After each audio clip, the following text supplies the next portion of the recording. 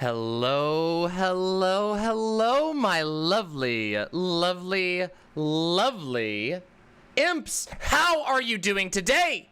We got Silent, Dem Sock 11, Aztec 99, Jessica Metal, Spinkle, Jaunty Horror, Lillibroar, Rusty Rustard, Petey Pete, Heretic Soup, Thunsar, Gayfesh.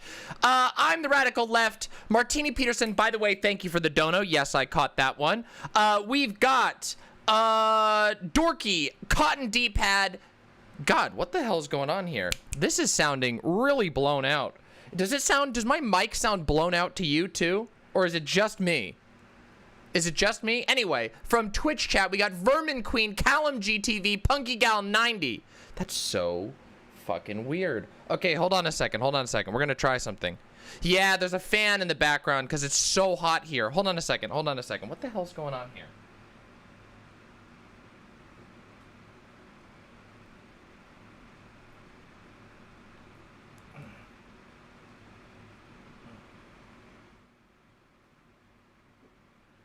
What about now? How about now?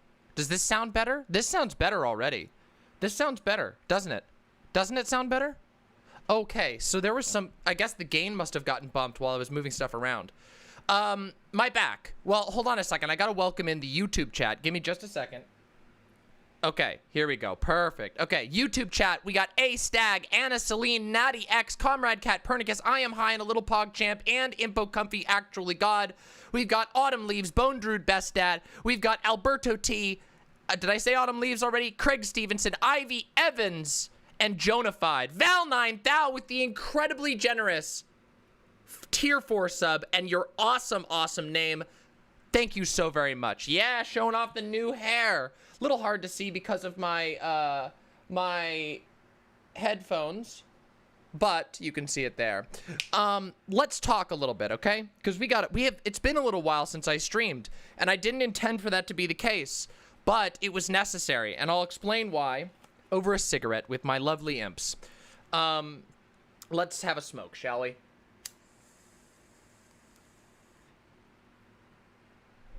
So, the other day, I was carrying a piece of luggage up the stairs.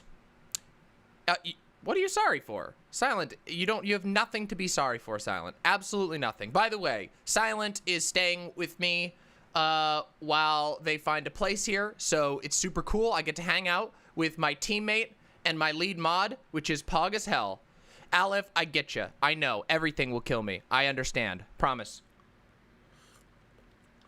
I was carrying a heavy piece of luggage up the stairs, and the piece of luggage got hooked on something in the hallway, and I twisted wrong, and I fucked up my back. Like, really, really bad. So bad that I couldn't even get out of bed by myself for about 3 days. It really, really hurt. It really hurt. And so what I did was, for the last weekend, since Thursday, I have basically barely moved, and I have iced my back. And finally, I am comfortable enough to sit up straight and entertain without incredible pain. My back does still hurt, but not enough to distract me from what I really want to talk about. The assassination of DramaMama by the coward Silence Luggage. Indeed. Indeed.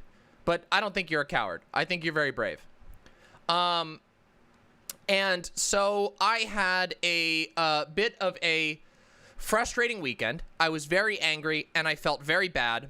And so I basically just stewed in my, little office. Because, oh, Brewmaster Craft, thank you so much. Very happy to have you. Brewmaster Craft, consider coming by the website, demonmama.com/live. It is pog as shit over here. And it's cozier, and you get all the emotes for free. Plus, you can sub for the correct price, of the correct price. What was I saying? I need to restart the CloudBot app because, for some reason, CloudBot seems to just be broken. Yeah, the website is pog as shit. Have you all discovered Hey, Vermin. Yeah, I am very happy about that myself. I was feeling really bad this weekend. I hate not being able to work. I hate being in pain. My back does still hurt, but it is I currently have a Pog-ass futuristic ice pack on it, and it's doing real well. Very happy to have you here today. We have some new emotes. See if you can find them. Yes, it's working. The Morshu is working. Yeah. Look at that. And we got the Sugoi working, and we got the Impo and the Feels Bad Imps. Have I tried painkillers? Here's the thing. Even though I smoke, and even though I am overweight, I try to avoid painkillers in general. Not like I take ibuprofen, but I don't do opioids. I really don't want to get fucked by opioids. So there you go. Yeah. So I try to avoid them as much as I can. I did smoke some weed, which helped. But you know. Now, we have some stuff to talk about besides my back. Oh, Midol is really good. Yeah, Midol is like the best pain med. It's better than, it's like basically specialized for cramps and stuff like that. But it's very good in general. Yeah, opioids are scary. I've been on them before, and because of a surgery, I had a surgery that went really bad. Long story. I had a surgery that went really bad, and I needed to be on opioids, and I was terrified of getting attached. Killer Sieg, hey, we talked forever ago. I'm going to be on a panel with you tonight and thought I would stop by. Killer Sieg, that's great to hear. I hope we have an interesting conversation. I hate to say I don't remember your username, but I'll probably remember your face. Why the hell is it not animated? That's weird. I'll check into that, Elakval. I don't know. Yeah, Vermin, Midol is way better than other pain meds. I got prescribed opioids once in my early 20s. That was a fun week, but I've been nervous about them ever since. Definitely don't want to get hooked. Yeah, it's really easy to get hooked on them. The thing is, it's a long story. We won't talk about opioids because that will make everybody feel depressed. Oh boy. Oh no. What did you tweet, Posadas John? What did you do to me? What are you doing? Are you roasting me?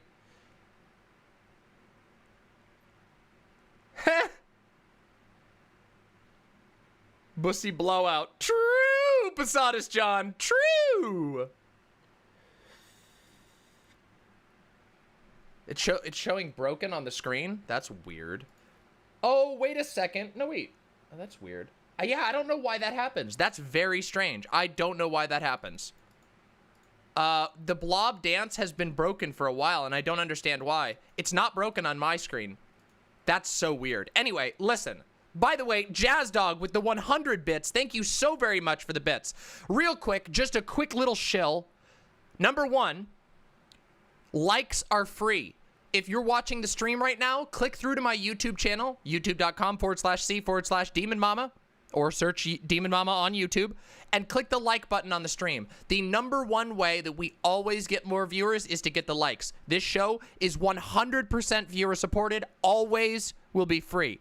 Everything I do for this channel will always be free to access for everyone. I believe in that. And as a result, it means I need to ask you all for support in all kinds of things. It's a small annoyance, but I hope that you'll bear it with me and smack that motherfucking like button. And if you're not subscribed, subscribe, okay? Hey, thank you so much, Devious Chilster. Really appreciate that. Oh, I made myself cough there. But here's the thing. There's another thing I want to start plugging. And that is Twitch Prime, which Twitch Primers, anybody who has Amazon Prime gets a free Twitch Prime sub every month. Those things are real good for me. So if you've got a Twitch Prime sub and you aren't using it, please pop over to the Twitch channel and drop me that Prime sub. And finally, one final little shill before we get into the content, and I won't shill for a long time, I promise, okay? I promise. I have a Patreon, and real talk for just a second. I know that this is kind of boring and not fun, but real talk, hurting my back scared me absolutely shitless. And I'm not scared of very much. But one thing I am scared of is that I'm going to get injured one day by pure accident, and then it's going to destroy me for the rest of my life. So, there is a command for the Patreon. The Patreon is the most reliable way, besides subscribing to my website, that you can donate to me, and it's set and forget. So You can choose whatever you want to donate, and you also get a fancy role on the Discord for being a Patreon subscriber. And I am going to do special things for Patreon in the future. I just haven't really had the opportunity to do it yet, and I didn't know that people really liked Patreon that much. So I'm going to be bringing up the Patreon more frequently. Please consider donating to joining the Patreon, because it would mean the world to me. Burn the Establishment, thank you so much for the tier 3 sub. Damn, wish you a speedy recovery. I hope so. So far, so good. The first 3-4 days, so Thursday, Friday, Saturday, Sunday, and now it's Monday. So yeah, the first 3 days were miserable, like absolutely agonizingly miserable. Like I was sitting at my desk like this, pissed off for the first 3 days. Thank you so much, Noctas, for the Prime sub. Deeply, deeply appreciate that.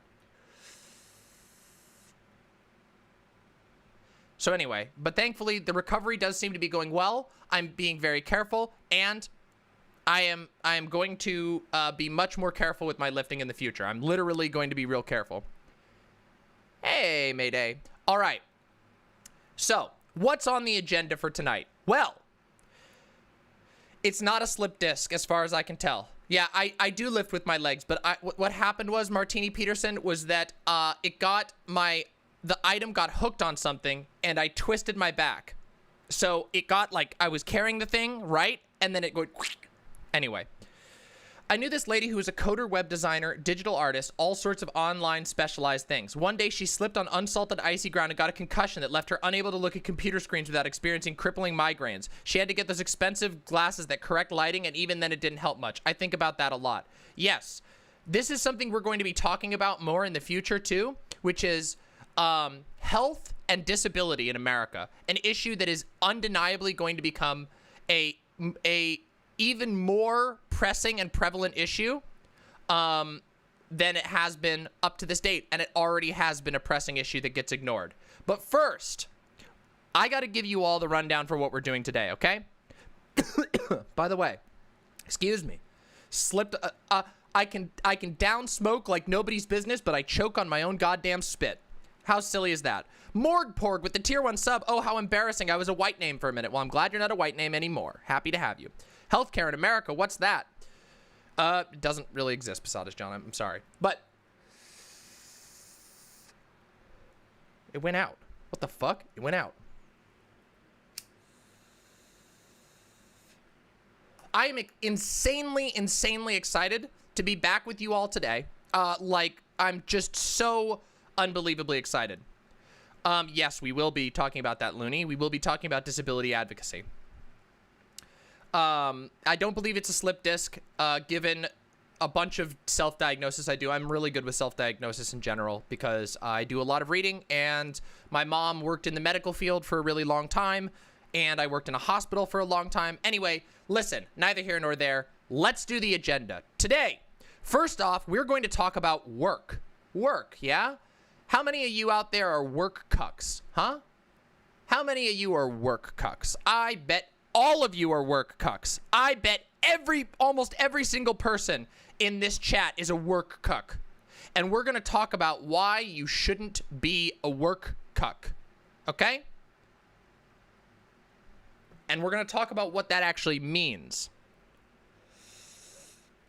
Then we're going to see how we're doing on time. And if we have enough time, we're going to do the DramaMama investigation on the history of Sam Seder and Steven Crowder. Why are we doing a DramaMama on Sam Seder and Steven Crowder? Well, as it turns out, Sam Seder had a debate with Steven Crowder. And that is going to be released tonight and open for public reaction tomorrow, which means we might have some special to do tomorrow. Yeah? So we might have ourselves a little special stream tomorrow. A little short special stream to react to that as a follow-up to this DramaMama. But I want everyone to be caught up on the drama because I promise you that it is going to be worth knowing how this drama goes. And that's what DramaMama is all about. So you can stay up to date on the latest frivolous but hilarious or interesting internet drama. So that's pretty pog, right? No, Mongo the Ball. It's even funnier than you could imagine. I promise you, this is going to be one of the funniest things we've ever covered on this channel. And I am extremely excited to cover it. Because, oh my God, has it been a long time coming. And no, Stephen Coward did not overcome his cold feet. And then, now, like I said, that's if we have the time. If not, we'll do the DramaMama after the debate panel. We are going on the Prime Kai's Monday night primetime Reverie Roundtable. That is what we are going to be doing today. And let me tell you what our topics are. Our topics are, number one, affordable housing in the United States. We're going to be talking about affordable housing, housing issues in America, and a whole bunch of issues that have been talked about in the news lately. Then we are going to be talking about John Cena's apology to the state of China over saying that Taiwan is a country. And then we will be talking about the U.S. military. So it is going to be a super interesting, very, very bloody panel, most likely, with very interesting topics that I happen to know a decent amount about. So it's going to be a very good panel. I'm very excited to go to it. And that will be in about 2 hours. But before that, we need to motherfucking talk about work, okay? Whose panel is it? Prime Kai's, the Reverie Roundtable with Prime Kai's. Hallodor, thank you so much for the tier 1 sub. Biceps and bikinis, because I'm based as fuck, okay? Because I'm based as fuck. That's why. That's why. One stream can cover so much goddamn awesome stuff. You know? That's why. All right, everybody. Are you ready to rustle the feathers of some fucking work cucks? Zara, thank you so very much. Zathareth, thank you so much. I really appreciate that. I'm happy. Are we going to be getting last week's History Mama anytime soon? Last week's, not yet. That one has been delayed. However, we will be doing a History Mama this week on the Compton Cafeteria Riot on Wednesday. So prepare yourself on Wednesday. I'm also going to see if we can get some guests onto the show this week, including Vadim. Vadim Newquist. Yeah. Catgirl Cynthia, thank you so very much for the $5 super chat. Jordan Network with the $20 super chat. And Hyde with the $5 super chat. Thank you so very much. Catgirl Cynthia says, I hope you're feeling better, Mama. I missed your streams. What happened with your back? Did you injure yourself while carrying this movement on it? I'm no leader of a movement, but thank you. I injured it on the stairs. I was carrying up a heavy object. The heavy object got caught on something and I twisted my back real bad. Jordan Network, heard about your back. Nice to see you again. Thank you so much. Seriously, the overwhelmingly kind comments that I got were incredibly reinforcing. I felt horrible, and I still kind of feel bad about it, but I'm not gonna lie, I missed my imps, and I'm really happy to see you all here today. I know that's a little parasocial, but it's true. I fucking love talking to my imps. I really do, okay? Yeah. Silent is correct. Silent says, if people are wanting juicy streams, they'd better make sure to catch this Wednesday's History Mama because it's a real tenderloin. Oh, yes, it is. Oh, yes, it is. No one hurts me, actually, Fungus. I'm way too strong. No, I didn't fall down the stairs. I twisted my back on the stairs carrying something, of course. So let's talk about work, shall we? All right, real quick. We're gonna do a quick poll. Let me just wrap us up a little quick poll real quick. Watch this.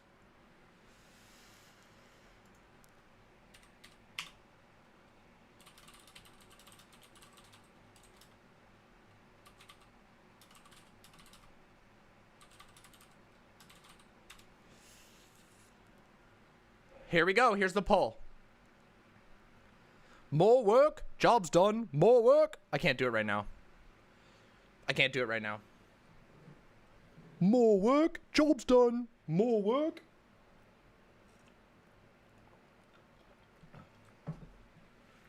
Thank you so much, Charles Marx. Appreciate it. Yes, me lord. I actually have to fix my sound card. Guys, I think I'm going to be able to fix my my audio issues once and for all. But we'll talk about that later. All right, okay. If you live in America, chances are we have actually quite a lot of non-American people here, which makes me very happy. But if you live in America, you are probably a work cuck. And when I say a work cuck, you might go, well, what does it mean? Is being a work cuck when you work a wage job? Is being a work cuck when you think that work is important? No.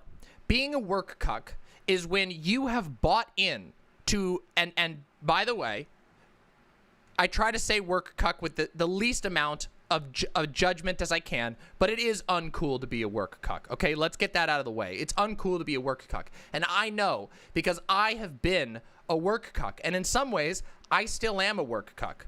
So try not to judge yourself too hard, but let's remember that it is uncool to be a work cuck. So this is what it means to be a work cuck.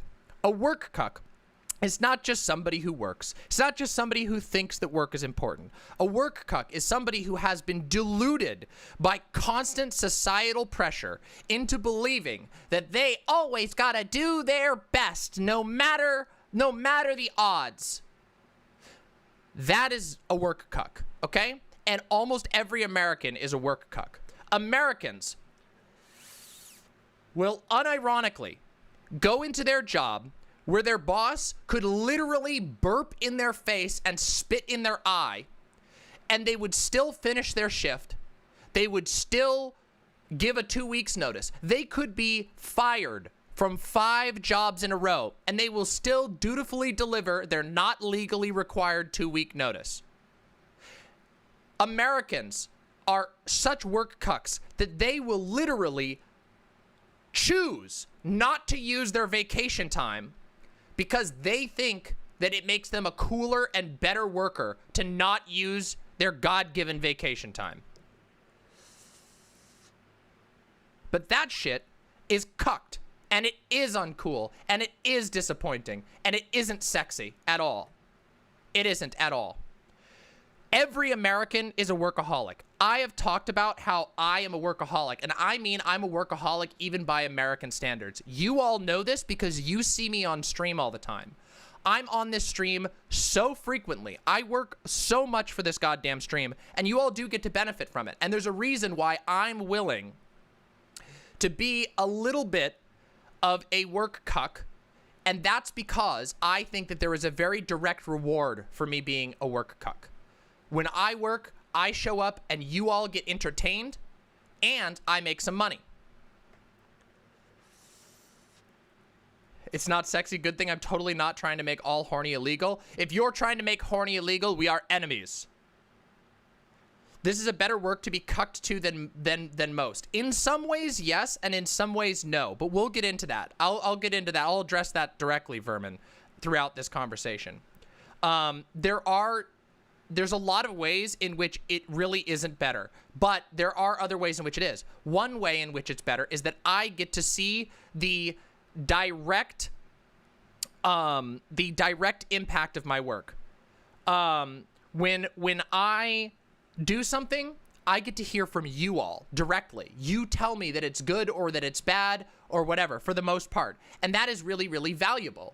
As it turns out, there's actually been research into this. I've talked about this on a previous stream. There's been research done into this, that one of the things that people list as most important in job satisfaction is feeling like they have an impact and knowing what their impact is. And in that way, YouTube is very cool.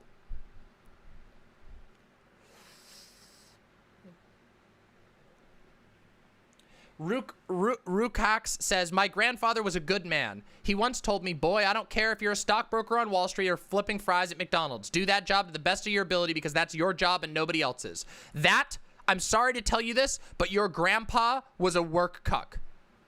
And it sounds like his heart was in the right place. And it is true, indeed, that it comes from a good place. Just like all cucks, they might be good people, but they are nonetheless cucked. That is very cucked. And let me tell you why it's very cucked, okay? Let me explain something that we like to call a contradiction. Let's borrow a little bit of Marxian analysis here for just a second, right? There is a class contradiction between the wage worker and the owner of the place that you work at. They want to produce their goods for the cheapest rate possible for the greatest profit possible. And what that inevitably means is that even if you have the nicest boss in the world, unless you have a stake in the business, their interest is oppositional to yours, because your goal is to get paid the most for the work that you do. You understand? Nobody, no worker, and you're a super cuck if you don't think that's your job. You're a super cuck if you don't think that that's not what you're supposed to do as a worker. As a worker, you should be trying to get as much money as possible for the job that you're doing.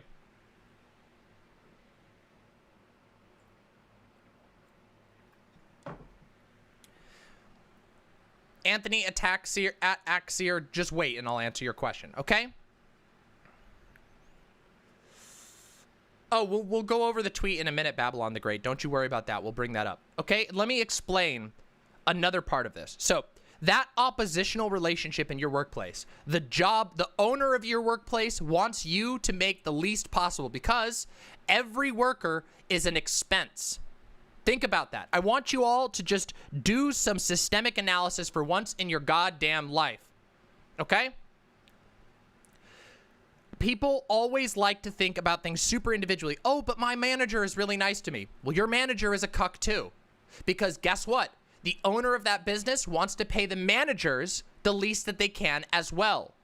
Now, there's sometimes further conflict because some managers are paid out of like whatever money the branch makes, and then they might have even further perverse incentives. But the fact of the matter is that there is an oppositional relationship between the boss and the worker when it comes to income. And because of that, you have to be a little bit cutthroat. And people don't like being cutthroat. And Americans especially don't like, well, some Americans like being cutthroat, but most Americans don't, because most Americans are decent people. And most Americans have been taught that if you ask for a fair wage, you are being rude or entitled to your boss. But that's simply not true, because your boss will gladly cut expenses in any way possible if it improves their profit margin. Do you understand? Do you understand what's being said here? Thank you very much, Louis Vuitton. Appreciate that.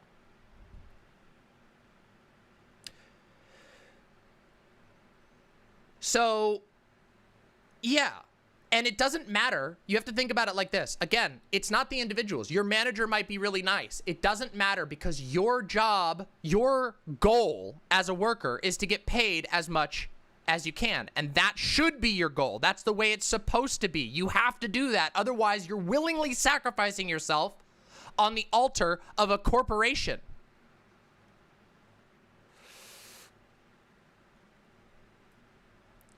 But I want to give you some examples of things that are super work cucked, okay?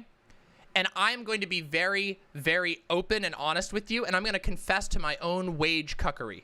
You understand? Because let me tell you something. Who knows my real name? Does anybody know my first name, IRL? I know some of you do. If you know my IRL name in chat, go ahead and type it. My first name. Not my whole name. My first name. My first name.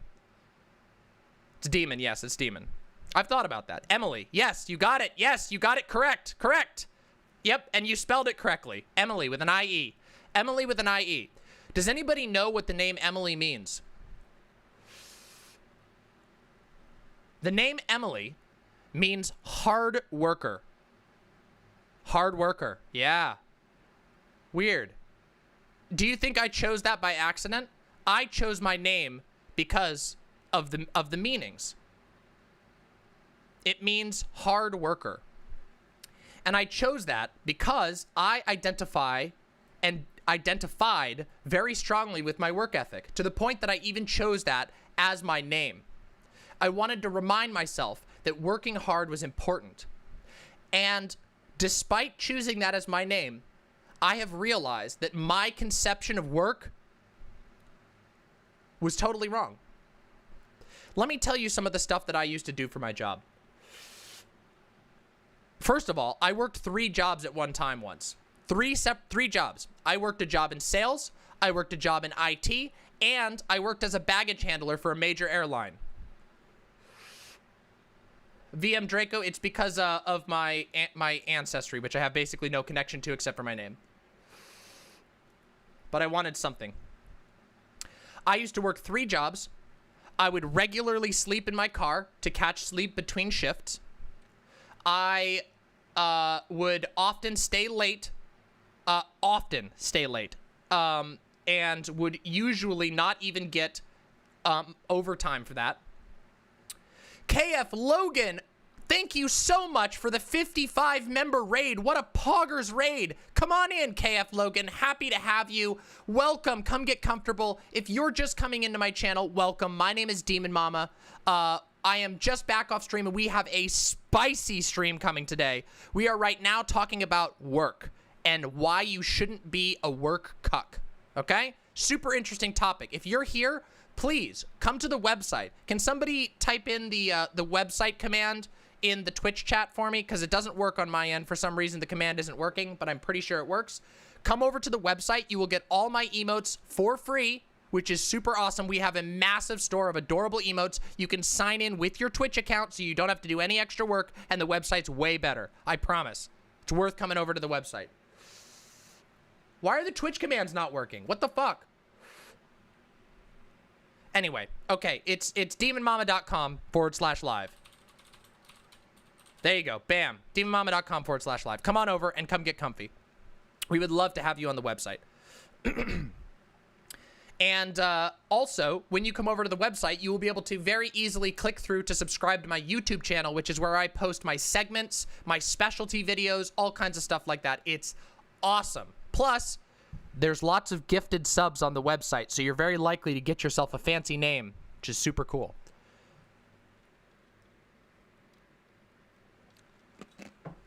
Anyway, where was I?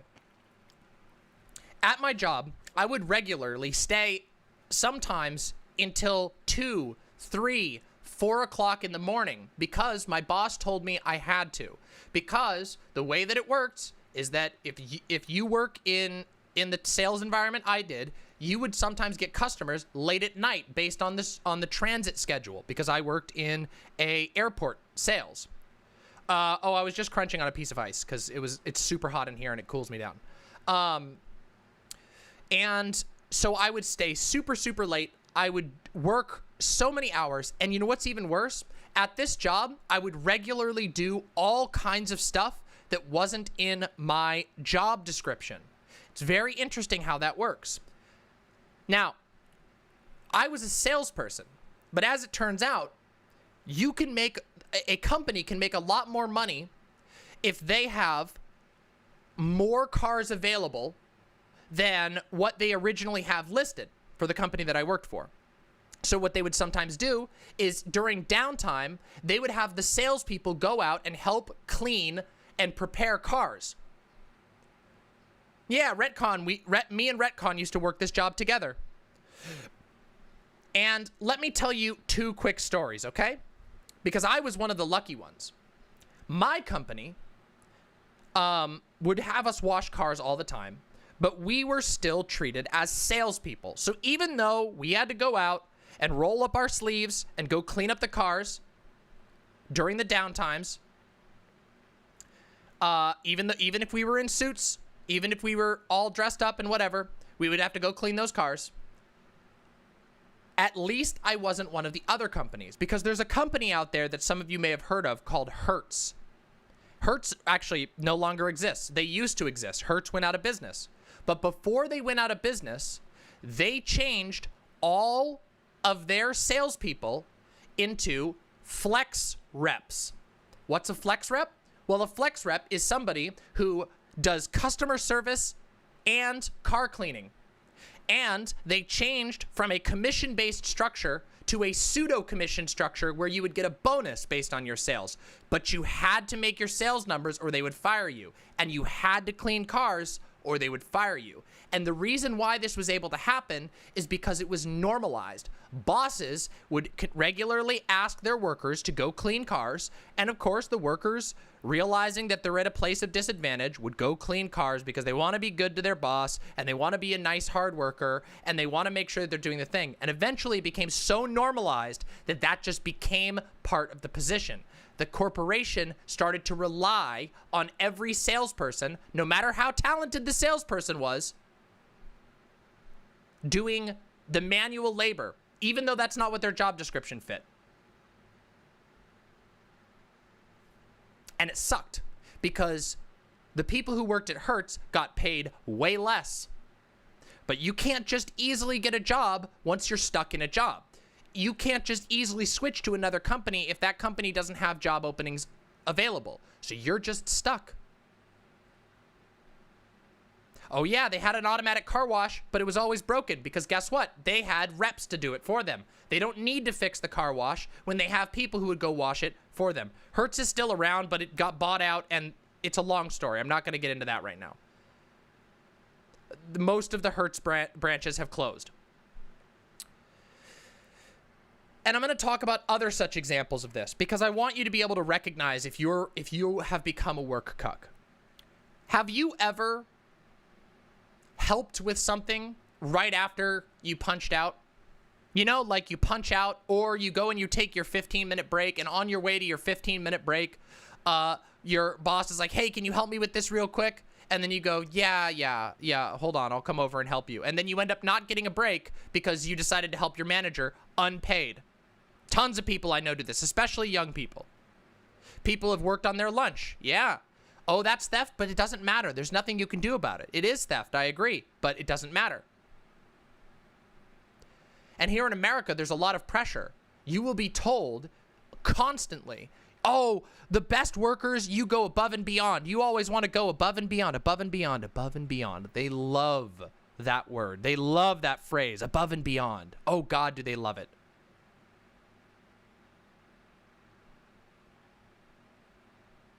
John T. Horror with the 3 gifted tier 1 subs. Thank you so very much. Deeply appreciate that.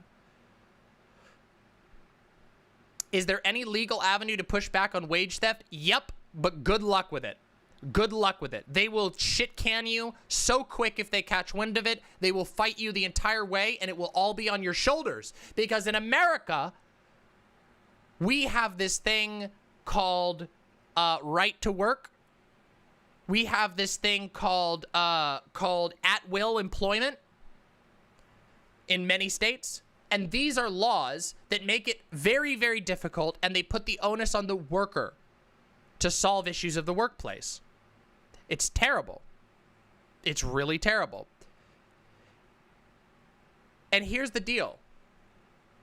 Like I said, most Americans are work cucks. Most Americans... Oh, you want to know what else? You know what else happened? How many of you, real quick, I just want to do a quick site chat poll. Let's try this. How many have worked a dynamic schedule job?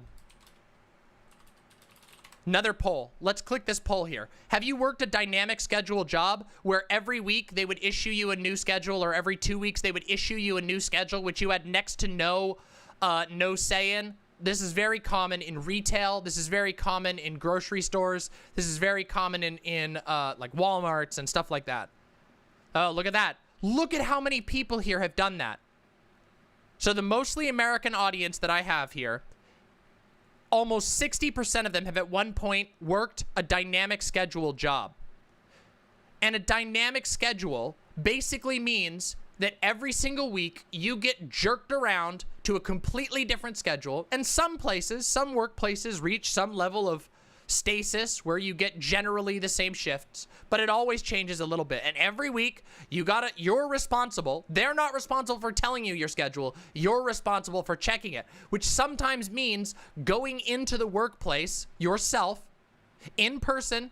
And sometimes while you're there, they will ask you to do more work when you go in to check your schedule. These are experiences I have had.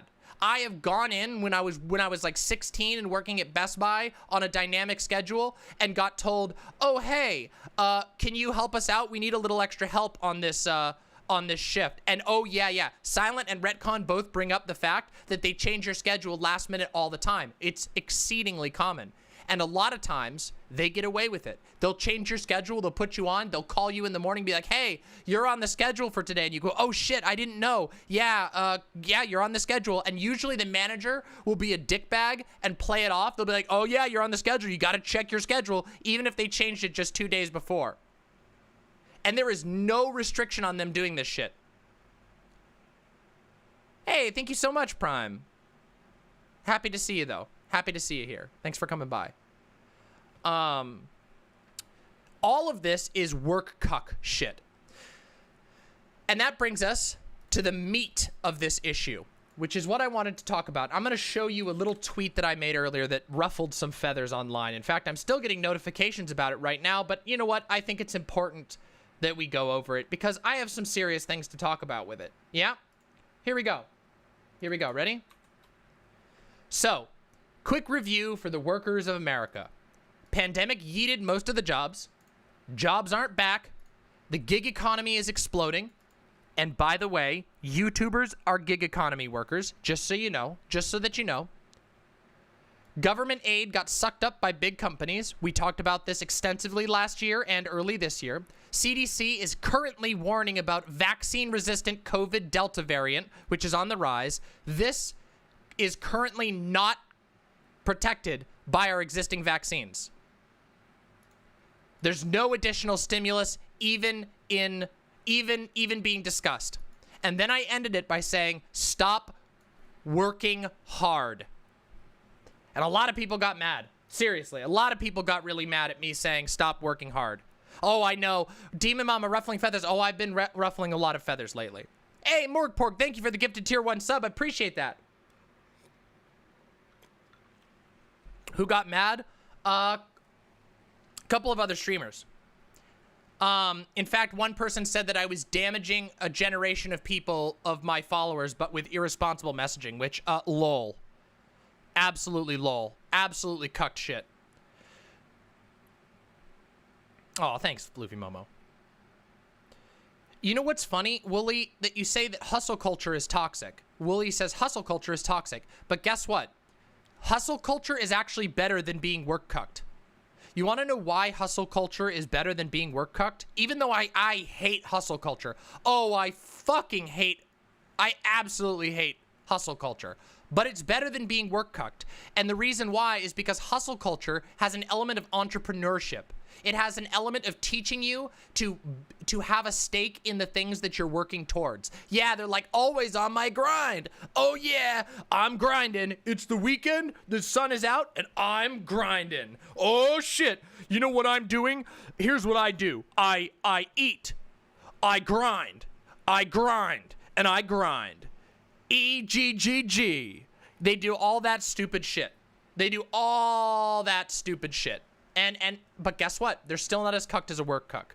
Because this is what a work cuck does. A work cuck walks into their job and goes, oh boy, I'm so lucky to have a job. And they look outside and they see a bunch of homeless people and they go, ooh, God, what if that was me? I'm so lucky to have a job. Oh, I'm so lucky. Oh, okay, let me rush into my workplace and do whatever unbelievable, humiliating tasks are given to me for an embarrassingly low wage.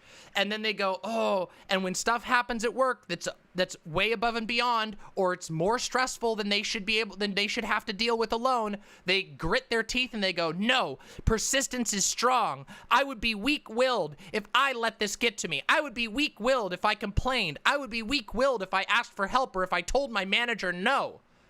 And that is reinforced by the management constantly hinting that, oh, we'll pick somebody else if you don't work hard, if you're not doing it all.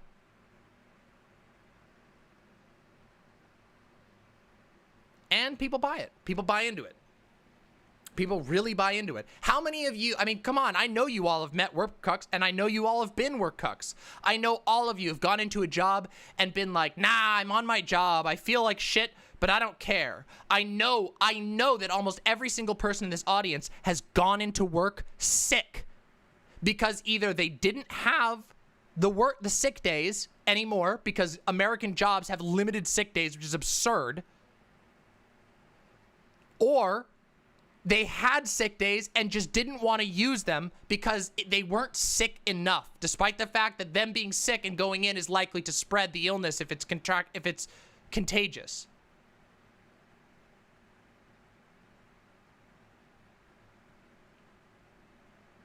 Woke up one morning vomiting blood and my manager went off on me for calling in. Well, fuck them.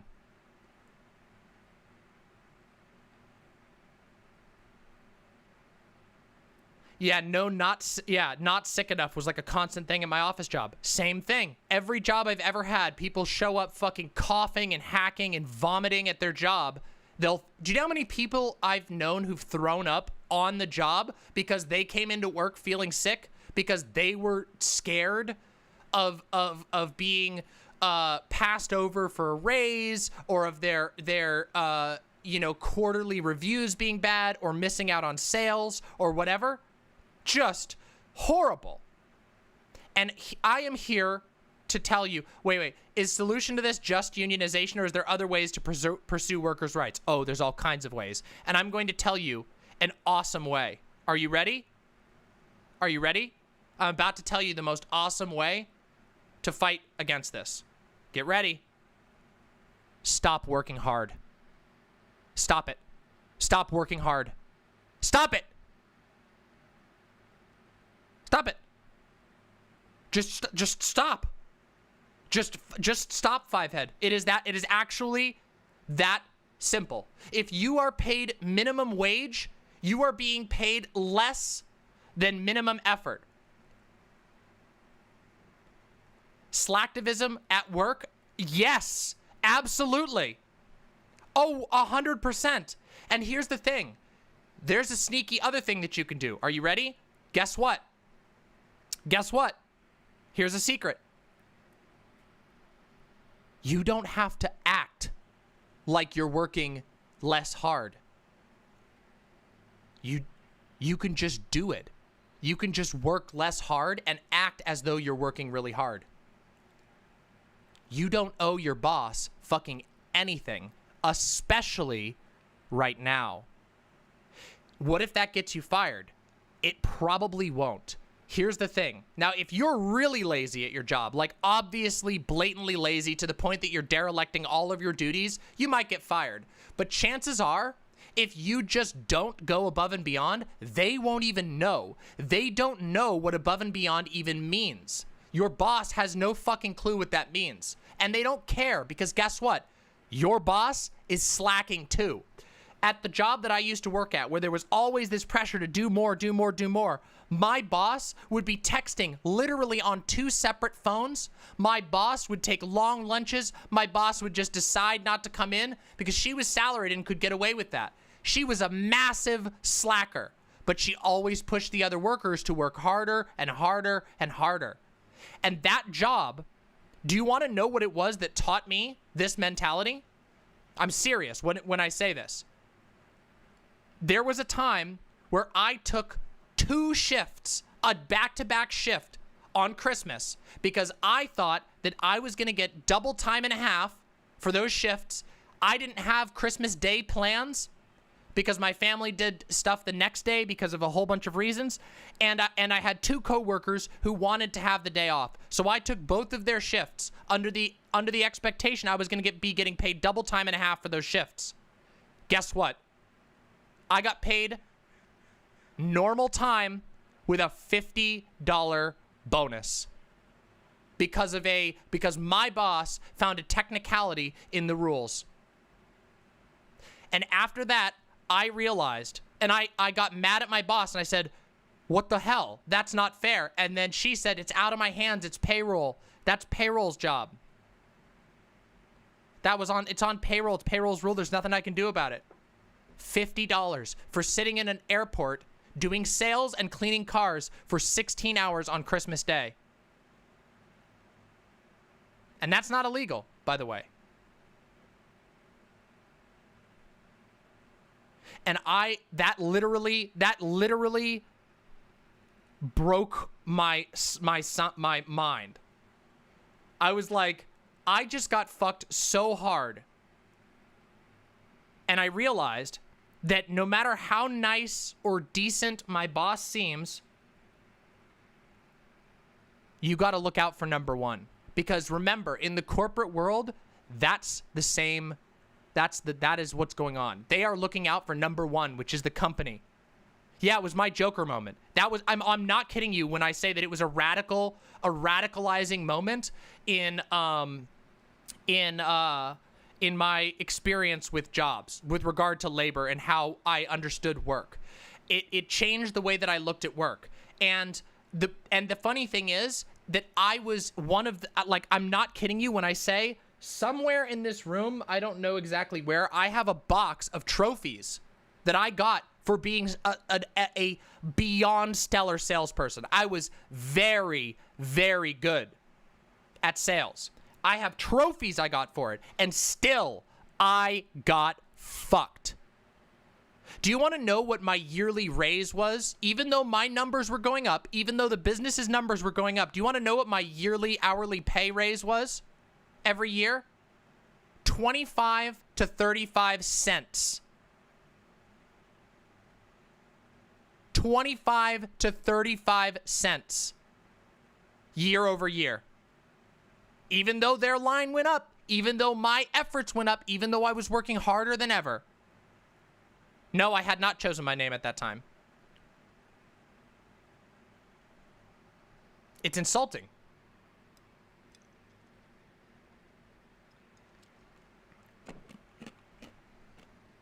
Yay! Thank you so much, Lonnie. Had to drop by and say I love the new hair though. It's a great color. Thank you. It's changed a little bit, interestingly. It used to be more orange at the tips and yellow, but that's okay. I like it anyway. Gayfesh says, at the job where I eventually made supervisor, they literally did not give me my raise for 3 months. Eventually, I got on the fucking CEO and asked him why I'd been doing this job for 3 months with no extra pay, and he had the audacity to say, because you're still probationary and want to make sure you'll work out, when literally everyone agreed I was the best worker there. He told me I get the raise but no back pay. I got the raise finally 3 months after that call. That's absurd. And also, you want to know what else is really common? American jobs that make you work there a year before you get any vacation benefits. I do remember that retcon. Oh, I do remember that retcon.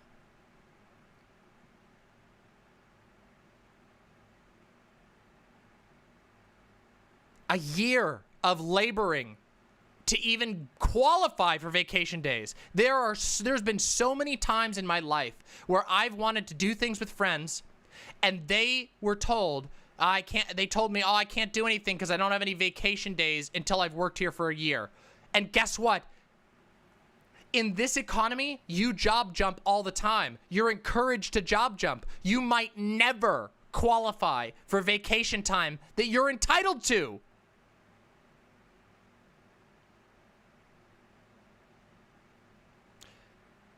And the takeaway of all of this is to uncuck yourself.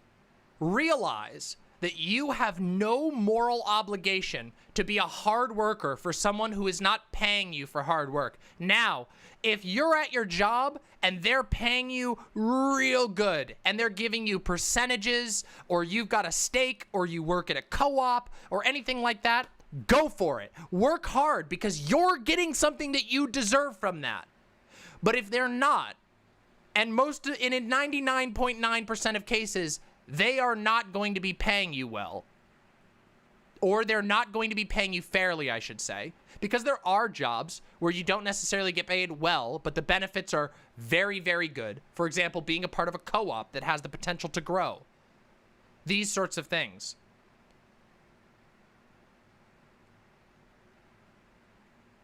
VP Trashman with the $5. My Joker moment was when my father, a garbage man, did a whole bunch of extra trainings for specialty waste and then got fired because for doing all of that extra work, he was the highest paid worker. Yes. That shit happens all the time. There were jobs that I went to that would not let you do other trainings because they didn't want you to qualify for pay raises. So they would simply forbid you from doing the trainings, even though the corporation had developed those trainings specifically with the goal in mind of raising your pay.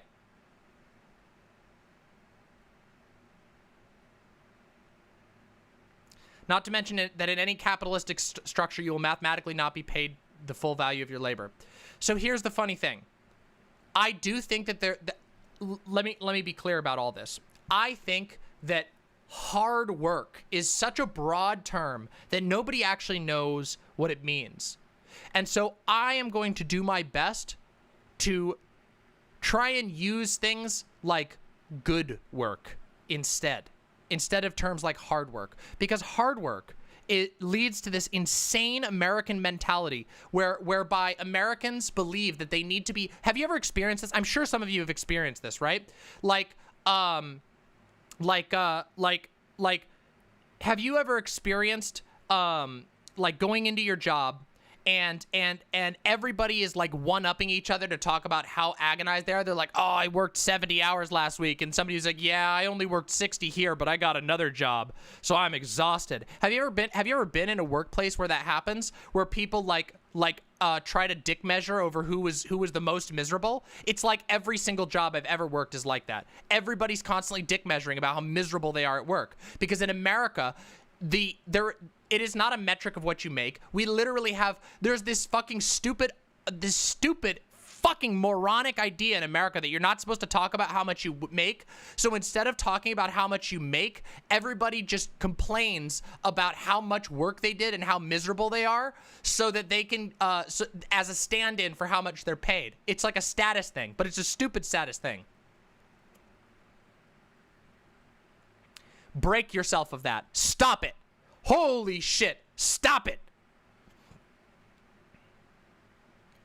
Silent says, I single-handedly used up the Walmart I worked at's overtime budget several times. They'd send me home on Fridays frequently because they were on overtime hours. So even though I stayed 4 hours over on Tuesday, I didn't make any time and a half because they brought me back down to 40 by sending me early, says Silent. Yes, that's another tactic they do. They'll call you, they'll have you stay in for overtime and then bump your hours when they don't need you anymore. So you work hard during the hardest hours and you get nothing for it. Nothing. You get nothing.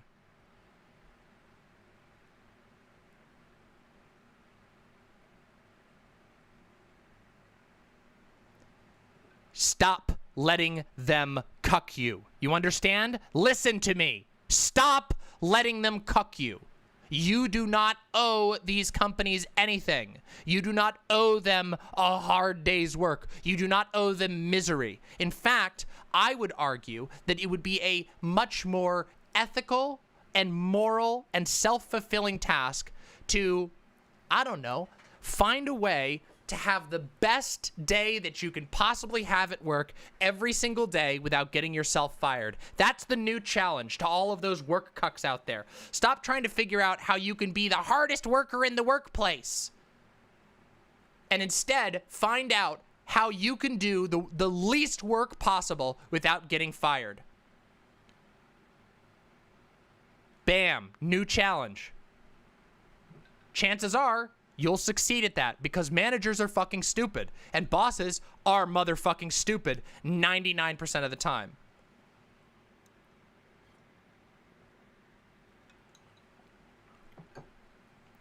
Max Sip says, hey, DramaMama, finally back. Quit my job because of how much pain I'm in due to my job. Agreed on everything you're saying. That's why I poop on company time. Yep. Boss makes $1, I make a dime. That's why I poop on the company time. Old jokey rhyme that still applies to this day. Because let's be real. Unfortunately, it's an unfortunate fact of this goddamn society that we gotta go work for stupid corporations in order to be able to pay our stupid bills. And we're gonna talk about the housing things. We're gonna talk about all these things. Oh, no. Never disparaging girl bosses. Never, ever.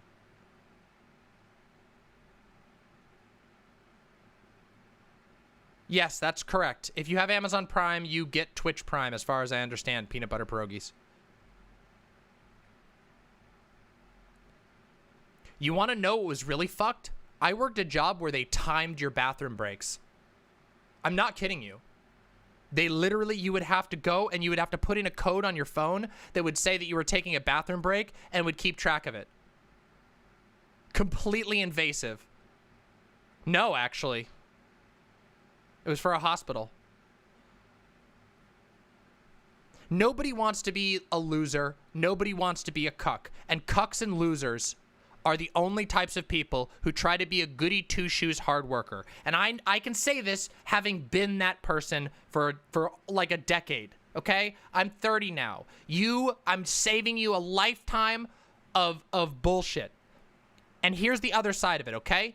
There is such a thing as good work. There really, really, really is such a thing as good work. There are things that are absolutely worth putting your love and effort into. There are all kinds of things that are like that. Some of them might also happen to be your job.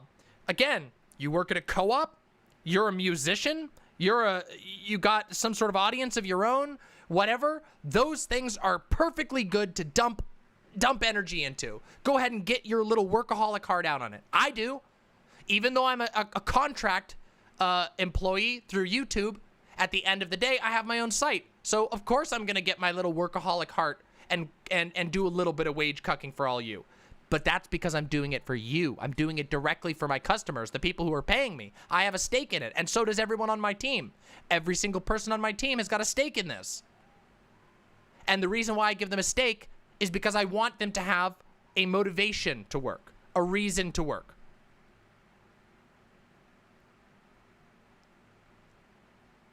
But let's be real. Most jobs are not like that. Yeah, I got to do a mod night. I got to do a mod night before the month is over. Thank you for reminding me. I've been so overwhelmed this month. Through comparing wages, I learned that my coworker who was in my job for 6 years only had a $1 raise in that amount of time. I work for $12 an hour. Holy shit. That is absurd. We do mod nights once a month, and they're really fun and cool. But we'll talk about that another time. So this is not to say that like putting your all into something is bad. It isn't. Putting your all into something you're passionate about, putting your all into learning an instrument, putting your all into some engineering project that you like, putting your all into a piece of code that you really, really believe in is awesome. But putting your all into your corporate job that is paying you minimum wage and really hopes that you're stupid enough to work as hard as you can for them while they pay you a pittance, that is cucked. And again, I say that with as much lack of judgment as possible because I know our society tells us that, our parents tell us that, our media tells us to do that. Our media makes hero characters out of like the good worker who shows up and does above and beyond on the job.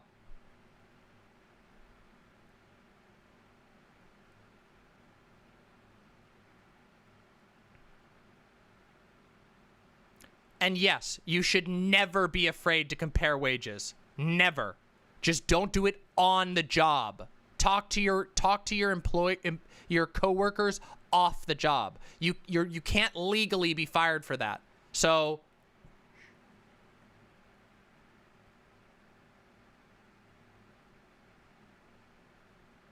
that's tough to deal with, MS Sloth. We got Karl Marx quote here. Karl Marx said, "Capital is a dead vampire, and not having means of production of my own makes me an alien." True! True! Thank you, Ricky. Appreciate that. Let's take a look at what Ricky's got to say for us. Karl Marx said, "Capital is a dead vampire, and not having means of production of my own makes me an alien." So if that's what capitalism is, that's fucked. I agree. I agree. Thank you. Thank you so much, Ricky.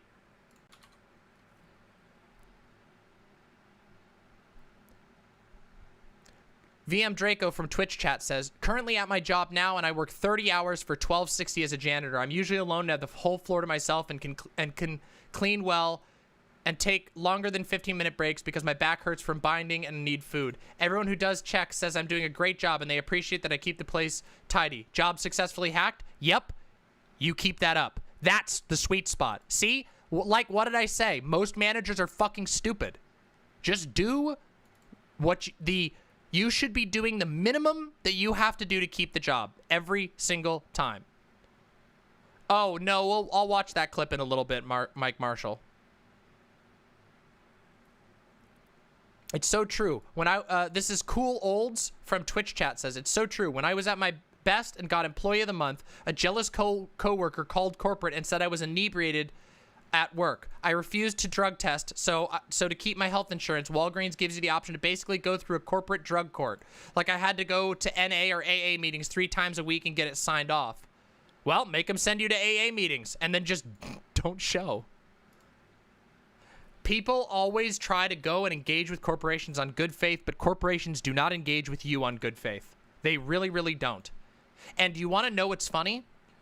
Have you all heard the sort of oft-repeated adage that worker productivity has only gone up over the last half a century? Worker productivity goes up and up and up. Workers are better than they've ever been before, and they're better equipped than ever before. But at the same time, wages have stagnated. So you are working harder and getting less for it. And I mean every worker is in that position. True, Silent. In conclusion, work is the poop. It's true. I love that line. You gotta throw the boot at him. And that's how they cuck you. So don't be a cuck. Does that make sense, everyone? Does this rant make sense? This was the anti-work rant I've been itching to do all day. Because, oh my God, I see people go to bat for this pseudo grind culture bullshit over and over and over again online, constantly. And I see people wringing their hands, and it comes from a good place. It comes from a good place in the end. But people are like, oh, like, what if I'm being bad? What if I'm being like, oh, am I being dishonest? You are literally being exploited by your workplace. If you work for a major corporation, you are unironically being exploited by your workplace. And you're worrying about whether you're behaving nicely when you choose to just like sit out one random fucking task that isn't even your job. Do you know how much bullshit I've been put through at various jobs? When I worked at Kmart, I got forced to go make pizzas, which I had no training for, and completely fucked up. It was an incredibly stressful situation where the customers got really mad at me, all because my manager wanted to go buy smokes across the street. It was horrible.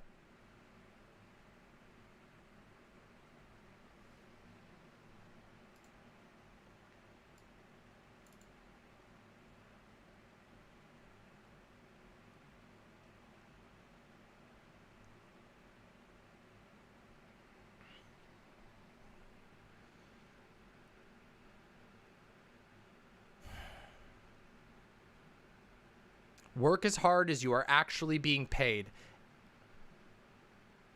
And please, I promise you, you will save your life. You will save your own life. Because if you engage with corporations if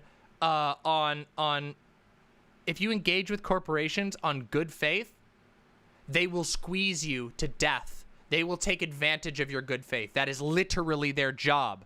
That is literally their job. You understand that, right? Even the nicest boss, that is their job. Their job is to maximize profit. Maximizing profit means paying you the least they can for the most work. I want you to really, if you take away anything from this, please understand that every single for-profit company in the entirety of the world, that is their goal. And it will always be their goal until that structure is changed or until that structure no longer exists, even if your boss is super nice. I made myself a promise after that whole Christmas event, and I didn't always keep it.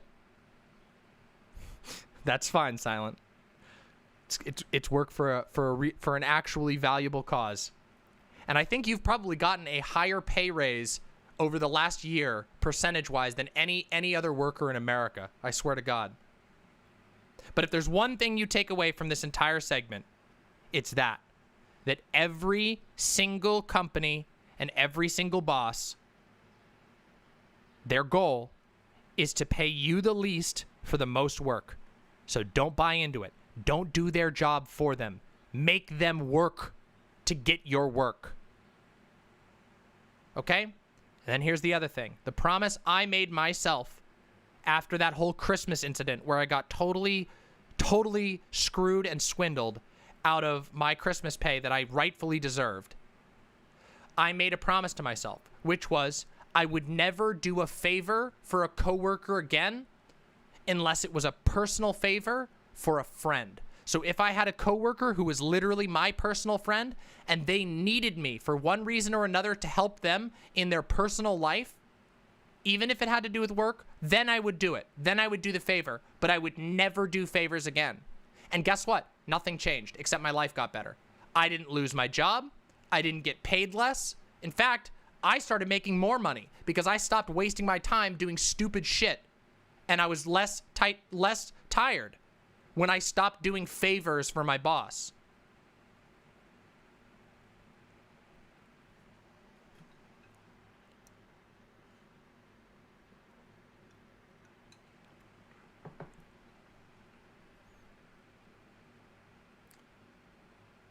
Humans, Posadas John says, I think one reason why this happens is because humans are naturally cooperative and corporations will exploit this like they exploit everything else. Yes! They exploit your good nature. Most humans are good natured. Most humans don't like feeling like they're dishonest. Most humans don't like the idea of looking at their boss and going, I'll do all of that to the best of my ability, and then not doing that because it feels like a lie.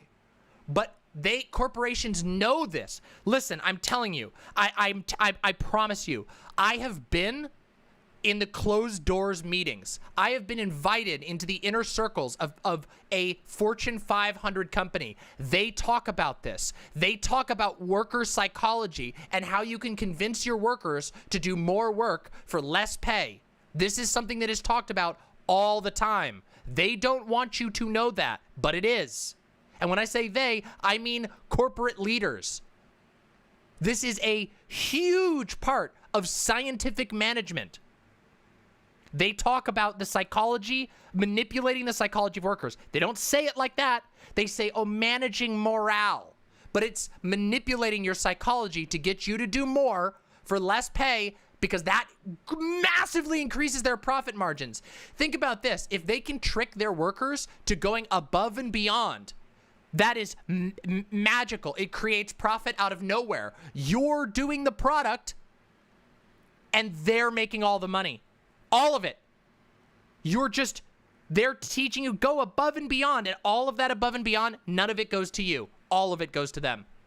And the pittance that they give you for the rest still mostly goes to them.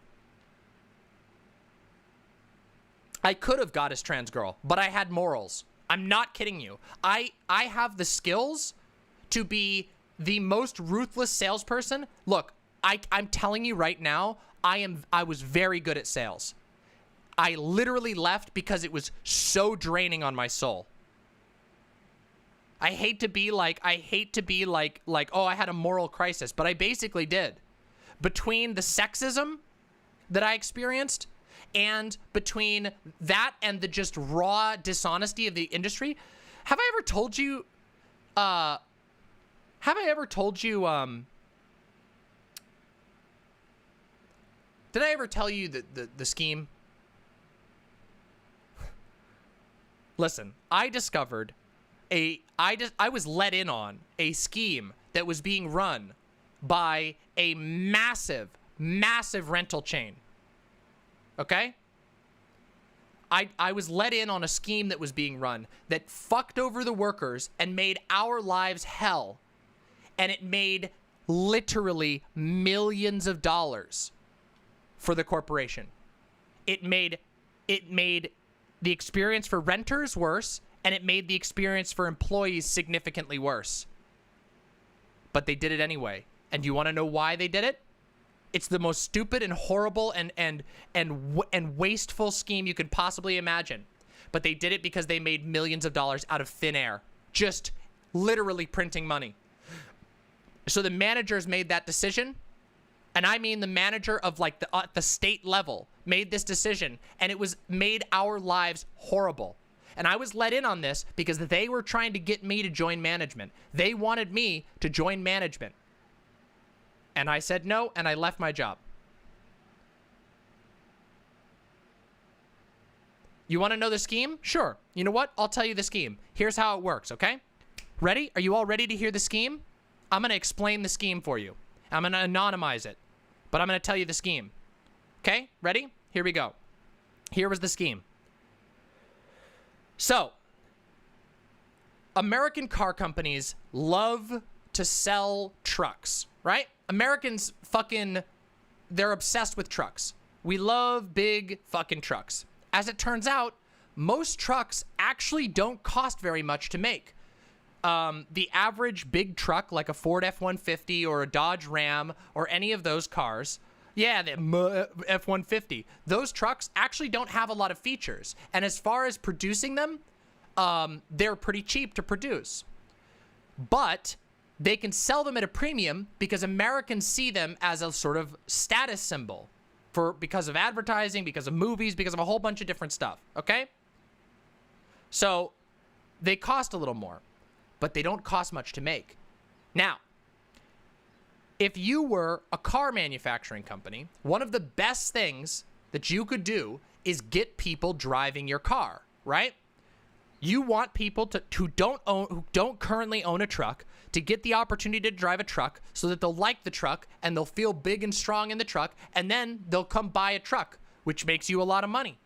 So the truck companies realized, hey, we could sell these trucks to car rental companies for way cheaper than we would sell to anybody else. And we could get people in our trucks because the rental car companies will rent the trucks, and then people will drive the trucks around while they're renting, and they'll come home and they'll go, gee, I should buy a Ford F-150. But it doesn't end there, because the rental car company realized that they could buy the discount trucks brand new at the discount. They could rent them, and then they could resell them used in almost perfect condition. And they would make money without ever even having to rent the truck. They would just make money. So what do? Well, they load up on trucks, right? They load up the fleets on trucks. The rental fleets get full of trucks. But guess what? People don't rent trucks. People don't rent trucks ever. They rent economy cars and they hope for a free upgrade. But they don't want a free upgrade into a fucking gas-guzzling truck. They want a free upgrade into like, a sedan. But guess what? They're going to get a free upgrade into a truck. But the corporation doesn't care. The corporation doesn't give a shit because they're making money off the truck. And every time a truck goes out on a rental, they're making money on that truck that is above and beyond the money they're going to make when they sell the truck. They don't even, if the truck never goes on the road, they would make money. But if the truck goes on the road, they make even more. So they load the fleet with trucks. Now, this is very bad for salespeople because you can't make any money as a salesperson if every single person who comes in is getting a free upgrade into a truck. And not only can you not make any money, but the customers get mad. The customers are like, I have a kid. I don't want to put my kid's car seat in a truck. I'm just driving to my grandma's house. I don't want to pay the fuel size for a truck. I've never driven a truck. It's too big.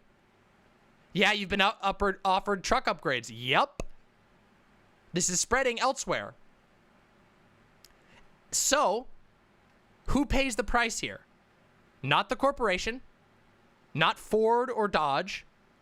It's the workers and the customers. The employees who have to deal with like hundreds of complaints every day about being stuck in a truck and can't make sales money anymore. But guess what? The corporation doesn't care because they can take the hit on the sales because they're making money off the truck.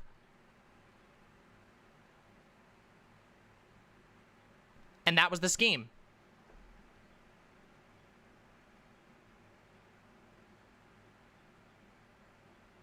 That's the scheme. And it fucks over the workers. It made our lives hell. I hated it so goddamn much. Holy shit, I hated it so much. And they made, and I'm not kidding you, I saw the numbers because, again, the management let me in on it. And it was deliberate. This was deliberate. They did this deliberately. They explained how it worked to me. And I went and looked at it, and they were making millions of dollars off of this scheme. And the only people who had to pay the price was every single employee in the entire state. Every single customer who got forcibly upgraded into, because the contract says they can do that. It's not illegal. They're not doing anything illegal. If you look in the small text, you can get upgraded for free into any car. Yep. Yes, they can, Iron Cubal. And if you make a big enough stink, you might get what you want. But most people won't make a stink. Most people won't complain. Again, because they're taking advantage of your good nature. Yes, they know. They calculate and know that most people won't complain that much.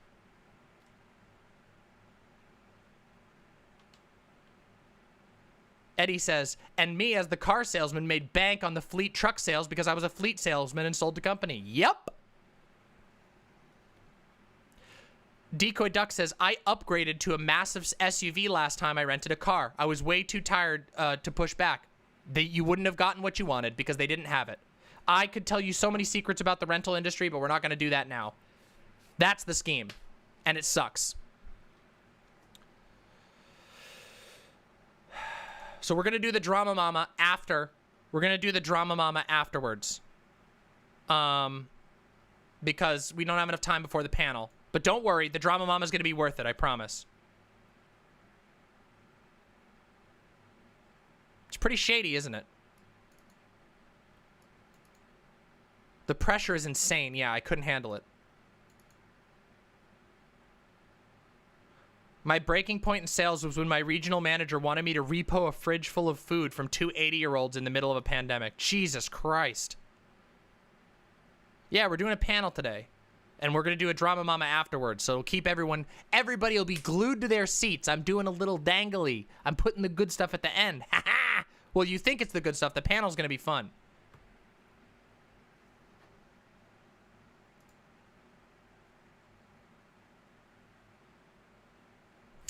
Based Posadas John. All right. I have been told that there was a video or a comment made about me in a recent debate. So I'm gonna download this and we're gonna watch this and see if it's true. Let's see. Let's take a look. I've heard a certain fascist is still bothered by my performance. Oh, Louis Vuitton asked, what are your thoughts on trying to get your colleagues to unionize when they work at jobs like this? Do it. Do it. Yeah, we got some demon mama derangement syndrome going on from what I hear. All right, let's see. The most interesting part. Whoa, that's not correct. You're not supposed to... What the hell are you doing here? Oh, there we go. There we go. Oh, okay. There we go. Hold on a second. Let's make sure this started playing out of my speakers. The most interesting. Ah, there we go. All right, let's do this. Comic fan, thank you so much. And your mom is the bomb with the Prime sub. Thank you so much. And Comic fan with the tier 2 sub. Essential workers are so valuable. They need to work with the public during a pandemic, but not essential enough to earn a living wage. Isn't that kind of messed up? It's almost like you shouldn't work so hard. Force their hand. As it turns out, if enough people refuse to work hard, they're going to have to raise those wages. They need you. You don't understand. They need you. You want to know the one thing? You want to know what's funny? And we're not at the point of automation yet. You know who needs you? Every capitalist who doesn't want to raise a finger. They need you because they can't make anything without you.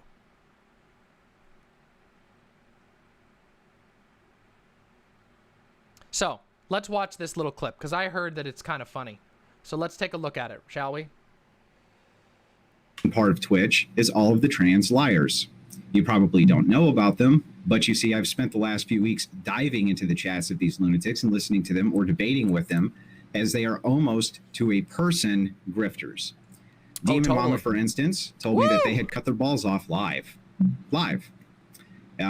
Most likely a lie. Most, if not all, of the trans broadcast. This is the second time a strange adult man has talked about my genitals to audiences of thousands. We're going to talk about this, but let's continue. Let's finish the clip. On Twitch are likely frauds. They take your money for surgeries they never get and laugh at you. They aren't transitioning at all into anything. I did some calling around, and gender reassignment surgery where the anatomy is actually manipulated via surgery of any kind is extremely rare. Breast implants being the exception to this rule. Actual genitalia surgery doesn't happen much, and almost everybody who identifies as being transgender hasn't undergone one. Most of them are frauds. Ask the ones on Twitch who raise money to have one sometime. They'll go ballistic because they took the money and skipped the surgery. They are what I call trend sexuals, and you guys all funded them. Ask them for the receipt. You see, men can't orgasm if they had their balls cut off. That's why they don't do it. That's why they have... Wait, what? That's not true. What? Oh my God! Such high testosterone in these debates. They aren't eunuchs. They just never did it. For real? Is this real?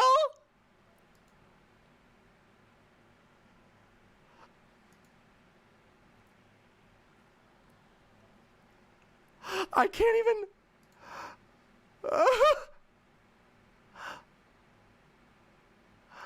What? Okay, hold on. Let me just take a minute to try and summarize that. Okay. So first of all, let me just remark. Okay, before we get into the really wild shit.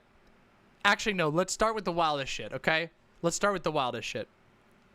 There is a grown man who claims to be a big, strong fascist and a patriarchist who is so mad about losing a debate, getting absolutely thwomped in a debate by me, that he goes to a different debate and talks about my balls, or lack thereof. That is not only, like, first of all, that is hilarious, but it is also extremely, extremely creepy.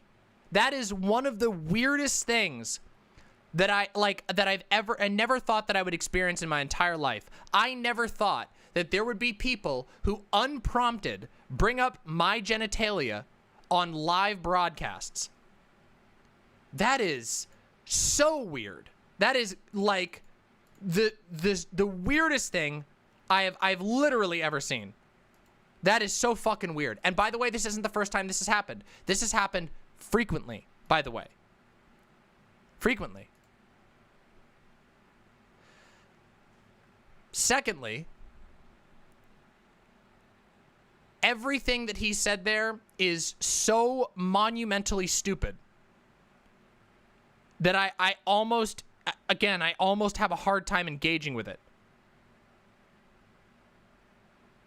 Oh, that happened too. That is very weird, Vermin, isn't it?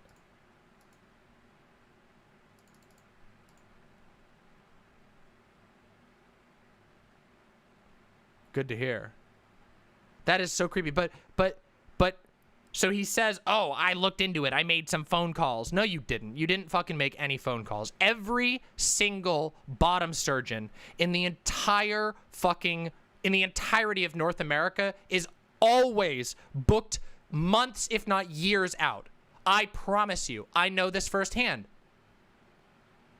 It is very difficult to get in for a surgery. Secondly, a surgery, a full bottom surgery, full SRS for trans people costs anywhere between $10,000 and $50,000. $10,000 and $50,000. Do you think that a lot of trans people who are objectively discriminated against in this country have an easy time getting between $10,000 and $50,000 depending on where you live?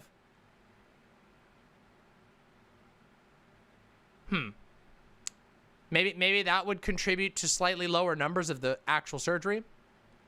Also, breast implants are anywhere from like 3 to 10,000, depending on where you are. So it would make sense that people would probably get those.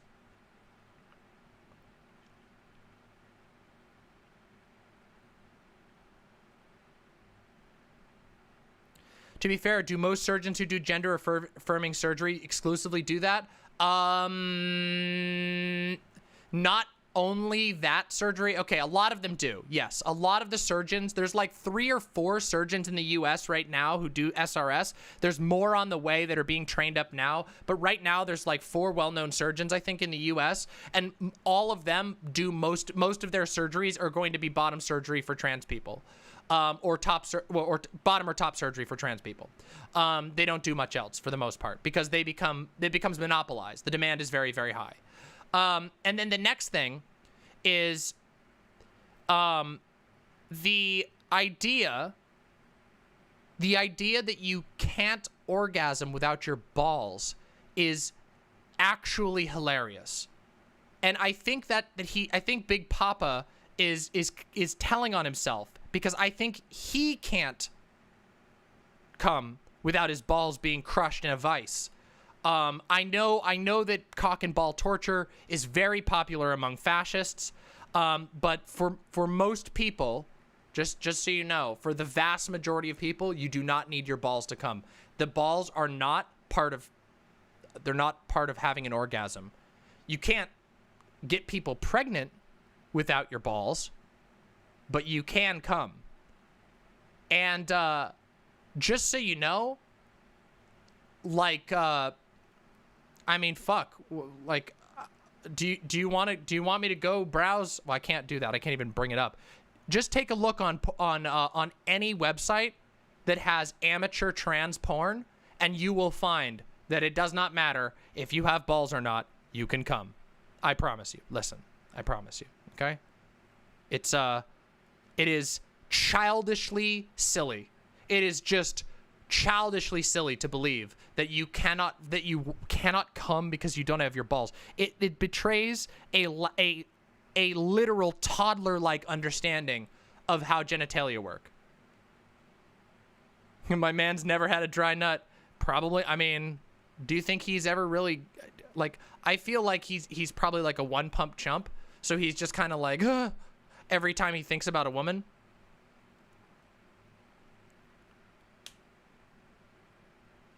Like, I mean, let's be real. Come on. He definitely thinks women can't come. I mean, did you know that, like, that's an actual thing? That, like, there are like Christian people who believe that women don't have orgasms. Like, they just believe it's all fake. Like, I'm not kidding you. That's like a real thing.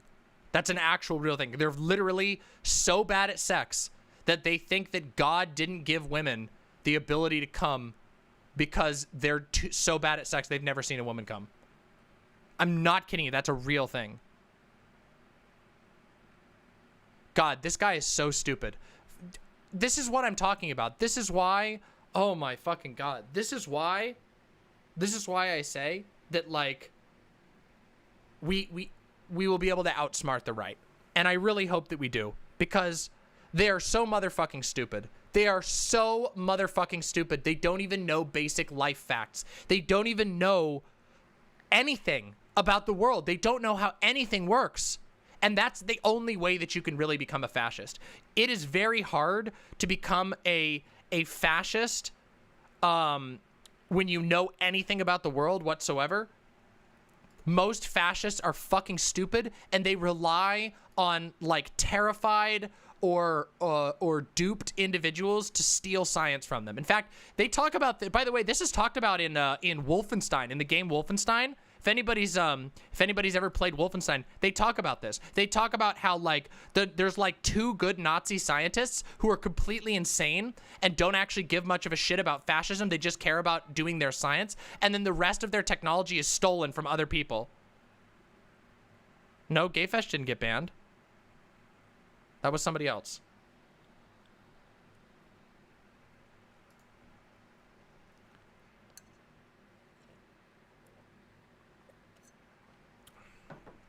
The sus.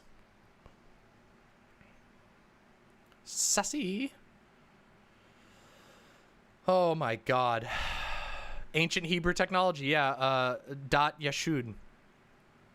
Hey, Joyless Llama. Good to see you.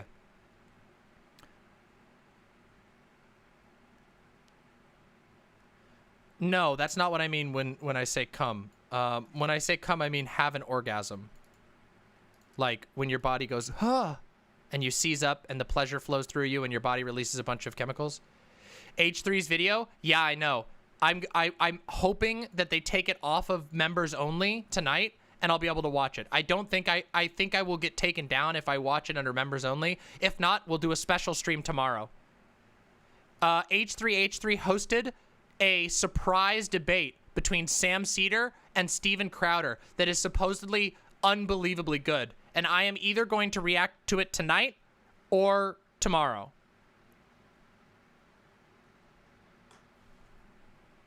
I know. It's supposed to be beyond good. Like, Sam was literally blushing and beaming. Afterwards, he was like literally freaking out. I'm very excited.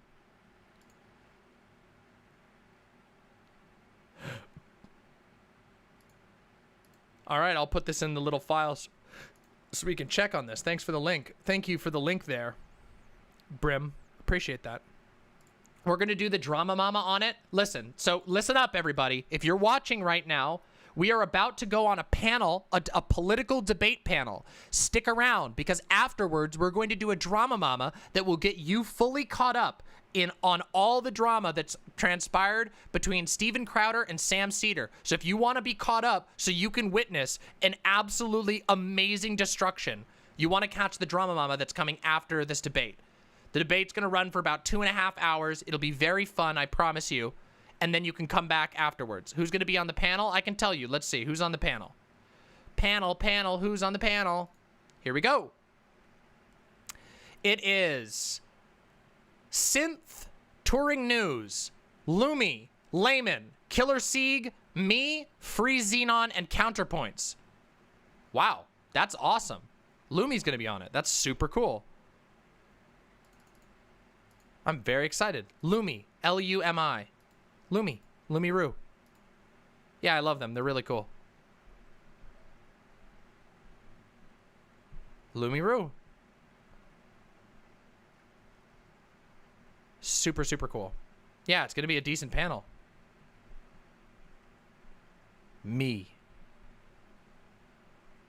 Yeah, it's Touring News. Touring News was a little nervous about it. I think I forgot to message them back. I should probably do that. I don't think Lumi's done a panel before. Well, maybe some a long time ago. They usually don't do panels, but that'll be super cool. Raspberry Pi. Oh yeah, we got the stuff necessary to fix it. So as soon as I get the files, then I'll be able to get it all going.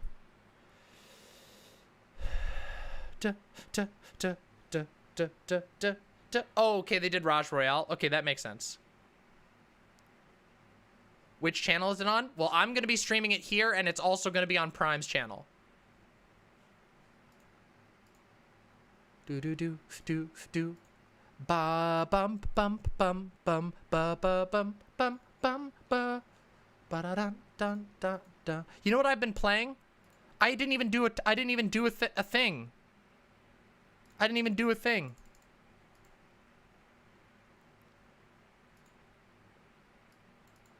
I think it's going to be mostly a conversational. Well, no, actually, it is a debate panel. It's the Reverie Royale. I don't know. We'll see.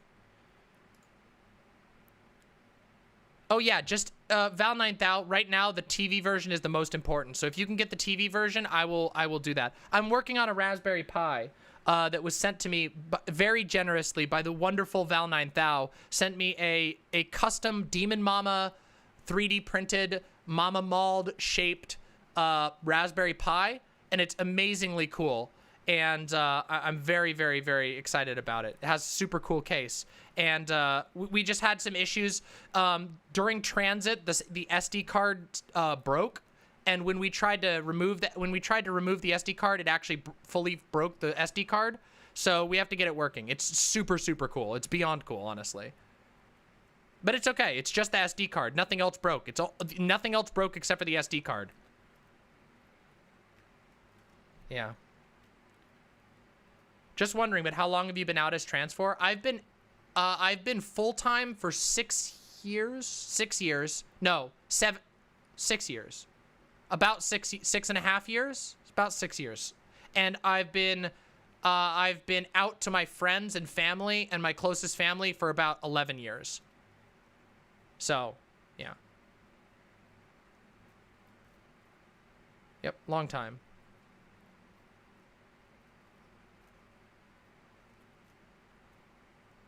How long did I know that I was trans? It's really, really hard to say because I didn't have the words, but I've had like trans feelings since somewhere in the ballpark of like age 5, and then they got really, really bad around age 9 when I started learning about puberty and realized that like, oh wait, like it became a reality to me that I wasn't going to become like what I imagined in my mind. And so it made me really sad, and I started to actually get like a lot of dysphoria and stuff. But I didn't know what any of that was. But when I learned about it, I learned about it when I was like 19 or 20. Dan, that means you've had to deal with gamer bros and anti-SJWs on the internet being trans? Yes, I have. It's been very, very, very tiring. Oh, Ahmed Zubi, who's your money on between Ceder and Crowder? Ceder. I happen to know that Ceder won. Crowder apparently has, then didn't you realize, hold on. Ceder already said that it's a mess. Apparently he freaks out. Apparently Steven Crowder absolutely freaks out. Absolutely absurd. So then, Posadas John said, didn't you realize that you were trans after a friend told you they were? Yep. A friend came out to me as trans, and in the process of coming out, they taught me everything there was to know about being trans because they wanted me to understand. And when I went through all that, I was like, yeah, but you're describing a lot of the stuff that I've been through. And they were just like, it was just an awkward moment. And I was like, they were like, oh no. And I was like, oh God.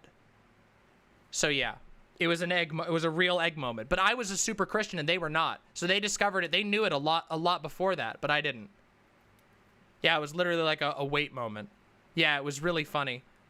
They were not super religious. I was super religious. We were friends and we argued about all kinds of stuff. And when they came out to me as trans, I also realized I was trans because again, keep in mind, I was the first person they trusted with telling, that's the level of friendship we were on. Right. So that like, they definitely saw some of themselves in me and I saw a ton of myself in them. We were best friends, like genuinely best friends. So anyway, long story. Are we still friends? Unfortunately, no. We were friends for a very long time, but some stuff happened, some really bad stuff happened, and they made a lot of different decisions in their life, and I made a lot of different decisions in our lives, and it just led to us not being able to maintain friends. It really sucks, but, you know, that was a while ago. That happened a while ago, so. Yeah, it's unfortunate. It happens sometimes.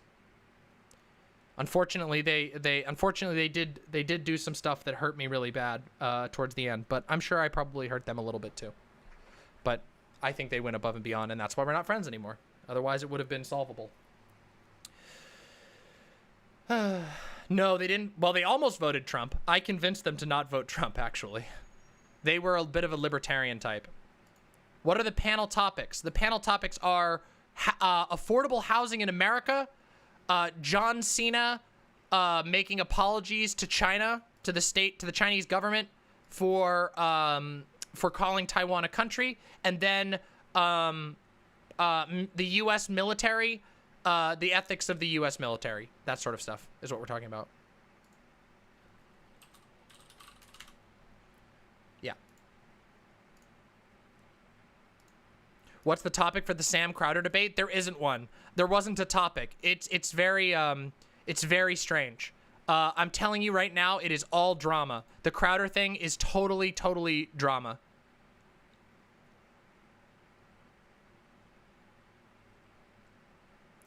Crowder already was made a fool of, as I understand it. Sam Ceder was literally laughing. He couldn't stop himself laughing this morning on his show, hyping it up. The first NFL player just came out as gay. The first NFL player ever? Wait, literally like the first NFL player who's ever played is gay? Their first ever active duty roster player. He came out and donated 100K. Oh, that's kind of cool. I didn't know that. Oh, sick. Wait, what's active NFL player mean? What? I don't know what any of this means. The first active duty. Wait, okay. Interesting. I don't know enough about it. Okay, interesting. Interesting.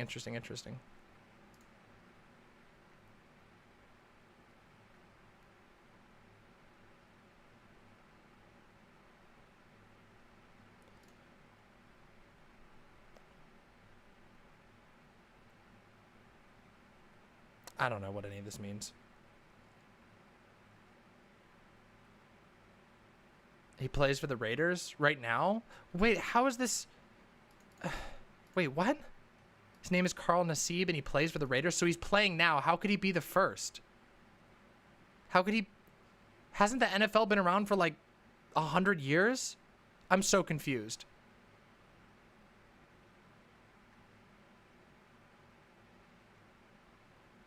No one has ever been openly gay in the NFL? Oh, okay. Oh, he's the first to come out while being an active player? Dude, that sucks. That sucks so hard. Holy shit. That's so fucked. All right, we'll talk about that another time. I'm sure that'd be good to look into. Wow. Okay, interesting. Yeah, that's brave as fuck.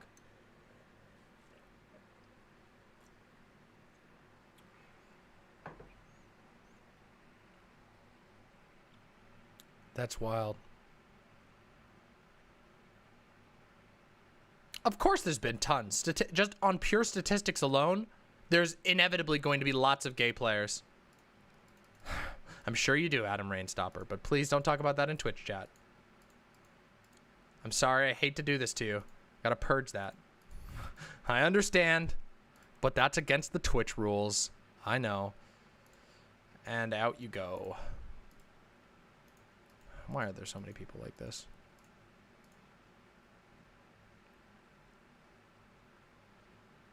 Of course, yeah. Of course there has to be, right? Yeah, Twitch chat's having some issues today. Listen, Twitch chat's just struggling. We will see. I don't know if we can do the H3H3 thing tonight, we will, but if not, we're just going to do a short bonus stream tomorrow.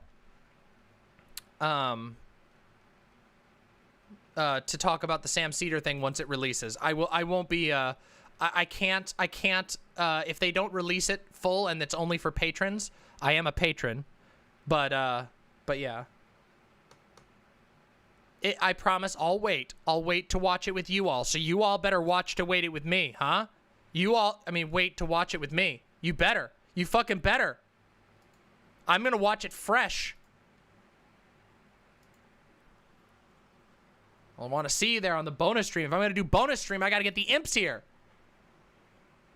But the DramaMama will be tonight. The DramaMama's tonight no matter what. But I don't know that we'll be able to actually watch it tonight because it's probably going to be privated for only members of their Patreon, and that would be very scummy for me to do that.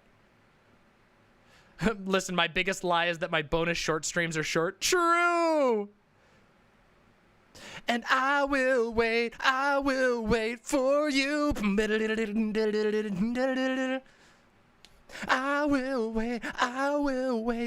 you.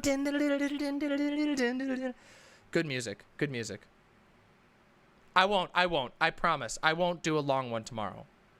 I will do my best. Do I like H3H3 normally, or do you follow it for the most recent drama?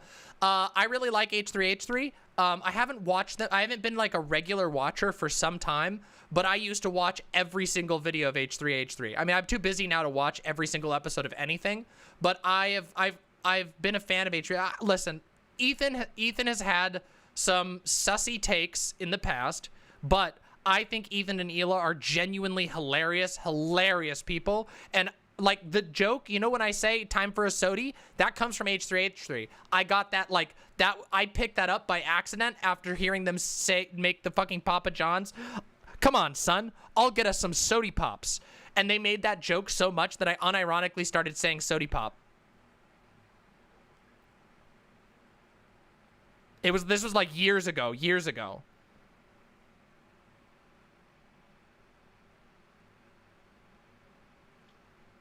Sody Pop is great. Sussy Pop. Yeah, I miss old Ethan and Neela, but you know what? Whatever.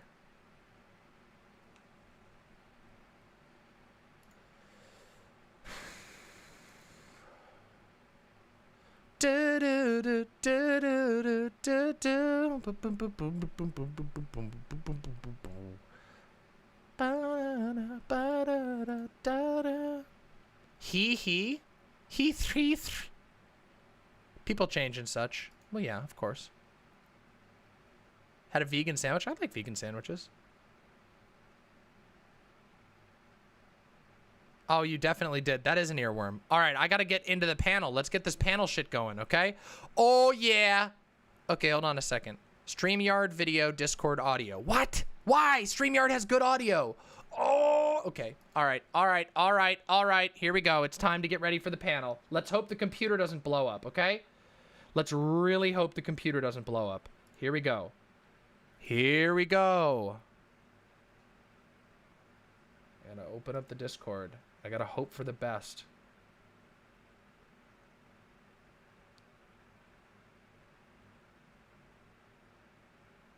Wait a second. Oh, wait a second. This is good then. Oh, wait a second. Hold on. This is good. This is good, actually. This is better. This is better than I thought. That means I don't need to use Discord on that side. I just need to use this. Whoa, this is good. Hold on a second. Okay. Here we go. Let's copy this. Let's pop in here. Hold on. Just give me a second, everybody.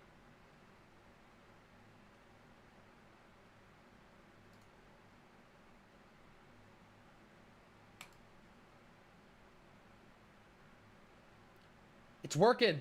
It's working and the computer's not exploding yet. Ah! Now it is. But that's not my fault. That's because of something else. Hold on. I need to do this.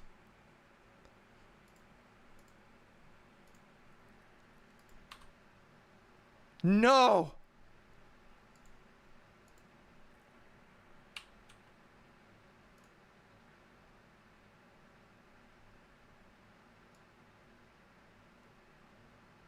Okay, hold on. Give me a second here. All right. It looks like we're going to get this thing working. Hold on a second. Hold on a second. Can we? Oh, no. Oh, no. Oh, no, I can't. Fuck. Oh, that sucks. Okay. Is it working, though? Is it working?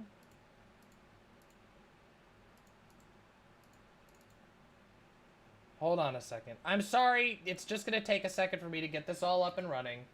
It's just annoying. It's how it goes. Just silly nonsense. Task. Okay. When I get my new audio setup, I'm going to be so happy you have no fucking idea. Oh, Jesus. Oh, Jesus. It's exploding. Everything is exploding. I have to fix this. I have to fix this. God damn it. Oh, I've been spending so much fucking money on my business lately. You know how much fucking money it costs to run a fucking show? It's ridiculous.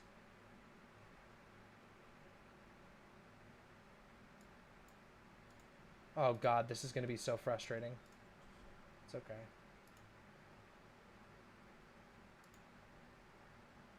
Okay.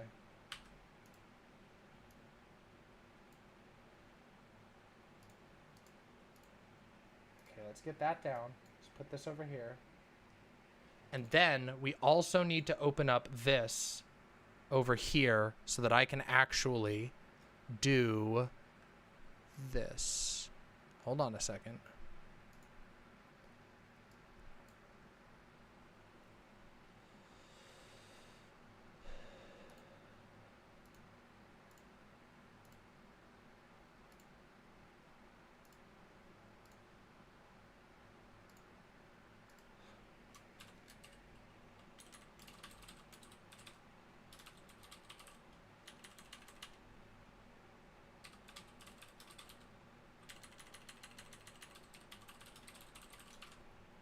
Here we go. Okay, so hopefully this will actually work. Okay. All right. Let's see.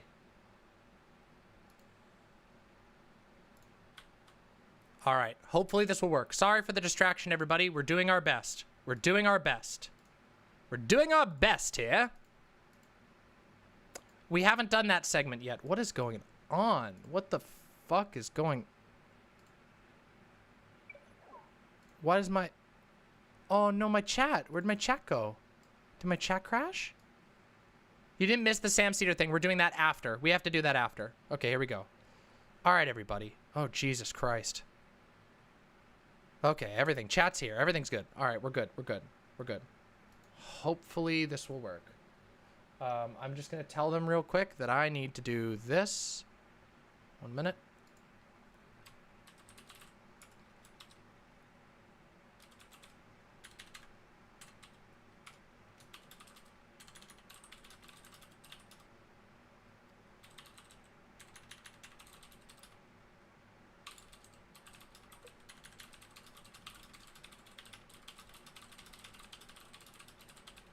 Okay, it's about to start, so.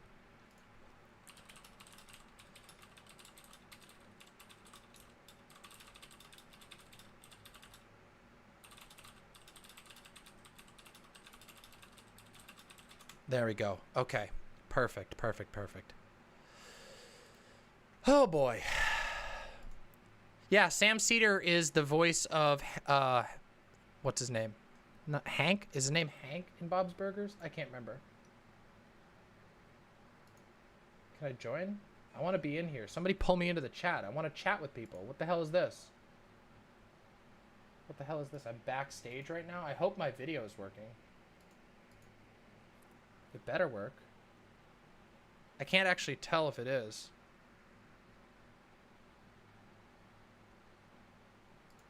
I guess we're going to find out, huh?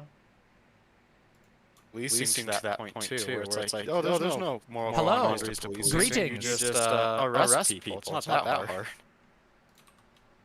And DramaMama apparently joined right when I say that. Perfect. I'm sorry, I didn't even hear what you said. Do you want to repeat that? Were you saying a slur or something? No, it wasn't a slur. I'm just... People usually join, you know, how you join conversations right when it's like the wrong time to join. Or like you pick up something that like sounds wrong out of context, and it's nothing about slurs. Oh, okay, that's good to hear. That's really good to hear. Sorry, I'm having a little bit of tech issues. I upgraded to a two-computer setup recently, and it has been a nightmare when it comes to using multiple platforms for panels and stuff. It's fantastic for everything else, but it's like the way that the audio and video routing works, it's like trying to get it to work while capturing the StreamYard and capturing the everything else is just, oh, it's such a mess. Sorry, so I apologize if some of my audio is garbo. Well, I don't know who you have looking at it. So. Oh, I just am waiting to order a sound, like a physical sound deck is what I'm going to be doing. Okay. Yeah, so I'm going to be switching over to that, and that should resolve all of my problems, hopefully. Yeah, also, by the way, I really want to get into, like, when was your website updated? Wait, what do you, well, wait, when did I move to it, or? I guess so. When did the website, when you type in your URL, get changed? Updated. I don't know how to say it. Oh, no. Wait. I checked, like, months ago, and it was just pretty old code and stuff, and I saw today. Yeah, no, we've gone to like a couple different versions. And I was blown the fuck away. Yeah, it's fucking good. Yeah, it is. Yeah, White Nervosa is amazing. Like I was on an old version when I first launched because it was easiest at the time to get set up on an old version because they were developing the newer version. And now we've gone through like 3 version upgrades. It's like super secure. It's snappy as hell. The emote system is like the emotes and chat system is about to get like a huge upgrade, which I'm sure is going to be very fun for my chat. Yeah, it's really great. I love it. But yeah, I don't know when the current version, like the last update we did was, but we've updated a couple times since I started using the website in December. Right. Yeah, cause I enjoyed it. I'm a programmer myself, so I went Oh, and sick. saw it right when I got a message earlier today. And I'm building a website for another streamer just for pretty much the same reason. Like, Twitch kind of fucks people over on the money aspect of things. And I do understand that if you're gonna host a website and all this other stuff, then yeah, you do need to take a slight cut. But they don't. Twitch doesn't take a slight cut. They like go for the bone. Yeah, I have a lot of Yeah, they things I take could half say. your money. Yeah. There's a lot of things I could say about that, but I probably shouldn't now that I'm on their platform right now. But yeah, I think that, I mean, to be completely honest, I think even YouTube's model is pretty exploitative. Yeah, the cut on Twitch is absurd. I can't even believe that people, like, I mean, I know why people do, because there's only two options, right? And like, Twitch has better discoverability for streams specifically than YouTube does, but oh my God, like, it is so much easier to monetize on YouTube. I was able to make so much more money on YouTube from the get-go, like just after hitting their version of partner, which is only 1,000 followers. And like I had like 12 times as many followers on Twitch, and I still made more money on YouTube. It's ridiculous. No, And yeah, I like feel that with my platforms too. Yeah. Yeah, the that's website is why I'm like the way to doing go. it, but- Yeah. when I saw White Nervosa and like all of her work, I was also kind of like tempted to be like, hey, I don't know if I can participate enough to like build a website for some people, but I kind of want to help her out with or her. I would assume it's a Yeah, she. she, her. Yep. Okay. I just didn't know, and I wanted to make sure because I try to be respectful of people. Sick. Um, but like if he ever needs help or like another programmer, I can participate slightly in that program, and I'd be really happy to get like a few streamers on to also using her stuff, so that Yeah, way I'd highly recommend you have a reaching out to her. Like, I know that like they have a whole process. She's got like a Patreon, and there's like a small team of people that works on it. It's super amazing. I mostly just you know, I mostly just like talk to her as a client, basically. I don't really get all too involved with the development process because it's over my head. But she's super communicative, and she's also just like a really, really nice person in general. So yeah. Yeah, I was about to ask both those questions.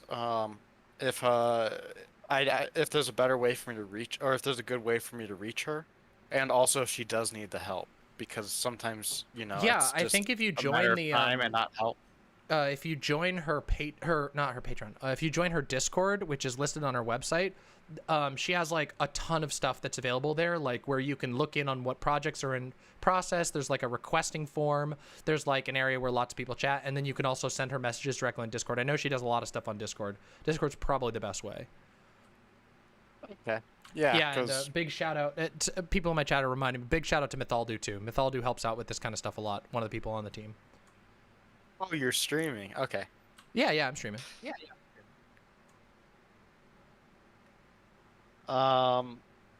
Yeah, I was enjoying her work. I was kind of doing the same thing. The only difference is like the model or strategy. Partly because I'm a capitalist, and the other part is Ew. in the end of the day, though, I mean, even if you are a socialist or communist, you are kind of forced to partake in the system that you're living in. Of course, absolutely. And so, Nobody can escape the system that they're literally born into and have to live their entire lives in. But that doesn't mean we can't change it.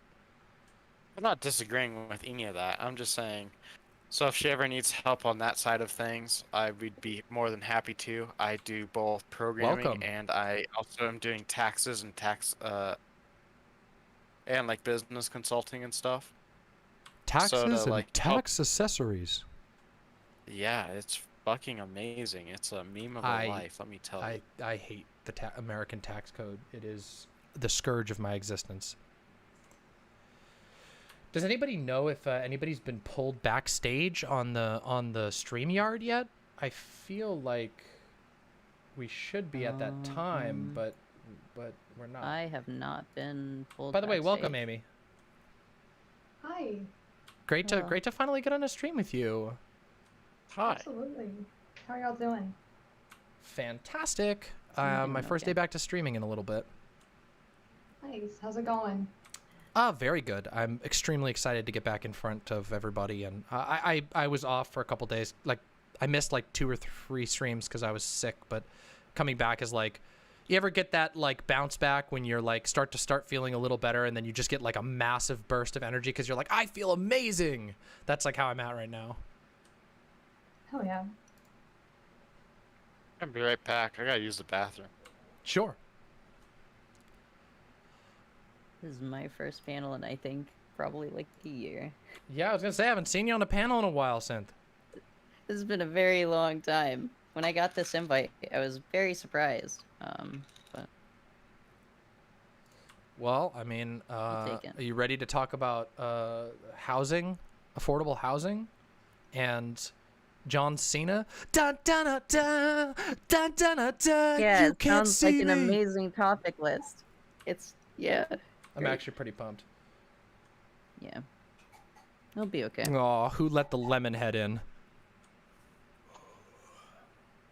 Is that racist? What is that? Wait, what do you mean by racist? Wait, do you think lemonhead is a racist slur? I've never heard lemonhead in my entire life. It's a racist slur for Tobies.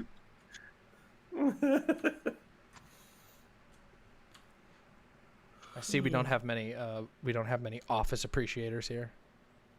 I just jumped back in and heard racist slur, so. Lemonhead. Yeah, Hello. I said, Hi. who let the lemon head in the room, which is a quote from The Office, and then counterpoints was like, is that racist? And I was Listen, like, I'm just if you curious. wanted to be racist, all right. Yeah. Just so you know, well, you're on stream, but I'm sure you're on all your streams, but I'd say that any which way. Thank you. Yeah. You could, I will What? stop doing hate crimes. Thank you. okay. Much appreciated. I hate it when that happens. Yeah. You get caught doing it. I can't even say it. Never mind. Well, Just ignore well, me. Katarana, you can really attack in any direction, huh? Hey, look, the only benefit out of being an autistic queer black woman is saying slurs. Ew. You could use them all. Yeah, I'm literally the Pokemon. It's great. You know what's weird? I think there are like legit shit, like some like people from 4chan who would like trade places with you just for the ability to do that. Look, after saying the N word so many times, it gets kind of stale. So Right. yeah, Yeah. I'm kind of over it. They would pay good money for that kind And of boredom. I would let them pay me $1,000 for that kind of boredom. Well, we They could can- solve racial wealth inequality pretty quickly by selling passes. What do you Yeah. think? How do you think I got through university? What? You gave all your white friends like the N-word pass. Hell One yeah. time used $30. That's how she afforded the Ivy League. Yes, the Ivy League of Canada. Fuck. Alright. 1 sec, I'm just gonna switch. Okay.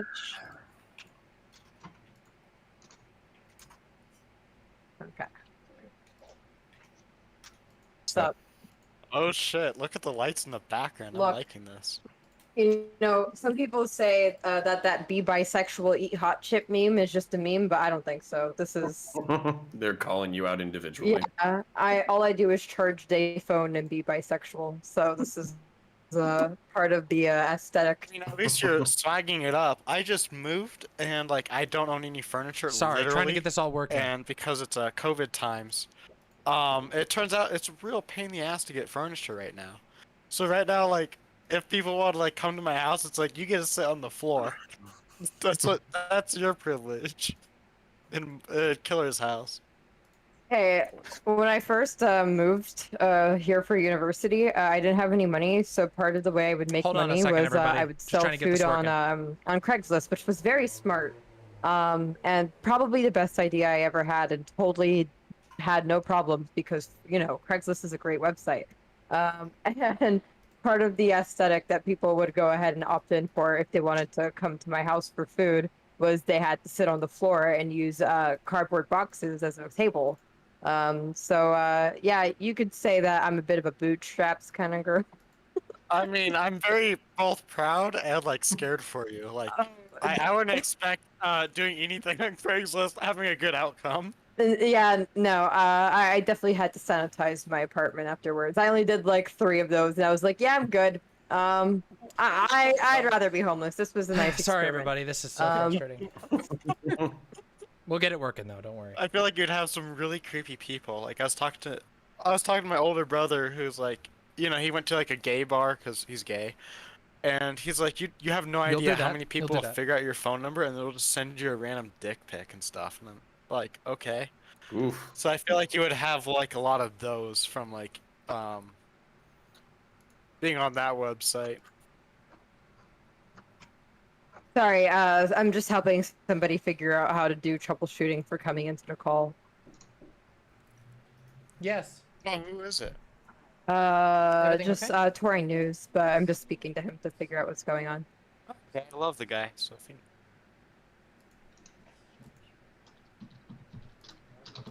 Love you too. Sorry, I'm trying to figure out what. Also, how do you say your name really fast? Depends on how much of a pleb you want to be. So if you say it like Trying to get the most camera people, working. I know what's up. like Katarana is fine. If you want to be really spicy, There we go. We got it. We got say, Hear me now? Yeah. Yes, I can hear somebody. Yes, thank you. Appreciate that. We Okay, got it. now I'll We get got the it, other everybody. part going. Okay, We cool. got him. Yeah. So if you want to be really spicy, you'll say Katarina. That's like the proper way. But I know not everybody is you know, genetic superiority and able I to don't roll their R's. genetics So to roll my R's like that, so I'm yeah, gonna have to do it the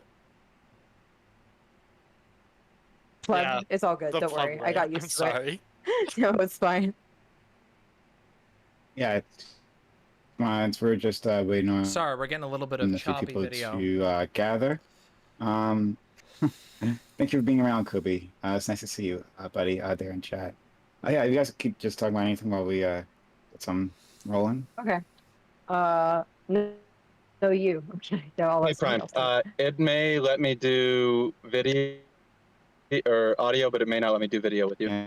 Just roaming off a cell phone. Yeah. My CPU is struggling. Definitely need you to do a video. Okay. Yeah, touring, I thought you want to come in 50%. Oh, sorry. No, I was saying like it's fine because somebody else back up. Well, whatever you need. Prime, there's no way that I can do video. It's on mobile, and these apps can't run the same. Sure. Okay. Is it still All choppy? right. Well, maybe we'll just have you some other time then. All right. Yeah. All right. Thanks, buddy. All right. Okay. All right, here's what we're gonna do. Right. I have I'll an have idea. one other person join. Soon enough. All right. If you could keep talking just for a second while we set everything up, it would be helpful. Oh my lord, Demon Mama, I love your hair. I know I saw it for a second on stream, but I was just like, yeah, that's a sick ass hairdo. Thank you so much. I'm very, very pleased with it. It took a long time. It was like a 5-hour process, but the artist who did it was amazing, and the color has held up super, super well. So that's good. I got shit on Demon Mama for a second. I'm very offended that you don't remember talking to me about 6 months ago. It hurts my What did we feelings. talk about? I'm sorry. Do you know how many people I talked to? And I know, I was joking. God. He's famous. Do you know who I you're am famous. No, I'm kidding. Everyone knows me, apparently. Everyone, like all 5 people that are on this platform. Come on, hurry the fuck up. Get the news going. But, no, it was the Trans Lifeline event that Sanzo held. I was on that. And you were Oh, there I too. remember that. Okay, yeah. I was probably thinking about killing zombies at that time. All right. Okay, my video might lag a little bit, but I think so it'll still be we're good. almost ready Can to you go. all hear me fine? I hope so. All right, almost ready to go. Okay, good. I'm gonna be a little laggy, but that's okay. We'll fix it afterwards. All right, so It shouldn't cancel on us. So all right, the audio so will be thanks so much everyone for being so kind as to join us. Oh, and thank you Kamikaze for being really for resubscribing at tier 3. It's really kind of you. Thank you so much for the I gotta constant fix support. these Thank you, fucking Kamikaze. issues. All right, back to it. So, hello, hi. We are doing the Reverie Roundtable, which we do Mondays at 8 p.m. Eastern. Thanks so much, everyone, for stopping by. I'll start, and if you're here watching this on YouTube, please remember to subscribe, comment, and like. I'm going to start by introducing our individual people. So, Kat, thank you so much for coming through. Kat's a mod here. She helped put all this together. She did a really good job of making it happen. Excuse me, it's producer to you, but yeah, that works. Sure. Yeah, hello. Je suis Catarana. I live in Baguette Town, also known as Montreal. I also happen to be a physicist. I've been smoking too much lately. And no, but that it's doesn't make me any smarter. I'm still gonna have really fucking awful ideas. Thanks for having me. So much. All right, great. Thank you, Killer, for being here as well as you coming back to the channel. Glad to have you here, Killer. How you doing today? Doing pretty good. I'm glad that you finally remember me at showing up to your shows. It's a good improvement. I know you had been here once. Like I remember the one you were. It was times. Okay. 3 times, Prime. Okay. All right. Well. Look, DramaMama doesn't remember my ass either, so it's okay. I don't blame anybody. Just had to pick on you a little bit. But yeah, I do a lot of. I'm doing a lot of computer science streams. Once I get the video's a little stuff choppy, and but power it's okay. tools, I'm going to do a lot more engineering stuff. I have planned building 3D printers, making wine, building furniture for my furnitureless house, and doing all that fun stuff. Thanks for having me on though, and I've always enjoyed every single stream that I've been on so far, even though I was making fun of you earlier. Thanks so much. All right. Next we have a VIP. His name's Counterpoints. Happy to have him around, like ecstatic to have him around as always. Counterpoints, the longest running guest here. I'm so happy it's him because he does so much for the show. He always comes back and he always got a great attitude until people start talking at him, and then that goes out the door. But Counterpoints, thank you, my friend, for showing up yet another week here. I'm excited. Great. So elegant, so beautiful. He's working on it. Oh man, wow. Just that's actually I think a pretty good summary. So my name is not the only one. Not the only one. God. Am I robot? You're cutting in and out. You're cutting in and out. Do you want to leave and come back? Back to me. Yeah, sure. Okay. We'll move on to Free Xenon, who is brand new here. Never before had them on, but they've been so kind to join us. Really appreciate it. It's nice to meet you. How you doing, Free Xenon? I'm good. Thanks so much for allowing me on your show. I live stream on Twitch, and I do leftist politics. I blog about politics for a little over a decade, and I've got my own policy site, so that's who I am. Great. Thanks so much. But next we'll have Synth, who I've had here for a very, very long time. How are you doing, Synth? Another one with just the most elegant words, the best words. All the words. Yes, all of the words. Oh, yes. I haven't been here for a while. Sorry. As you can see, I'm a very professional streamer.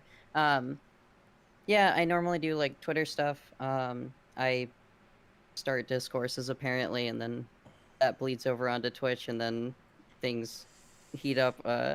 I make dumb moral propositions on Twitter that people ratio.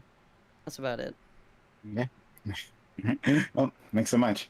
Okay, great. It's not too bad. Next, we will go to DramaMama. DramaMama, good friend of the channel. Ecstatic to have her around. Like I said, every time you're here, like I'm always like, oh my god, freaking DramaMama. DramaMama, thank you for coming back another day. Yeah, thank you so much for having me on. Hope you can hear me and everything like that. I apologize for a little bit chunkiness of my video in advance. Still ironing out a few issues with my new streaming setup. My name is DramaMama. I'm a political edutainer on YouTube. talk about all kinds of cool stuff, lots of trans issues, lots of stuff like that. It's Pride Month, so I'm doing lots of history this month, and I'm super, super happy to come on this debate panel. It's been a while since I've been on. I've been off for a bit, so thanks for having me, as always.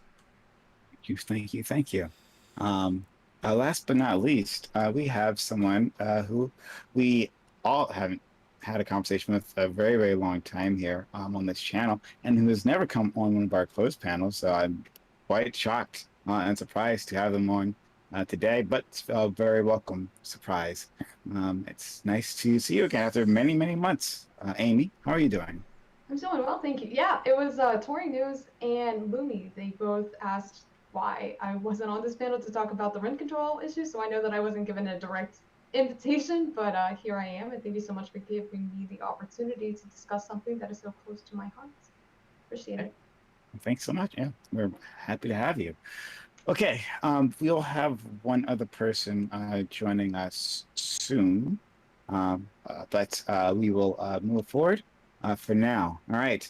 I'm so happy to have you. Let's jump into these topics. As usual, I say that, but I don't actually have the topic in front of me. All right, found them. Stalling worked. So, topic 1. The U.S. Here we go. Currently is experiencing a housing crisis and an affordable housing crisis. Excuse me. Rents have been rising in many cities, which the rents have been rising in many cities, which eats up more and more of our tenants' income. So as part of the plan to address this, should the U.S. create a rent control scheme in all 50 states and massively increase the number of properties that fall under these guidelines? Or is this too much of a burden on landlords and an unreasonable limit on their profits? Thanks so much. Sorry, I got heavily distracted in my DMs. Sorry, it happens. You get surprise messages. All right, so we'll do a 1-minute intro for each of you. So let's go to Kadaran. Yeah, I think it makes sense to go ahead and implement rent control. I think for having a functioning and healthy society, going ahead and having people literally just work to be able to live in their cardboard box houses doesn't make very much sense. So having rent control would really help with, first of all, the fact that we're not having increased wages and also allowing people to do proper budgeting to figure out like what do they need to have to go ahead and pay for, and having like most of your income just go towards whether or not you can have a place to store your bed is pretty ridiculous. So yeah, I think rent control is a good idea for those reasons. So much. Killer. I forgot to get water. So this is where I have to be a dirty centrist, where my asshole hurts from the fence post being rammed up it so hard. But with rent control, it can be helpful because your goal ultimately is to limit the amount of money that landlords are making.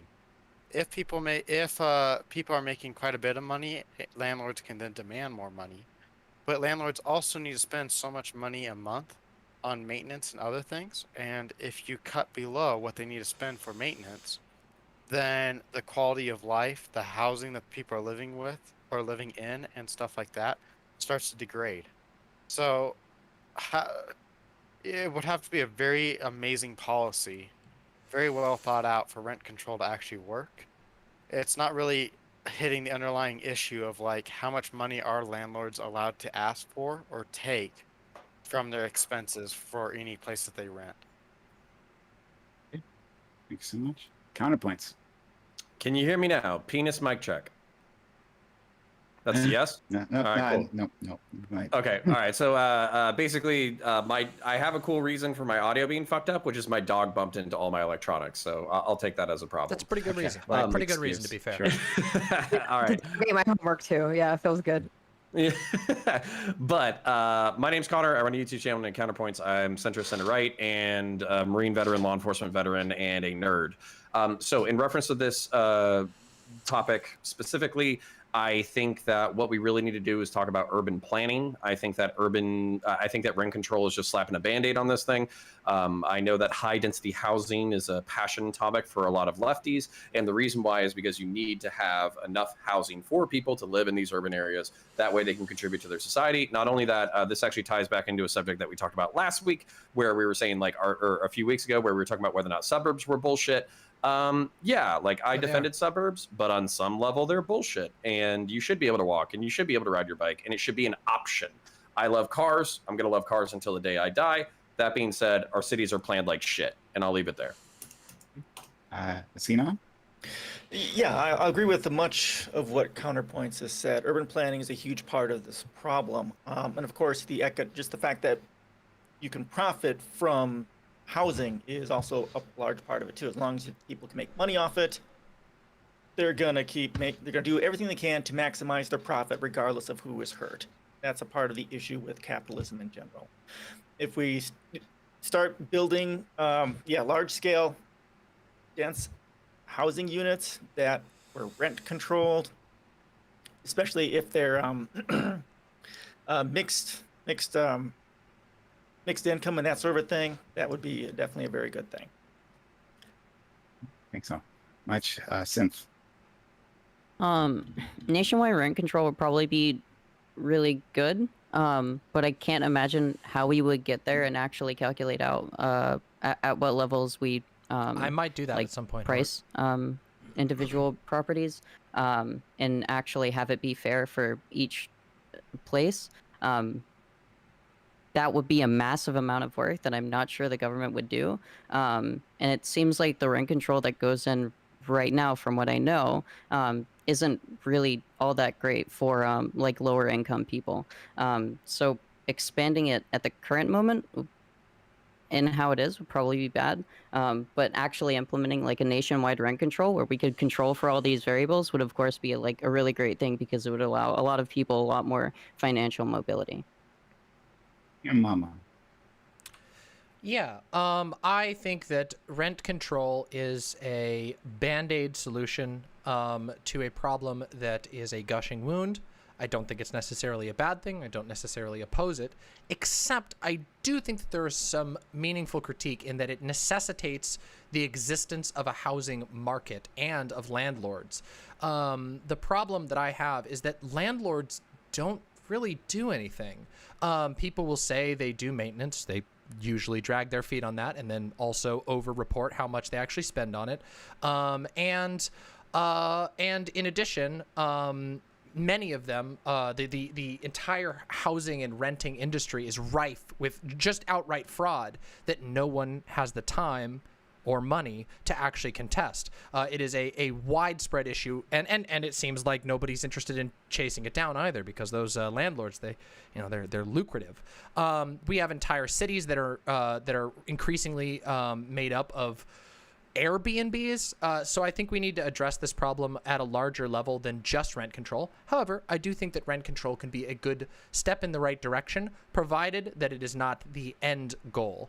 I think that it is an absolute atrocity that we have the housing crisis in our country that we do to the same degree. There is a deliberate effort of corporations to lock my generation, specifically millennials, out of housing, out of affordable housing, like owning our own properties forever. They would like to have us renting forever, and I would like to talk about that more as we get into this, but that's my general position on this topic. I'm interested to bounce ideas back and forth with everybody here. Thanks so much. And Demon Mama, of course you did. You took this topic to where I was going to take it one way or the other about landlords in general, but we'll get there later on. First, yes, we will. Of course, it was going to happen. It was going to happen. All right, next, Amy. Love to hear what you have to say about this, and take a little bit more time if you want to give your opinion. Sure. Rent control is a neoliberal policy prescription to the capitalist hegemonic standard that we have put into place by even our more democratic presidents, that has forced us to become consumers in a market that is privatized and for profit. If we're going to address this, we have to look at how important it is to reinstitute a robust public housing model that requires public policy that's broken down at the state level. Our housing market is determined by our regional economy. The reason why we can't necessarily pin down the exact amounts of rent control standards applied to each economy is because various cities who are doing really well, they have the justification to raise rents based on market demand. That's the reason why you have rent control standards like here in California that's based on a formula of CPI plus 5% of inflation, because more people are moving into areas that are seemingly too expensive. You got it, Lady Kelgana. You did a good job anyway. Everyone to live comfortably. And that is the reason why these suburbs have become such a widespread alternative. Zoning does play a huge role in building any new housing within the city proper. But in terms of why rent control is so problematic, it's because we do not have enough political will involved in looking at whether or not affordable housing I can't is help the right that she's solution, quiet. or I wish I we need could. to shift Actually, I might be able towards to. a public housing model that is based on income that is available for everyone. Equity is something that has been missing from our public housing model for a while. There we go. I can actually. Our affordable boosted her. I boosted her. is pretty much a joke at this point. There you go, everybody. So see, pro streamer. Why is the rent control question so hard to answer? That's because we don't have. Look, it's layman.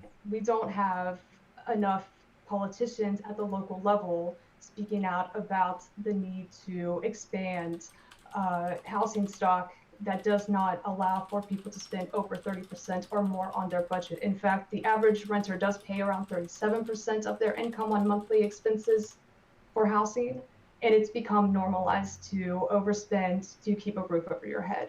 And that will not change so long as the government continues to outsource our housing to the private for-profit market. It has to be a major shift in increasing our public housing stock. That's the only way a rent control standard would even be feasible at this point. And that would be to control for the rent in housing units that would be, distributed to more of those middle income or higher income earners who don't necessarily need to have equitable housing, but then want to have the choice to live in more luxury apartments with, amenities that would go beyond a standard baseline quality of life provided by, the government.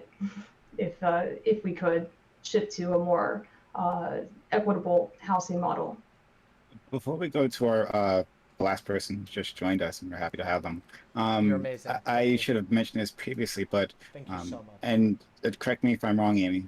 There's two schemes. There's rent control, which is technically freezing your rent, and then there's rent stabilization, which is what most people think is rent control, which is limiting how often, or the amount that rent can rise. Correct? Like year after year. Rent control and rent freezes, they have been one and the same, but yeah, stabilization is more so based on the amount of rent that can be charged relative to inflation. So you won't be hit with exponential rises in rents, and typically those standards apply to houses that are 15 years or older. And the reason why the formula looks to older housing stock is because it's assuming that if you are a landlord, you have paid off the vast majority of the mortgage on these buildings, and then any rent that you are receiving, especially after you have paid off the mortgage, then that is money that's going directly into your pocket. So the amount of exploitation, there's actually a term for this. It was coined a few years ago. It's called tenant exploitation, where you're charging your tenants more than the value of your property. And the money that you are pocketing is not going toward your mortgage. It should be going toward upkeep and maintenance because of the depreciation that would be, happening in your unit. And that's not necessarily happening. Older buildings that no longer have a mortgage, sometimes tenants are paying way more and receiving less, and that's because the landlords no longer have to pay the mortgage. They are paying property taxes and then paying for the bare minimum when it comes to maintenance. And that's the reason why the justification is made on those older housing units, because there's a lot more money that can be made in excess that is pocketed. if there is no mortgage that's being paid. Thanks so much. Thank you for helping clear that up. All right, now let's go to our last individual, and thank you for being here, buddy. Nice to see you once again. Nice to see you too, my friend. Layman hasn't cured his Canadianness, but still. I never will, my friend. I never will. I love you Shining anyway. and glistening as ever, my friend. I okay? love you despite it, not because of it. Okay. I know. But Layman, thank you for joining us. Take a moment to introduce yourself, and then you can talk about the first topic, which is the rent control discussion. Yeah, sure. Hello, everybody. My name is Layman. As you can tell, I am an anarcho-authoritarian Canadian. Both of those things at the same time, as always. Happy to be back. Happy to be chatting with everybody once again. Happy to be involved. Jade the Unicorn, thank you so much. Yeah, I have a YouTube channel where I post political Good shit for you, Jade. and the Good for occasional video essay or whatever. Thank you for the under the same name. Yep, under the same name. So that's me. It's a and yeah, happy to be back. He's goofing. As far as rent control goes, you were asking like if it's like effective at like assisting with affordable housing, right? That was the question. Yeah. So like most evidence that I've seen on rent control basically says that it helps in the short term, but it's bad in the long term. So in the long term, it actually it helps affordability in the short term. In the long term, it decreases affordability, fuels gentrification, and creates negative externalities on the surrounding neighborhood.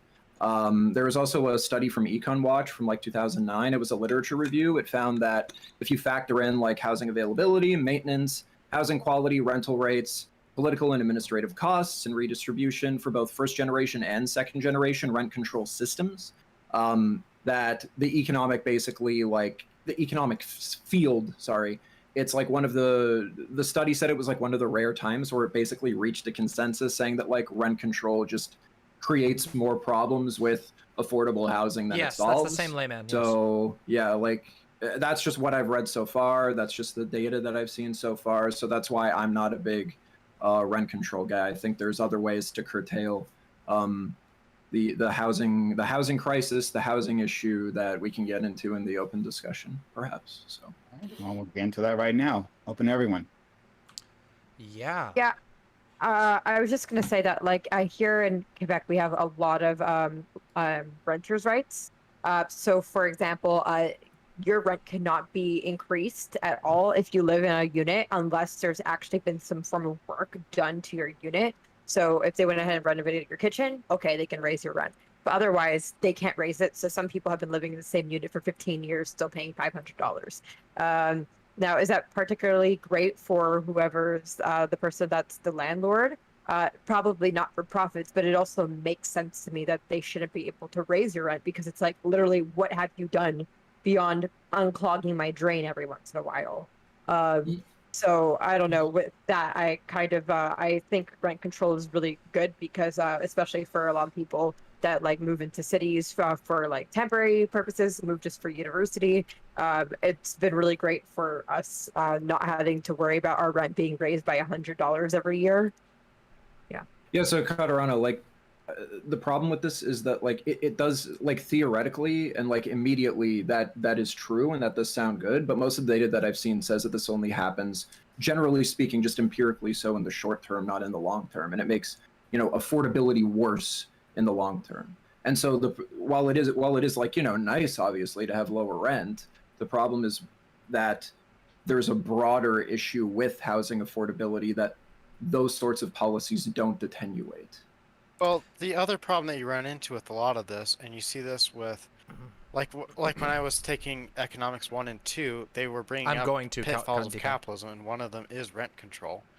One of the studies that one of the cases that we studied was New York City's rent control, and yes, your housing quality doesn't necessarily change at the very beginning, which is what Layman's saying, but as time goes on, so if the rent control is not properly adequate or properly adjusted, and it cuts under what it requires to maintain the place, then the place's quality of life is deteriorating, and the landlord or whoever is responsible of maintaining it, updating, and fixing all the problems can't actually afford it.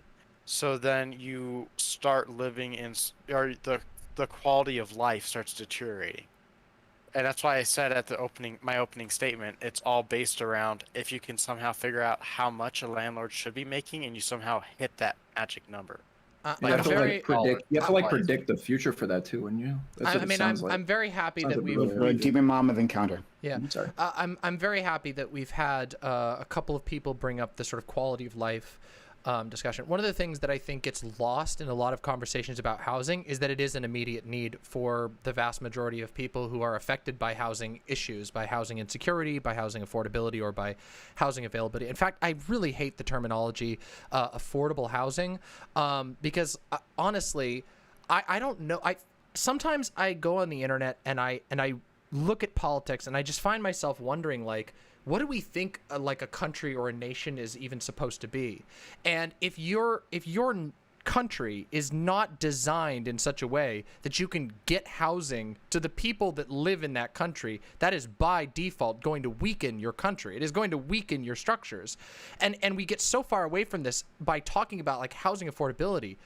Why is this even the discussion? Why are we talking? Well, what you just said isn't mutually exclusive though, right? If you can't afford a house, then you can't co-inhabit the house, like you just said, right? What? Like, no, I'm saying that I think that it's kind of silly that we focus on housing affordability when what we should actually be asking is, do we have enough houses right now? And if we do, why aren't people living in them? And I think that we do need to address that. And of course, it is going to bring us inevitably to the great question of the landlords, who, for the record, are a blight on our society and should have been gone out of vogue when we got rid of all of the other types of lords, when we stopped being monarchists, because landlords don't do anything that couldn't be replaced by basically any other entity. You could literally have a community land trust. You could have housing co-ops. You could have a completely state-run solution that would do exactly as well as private landlords, if not better. But the bottom is exactly the same spot. The bottom for landlords and the bottom for state is exactly the same. The thing is that landlords never do a good job. I don't know anyone, and this is a little bit anecdotal because I don't know that this has ever been studied, but I don't know anybody who's had a landlord that they were like, man, my landlord really takes good care of my place. No, it's usually a process of, oh, my landlord sold my place and now the repairs are all backed up and they lost all the paperwork and now I'm waiting for a repair for 4 months, or I have 4 tickets like I currently have for maintenance that's rather important. And this happens all over the place. So I think the problem that we run into is that I think people look at rent control as a way to alleviate the immediate concerns.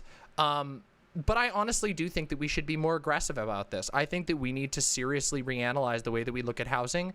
And the fact that like we literally every single day acknowledge that shelter is a human need, but then we continue to charge like a huge chunk of everybody's income, and for those people who don't have income, or for those people who might be disabled, potentially all of their income, and they might not even end up with a place, is pretty bad, especially when we have just an incredible amount of vacant properties, especially in urban areas that aren't being used.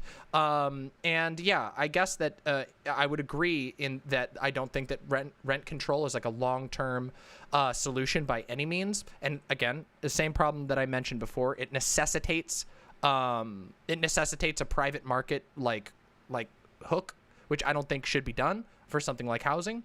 But I can understand why people find it an attractive policy when they're facing not having a house, especially with the numbers of evictions and threats of evictions that we saw throughout the whole pandemic. Let's go to counterpoints and then killer and layman. Layman after counter. He raised his hand. Yeah, I know, but he was talking before, so I'm doing. Don't worry, I got the order. Thank you. Okay, I'm sorry. All right, counterpoints. Killer, layman, count. Connor, you're muted, bud. Why? He's so like more of your dog, I'm sure, right? More of your dog. Oh, no, fuck today. Dog. No, it's my computer. All right, so we can hear me now. Penis mic check. All right, good. All right, so true. So true. All right. So the point is, y'all have already brought up a lot of points. One of the things that was kind of frustrating for me that Killer kind of pointed out was like, oh well, the problem with rent control is to attenuate it to the market forces. That way we can you know what we call this? We just call this fucking market forces. And I'm not digging on you, Killer, but this is like I don't know, looking for a problem to solve another fucking problem. Like the solution, I hope we're all familiar with basic economics of supply and demand.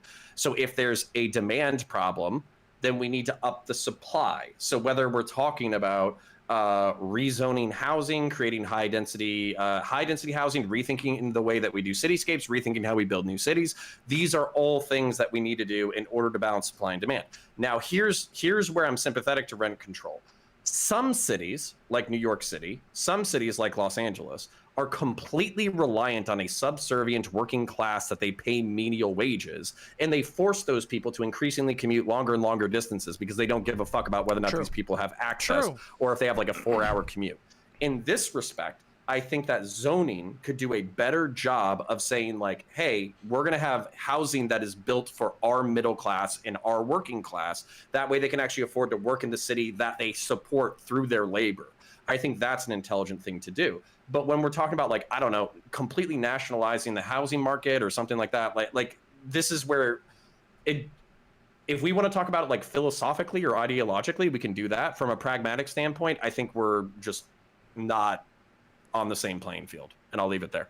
Well, that's part of the discussion about what is or what isn't pragmatic is I think that's important, right? Like if we were to go by pure pragmatism, there would be no, like, you could argue that no reform is truly pragmatic because it is more pragmatic to just stay with the status quo. I think that there are times where we have to take the more difficult path of serious radical reform or completely revolutionizing an industry, or else we could end up getting stuck with something that just grinds people into dust, which I think is what we have now.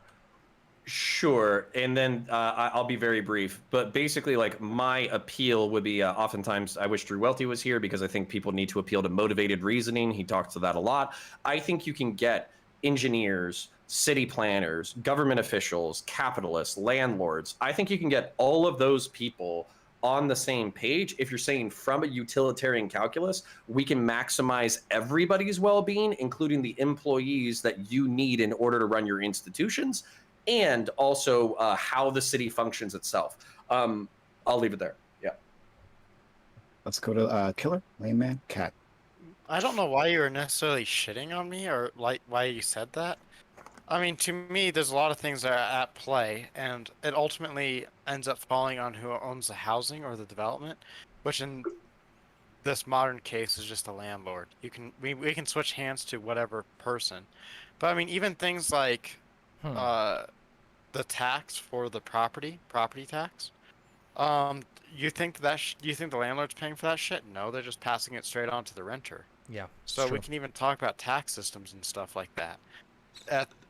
All I guess I see, which you are right, that you could just increase the supply of rent and stuff like that. But landlords, in the end of the day, are going to try to get as much money as they can out of their renters. And renters are going to pay for a place if, once they exclude all the other required necessities for living, like food, internet, utilities, and other things, if they're still going to pay for a place that's slightly more expensive if they can afford it. And so they're just going to keep on bumping up the rent until it reaches that equilibrium. Yeah. Sorry, go ahead. No, go for it. Oh, I was just going to say, like, I think we agree here, and I wasn't trying to poop on you, unless you want me to. I love getting shit on. So the point being that equilibrium that you're talking about or whatever is basically like that we call that market equilibrium. It's more philosophical than it is literal because it's always fluctuating all the time. But at the same time, what's going on there is landlords. I understand there's a incentive for renters to always look for housing that they like, that they can afford, and there's always an incentive for landlords to get as much money as possible. But there is an equilibrium here, and it's not the landlord's just going to charge like $8,000 a month, because unless there's a market of people who can afford $8,000 a month, then nobody's going to rent that fucking unit. So basically, like, they have to come up with something that their people can actually afford. Except Right, but there's a that's wrench exactly in that. what we're. There's a small wrench in that, and that's what I brought up with regard to Airbnb. Which, if you've ever been to San Francisco, you will know that there are indeed an unbelievable amount of properties that go for rents that are just abominably high, like laughably high, like literally $8,000 a month rent for just like a place. And that's because they are selling those to wealthy travelers who are just looking for a novel place to stay and are willing to pay, oh yeah, I'm only going to be there for a week or 2 weeks. Oh yeah, I'll pay $4,000 for that, whatever, it's nothing. And then they leave. And then the people who live there are homeless. And that's like a serious issue. Like, I mean, I've just, out of curiosity, when I visited San Francisco, I just decided to go through Airbnb and see how many houses in a neighborhood that I was staying with somebody in were currently listed on Airbnb, and it was almost all of them. It's ridiculous how many buildings are just changing themselves rapidly to chase this Airbnb trend. And I think that's something that, like, the market doesn't really address very well with regard to housing. Is like, not only is it a problem of like gentrification, it's a problem of like remote gentrification by rich people from other places. Sure, but rent control increases gentrification in the long term. Do you mind just like explaining that? And again, I just want to reiterate. Okay, so I'm not an economist. There's data to suggest this that I can link in the chat if you like. That's just an observation of like the long-term effects of the policy. Yeah, I mean, so of course I'd be interested in that in the long run. Like, I'd be interested in researching that, because I would be very interested in what the like mechanism by which that happens. Gentrification is like an incredibly aggressive process. Just out of curiosity, is the data that you are talking about the study that came from San Francisco that was looking at the impacts of rent control based on the lowered supply of housing stock over the course of a couple of years? And how this is from a researcher named Blair Jenkins. It was published in the Journal of the American Institute for Economic Research. It was a literature review of a lot of different rent control policies across the U.S. I don't think it was just looking at San Francisco. Apologies about that interruption there. Somebody was dragging some huge piece of machinery past my house, and it like totally distracted me. I just wanted to say, yeah, I don't entirely like again, my position is not that like rent control is a long-term solution.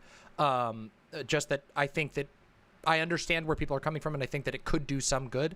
And also, I think that was everything. Sorry. And to level with you, DramaMama, like, it does do good in the short term.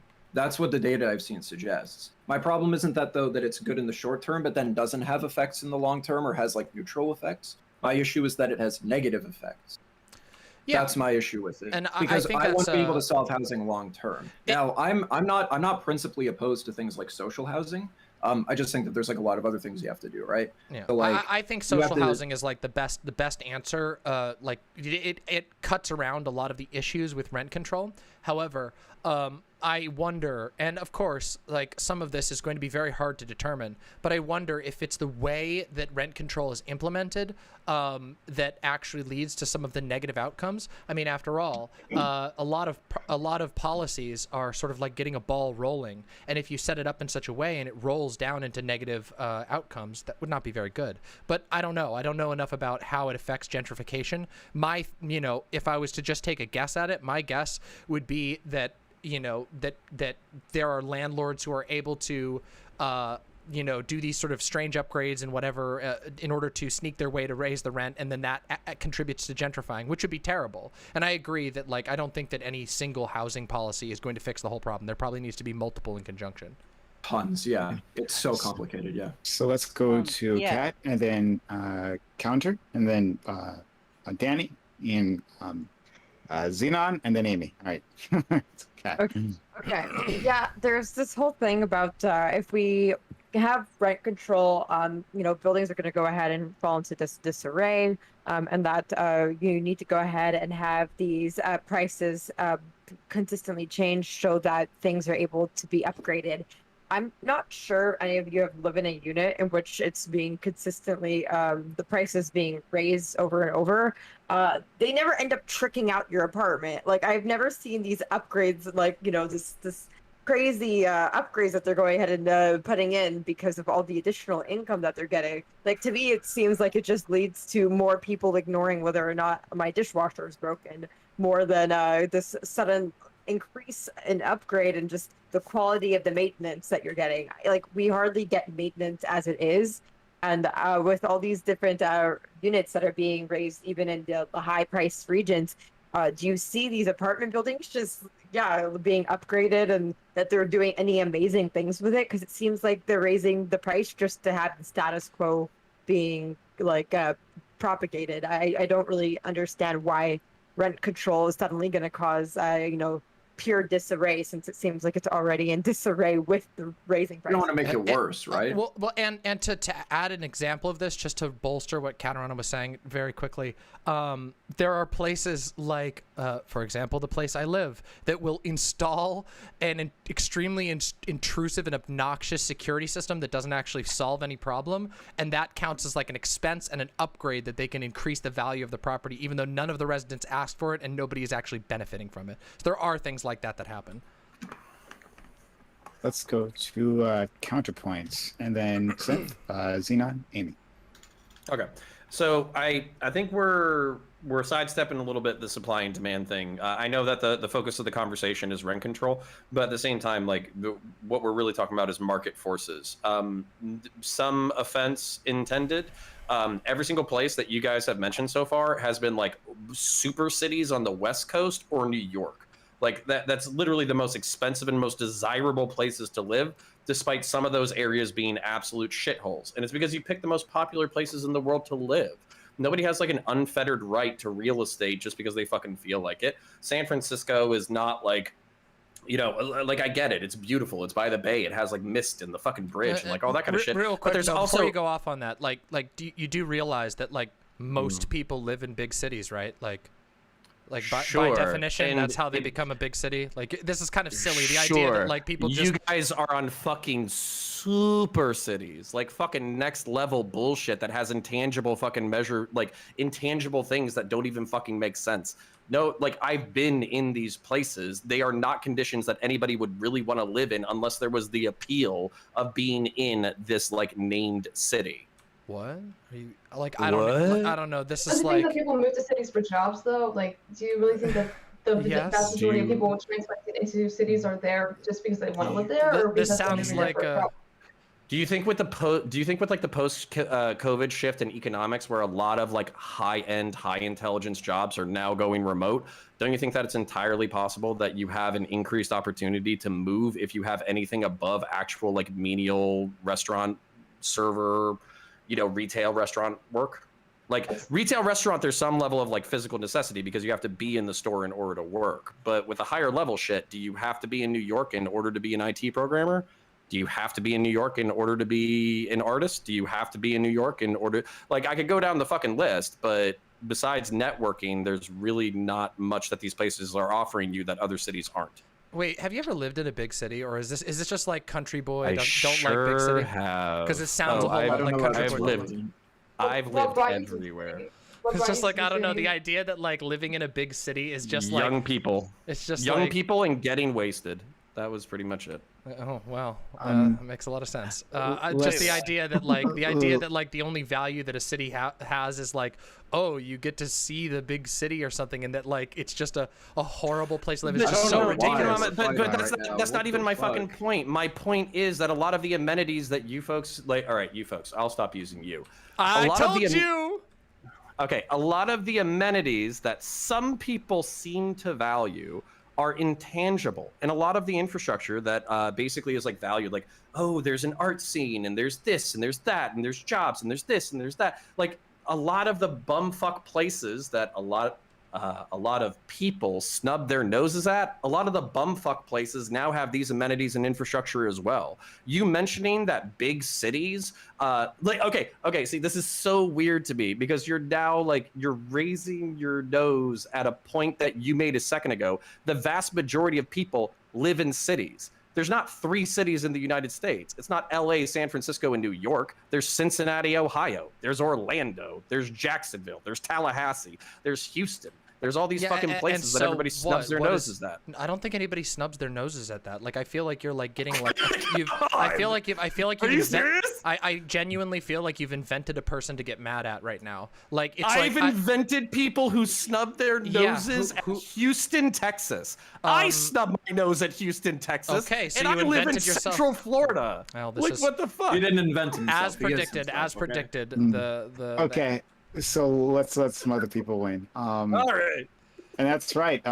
We got a self-report. Living in rural areas because of this and because of that. All the things. All right, let's go to this. Really, really effective conversation. I think you're muted. Yeah, Yes, you're muted. You're muted. We haven't really disagreed that rent control is a bad thing. We've sort of disagreed that rent control in the way that it is currently in policy is a bad thing, and we can't really control for all the variables. So this is very weird.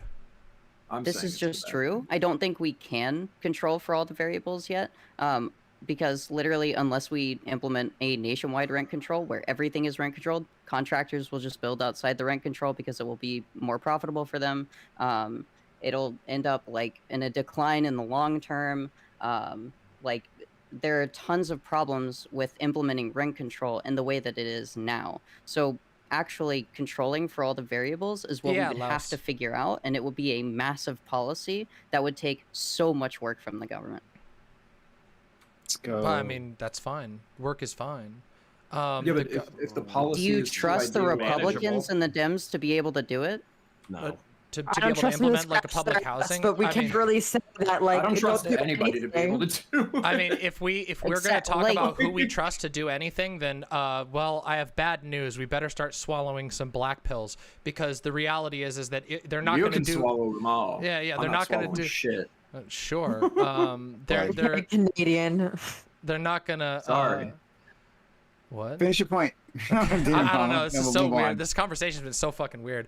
But yeah. Like. Welcome to another successful Prime Kai Clues panel. Yeah, There we go. Whatever. So my point is that like I think that the idea that like the government is gonna mess it up, it's like directly plays into the hands of the like current narrative of the free market, which they fuck it up too. As it turns out, these things are complicated, but there are just better ways of organizing. And I'm not saying that like a federal rent control wouldn't necessarily be okay. It's just that like I think it could do some good. The thing that I worry about is instating in the law on a federal level the necessitation of a private industry for housing, and I do think that's a huge problem. I don't think that we should reinforce that. Yeah, and I think that even if it means the government has to spend more time and more effort on it, good. It'll solve a problem that's been plaguing our country for its entire existence. Surely, yeah, but Ultimately, like we all seem. Oh, sorry, Synth. Yeah, that was to you. Ultimately, I agree, but like, how are we going to be able to change this infrastructure like on a massive level? Like, how are we going to buy all the houses back? Like, how are we going to acquire all the land back? How are we going to like, do we use what's it called, eminent domain, to just acquire shit? Like, what do we do? How do we implement these policies actually? Like, yeah, I mean, I'm not entirely opposed. At all? I'm not entirely opposed to the idea of. I tend to not prefer like super authoritarian solutions, but I don't think that there's a. I think that given the scale of the homelessness problem in the United States and the housing problem in the United States, I think it might necessitate that. I would love it if there was other options, but the fact of reality is that right now, I don't know if there are. I mean, yeah. Right now, hold on. Let me finish. Hold on a second before y'all freak out. The problem that we have right now is that there are people buying up these houses, and the people who are buying them up is massive corporations, and they are sitting on them because they know that right now people are getting evicted en masse, and they're going to just wait, and they can wait forever because they have billions of dollars in the bank, and yet people are literally freezing to death on the street while these apartments may be sitting completely empty. So I do think that it's I think that people really ought to think about the fact that like if we like inaction on this or insufficient action or action that feels like it's something but doesn't actually accomplish anything is going to necessitate a much worse situation later on by one means or another, either by capitalists will continue seizing all of these properties until everyone is just completely screwed and you're paying Amazon bucks for your rent, Or we recognize, okay, if we don't have a government action, even if it means seizing some buildings, even if it means saying, no, we are changing the law such that this type of setup is not allowed, such that this type of gaming the system is not allowed. I think that might be necessary, and I think it could be better than the alternative. So I'll let Synth respond, then we'll move to Xenon, Amy, Killer. Yeah, don't worry, we'll get back to all this. But so I agree. The corporations are buying up, and they're like fucking over the housing market completely. But the problem is, if we enable rent control, then those multi-million-dollar companies can just starve the fuck out of small, tiny people who are renting out their second houses and just like... Corporations already control most of the rental properties in America. It's like 5 giant housing companies that control most of American rental housing. The idea of like the small renter is unfortunately mostly a myth. There's not actually that many people. Come on. No, it's absolutely true. That's about a third. No, wait, you have to look at the actual numbers. Like, I know that if you I recognize Jesus, like literally everyone is so triggered on this panel. I didn't think that it was going to be like... Hurry up, so we gotta sure, let other people talk, because otherwise 4 people are gonna... Let's go to free Xenon. Then what Amy, the fuck is going on here? Wow, everyone is just so skilled with the audio today. Got a bunch of streaming pros. Thank you. Try it again, Xenon. Still working out great. Sorry, we can't hear you, buddy. Yes. So Amy? you're not muted in Discord. So. Oh. They've got audio problems? Yeah. Okay. Well, we'll get right back to you. Xenon. So let us know, like, shout when it's working, so we know. I'll come back to you after the next person. All right, buddy. So we'll go to Amy. Amy, just so you know, like, your audio seems a little hollow. It's like, I know your audio is a lot crisper usually. Are you using the same mic? Just want to be clear on that. That's. I think so. Okay. Well, Discord's algorithm. Yeah, we can still hear you. It's just that it sounds like you're using like a different mic than usual, but that's fine. Go ahead, Amy, please. This mic is usually really sensitive. I don't know if it's the mic that from my webcam or not. Yeah. Might be that one. Okay. So going back to, and this is why I brought up whether or not the study that was referenced was talking about San Francisco, because rent control already did at this juncture has been proven to fail due to the way that landlords tend to respond to rent control laws. Specifically in San Francisco, landlords used... Can you hear me now? Yeah, we can. Okay, go. Amy, finish. All right, continue. Do you want me to finish? Yeah, please. No, yeah, go. Okay, so landlords use the Ellis Act here in California to convert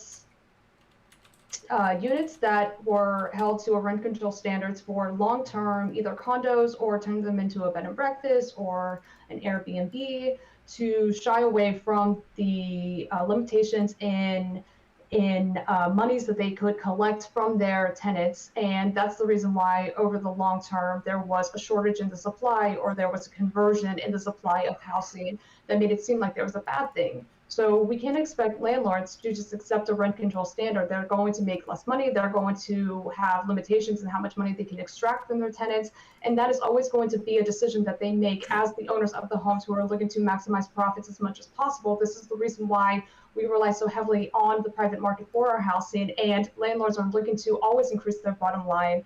There's always going to be a reason to look at the issues of the rent control standards instead of the behaviors and the activities of the landlords, who look to find any way possible to shy away from those same standards. And it seems like the best way to try to offer actual housing that does not require working over 50% of your income would be to look at the government using eminent domain, or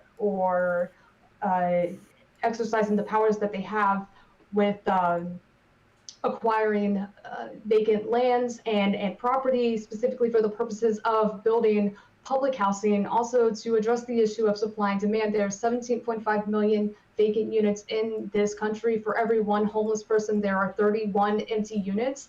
So in terms of whether or not it is a true supply and demand issue, that's not necessarily true. We have to look at the way that the landlords and landholders are using the commodification of housing to further maximize their profits as much as humanly possible. So of course, a rent control standard looks like it could be problematic, but in all reality, it's just one of many policies that would have to be applied, along with increasing public housing stock, maybe a vacancy tax, other forms of taxation that would work to begin the process of decommodifying the housing market, removing some housing from the market altogether, looking to bring forward alternative solutions like community land trust, giving the ownership of the land and the properties back to the owners. We don't necessarily need the middleman. We do need to have more affordable options that could be bought by the actual community members. Those assets should stay within the community. They should not be subjected to predatory investment, which we know that private equity firms will do. This is what they did in 2008. They acquired over 300,000 single-family homes. They converted them into rental units. They started to offer a secondary market in securitizing loans, specifically for the purposes of investing in rental properties. And that market could be coming down at any moment now that we are about to see the moratorium on evictions lifted. 8 million people are expected to experience possible homelessness. Who do you think is going to benefit from a second market crash? The same private equity firms who will buy up even more residential rental stock, and it will make this existing problem that much worse. Right now, private equity owns about 1/3 of all rental housing stock. After this impending market crash that could very well be on its way, who knows how much more investment they will make to further monopolize on the ownership of land that will be used solely for the purposes of renting, keeping people in perpetual states of rentership. That is what we are seeing right now. Sorry for the long-winded. No, don't worry. We have DramaMama here. She does the long-winded stuff for us. All right, I'm moving on. We go to Layman. Did you have a direct response to Amy? If not, then we'll get back to you. I'm just not really sure if you can say that like supply and demand isn't relevant to the conversation whatsoever. Now I'm not saying that now again, like 12 people go at me, but I'm not a libertarian. I'm not like super, there are only free market solutions. We cannot do social housing. I'm in favor of social housing. My problem is that social housing isn't enough. I think it would be ideal to simultaneously, because these are not mutually exclusive ideas, also try to do things to incentivize some kind of competition between like homeownership homes, like have more, what's the word? The word is on the top of my head, what the fuck? New home construction businesses, incentivize them to build more homes. The more homes there are, the more opportunity there might be for them to compete with one another, and the more likely their houses might drop, their housing prices might drop as a consequence to keep up with each other's competition. I think you can do that simultaneously. Pardon? Do you know how much it costs to build new housing? Oh, a lot. So I'm in favor of things like tax incentives to attenuate how expensive that might be. Right. So I think that we can have a lot of affordable housing options, you would have to heavily subsidize the construction process in building new housing, right? Because here in Los Angeles, building a new housing unit is $500,000 to build one housing unit in Los Angeles, which is a rather saturated market. It's a very highly desirable area to live, don't get me wrong. But how exactly are you going to stabilize costs of living when it's $500,000 just to build one unit in one of the more higher price markets? I don't know. I'm trying to find solutions, and I was hoping we could work through some together. That's all. Encouraging people to go to fucking Ohio. Holy shit! But why would you move to Ohio if you don't have a job, or if there's no if there's no employment opportunities? Like, I think that we have to look at. We have to look at all of these just things in general. We have to look at all these things in tandem. All these things are true at the same time. That's the problem with this conversation. DramaMama said there was nobody snubbing these small, medium cities. I admitted that I would snub some of these shitty cities, and then Prime did it like fucking 10 minutes later. We found 2 so far, and everybody else is biting their tongue.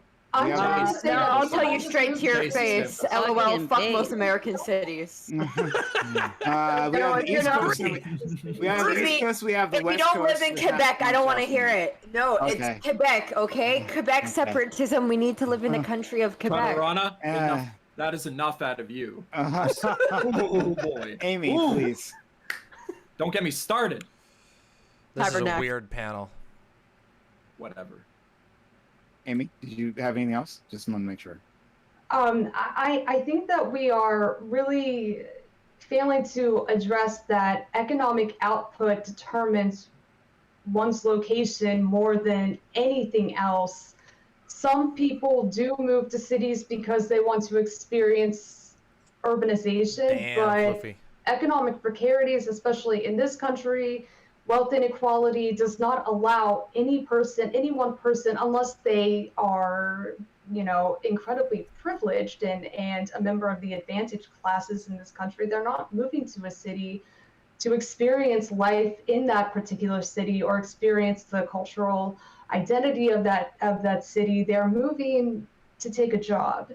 And unless there is some sort of incentive to move to Cleveland, Ohio, or the Midwest, we tend to see people stay where they are. And I also don't necessarily know if we should put the burden on lifelong residents in a newly unaffordable city to force them to move out, because Correct. transplants who are moving into the city, taking on these jobs because that particular city is experiencing a boom in a particular sector, that they should be forced to leave because they don't have the purchasing power or the material wealth to be able to compete with newly transplanted individuals who did move in for a job. I do think we have to look at the solutions for long-term residents, and that requires some preservation efforts that could be tied to our zoning ordinances, that could be government intervention,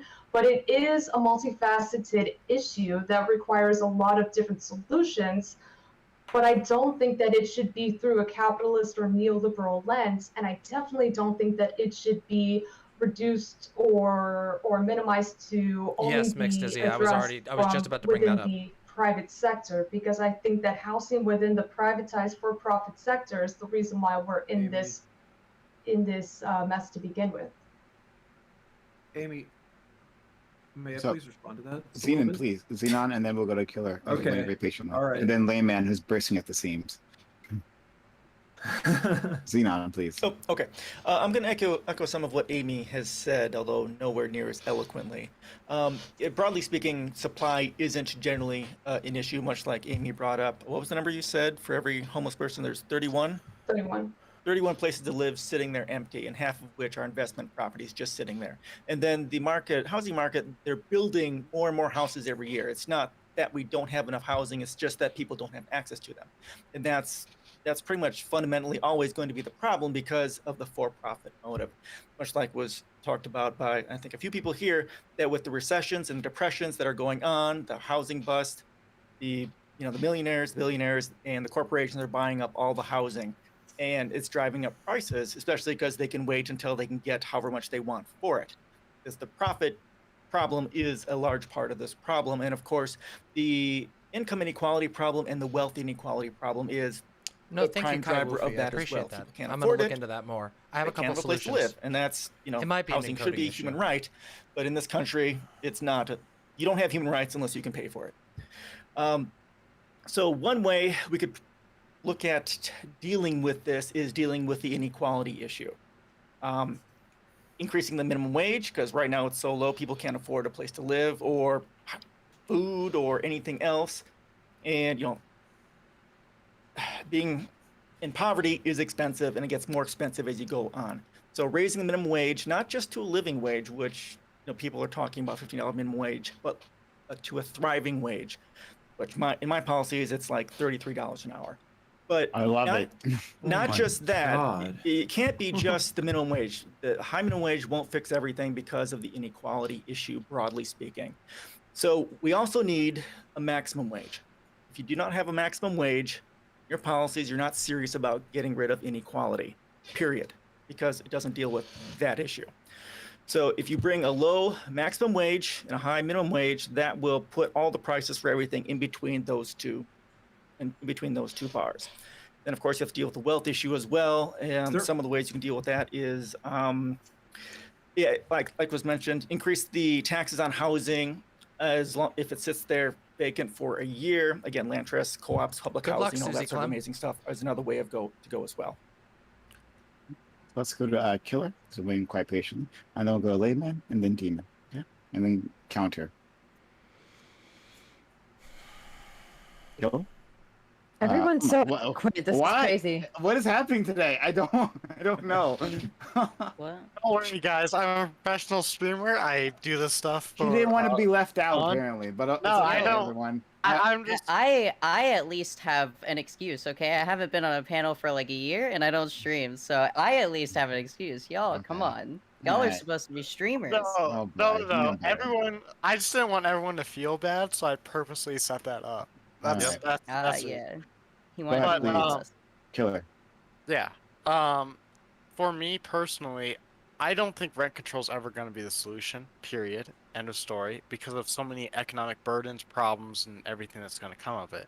But I do like a lot of the solutions that are starting to blossom from this conversation of things like maybe we set up an exponential housing increase, like. The more houses you own, exponentially the amount of taxes that you owe on each house or each unit increases. Value tax, yeah. Yeah. And doing stuff like that, like, because there's a lot of people, I actually know people that own 2, maybe sometimes 3 houses, and it's like, fuck you. People in this country can't get basic housing right now, and you guys, obviously you can't spend your life in 3 houses all together all at once. You're at very best like thirding it, where like 1/3 of the year you're going to each house. Most likely they're not even doing that. Or you're moving back and forth really quickly. That's another option. You didn't really put that on the table. Come on, man. Have you heard of quantum particles? What kind of nonsense is this? Have you heard of the Flash? Honestly, but go ahead. Sorry, I was gonna say Dr. Manhattan, but yeah. There we go. I mean, I agree with the quantum mechanics portion of it. Obviously, there are certain probabilities that can happen where you split as a person, and then you are simultaneously living all 3 lives all at once. I didn't really think of that one. Thank you guys so much for coming up with that solution for these people. But when it comes to things like $500,000 for a housing unit from Amy, first off, I just want to give Amy credit. Everything that she said for stats has been completely true from my ears and everything, and it's just very refreshing when I get people that say absolutely true. I don't know, Swagatha. This has been a weird panel. Even though like I might disagree with the conclusion or like where they go with it, it's just very refreshing. For a lot of people who buy new houses, landlords or whatever, they don't necessarily make a profit for like 5 to 10 years until they pay off that debt from buying that new unit, and then they start making the profit off of whatever. Basically, what they would have been paying towards that debt. Yeah, this is like Amy's main wheelhouse, isn't it? But at the same time, though, we do have to outright agree that this country is getting oversaturated with people owning all the fucking housing shit and annoying stuff. And also, what more annoys me is people owning more than 2 houses, 3, 4. I mean, we've got people like Bernie Sanders who complains about this stuff, and he owns multiple houses. And I do agree with Free Xenon that it's not just that a lot of this isn't that we don't have enough housing, it's that we just don't have access to it. And then finally, because I've been waiting for so long to address Connor, I agree with a lot that he said. Where I get my housing, where my living and everything is actually, a lot of it now is coming from COVID. Where I work mainly from home, I work out in the middle of fucking nowhere, and my rent is about $1,000 a month, which is like unheard of to a lot of people, and I actually love it out in the middle of nowhere. Everyone fucking smiles at you and says hi when you go to the coffee shop. When you go to the major city, everyone gives you the middle finger, and when you say hi to a girl because she's being awkward out in the middle of the area, she thinks that like I'm planning on like abducting her or something weird, and I'm like, no, calm the fuck down, major cities. Look, can we just go back to the countryside over here? You mean to tell me that you pay $1,000 to live in live in a No, out you in can the say nowhere? bumfuck. You can say bumfuck. Okay. No, it's cool.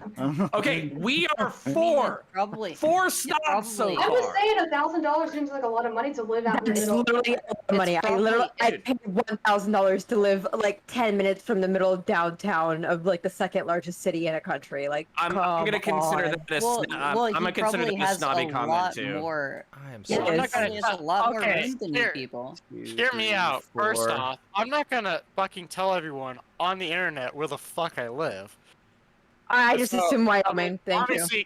Obviously, the context changes, and by the way, it changes also where you live in Wyoming, because you can live an hour away from major cities in Utah and Colorado. I'm cringing in out of fucking my Wyoming. mind right now. And second off, I'm I've got cringing multiple out of my mind. bedrooms. I have a full-on kitchen, bedroom, or living room, and everything else, and I've got over like 1,500 square feet, about 2,000, I think, square feet of space right now. He's got so many rooms. He hasn't even jerked That's what off I in was every saying. sinve room yet. I was So like, fucking what hard. I Been there was for saying is that like years. he's I paying struggled. $1,000, and the amount of room and the amount of like shit that he's getting for $1,000 is so much fucking more than living in an inner city. It just is. Like, so if you can afford to do it, then yeah. And the most amazing part is everything's a fucking walk away. If I want to go to a coffee shop, if I want to go to the local like community college or university, or even to my work, it's like 10 minutes away walk. Fucking wonderful. You and these coffee shops and these women who don't recognize the danger that you pose. All right, let's move on to layman, demon, encounter. There's just so much said. I can't even remember what I was going to respond to at this point. This is so sussy. Fuck. You were going to respond to Amy before Amy said something Yeah, but Amy amazing, said and you were so going to many pretend things. that Amy said so many things. you were going to pretend that she said something wrong. But go ahead. She did say something long. Not that it was all bad. I don't like when we look at things like housing that require like so many individual moving parts, so many individual policy solutions. We look at so many problems with housing, and I think that the problems oftentimes feel so overwhelming that the solutions become a little too idealistic. The problem's capitalism, full stop. Yeah, so that's what I mean. Too idealistic. Destroying capitalism isn't a solution to the housing problem.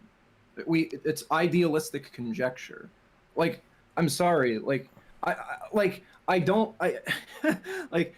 would be nice if we are there any specific policies that are like empirically demonstrable that could help? That's what I'm interested in.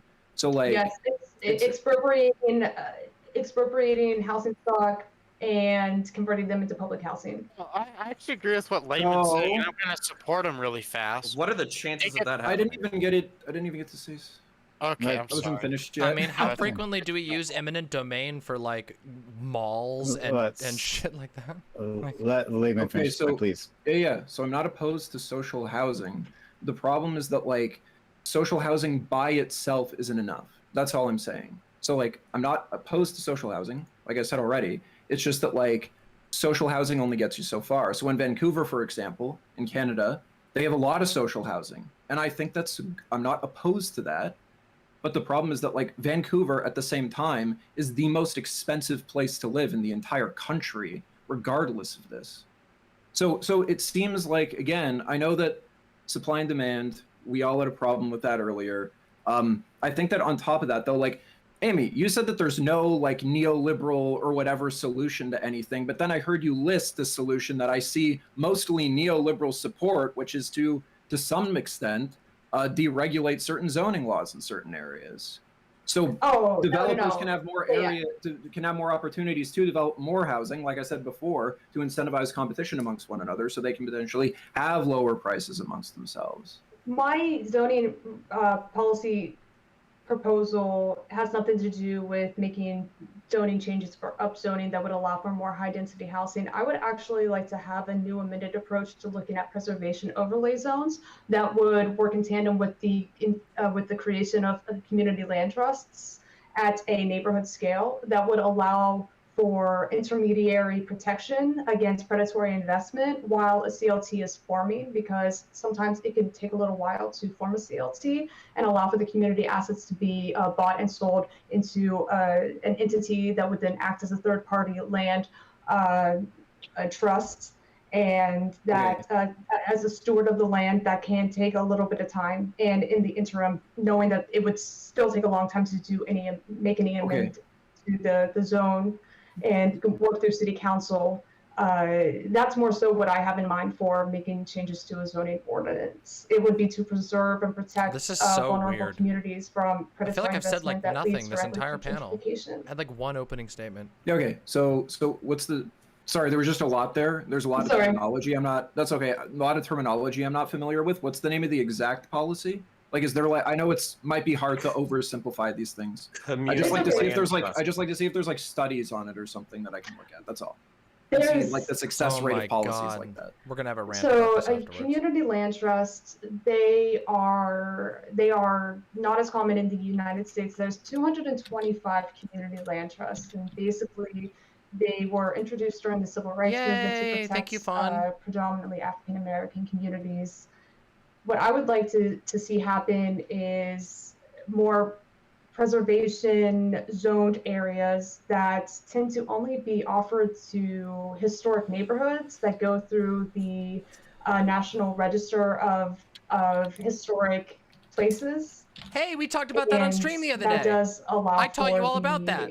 I taught you imps all about this. Identity, the historical significance of a community to be preserved and taken off the market. I think we could extend something similar to the preservation of low-income communities that have been historically impacted from redlining. The history of exclusionary zoning would definitely apply, but non-white, low-income neighborhoods that were subjected to de facto segregation, redlining, historically segregated neighborhoods, or I agree with this. Banking discrimination. They all need to right now have some sort of protective overlay or barrier between predatory investors who are looking to gentrify areas, as they are commonly found in a city proper, and as more individuals are looking to, we have a market for individuals who want to move into the city, who have the purchasing power. Those neighborhoods are most vulnerable and most subjected to gentrification, and have some sort of government intervention to protect them. Okay. So you mentioned, the name of this policy specifically is called Community Land Trust. Okay. So I'm looking up some shit really quick. It seems like we have some things like this actually in my home province in Canada, and it seems like they actually are helpful. So I can concede that for sure, the community land trust stuff. And then you mentioned the history of like discriminatory housing laws and stuff, or not housing, zoning laws. Again, this is kind of what I was alluding to earlier. This is something a lot of neoliberals want to get rid of. There's a lot of these that exist in Toronto, for example, and like a lot of them want to get rid of that. A lot of them want to get rid of those zoning laws. They want to deregulate that. To what end? There can be more. Well, to the end is so people can. So there's more opportunity to build more housing for, again, like Amy said, these high density areas. That's not necessarily what I want to see happen. I understand that. What I'm saying is that you are united with the the globe heads. Let us call them. And that you want to get rid of that zoning law. I don't. No. That's not what I said. I don't want to get rid of zoning laws, especially because zoning laws do help to protect lower income community members who have been subjected to environments of racism and other forms. I'm not saying all of the zoning laws. I'm not saying all of them. This is a total mess. Or the ones that help. I'm saying that the ones confused. that the zoning laws in and of themselves that are discriminatory. I hear neolibs talk about this all the time. That's all I'm saying. I'm not anti all zoning, get rid of all the zoning laws. I just want to make that clear. So single family housing has been, or R1 zone single family housing zoned areas have been synonymous with exclusionary zoning, and cities like Minneapolis, they have worked to abolish R1 zones and move to a multi-use zone that would allow for, or mixed-use zone to diversify the suburbs. And that is more so what I am aligned with, not necessarily to allow for the complete unfettered building of yeah, I know it came housing in a particular area. But you tend to if I can watch it on stream, I will. But a I don't lot think I can. of housing advocates want to abolish yeah, it's R1 rough. zones in particular because of the historical. God, I keep getting cucked this the month. historical this month sucks. Reference to exclusionary zoning, Not in every way, though. racist banking practices, redlining, and white flight that go into the creation of the suburbs and trying to, you know, right the wrongs of our built environment that were built along racial lines is the reason why some housing advocates who are the most progressive or left-leaning, they do so for this very specific purpose. And I'd like to do an overlay to protect and preserve traditionally low-income neighborhoods of color so that they do not have to experience the predatory investment that is occurring in the gentrification process in most major Silax, but I'm cities. sure the count would be interesting. Okay.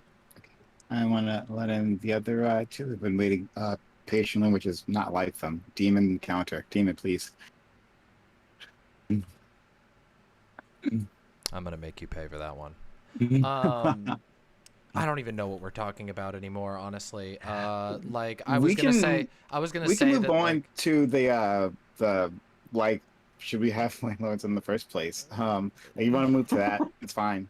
Well, I mean, it's okay. So there's a couple of things going on here. One is like there's been sort of this weird declaration or like an attempt to like set up a straw man. It's like, oh, well, everybody's just giving very idealistic solutions, but I feel like the solutions offered by the people critical of rent control from the left have actually been quite like down to earth and reasonable. I do think that there is $33 an hour minimum wage. Wait, sorry, is that the, like, did you hook on one thing that was said? No, I'm saying that is an example of something that I was referring to. I didn't disagree. Hold on. I didn't disagree. So you interrupted my statement. So layman. All I'm saying. You interrupted my statement to pick on a literal single line said at one point by Free Xenon, and once again, like this is why. As you did for me, yeah. That's why I'm butting in, so I can just clarify is this, what I meant, because there's a huge mischaracterization going on. That's all. Okay. Yeah. Mischaracterization. Okay.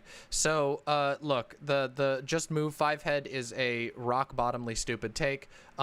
Moving is incredibly expensive and also psychologically traumatic for many people. It is a thing that people are incredibly reluctant to do, especially if they're moving from a place they've lived for a very long time. That doesn't mean that moving is always bad, but the idea that people can just move to some random rural area at any given moment is completely ridiculous on its face. And also the idea that, like, I will agree that most rural areas have cheaper rent, but it's almost hilarious to think that, like, as somebody who has spent my entire life until very recently living in rural areas, most rural areas are not 10 minutes away from anything.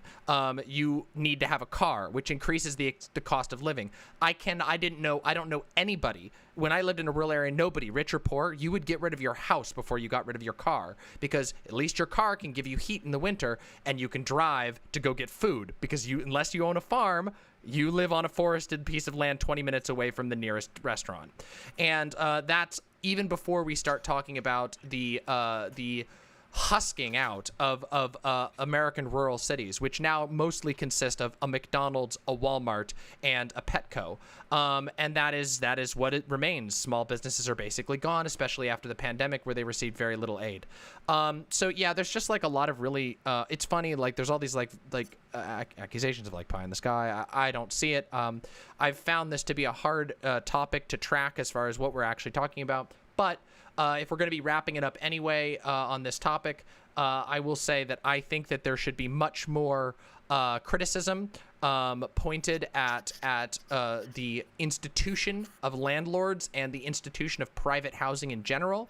I think that this is something that will require decisive and aggressive action on behalf of the people of America, and if that ends up being on behalf of the state taking an action, or or everybody else figuring out another solution, it's going to happen. We are about to hit eviction moratoriums are about to expire. We are going to have an unprecedented jump in homelessness, and there already has been. Like, I can physically see the increase in homelessness in the area that I live in, and it's very sad to see, and it's very concerning, and I think that many Americans are rightfully afraid of this sort of thing. And just so you know, people don't tend to stay very happy when they're homeless. And the more homeless people there are, the more crowded they are, the less resources that are going to be available in a country that already doesn't give them anything. So that is, I don't know if people like do the history thing here. I don't know if people do the literature thing, but I recommend reading some books about the 1920s, the Great Depression, and the follow-up, because damn, listen, things get real rowdy when people don't have a home to go back to at night. I personally prefer the less rowdy solutions. I would love it if we could have a responsible country that would sit down and go, hey, we need to do something about housing, because otherwise a significant percentage of our population is literally not going to have a house. But guess what? If they don't do that, if we don't start thinking like big and not just small, like, oh, maybe we'll increase the vouchers by 25 cents a week for the next 10 weeks, and then, you know, these sort of like idiotic, almost like offensively bad and mild solutions are going to result in a ton of homeless people getting very, very angry. And I don't, and those people are not going to be nicely organized. It is going to be desperate people who are filling every street corner of every major city in America, and that is not a fun thing. And also, it's a horrible thing to do to somebody else.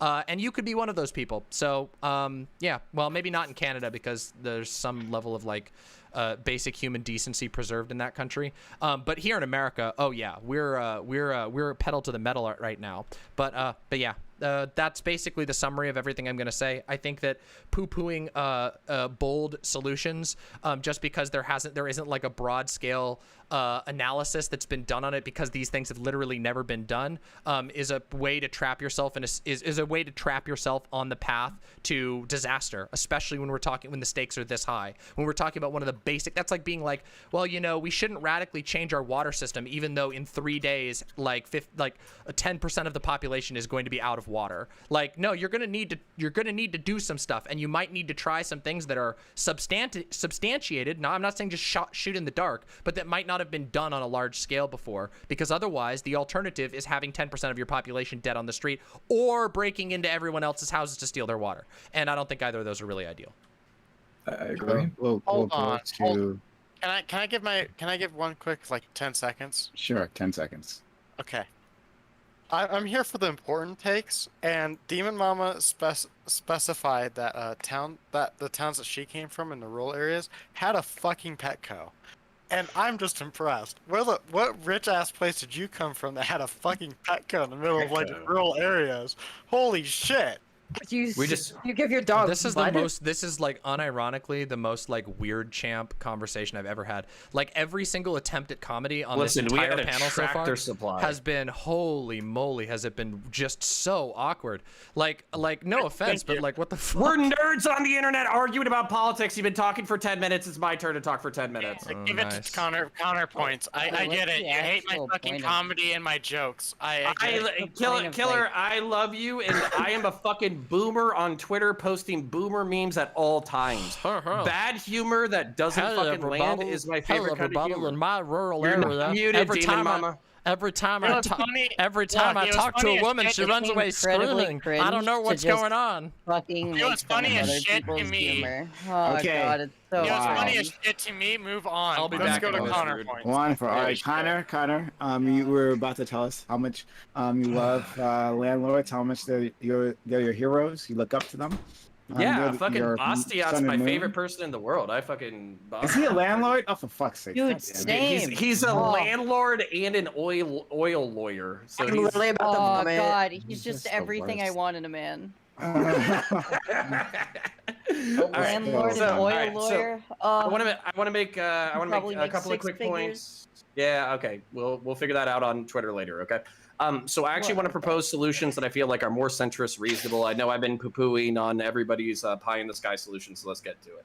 So I think Killer said landlords don't make a profit for the first 5 or 10 years. I would like to point out that any property owner that actually owns their property is still making the right choice by building equity in their own property. So what'll happen is once any property is paid off, like a mortgage, you've now built up that value within the property that you now currently own. So even if you're paying property taxes, you now have built up that equity. So that's why a lot of landlords look at their investments as paying for themselves.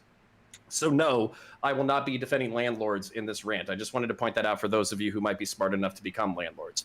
30 units of housing per one homeless person. This was brought up in response to supply and demand. I would like to point out that homeless people from a market-based standpoint don't have a demand.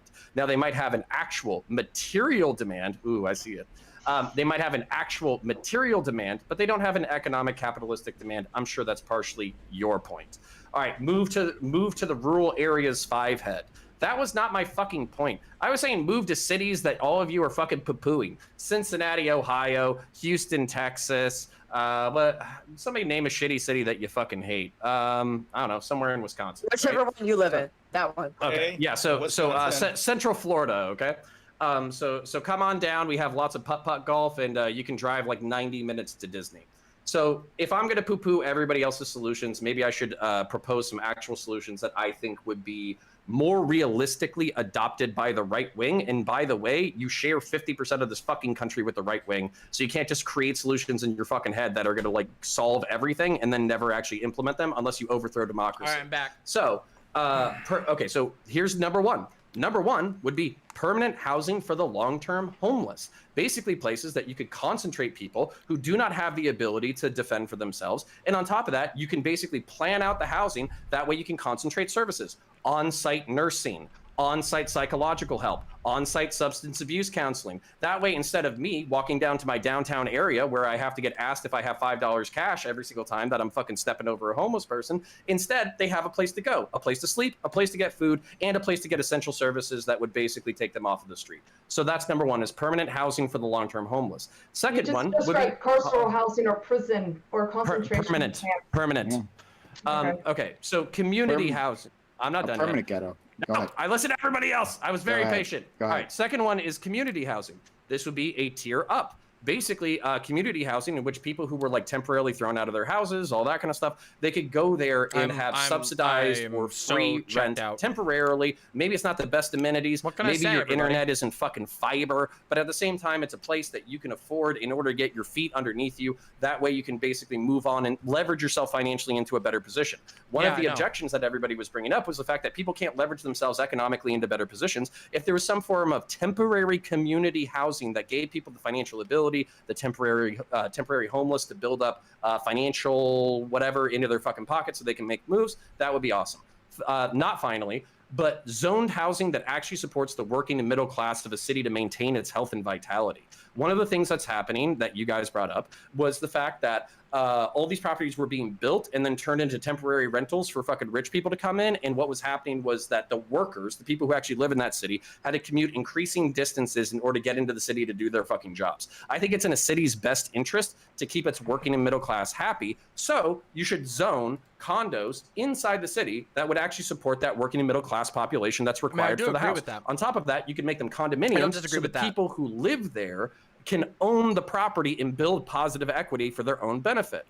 Not only that, but you could also do really cool design shit that a bunch of engineers and public policy nerds would love to fucking do. Like build a whole bunch of housing units on the 2nd through fucking 20th stories and then build like gym, community amenities, and fucking grocery stores at the bottom level so you never have to leave your house, which I know a bunch of you fucking coomer fucking, anti-environment agoraphobes would fucking love. So I'm proposing solutions that you fucking want.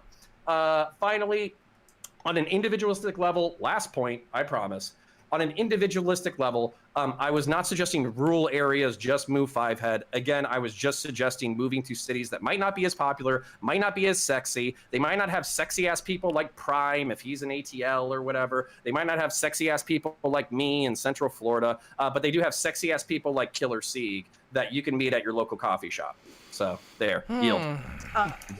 So the whole idea of like, if we just go ahead and fix zoning laws that might actually do something is a bit strange, just because I'm used to a lot of times people go ahead and just buying up property inside of like condos and using those as Airbnbs. Like you still end up having that same problem no matter what type of property type you have.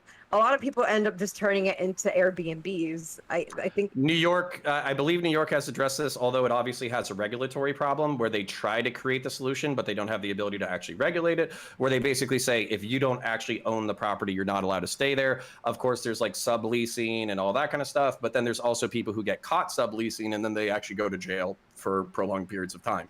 So no, like just because somebody's going to break a law doesn't mean that you shouldn't create a law. Just because somebody's going to abuse the design doesn't mean that you shouldn't create a good design. So, okay, so that was your full solution is to also go ahead and implement like the New York like model where you can't do Airbnbs legally.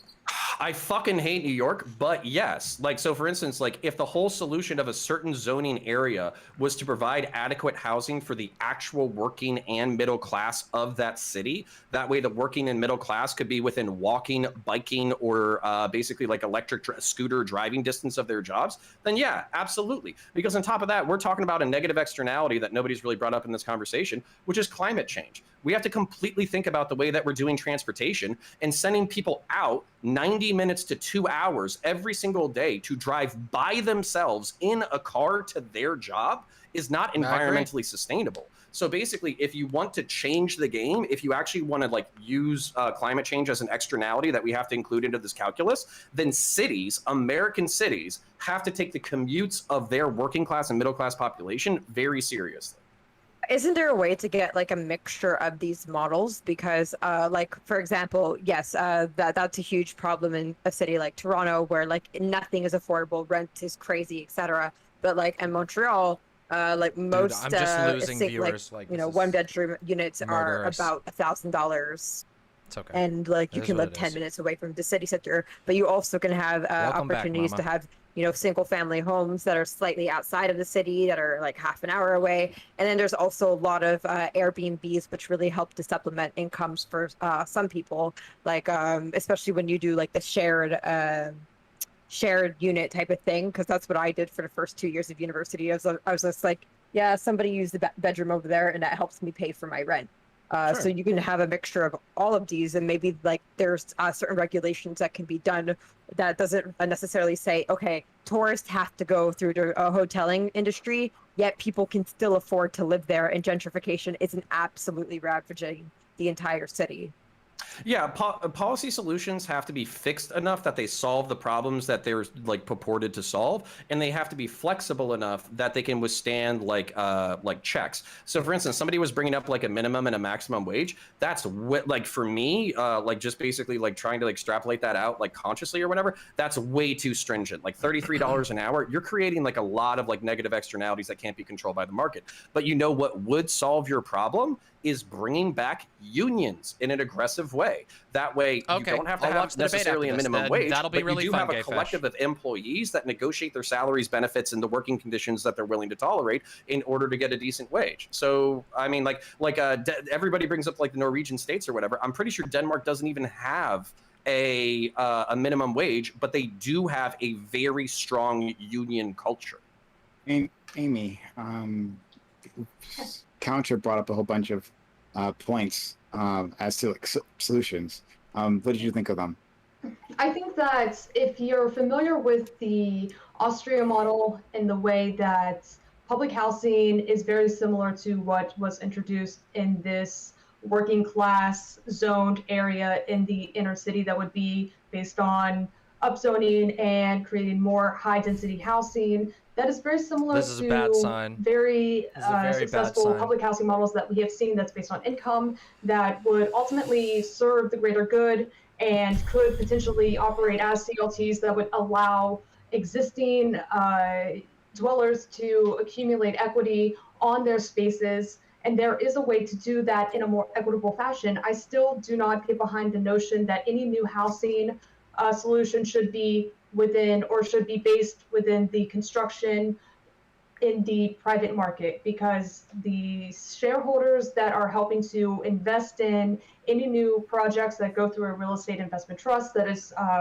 then bundled as a mortgage security and traded on Wall Street is always going to have those financial interests first and foremost at the forefront of the conversation, that makes it really difficult to feel like we can alleviate the burden of high rental or even mortgage prices, because we are constantly looking to ensure that the shareholders are happy, that the stakeholders are happy, and we can't necessarily do that in any real capacity when we're talking about building new housing in an already saturated, already populous area. So again, this is where I think government intervention has to be included in this calculus. We have to look at the ways that Azazel, we good to see you. build in a subsidized program that allows for lower costs of construction that will ultimately go back into I thought this was going to be a good one.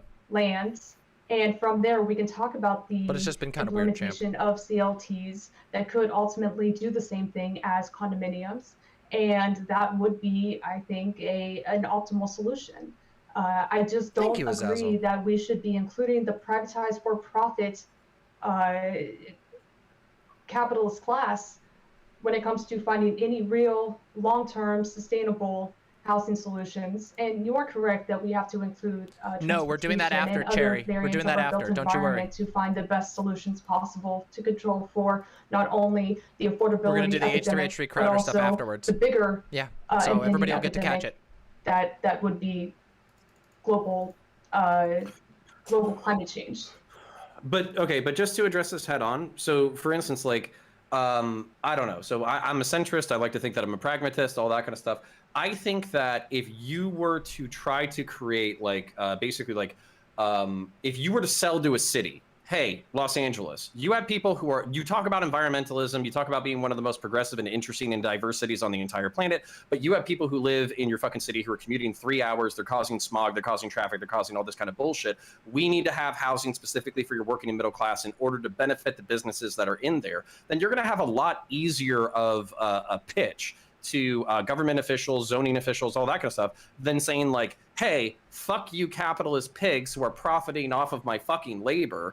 Give me, housing so I can have my human dignity now, and hopefully I'll build up my fucking power base to chop your fucking guillotine fucking ass landlord head later on. Though. There's a problem with this, that these exact, well, yeah, of course there is. I mean, this solution has been suggested for a very long time, and it doesn't happen. And the reason it's not happening is not because of like a lack of will or a lack of awareness of the problem. Like, people know that the working class keeps getting pushed further and further out, which increases their expenses, which increase the amount of reduces their quality of life because they spend all their lives in commuting, and nobody cares. And the reason why is not because people aren't making good arguments. The arguments are being there. It's because the people who have the property don't give a shit. It's because they want to keep making money, and this is how they keep making money. The rest of the world be damned. What's good for the country be damned. And this is where I tend to agree most strongly when Amy says that like government intervention is something that has to be seriously considered, because how do you check that sort of profit motive when there is massive, like especially massive housing corporations that are not only willing to play politics, which we could talk about that, but even without getting into how much they influence politics, they just simply won't do the thing you want them to do because they want to make money. They will fight against it tooth and nail, and they can sit back on it because they're not out of a house. It's their tenants or their potential tenants that are out of house. And if you have a government that refuses to do anything about that, it's a giant game of chicken.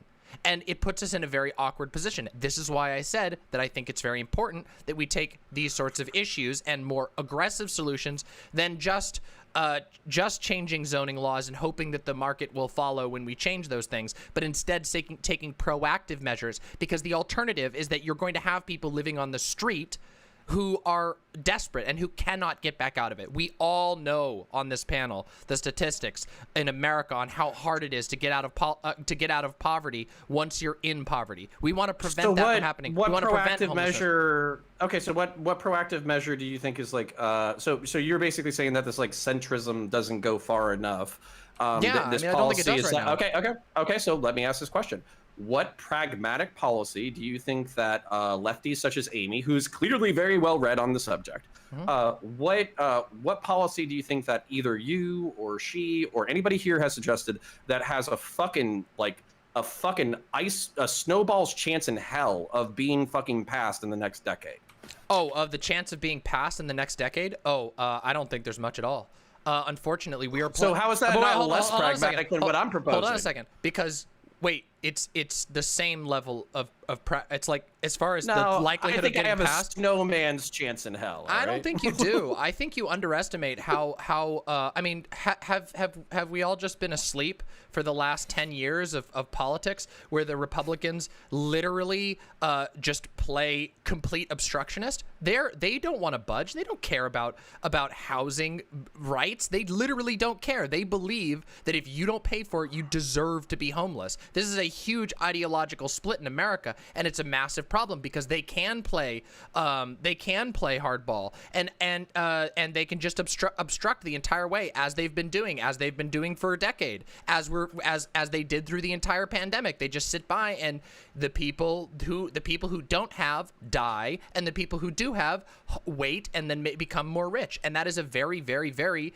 difficult situation for us to find ourselves in. So I don't think it's if your only solution is a purely electoral process, I think that is a scary world to subscribe to, because if you think that's the case, well, then there isn't a snowball's chance in hell. There is no chance you're going to win over the Republicans or even the conservative Democrats with anything other than you deserve to be homeless, stop doing drugs, Okay, so this is interesting to me, because basically what I hear is, I'm a libertarian, but... And then you literally just said that you don't believe that electoralism is going to proffer a solution in the next decade, and it's unrealistic of me to consider that it will. So what is the mechanism that you're going to implement any of these ideas through? Oh, I think there's a couple of ways that this could be done. One way is that you could have major, like, you could have state building projects, quite frankly, where you say, okay, if there's a parking lot that's not being used in the middle of a town, we are going to eminent domain this, and we are going to build this into an apartment unit that will be given to the working people that you've mentioned so many times in this panel. That's one possible solution. Another possible solution. But are you talking about like capturing a municipal office electorally, or are you talking about like literally people on the street just being like, nah, this is ours now? Like, oh, well, I mean, that might happen. Like, I mean, you might have. I mean, that's a really stupid like parallel to draw. Like, that's not what happened at Chaz at all. But like aggressive. Well, they did seize public property. No. Boy, no, they didn't. Let's focus. Let's focus. Oh, sorry, I forgot. Like, Connor Point still buys into like the city of Portland is burning to the ground narrative. Sorry, I forgot. I'm literally on fire being in the town of Seattle. So yeah. No, I think that I think that there are more executive options that you can do on a state and or a federal level to get involved on these. Not my preferred method. I wish there were easier ways. I wish that we had a system that was more even. But I think there are other solutions as well. I think that you're going to see people like pool together and basically buy and convert and build their own communal housing projects. It might be a very laborious and uncomfortable process for those people, but that's something that I think we're going to see a lot of, and I think that we should facilitate that instead of basically playing obstruction. If the government can help with that, that will greatly grease the wheels. I really hope that we don't end up in a situation where it's all like sort of insurgent like squatting, where people basically squat a building and refuse to leave, and then the government says, okay, well, you people live here, so we're either going to kill you or we're going to take it away from the people who own it but aren't using it. I mean, that's the case where we are in a lot of places. We have people, I mean, in the city, I mean, fuck, even in the city that I live in, if you go into the industrial district, there are just tents clustering around empty buildings that you'll get beaten by the cops if you go in the empty building to get shelter, and but the building is empty. So yeah, you're going to see that. Like, if that's what you want to avoid, then we need more aggressive government solutions. And if people aren't going to vote on those aggressive government solutions, then they're making their own bed. Because what I've been pointing out for this entire thing is that housing is not a want. It's not a luxury. It's a need. Every person needs a house. And like, just like how a person, like, I don't know, there's a goofy ass saying out there that every person is 3 days of water and 1 week of food away from being, like, I can't remember what they say, something like wild, but like revolutionary or something. Yeah, revolutionary or a Mad Max, whatever. But that is true. If people get to that point, then it will not be nice solutions. So I am trying to say we should have nice solutions, but the reality is that we have an enormous amount of people in our government that are deliberately playing obstruction. So what that means is that Democrats, because let's be real, this is a partisan issue, Democrats need to get more aggressive, or else the answer is going to be that people figure it out for themselves, and that might mean kicking down doors or building weird shanty towns that have no building standards because they desperately need somewhere to live, and then you know. I hope that's not the case, but that's what's going to happen, because these are needs that aren't being met. These aren't just luxuries. And again, I don't know, like we can point to a whole bunch of the attitudes that Americans have towards homeless people to you know, illustrate. Even on this panel, there's been some sentiment towards homeless people that is positively dehumanizing. And let's just say, I mean, damn, I just really hope that people are taking it serious, that these are human beings that don't have homes, that have actual needs, that they will find a way to solve, or they will die trying. Right. I think it's going to come down to grassroots organizing and what will become a national network of local level organizing that will ultimately be the only way to take this matter seriously. Because right now, as you pointed out, the Democrats are taking money from the private equity firms. The local city council members, they are right now at the behest of private developers. Government officials at every single level are facilitating this dominating market that is worth, in the more liberal estimates, $33.6 trillion. That is the residential real estate market, equating to $33.6 trillion that is facilitated by the government, because it is one of the most lucrative, money-making, profit motive machines that we have. So because of the commodification of housing and how much money there is to be made in the real estate economy, a lot of politicians are on board with maintaining this model, even at the expense of the most vulnerable people. Even if it means that we are going to see an uptick in homelessness, it is going to take it's going to be a concerted effort of education and capacity building to understand what we as regular ass people who just want to have decent standards of living, what we're up against. And that does come with a lot of organizing and a lot of work on the ground. That ground game, I think, is starting to see some real changes. More people are becoming aware of what they can do as members of the community, and community empowerment is starting to I think, transition to more members of tenant unions, more people joining DSA, and I think through that avenue we will see more people demand. I don't think that's going to happen from local politicians. I've been saying this for over a year. I don't think that's going to happen. If it starts at all. Thank you so much. All right. I think that's actually a really good point to move on to our next topic. Thank you for that. Thank you for the passion that was brought here and the knowledge. Amy, thank you so much for your perspective on this. Is very useful. You raised the level of discourse we had on this topic, right? Otherwise, I only did agree to this topic, though, if that's okay. Yeah, sure. Sure. Thank you for coming through, Amy. Before you go, Amy, I just want to say the CLT thing. It's. Oh shit. Right. Oh, I'm not muted. I thought I was muted. Sorry. Bye. It turns out I'm not muted. Amy, before you go, just want to say the CLT thing, I'm reading more into it. It looks pretty cool. I want to look into this more. I think this could sell. I think this is something that I could sell to like a broad range of people from a broad range of political ideologies and different like spectrums and stuff like that, and sort of get a lot of people behind this. So thank you for turning me on to that idea. It's like, by and large, the most useful thing I got out of the conversation. So thank you. Awesome. All right. Thank you all so Amy, much. we'd love to have you again. We did it only once before, but we had a talk on housing, like a one-on-one Lumi talk. but Lumi backed out. I really enjoyed that last time. We'd love to do that again sometime in the future. Sounds good. Just let me know. All right. Have a good one. Thanks so much for being here. All right. Okay. Moving on. All right. So again, thank you all for being so kind. Before we go anywhere else, it's something that's just been in my mind, and like has to be said. All right, DramaMama, are you doing like a Poison Ivy cosplay? Is that actually is that what you're going for? Not intentionally, but I'm not opposed to that. All right. Oh, you look good. I just happened upon a very nice green dress, and then it coincided. My finding of this green dress coincided with me getting my hair color changed, and yeah, you know what? I'm okay with that. I love Poison Ivy. All right, yeah, good character, good choice in character. One or the other. All right, but thanks all. We'll move forward. Topic 2. John Cena recently apologized to his Chinese audience for the crime of calling Taiwan a country.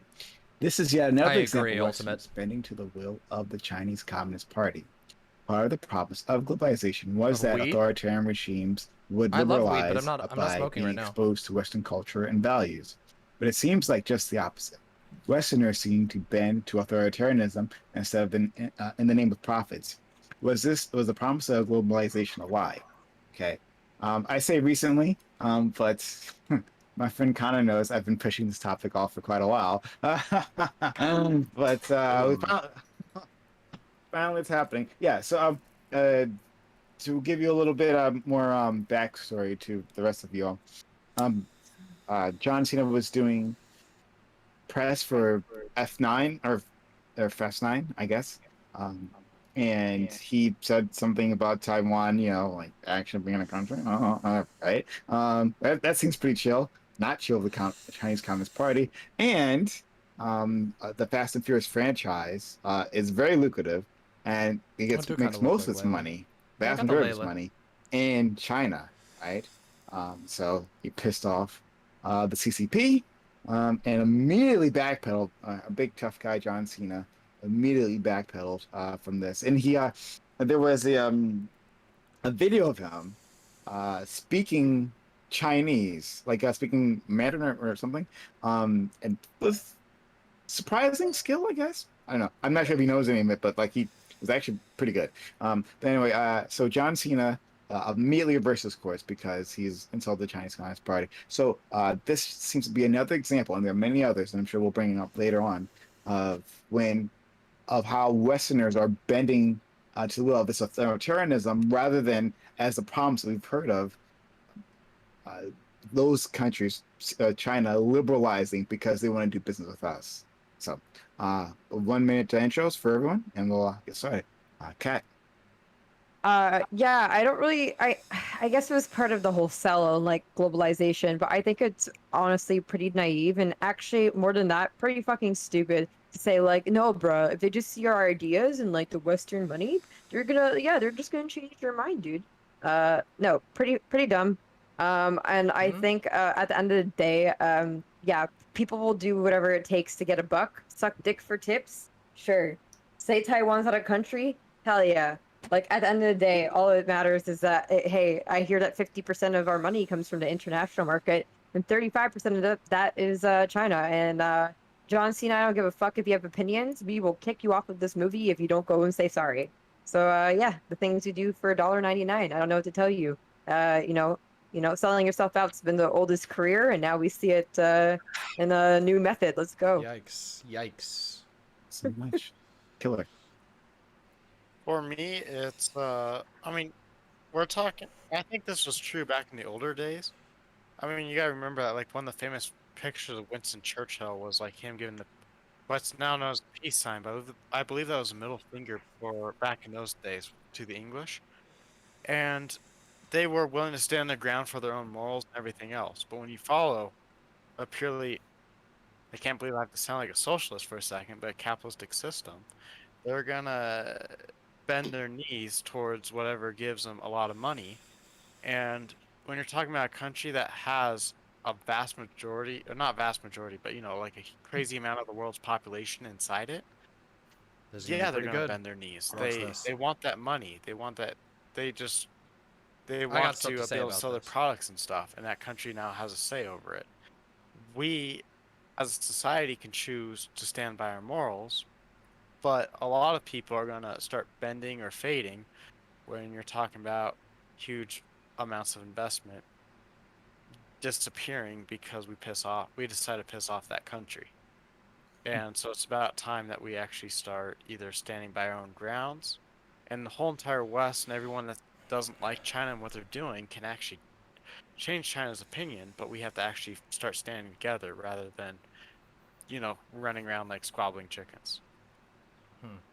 Thank you so much. Next, counterpoints. CTV. No, I was going to say CCP. I was going to literally say CCP. The federal government is bad. Drugs should be legal, and machine guns should be available in vending machines.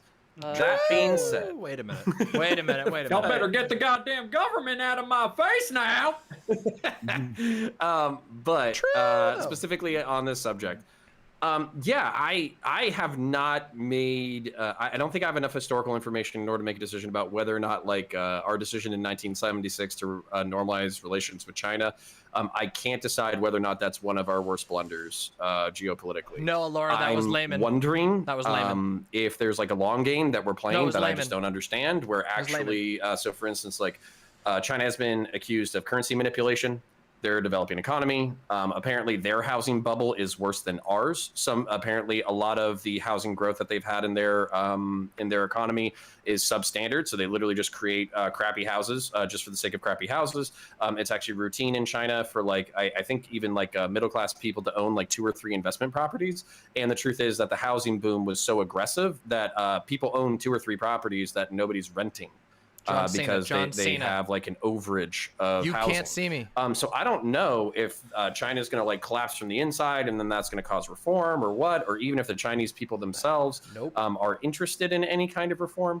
I'm very worried about a 21st century where we seem to be on the decline and China seems on the upswing, and I'm looking for empire, reasons to not be alarmed. So I'll leave it there. Thanks so much. Cena. It's empire, baby.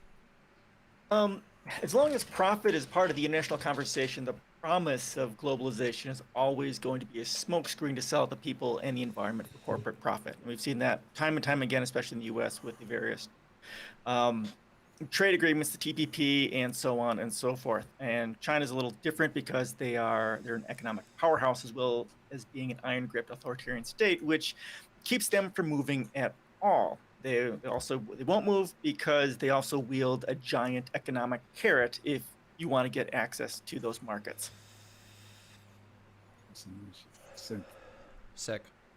Great. So, I don't know. I think this was like sort of inevitable. Blow everybody out on this. China has so much like buying power and just capitalistic power that it was like inevitable that someone was going to say something against China and then like have to apologize because it's going to eat into profits. I'm smoking this is just inherent to the systems I'm addicted that to them, but whatever. we currently associate with. I'll get off of it. And yeah, someone said earlier that like we can stand by our morals or we can do the profit motive thing. Everyone's going to do the profit motive thing. Everyone's going to grift. Everyone's just going to go for I know as much profit as they can get because it's completely incentivized in the system, and it's not going to matter what your morals are. So I don't know. I think this was like inevitably going to happen. It's a really bad thing that we're bending to like ultra authoritarian regimes, but ultimately when like part of your living depends on it, I don't know. I know because they're delicious, Fawn. That's what they do. Mom. Yeah. Now Americans are getting the feeling of what it's like to contend with an empire. Empires suck. It turns out like cultural hegemony can really, really suck. Unfortunately, we haven't really traditionally given much of a shit about that in America.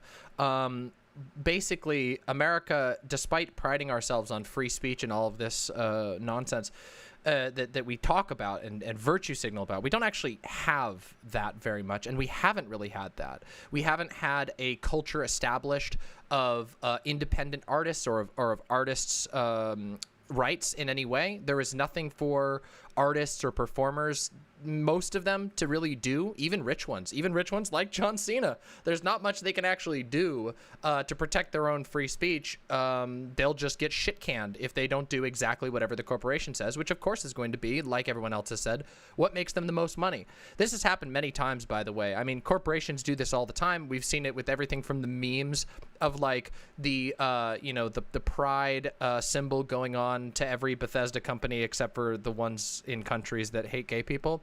or whether it's censoring of episodes and of TV shows. There's all kinds of examples of this. We've done this for a long time ourselves, just so you know. Censorship in America is a huge problem, not usually in the ways that you hear it talked about. You usually hear about like YouTube and whatever. But I think that our culture of like complete disregard for artists and for the independence and autonomy of artists, and our unwillingness as a society to back up artists and to ensure their ability to, you know, speak their mind, even if they're criticizing a competing state or our own state for that matter, has put us in a really tough spot. And it's not going to get better, I don't think. So I think we're going to have to contend with you know, China becoming an increasing power, and we have to address the problem with massive hegemonic structures that are highly capitalistic in nature, because when you have a society that is built so stringently, and I don't even think it's necessarily all forms of capitalism, but I do think that capitalism trends this way. When you have a profit motive driving every decision, you are not going to get art. You are not going to get the genuine opinions of the people who create stuff. Even wrestlers, and by the way, I know a lot about the wrestling industry. Wrestlers are in a real bad place when it comes to job security and retirement. They die. That's what happens. They don't retire. They die. And that means even some of the most famous ones in the world, like the Iron Sheik, thankfully didn't die, but almost did.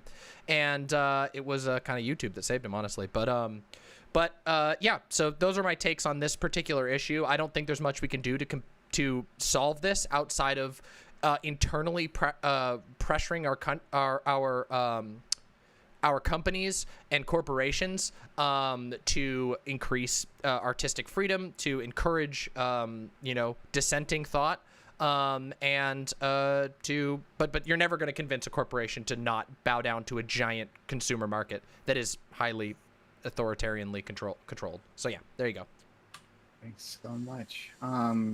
And our friend DramaMama using artists in the absolute loosest sense of the word. I'm sorry. Do you not think John Cena is an artist? I think John Cena is an artist, like unironically. I agree with DramaMama. Yeah, I think he's like a DramaMama, you and I were like this. Yeah. Like, when it comes to wrestling, for sure. Listen, I have a lot of respect for wrestlers, and vegans. Listen. I have a lot of respect for the vegan ideals. I don't really have a whole lot of respect for the vegans. I actually wasn't thinking of pro wrestling as artistry, but I could see something like that. Well, that's another conversation we could have. I'd love to argue. We're lucky Dylan's not here. Holy shit. Oh yeah, he's and John Cena is actually pretty amusing. At least he seems like actually pretty funny. But moving past that, Layman, thank you. Oh, you're welcome. I don't know what I did, but you're welcome. Nothing. Wonderful. My presence is enough. I love it. I love you any which way. I love you too, buddy. Yeah, so I mean, I guess there's not really much else I have to really say that hasn't already been said by quite a few other people. What happened with John Cena is quite terrifying to me. It's quite unnerving on the surface of it. Get used to it. But usually what I try to focus on is, in equal measure to the problem, I try to focus on the solution of the problem. And with China being the way that it is and how morally maligned it is, I guess you could say, with a lot of liberal democracies that, I live in, you all live in, to my understanding. I don't really know what you do outside of reform out of trading with them and then finding alternative nations to trade with. Now that's very idealistic. But that's the most pragmatic thing I think you can do. I mean, it's very idealistic for the US. I think there's more potential with it in Canada because we don't rely on China nearly as much when it comes to trade. Most of our goods and services actually come from the US, which I would much rather trade with than fucking China. So yeah, as far as the US goes, I don't know, very idealistic. It's one of the few things trade-wise that I agree with. May God rest his soul, Endernax. Rest in peace, Endernax. But yeah. Okay.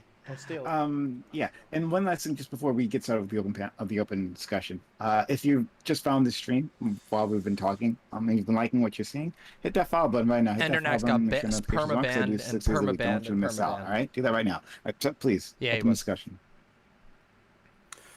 Yeah. So I guess the thing that China's complicated. I took a history class from a person who grew up there, lived there their entire lives. They literally came over to teach Chinese history at my local college, and it was actually incredibly interesting seeing it from their perspective, because they basically been raised in the party and raised in the culture, and kind of seeing somebody that you're told is an enemy explain their own history about themselves to you is kind of enlightening, because the way that Americans will kind of like whitewash like a Native American genocide or basically like slavery or something like that was the same way that this person was I don't want to say whitewashing, but kind of like pulling their critical punches around events. Thank you. Like Tiananmen Square, the Cultural Revolution, the early revolution, the Long March. Like this teacher was so ingrained in Chinese culture that she was actually shocked that Americans had not heard of like the Great March, which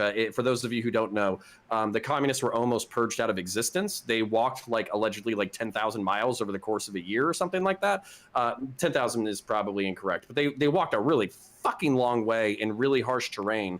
I think like 60 to 70% of them either abandoned the revolution or died during the Great March, but then the hardened cadre became the vanguard party under fucking Mao Zedong, who then ended up taking the country.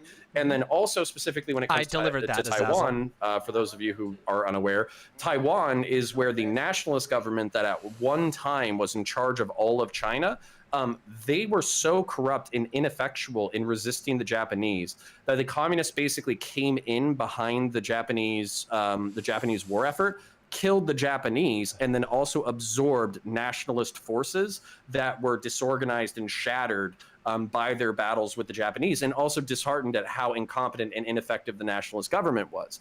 Well, the nationalist government was so incompetent and so ineffective that they basically ceded the entire country to the communist government, escaped to Taiwan, and took a lot of national treasures with them. They actually raided a lot of the museums that were in Beijing, and I want to say Nanking as well, and basically took anything that wasn't nailed down to Taiwan.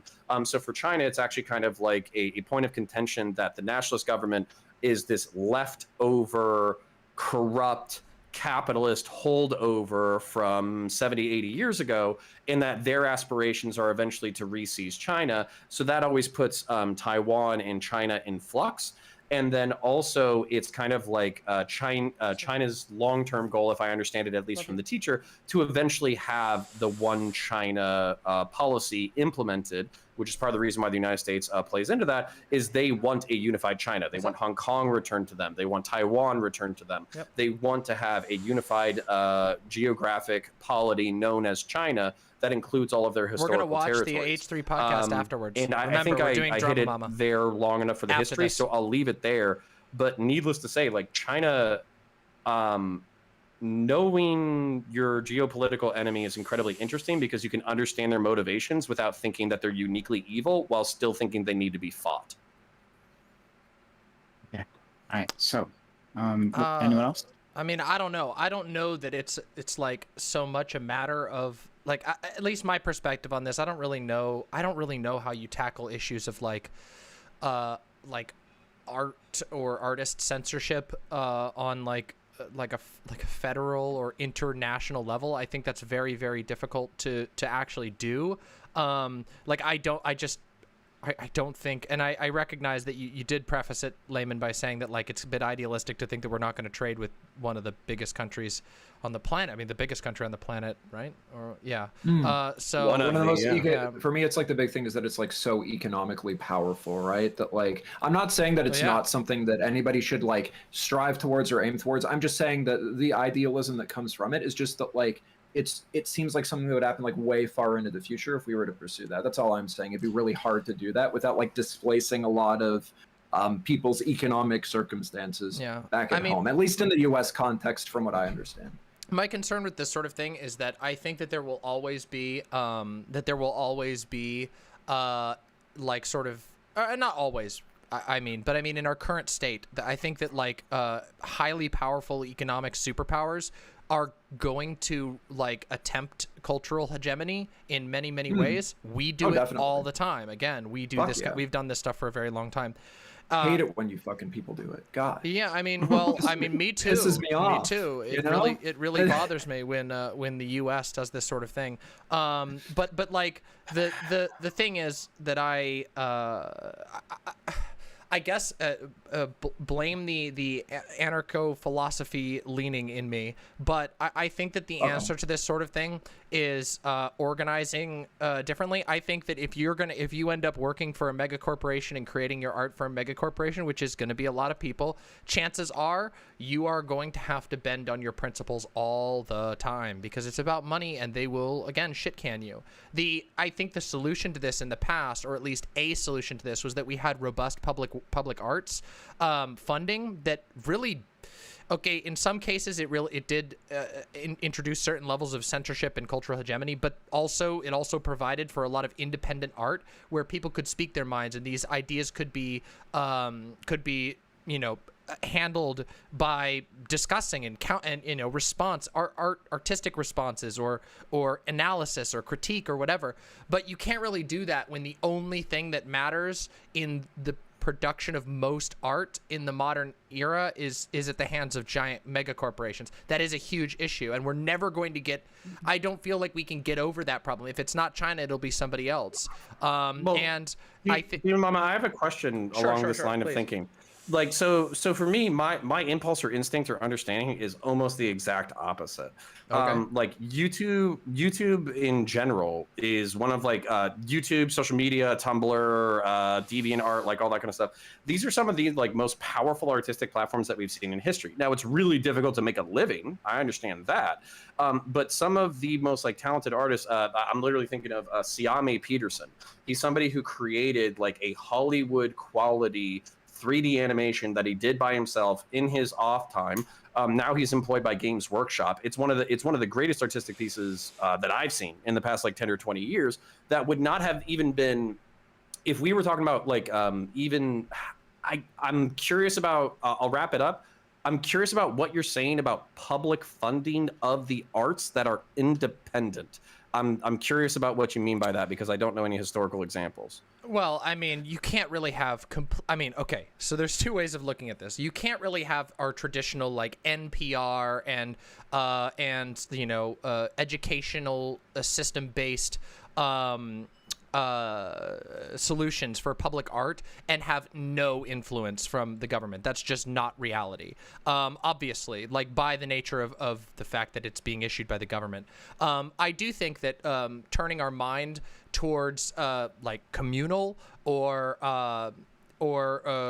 shared projects or co-op projects for art would probably be a huge deal. Also, I find it interesting that you bring up Tumblr here, and I mean that genuinely. I agree with you that Tumblr was in many ways it was many things, but in one thing, it was a sort of golden era of art in many, many ways. We're moving way far away from topic. We are. I don't know. We're talking about artistic independence. Are we? I was okay.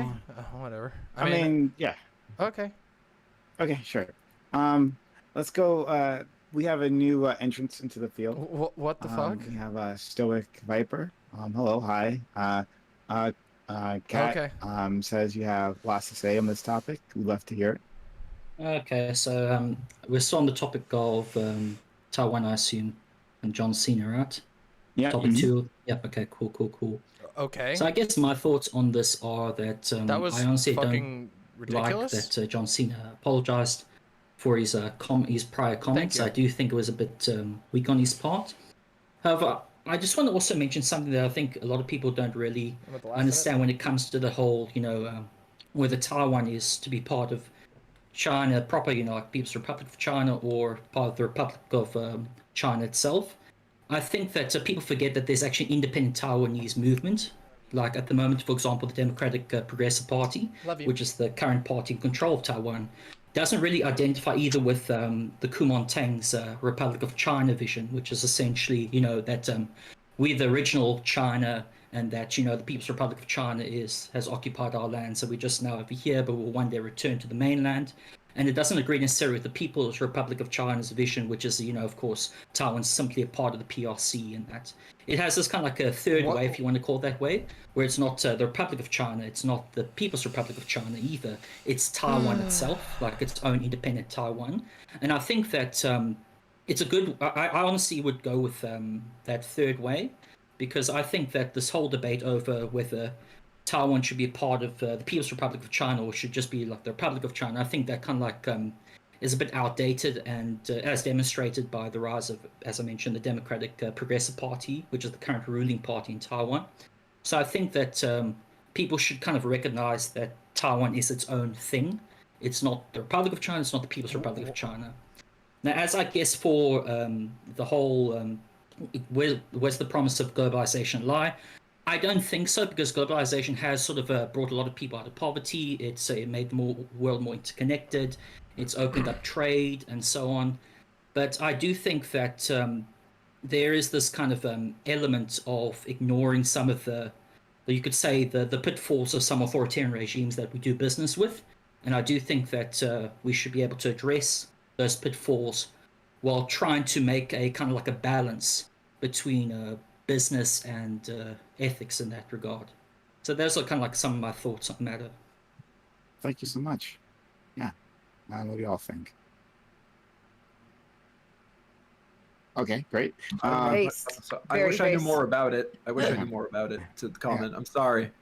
Yeah. It's interesting, but so yeah, so I think my focus of this is that killed less like the individuals, and we see here, right? Like, cause like how much can we expect for a John Cena to be able to do any of this, right? To be able That's what I was talking about. To push back, right? Like the market forces are what they are, right? Instead, like the larger societal trends, I think is what we should be looking at, right? And our powerful institutions, and see how they are reacting.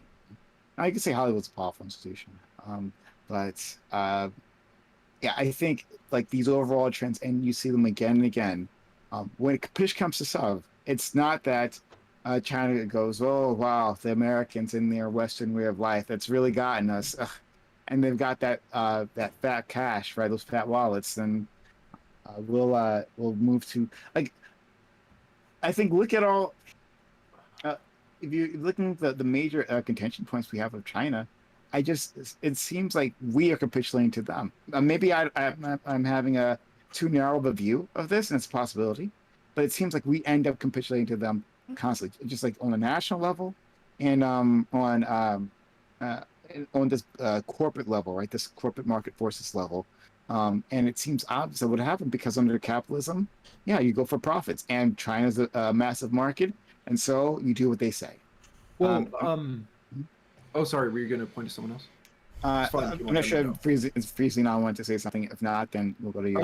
Yeah, really quick. Yeah, Prime, you're pretty much correct. It's all about the money. That's what it all boils down to, and that's what drives our government. The corporations, the rich, own the government. Therefore, it's all about the profit. And I'd also like to say to what DramaMama was talking about, the issue with artists and stuff like that. In the FDR era, they had a federal writers program or something like that, which went to support artists and things like that. Maybe I think they were setting up in some cases like communal areas for artists to live in and that sort of thing. So we could definitely do that. And UBI is a strong way to support that. Universal healthcare, education, and all those sorts of social programs can support artists and Twitchers and bloggers and things like that. Let's go to Killer first, and then we'll go to Len. Okay. Yeah, I mean, I'm just like, whatever at this point. Killer? Can't hear you, buddy. He's working on it.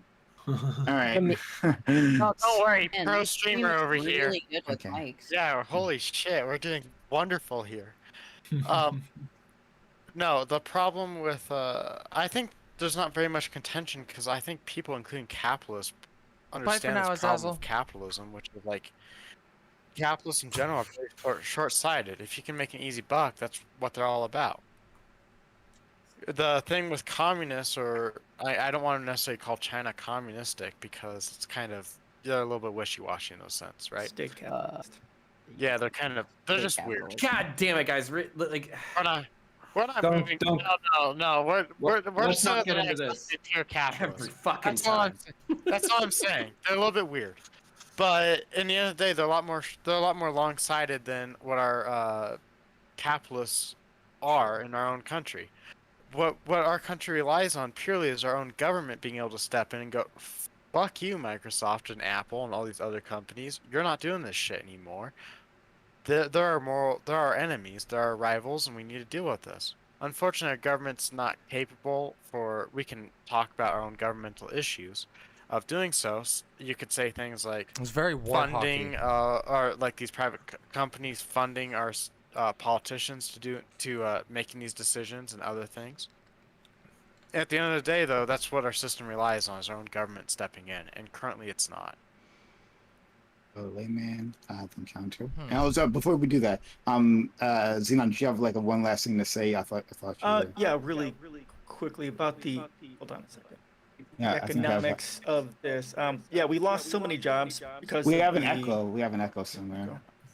You're not. You gotta mute. You're not muted in StreamYard. StreamYard. Yeah. Okay. Okay. We all have the same opinion at the same time. Xenon. I have no idea. We can't hear you at all. Yeah. Did you? Yeah. You should probably leave the Discord and then come back. I can move you back in. Yeah. Oh, okay. Well, then do that. Okay. He will be back in a second, and don't want to move on from yet. Hopefully, he'll jump back into the. Okay.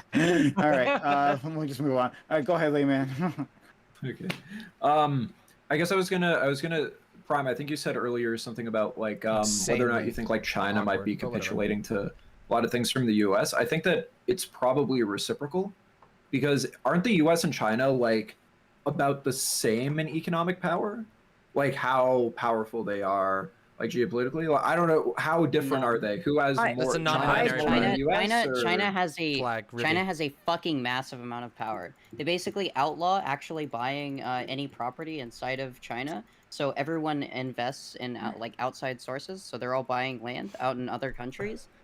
They're also like they're making a whole bunch of trade deals with ports all across Europe to like basically own the ports and own like part of the economy that goes through the ports.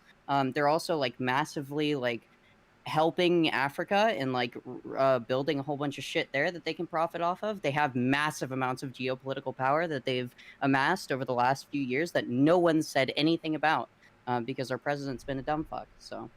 Yeah. So you would say then that compared to the United States, China has significantly more power, right? I mean, in terms of GDP, I would say that they're similar, but in terms of like in the capitalist sense, like the amount of people that can buy things, then China has more power.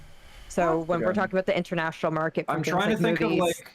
I'm trying to think like who, like, yeah, because like I'm trying to, because like I know within trade deals, like usually it's like sort of like a reciprocal reliance on each other to a certain degree, and obviously how much one country might rely on the other country would be dependent on how much more I don't think so. I just economic leverage you have over that country. I just wanted to see like if it was significant enough with the U.S. versus China where it wouldn't be like a more reciprocal exchange, and it would be more sort of like.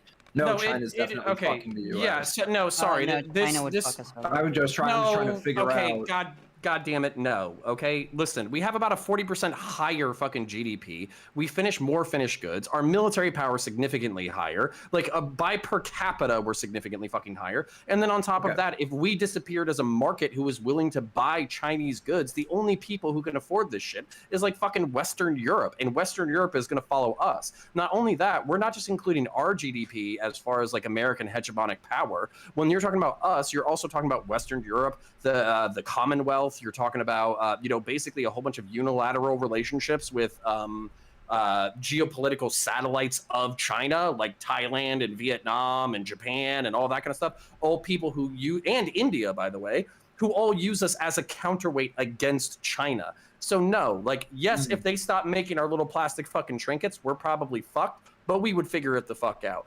The reason why, sorry, I'll be really quick. The reason why this is so concerning is because they might be 40% lower than us in GDP, but they have a lot of local industry, a lot of local manufacturing, a lot of shit that is inside the country. So they have like actual raw product and raw materials that they can produce. So if they decided, like during COVID, where they just said, hey, we're not selling you medical supplies anymore, the entire world has to scramble to create their own medical supplies, because like half of the shit that's in the world is manufactured in China.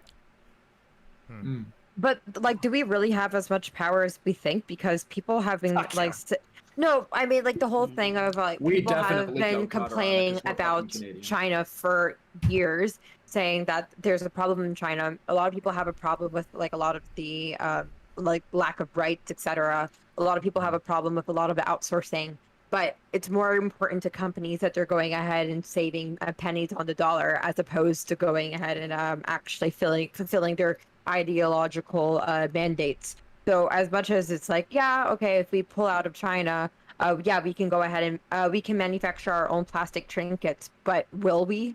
Like, no, of course not. And like this is where I want to concede to your point. So like oftentimes what's frustrating for me when I talk to like Western hegemonic idealists or whatever, is they think that like we are going to pull out of trade relationships or militaristic relationships because people do bad things.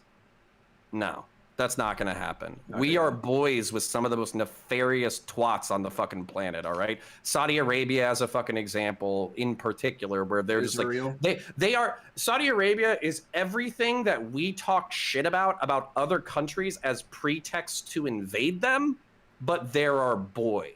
So like, nah, like it's kind of like I think it was like Cuba. There was like Batista or some shit who was like running Cuba. He was like the dictator in like the 20s or 30s, where I want to say it was like either Teddy Roosevelt or something like that. He was like, Batista is a fucking bastard, but he's our bastard. That's American geopolitics. Can I quickly just geopolitics period? Yeah, I just want to quickly interject here just a bit. I just want to say that part of the reason why, for example, China's even engaged in the Belt and Road Initiative is it's trying to get out of its own economic bubble that's created throughout the 2000s. So it's finding this way of trying to get out of it by making all these trade deals with different African states or with even European states as well. It's all to try to get out of this economic bubble that it's been able to build over the 90s and 2000s. Because Jintao, for example, who was the former, you could say, I can't remember, head of the party, basically, he was a bit more pragmatic than Xi Jinping, basically, is quite now. So I think that we just have to understand that despite China's increasing economic influence throughout these different states, and rightfully so, I think someone pointed out the debt-based diplomacy that's engaged in, we have to remember at the end of the day that China heavily relies on outside forces, like it heavily relies on, for example, the United States and Europe for business and for all these other kinds of stuff. And that if, for example, the United States or even other European states were to make alternative economic arrangements, this would screw over China quite heavily. Yes. So as we just have to remember that the Belt and Road Initiative is its way out of this economic bubble, ideally. Whether it works or not, that's another thing. Yeah, I agree with that completely. That's what I was sort of getting. I was alluding to something like that earlier, too, in my opening when I was talking about, like, ideally, what's the word? Reforming out of trade with China would probably make China weaker. Because if all those countries that Viper just said, just tomorrow stopped trading with China and were able to sort of like supplant that economic desire with some other nations, then China would be a lot weaker as a result. So like, free trade is like a reciprocal relationship, right? I guess I'm just a little. I'm just a little confused as to how this ties back to the whole John Cena situation. Like, I feel like the panel is very war hawkish with regard to China. If there's going to be a war between two, imperial powers, it's not going to be like a pretty affair if we're going to talk about this in terms of like, oh, they're our enemy, which I've heard that rhetoric used a lot on this panel so far. I guess if we're talking about just raw geopolitics, I have no idea. Like, there's so many factors and things that could change. I don't know what the approach is. I don't know that you'd even be able to get American corporations to go along with protectionist trade policies with regards to China. Well, can I ask you about that then? Because excuse me, DramaMama. Previously, you were talking about protecting artists, right? And giving them the room to say what they want to say. Correct? I want to make sure that's what you said, right? Yeah, sure. Okay, well then, how do you protect them if they are working within a corporate structure, right? So if they're working within Hollywood, and we don't have. Oh yeah, I don't think there is a way. I think that's a pipe dream. Okay. I think that like that is just a reality that we have to grapple with, which is that if the entirety of art or the entirety of media is produced by hyper massive corporations that are international and don't actually have a national border, or they have a sort of loose alignment. They're basically, you have the Disneys, which I'm sure Disney would be very, very sad if they, if America was to go into decline, but they'd realistically just build up elsewhere, or they'd, have a line that's way further than most people as far as what they're willing to endure in the name of continuing to make profit off of the people of China and whatever. But I think that we need to, I don't know. I guess it depends on what you're talking about. If we're talking about how to win a trade war with China, I have no way. I can't tell you anything about that. I don't know if we can do that. I don't know if anybody can do that. But if we're talking about how do we change the culture towards art, how do we prevent hegemonic entities from coming down on and censoring and influencing our media and our art, I think that the way that you do that is by investing through many different avenues into legitimately, or at least as independent as possible, media and art production. Those things have to be enabled, and it has multiplicative benefits. It's not just beneficial in regard to foreign powers that might want to exert cultural hegemony, but it also helps with domestic. It makes it so that we're capable of actually producing art that's critical of our own government, that's critical of our own systems, and also that people don't live entirely fraught lives. This is why I was talking about before some of the things, but again, it seems like this is very much geared towards a sort of how do we win a trade war with China. I don't think anybody's gonna win out of that. I feel like most people, like the John Cenas of the world, who we were originally talking about, and other artists, like even ourselves, are along for the ride. There is very little that we can even do with regard to even our votes, with regard to how we will fare in an all-out trade war with China. I think that if we're going to talk about that aspect, I mean, how do we protect somebody like John Cena? Well, their corporation is not going to do it, so somebody else has to. Either we have to find a way to convince people in the government to set aside funding to allow for, I don't know, a competitor to some of these industries. I mean, we've had that in the past. We've had a huge amount of money that was invested into schools, public art via public arts, and those schools would protect the freedom of speech of their of the artists that worked with them or that spoke for them or whatever. But we don't really have that as much anymore. We have a bunch of media powerhouses that produce Marvel films, and those Marvel films are inevitably going to fall to censorship if there's a big enough buyer, and there is. So I think that there is a value beyond just a discussion about a trade war in discussing how we make art, how art is distributed, how the people who make art and who make and not just art. We could talk about this political speech, all kinds of forms of speech. I think we have to have a serious look at. But yeah, I don't know. If that's not the way the topic's gonna go, then I don't know. So. Yeah, I would love to respond to that directly. Sure, please. This is this is as democratic as it's gonna get. Seriously, I'm not kidding. We have Patreon, we have Subscribestar, we have all these we have Kickstarter, we have all these crowd-sourced art projects, and on top of that, you can say whatever the fuck you want. I could say Jeffrey Epstein is a goddamn lizard fucking pedophile who eats goddamn babies, and I could fucking say that right now, and I just did, and nobody's gonna come kill me in the middle of the night, probably, unless people start taking me seriously. So Jeffrey Epstein is a lizard person who eats babies, And if I convince enough people that Jeffrey Epstein is a lizard people who eats babies, then I can get dozens of people to support me economically with like $5 a month. And on top of that, we've seen this in economics of scale. Every single person in this room right now, if they're accepting any level of revenue, is a form of artist. As a matter of fact, I think at least 2 of you are independently, like you are able to pay your bills with your art. So this is kind of the thing where it's like, you're saying, like, absolutely. we need to think, well, last point. Go ahead. We need to think about how we structure society so independent artists feel free to say what they want, and they can get financing from areas that aren't beholden to like the media superstructures of our country. This is about as good as it fucking gets. Like I don't know how any more how much more I disagree free super could you make big, the society like, on almost How? everything that you've said. So first of all, okay, I mean we can go into this. This is definitely a different angle than I was approaching with, but I can talk about this real quick. So first of all, yes, it is true that there is at least 2 of us on this panel who are able to make a living off of our art that we put out on the internet. But I implore you to look into the stats of how many people actually make art on these platforms and how many are able to make money with it. They might be producing things that are perfectly good, that are really, really amazing, but because of the way that the everything from the algorithms to the amount of cuts that are taken by the corporations, this is not some kind of democratic, this is just a new model for the internet era of the exact same things. And we're seeing people get wrapped into exclusionary release clauses and all kinds of the same exact stuff that we've seen.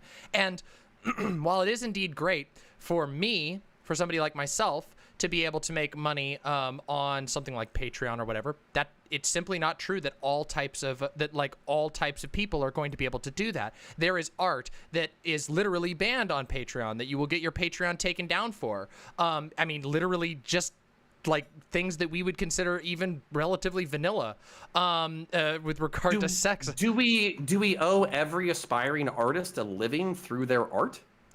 I mean, okay, hold on a second. Now we're getting into a really big question because I think we owe everyone a living. But that's the purpose of a society, in my opinion. A society is to meet the needs of the people that belong to that society, and therefore I think that we should build societies that meet all basic needs. But that is a very, very big question. And I don't think that like Patreon Corporation owes every single artist money. But in a broader, when we're talking something so big as geopolitics and art censorship and how China can just basically grab John Cena, the American superhero, by the balls and make him apologize. I mean, I think that that's like a pretty big question, and that it reveals some big flaws in the way that we look at the creation of art and the way that we do, and the way that we look at speech in general. And I think that basically, I don't buy the idea that this is as democratic as it will ever be. I don't think that it's as democratic as it's ever been. I just think that more people have the internet, which means that by an unrelated structure, people are able to get out there. You talked about this a little bit with Tumblr. I don't see these things as unrelated. Like so for instance, like I don't view. You kind of said like free speech in quotations during your opening or whatever. I don't view the First Amendment and what we're capable of doing on the internet as unrelated. I see them as completely philosophically interlinked. I don't know what you're saying. I'm very confused as to what you're saying.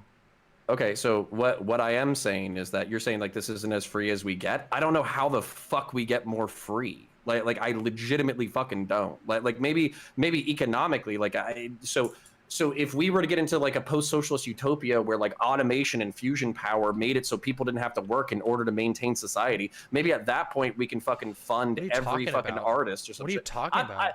I think it's legit. I think what you just said. I don't sound insane. You sound insane to me. I think the worldview that you advocate for is logistically you're just going off on some random thing that I have no idea. I'm not. It's completely related to what you're talking about. I understand what Counterpoints is saying. What you're saying is basically the society you want to build is pretty much only available post-scarcity. We can't just fucking provide for everyone at this point. We don't have the resources to do it at this point. It is possible maybe in the future with like gay space luxury communism. Yeah, then we can talk about this. Like planets and shit. Like maybe. What we are witnessing on this panel yet again is a limitation of small minds. I think it's a limitation of resources, and you're not going to acknowledge that we don't have the resources to do it, and we're just going to shit people down. Are you fucking insane? Are you people? Wait, hold on. No. It's my turn. I've gotten fucking talked over and interrupted and shut down like 15 times. Okay, Demon Mama. Okay. Holy shit. Demon Mama, you can finish your point. Cool. I mean, I have a lot of points I'm gonna do, and I'm gonna take my time here because I dare you. I will bet you $100. Let's time it out, Connor. $100 right now. Do it. Your fucking Demon Mama's community time every time that Demon Mama talked versus when I talked, and find out who talked for fucking longer. I will 100% pay $100 to whoever talked the fucking most. You fucking know balls to me with this bet the first time that we talked, and I didn't have the confidence to call you out on it. 100%. You have talked more than anybody else on this fucking panel. Yeah, really? And I don't think you're gonna win it tonight. I almost 100% guarantee you will not win it tonight. Okay, great. Let's go. Big words. Mama. Okay. Start now. Yeah. So basically, the idea that like you have to have a post-scarcity society in order to offer any sort of solutions for public funding of the arts or communal funding of the arts is absolutely insane. That's absolutely insane. That is literally what you just got. That was not the argument, and that was not what we said. I'm very sorry here, but sorry, you but literally just misframed. said. Okay. Let's rewind. We could literally rewind the VOD and watch you said that the world that you're advocating for is one where there's a post-communist gay space communism. This is ridiculous. You just can't. You can't back up your obnoxious hyperbole. So you went from we can only achieve this post-scarcity to we can't give any fucking concessions to anyone ever in society. That's where you just went. That is so fucking insane to me. Oh, and so bad faith. What the fuck was that argument? Oh my god. My brain is splitting. Then why couldn't you talk to Ben Shapiro like this? Demon. Because this was 2 years ago and I did not have the debate skills. Demon. All right. Whew. Yeah. So, like, where do I even go from here? Incredible this has just been an incredible walk back. Wait, real quick, Danny. Can you explain what I walked back? I want you to outline my point because I think you're literally talking out your ass right now. So I said that the society that you describe is only available post-scarcity. Every single artist. I explicitly stated that yes, in the long term, when Connor Points brought this up, in the long term, it'd be really great if we could give a living to every single person. That's what I think we should build society towards. But once again, obviously, you weren't listening. I don't know, like I don't know what like your angle is here or whatever, but. Apparently, we just have different brains because we both heard different fucking things. We definitely have different brains. We definitely have different brains, and one of us was using them to pay attention, and the other one was zoning out. So one of us completely took one of our arguments, is literally incapable, completely misframed it, and tried to be a bad faith piece of shit. That's what. Okay. Oh, bad faith! Oh my god! Oh my god! My favorite word. Like, okay, hold on. I'm just gonna point out real quick, Prime. I'm sorry. I'm just gonna point out that literally for this entire topic, every single time I've even tried to make a single point, someone, including yourself, Prime, has interrupted me to shut me down. I'm just gonna point that out. Like, I'm actually getting a bit irritated with the state of this panel because I don't even know what anybody's talking about anymore, and it just seems to be like, oh, I don't know, we're gonna talk about an extended lecture about the history of China, and then I try to say something that's very relevant to the creation of art, and then it just gets shut down. Okay, whatever. Have your panel. I like years. Right, so we'll go to Caruana, he's been waiting, and then we'll go to Fiasino. Okay. Yeah, well, I was going to say that when it comes to media figures and for any type of artistic endeavor, may it... Yeah, like, just keep in mind that Synth is like a serial loser who doesn't even stream. Once you get to a certain point, like your craft is no longer really your own. Especially when it comes to the circumstance of this, it's almost like if you step outside of a certain box, you don't really have literally killing my views to sit on this stupid fucking panel. What a waste of my time. You can see this when it comes to things like absolute waste of my time. The second that anyone says what they actually believe, it's like, that's nice, but like that's not your job. Your job is to kick ball and do sport ball big good. And when now we're talking about this, A lot of people do recognize the Connections, Louis sovereignty Vuitton. of Taiwan, but like it's not his job to sit there and say anything that's actually in his mind. His job is to sit there like a mindless drone I'm and done be after like, this panel. yes, we After will this have topic. This is a fast car complete in waste the of my time. movies. Is actively hurting my me. role is I've to gotten do the big boom. I've gotten this no, is charity. I don't have opinions. Thank you. Please Don't go see disrespect movie. crime like there that. will Nah. be Lady Rabuba. This is disrespectful. And like that's essentially your only purpose. Look at the YouTube numbers, Windleby. We've dropped below 100. Once you get to a certain point within the So public stupid. eye, anything that This you is the say rant. is This going is to be literally the rant I did. scrutinized, and especially when you are essentially contracted by something like Warner Bros. Or whoever Waste the of fuck time. produced this movie. It's even chopped down exponentially more. If you think ContraPoints has a hard time on Twitter, imagine being fucking John Cena. Say anything. Say that you like avocado toast. It's over for you, hoes. And it's really strange. I don't understand why, essentially, once you get to this certain point, you're essentially just a personality for hire, and you no longer are really able to have very many opinions of your own. And I think this is a really gross representation of such a phenomenon. Xenon? Yeah, I don't care. Oh, What? man, the muted people today got me torqued, boy.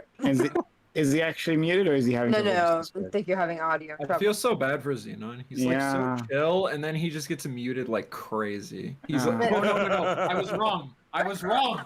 Xenon, hop out and then hop into another one. I'm literally gonna keep my eye on it. Okay. Yeah, let me get him. He actually did it quickly this time. Okay.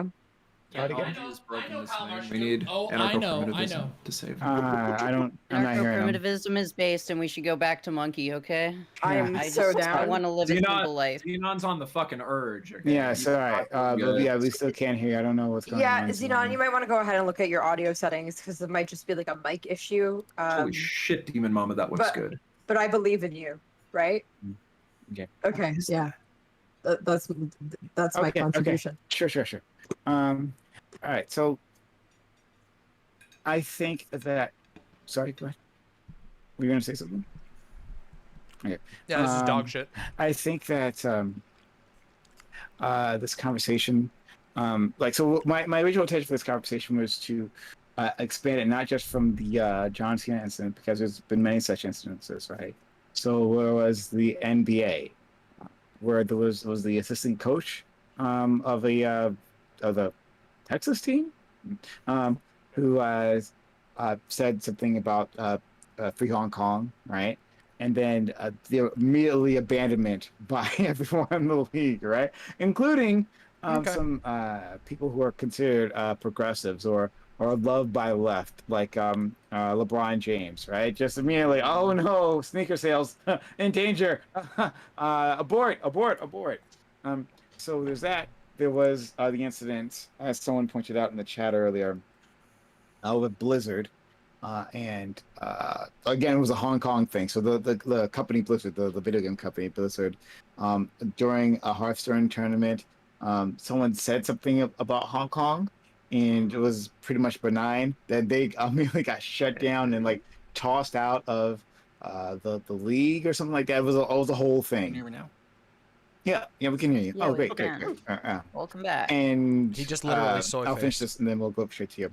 So that was that incident. There was another one that was off to my tongue now. I'm forgetting. But there's been just a series of this. There was literal soy facing when the retailers, the clothing retailers, tried to stand up to Hong Kong, at least for. Sorry, somebody, I can win $100 right? If somebody times it out. But made somebody times it out, I'll win $100. How they're treating the what's the Uyghurs, right? How they're treating the Uyghurs, right? They made those statements, and then China retaliated, taking them off of like this like search engines, right? So you couldn't find those retailers anymore. Like you couldn't find their sites, and I think the other stuff to them as well. But like then they immediately capitulated, and they also did the thing where the retailers then they made parallel statements So they said one thing to the Western audience, and then another thing to China. Yeah. It's like, oh no, like, believe that. No, we're all about that Uyghur cotton. There's been so many instances, and those are the ones I think off the top of my head. I guarantee you there are more that, and then there are ones that we don't even hear about, right? There's the ones that we don't talk about. There's Facebook, the CEO, what's this? It's Zuckerberg, right? Like running with like the head, like the chief technology minister in China, right? Running with them, like jogging on the streets of Beijing, talking about how great it is, right? And like it's smog with smog, right? But just begging to go in there, right? There's Google at first saying, you know, we will do no evil, right? And like making a stance against China, but then the money got really good, and those things wiggled, right? And a lot of this, their decision making changed when they saw how much money everyone else was making. So in the face of that, right, for instance, what DramaMama said previously, is that fair? It's pretty much impossible, and that at least this specific lie. So Stoic made a point earlier that globalization promised a lot of things, but like this specific promise from globalization, that seems to be a straight up complete lie, or at least something that just is an impossibility.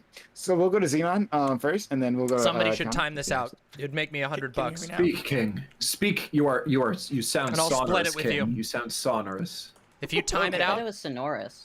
I don't know how to pronounce it. If you time it out, I'll split the money with you. Sorry. Neither do I. Sorry, stop. We gotta go. Sorry. Xenon, go. Okay, so yeah, we can support writers and artists. We've done it before through FDR and the Writers Program, but it requires that level of spending, that level of social spending, like the New Deal, which is, we need that sort of spending right now to fix a lot of our problems anyhow. So we can do it. Again, UBI, universal healthcare, education, and like communal living. We can do that. It's not that we can't. That's all I wanted to say. Hey, what? No. I want. Yeah. So. No, me and I understand like the impetus or the fear. So my long-winded historical rant about China is actually very specifically aimed at you have to understand like probably the past 500 years worth of history in order to understand China's position right now. And what I mean by that is that probably even before the Greeks, China was a semi-continuous empire with a meritocratic imperial aristocracy, and was it was like the sun that all its vassal states orbited around, whether that was like Thailand, Japan, the Koreas, like all that kind of stuff. So in order to understand how, where they are right now in their position in the world, you have to understand how great they were considered in the past. When Europeans first showed up in order to talk to China, the Chinese saw them as like smelly barbarians who just wanted their shit. So they basically made them beg in order to get into Chinese markets. The century of humiliation, I want to say, started in like the 1820s or something like that, 1850s, and that was with the Opium Wars between the United Kingdom and China, in which the United Kingdom and European powers basically carved up China for itself, carved up Chinese markets and forced them to take European goods in exchange for what Europeans wanted out of China. And it was only with the Communist Revolution in 1948 that China got any kind of autonomy away from European or Western powers. And so up until now, they have been slowly building out their power structure to reassert their previous preeminence on the global stage. So there might be like a dual power negotiative, like a bipolar world between China and the United States going forward. And they might not be as imperial as the United States. They might not be as adventurous. They might not want to be embroiled in militaristic conflict. They literally just might want to be the cultural, economic, and hegemonic world power that can literally just look at economies and those economies tremble. And that's kind of what we're talking about geopolitically. Is it better to create good relationships with those people now, or to force them to reform before they become powerful? And right now, with the normalization of relations since 1976, the cat might already be out of the bag. We might never be able to bring China to heel as far as like human rights abuses or the authoritarian governments. We might never be able to reform them or replace them because they're already too powerful to do anything about it. Caron? I just never really understand the idea where people in the West really thought that, like, you know, with globalization, people were going to see their ideas and be like, oh, shit, son, I never thought of democracy, dog. That was crazy. Like, you really think that, like, your ideas and your media and everything else was so special that others across the world were going to see it and be like, oh, fuck, I want to try that out. Like, no.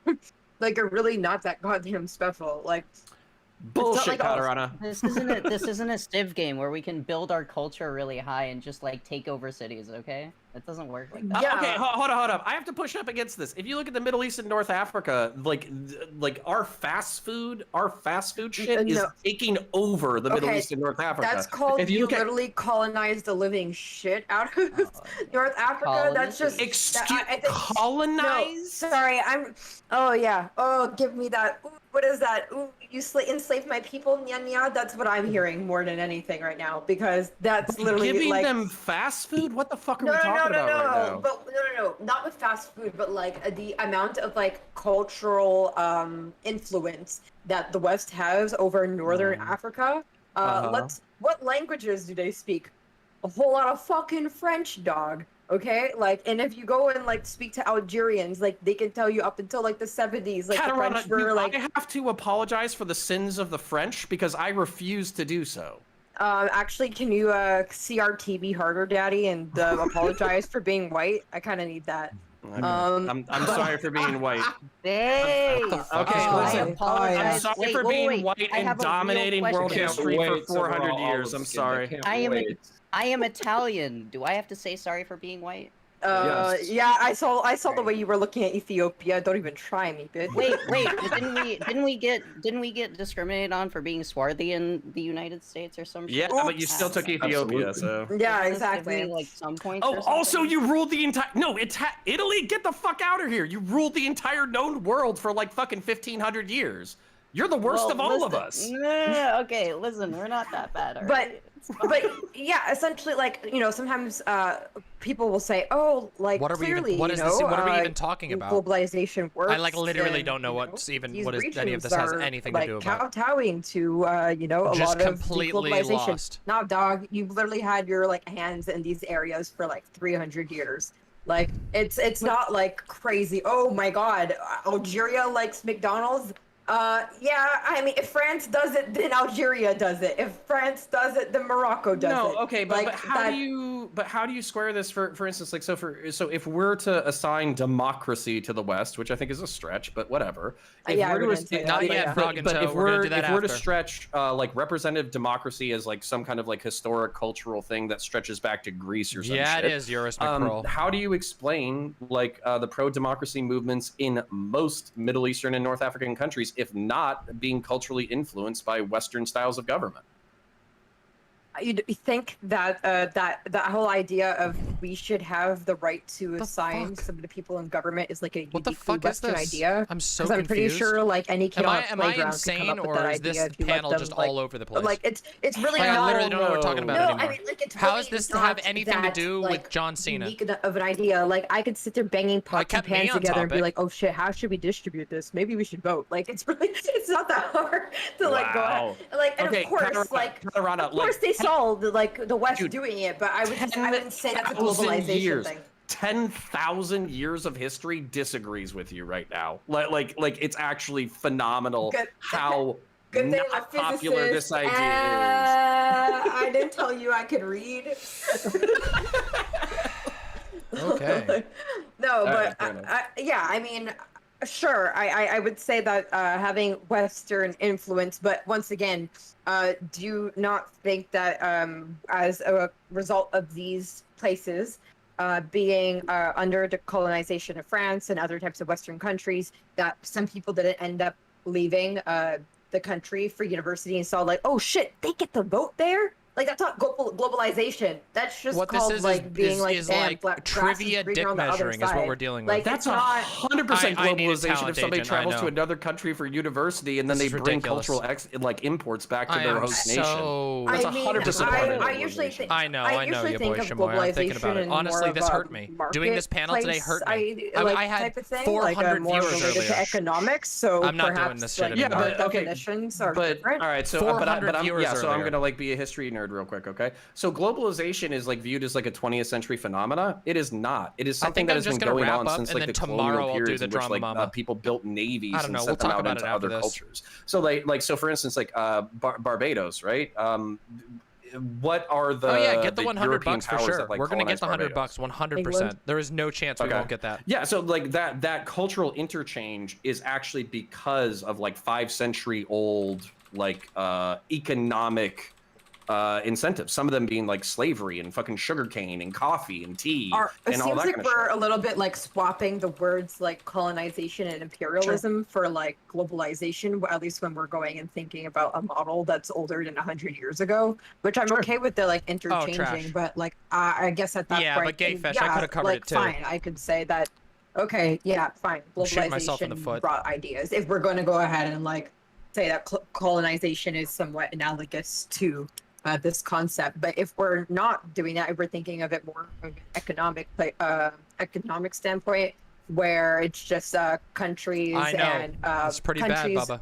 Working more together in terms of our markets, or companies going out and outsourcing some of their jobs to different areas, having different thanks for the tier 1 sub, Pithel Cakes. Appreciate that. Other places, then I would not say that globalization. I'm even getting friends IRL texting me that this sucks. Would change culture to the extent that it seems like people really wanted to happen post Cold War. Like maybe if they just see that communism not good, they'll see communism not good.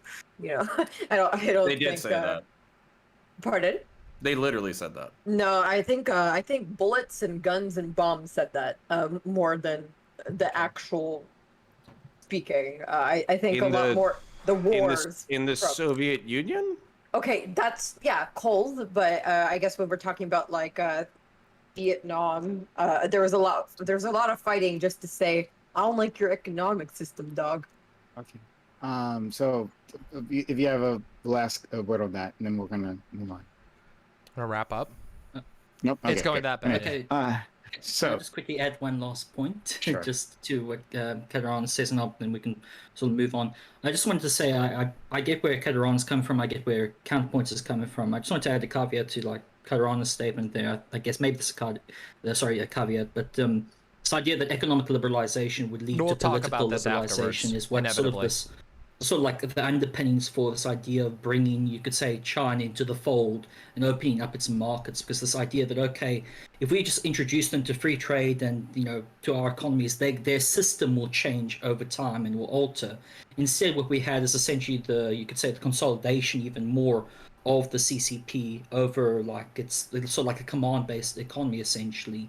And now we're like in this awkward situation now where, you know, the kind of the things that we ignored for the longest of times throughout the 90s and even throughout the 2000s, they're coming to the forefront now. But if Fawn is watching, Babinska. There's going to be loggerheads, and whether we resolve this through like unfortunately kind of like a restarting I don't know why I do anything of like anymore. Normalization or not is another question together. So I think that I don't know why I even turn on my camera I don't anymore. necessarily buy into this idea that economic liberalization leads necessarily to political liberalization, because I always think about the China context, because that was the big thing, like, oh, open the markets, they should be able to change, and they may have changed a little bit, but in terms of their whole like 3 hours ago games are not fundamentally, in my opinion. Nah, this is like the third bad panel. Okay. So to my audience, we are going to be rolling on to our open walk-on panel. I'm going to give these fine individuals an outro. We're going to be rolling on to open walk-on panel. They'll still have content. The stream is not ending. The stream absolutely is not ending. We still have more coming up for you. So stick around for that. Follow the channel if you haven't done so yet. And help out. Follow the channel if you haven't done so already, and make sure notifications are on. Somebody got to send me those timings. We have a hype train going on right now. Some kind individuals have donated. I'm going to have to be jumping in and out as these outros are going, so I can help shepherd this hype train. But we're a level 2 hype train. 4 minutes left on the clock. Less than 4 minutes. 63% done. Can we get to level 3 hype train? Help us out right now. I'm sure it'll be fine. As you guys are doing that, we'll I'm going to be bouncing into this. Get that hype train up. But yeah, please help us out right now. Subs to the hype train, or sub now, or gift bits, or gift subs, like those kind of people have been doing, to help us out and keep this channel sustainable. Okay, starting with Katarana. Katarana, thank you so much for being here. Really appreciate you as producer, putting this all together. You've done so much for the channel. Yeah, Synth is not an intelligent it's gotta be acknowledged and appreciated. Thank you for being here, friend. Or like serious person. Hi, thank you. Yeah, hello. I am Katarina or Katarana. Or, I will do it if I can get more viewers. It's Katarina. Up to you. I'm not gonna do it if I can't get the viewers. I'll do it tomorrow. I am a physicist. I just went to my black graduation the other day, and it was the cringiest shit ever. Please don't go to those. Everybody's already seen it. I get fucked again. Yeah, I stream about physics, and sometimes I do dance streams, and sometimes I sit here and do debates. And tomorrow we will be covering a couple of articles in this month's Physics Today. So yeah, the other week we went ahead and covered about how tree frogs can actually cause noise cancellation in their own bodies. So if you find that type of we were stuff thinking about cool, doing it afterwards. Yeah, check out my channel. We'll be doing physics. Thank you. Yeah, so everyone. Thanks, Nuts. I appreciate that. She didn't type in my chat, so it makes it very difficult for me. But she can shout herself out.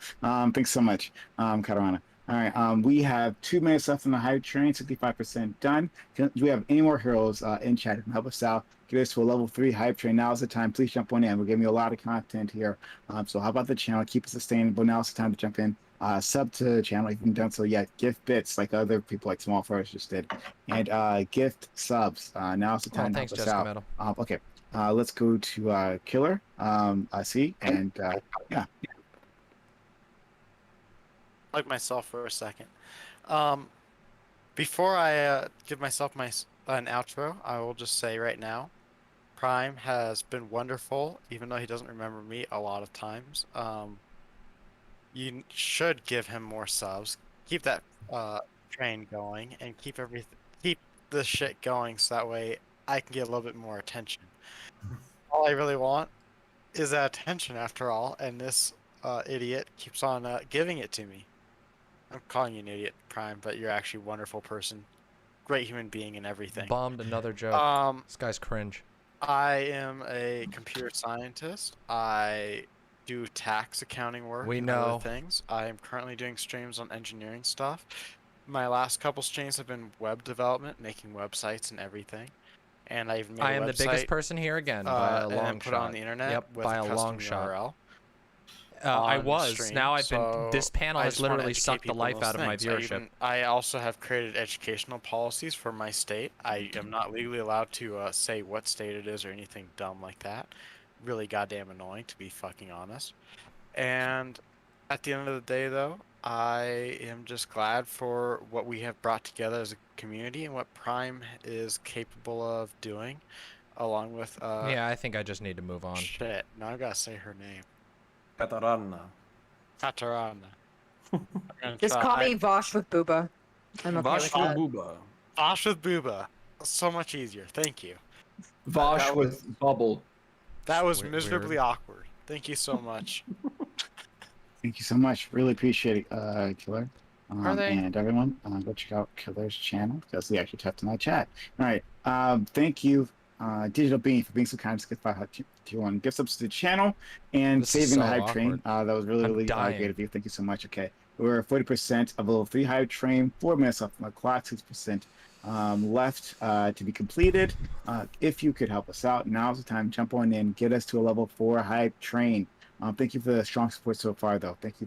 But 4 minutes left. Can we get to level 4 hype train? Counterpoints. Yeah, if you were willing to hang out with us for the past, 2 or 3 hours, I mean, if you can follow, you can follow, so follow. If you can subscribe. So Prime is very helpful, helping put on these debates so we can fight each other and have some fun. So I'm very appreciative. Thank you for having me, buddy. My name is Connor. I run a YouTube channel named Counterpoints. I identify as centrist or center right. I am a Marine Corps veteran and a law enforcement veteran, so I'm reacting to breaking down Full Metal Jacket, one of the best war movies ever made. Full Metal Jacket, End of Watch, which is one of the best law enforcement movies ever made. So if you're ever curious about that stuff from a psychological, tactical, technical standpoint, I want those come on over and check that out. You. $50 I'm also a massive nerd, so I break down Warhammer 40,000, sci-fi stuff, and then I also do political rants into the void, and then do panel shows such as this. So if any of that interests you, come first serve. do !Connor, I think, !CONOR in the chat right now. You can find my links. You can also follow me on Twitter at ConnorPoints. The handle on your screen, CONORPOINTS. And I very much appreciate you. Thank you kindly for having me. It was super fun. Much. All right. 2.5 minutes left in this hype train. We're getting some support. Thank you so much, guys. We're almost at 68% done. Just a little bit more to get to the end of this hype train. Get this to level 4. Timings for the panel. Chat. Please help us out. Who spoke the most? Yeah, giving a lot of content, giving you great individuals like Connor. We get to lose their shit all over this panel weekly, okay? But I can't do it without your support. 2.5 minutes left on the clock. Can we get to level 4 hype train? Thank you so much. Okay, Free Xenon, one of our newer individuals here. Thank you so much for coming through and joining in. Tell a little bit about yourself. Lamau, okay, Dash. Yeah, thanks again for the opportunity. This has been really educational. Yeah, I'm Free Xenon. I'm a veteran as well of the Navy, the Iraq War. I blog about politics. I've been blogging about politics for like a decade. Got my policy site. My blog is freezenon.com. My policy site is interstellarnewdeal.global. And I'm on Twitch 3 days a week, Tuesdays, Thursdays, and Saturdays, doing leftist politics. Bitching about, the world today. Yeah, that's pretty much me. Thanks so much. Okay. All right. I gotta go. Thank you guys so much. Okay, thank you. Thank you. We're at 90%, 90 seconds left. Less 90 seconds. Hey, thank you, maybe 420. Thank you. Thank you for the 420 bits. Deeply appreciate that. Thank you. We're almost there, everyone. Seriously. So any more heroes in chat, you can save the hype train, get us to a level 4 hype train. We need your help. Now's the time. Jump on in. Get those exclusive hype train emotes. I'd say more good things about the channel. Thank you so much for the 420 bits, maybe. Really appreciate that. So we will go to Synth. Synth, thanks for coming through once again and joining us. Hey, yeah, so I'm Synth. I generally just do like Twitter stuff. That's pretty much where you'll find me. I'm Synth here on Twitter and Twitch.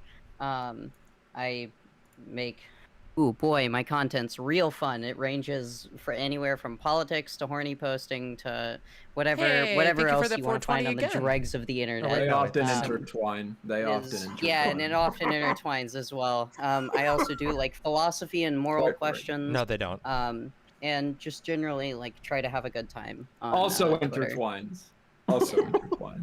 Yeah, that also the horny posting. So Layman wants to bang Danny is what I'm getting here. But like that's generally me. I haven't really been around the Twitch scene very much for a while, but I appreciate being invited on. I appreciate having the chance to come on and fight with people because it's a shit show and it's always great and I love it. So. Thanks so much. All right. Yeah. All right. So we will go to. Oh, thank you, Big Kumba, for saving the. I'm dying. Nope, not quite saving. I actually the level of comedy on this makes me want to commit Last Online 12 years ago. Let's go to Stoic. Shame Viper. To see it go, Athena. Stoic, you're a brand new person. Didn't really get a chance to talk to get to know you all that much, but we appreciate you coming through. Tell a little bit about yourself. Thanks, Prom, for having me. My name's Stoic Viper. Sorry, I should say I go by Stoic Viper on Twitter. I'm going to start a little bit of Twitch stuff, but I've just been busy because I'm currently studying a Bachelor of Arts with a major in Politics, International Relations, and Law, technically Arabic as well. I've contributed for the Jerusalem Post, RA Magazine, and The Region. My area of, you could say, focus is usually the Middle East, with specific focus on minority issues, mostly Kurdish struggle.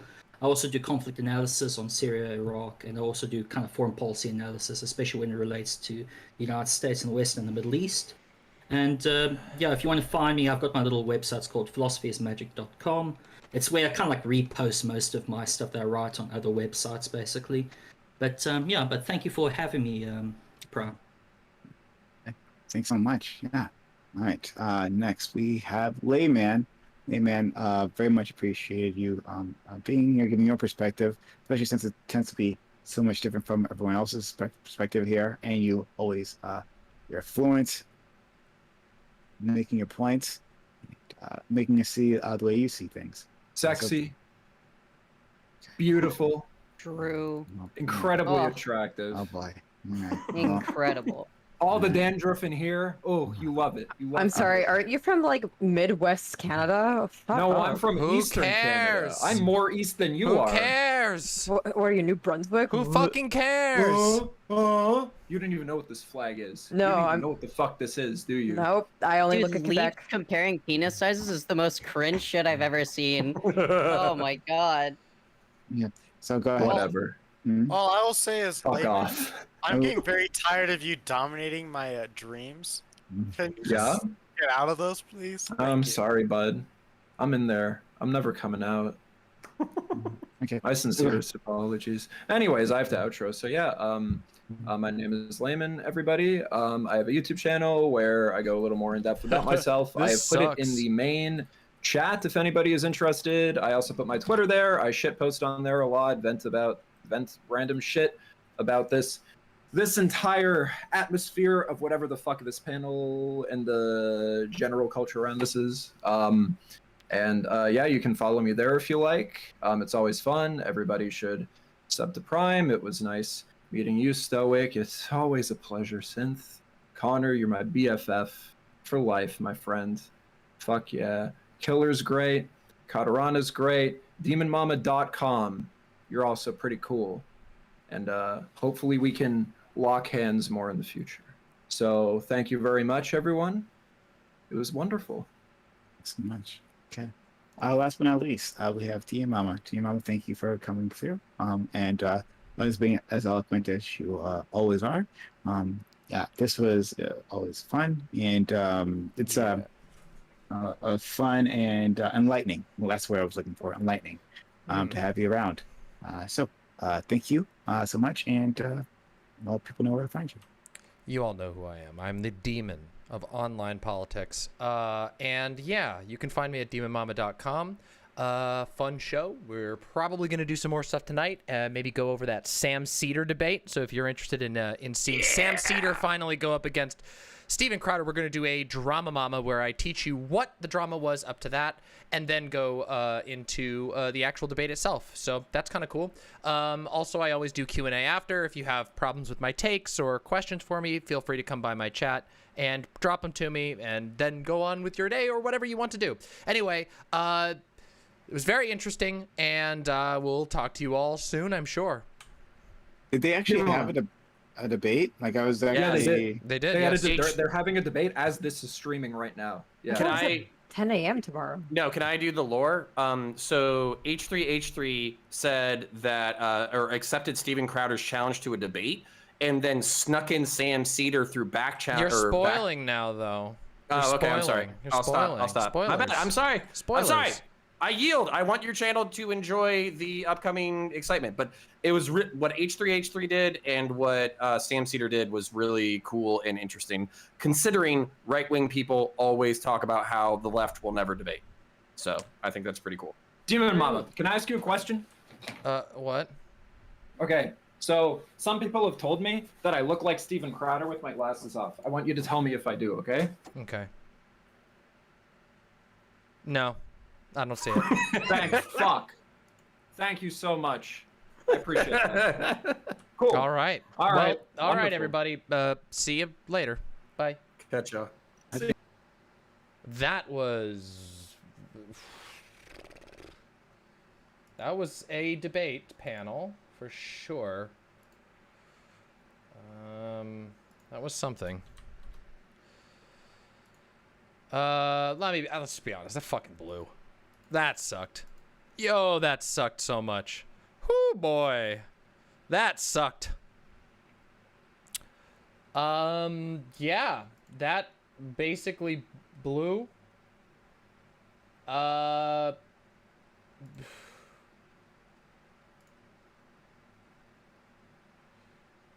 Yeah.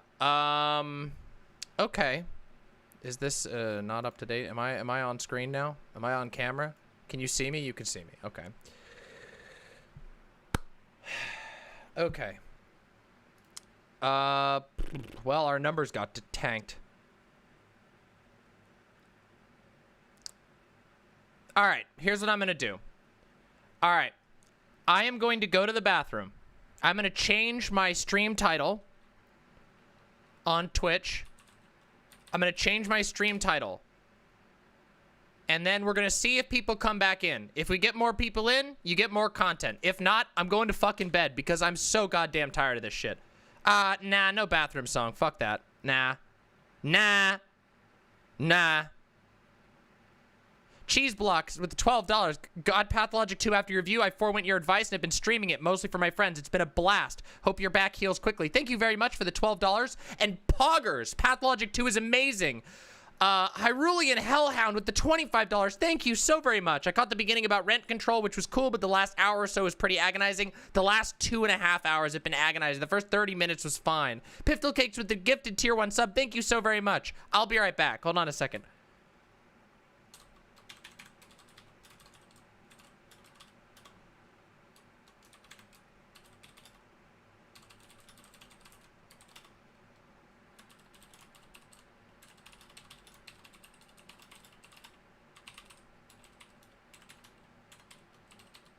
Yeah, all right. If Silent wants to ping the Discord, Silent can ping the Discord. I will be okay with that. If somebody wants to. Brim, thank you so much for the 5. I apologize if I missed it. Let me go to the bathroom. I'll be right back. We'll see. We'll see what happens. I don't know. I'm fucking feeling pissed. I'll be back in a second.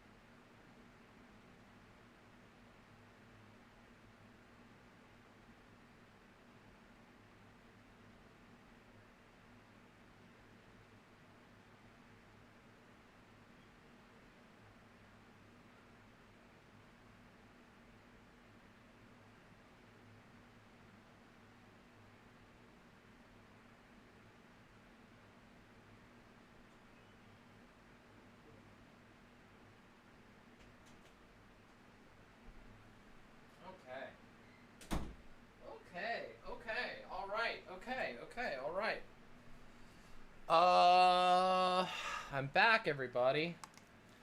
Okay. All right. So, all right, I'll do a ping. I'm gonna be a fucking rat, and we're gonna do a little ping here.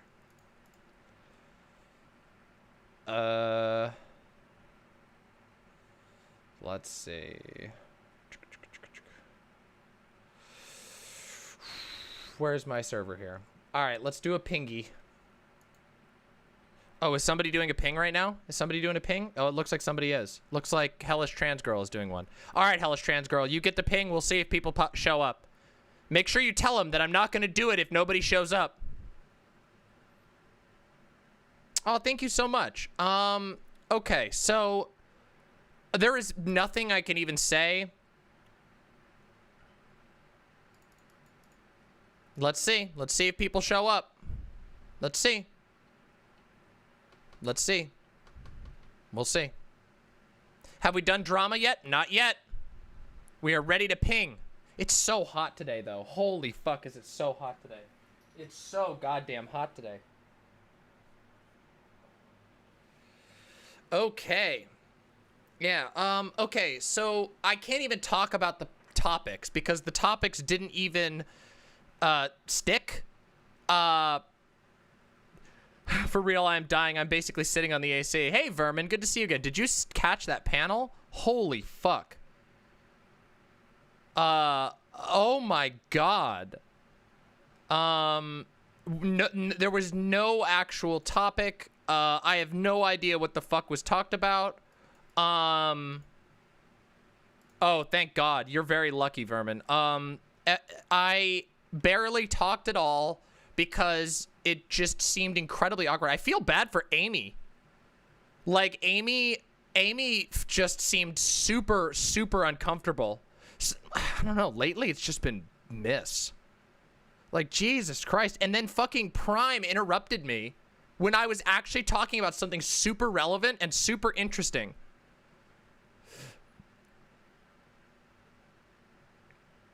Yeah, we're going to talk about it. Well, so far, no luck on the pingies. We'll see, though. You think so, Lotus? You really think so? I mean, I don't know. I mean, honestly, that was really bad. The Frog and Toe with the 666. Thank you so much. The panel wasn't so good, but you are great. Thank you. I really appreciate that. Here's the meme. What's the meme? Oh, yeah. I already have that one queued up. Don't you worry.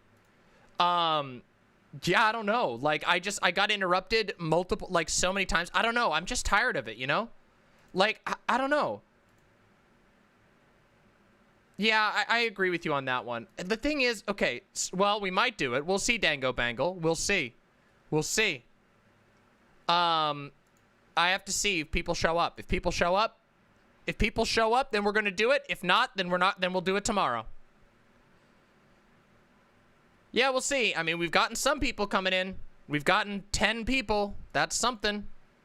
10 people is something. Do you know that at the beginning of this thread, at the beginning of this stream, we had almost 500 viewers?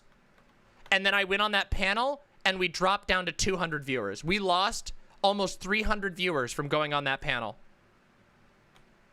300 viewers were lost from going on to that panel. It's sad. That's sad. I mean, I used to be able to go on panels, and it would be spicy and fun. I've never had that happen that bad. Thank you so much, Silent. I appreciate that. I don't even know. That was dire. It was dire. I mean, it's possible panels just aren't worth my time anymore, but I don't know. Are they, like... Oh, well, thanks, Capo. I'm glad you stuck around. Like, I don't know. Have panels been good? Well, the thing is, they used to be a place where big streamers would duke it out with small streamers, and there would be a certain, like, it would be like a rumble, you know? There was, like, an opportunity for people to make a name for themselves. I don't know. It was just fucking weird, honestly. Mermaid vibes? Well, I do like mermaids, too. We haven't gained anybody, so I don't know. It's not looking too good. It looks like everybody was sated. See, this is the problem.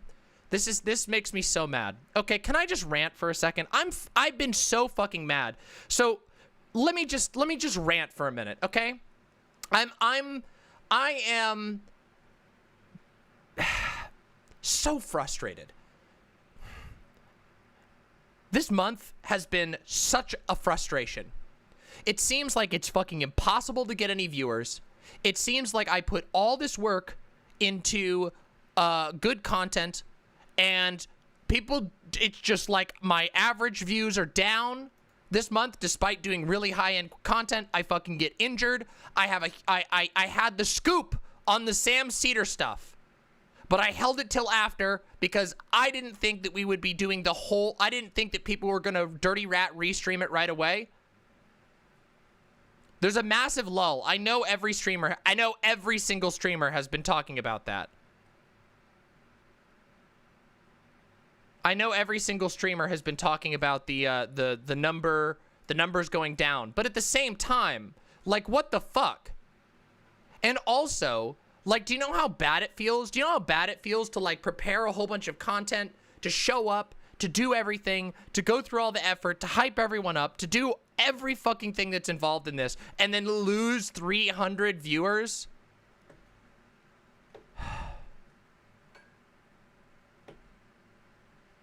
It really does make you doom out. It does make you doom out. Thank you, Blue Pumpkin. I appreciate that. Hey, I know the Discord's good, but the problem is the Discord's just not gonna...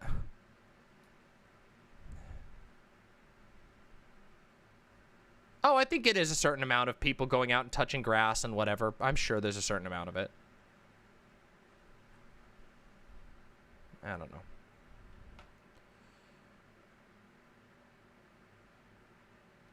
Yeah, we'll see. We'll see if anybody shows up. If nobody shows up, we ain't doing it tonight. I'm not gonna do...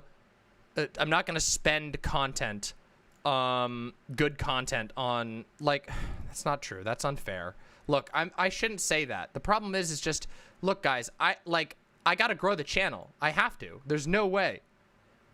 Did you tweet out that you're gonna cover it if I get enough viewers? Is that worth it?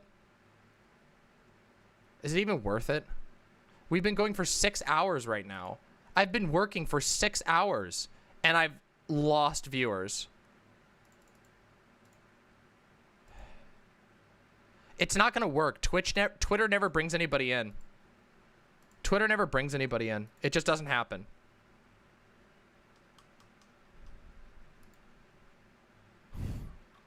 This shit fucking sucks, yo. This shit really sucks. I'm not pinging the server again. Well, hey, there's a raid. Dylan Burns, welcome. Well, all right, we're doing it then. Fine then, we're doing the content. With a 200 raiders, yes. You all thought I was about to give up. Not give up, really.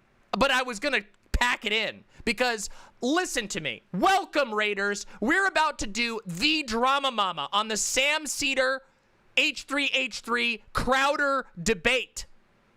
But, you see... A bunch of fucking lightweights dipped out earlier. So while I had 500 viewers earlier, the boring ass panel that I just had to sit through apparently killed my viewership. But since you all are here, I will welcome you in and we will do the content then. Very well. I'll do it. But you who just arrived from Dylan, please come over to demonmama.com/live. That is my POG website with all of the amazing emotes.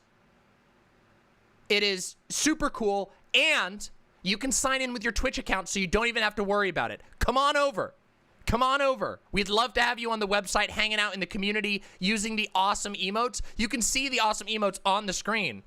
Look at that. You got the... Oh, we got some mustachioed Sam. Good to see you, Dylan. I hope you're doing well. It's been a rough month, hasn't it, Dylan? By the way, thank you very much, Gromit is a Prince, for the 300 bits. Really, really appreciate that. Big Dylan. Appreciate having you here. I'm actually excited. All right. That gave me some energy. All right, motherfuckers. Let's do it. Fuck it. I'm on the 5th cigarette of the day. Fuck you. My lungs can pay the price. We're fucking doing it. Okay? Let's do it. If I need a soda, nah, I got a soda, but thank you. I appreciate that. Let me just explain something, okay? Lumi, good to see you. I'm a little frustrated. You were wise to duck out of that panel. It did not go well, but thank you. I appreciate it. I didn't get to say any of my points, and I got shut down by the mod for no reason. But guess what? I am going to win a bet. I am going to win a bet, Lumi. Because Connor Points made a bet with me for $100 that I talked more than he did. And that is so unbelievably false. You have no idea. So just wait. It's going to be very, very funny. Hey, thank you, Small Forest. I just had my hair done. I'm very happy. You want to see something cool? Look at this. Watch this. Watch this.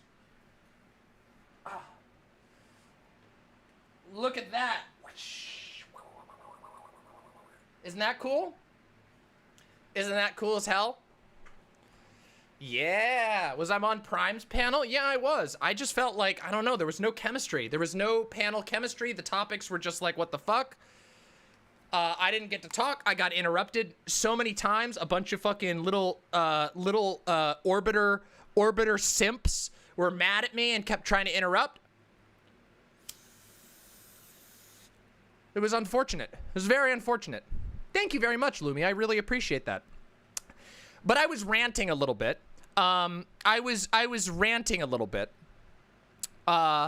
before I got raided by the king of Twitch debates, Dylan Burns. The panel was supposed to be about housing, and we did talk about housing, but then afterwards we were supposed to talk about the Chinese market making John Cena bend the knee about Taiwan. But yeah. Oh, it's going to be $50 because whoever sends me the timing silent is going to get the other 50. I just hit 12K. Yo! I just hit 12K on YouTube. If you're not a subscriber to my YouTube, why?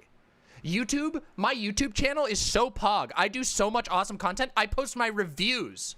And in fact, my review of Resident Evil 8 is going to go up. And those you either see live or you catch them on YouTube. All my VODs are on YouTube. Thank you very much. I'm super, super happy.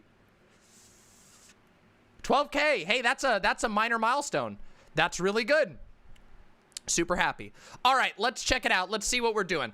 We got to talk about some drama, don't we? We got to talk about some motherfucking drama. But uh-oh. What the heck's happening? Is this working? Is this thing on? Is this thing on? We'll play the DramaMama song, all right? Listen. This is a reward for all of the loyal fans.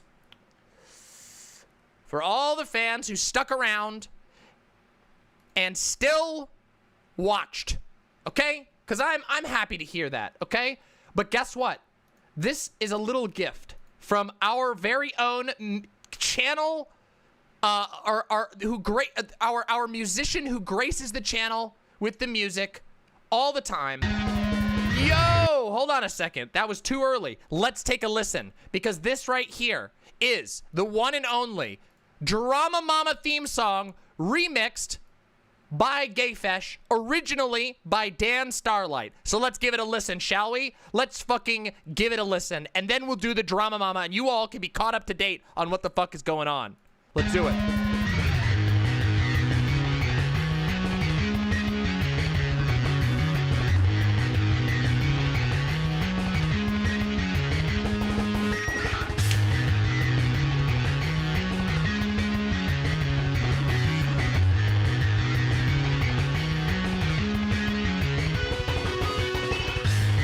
This is a banger! Let's shred it!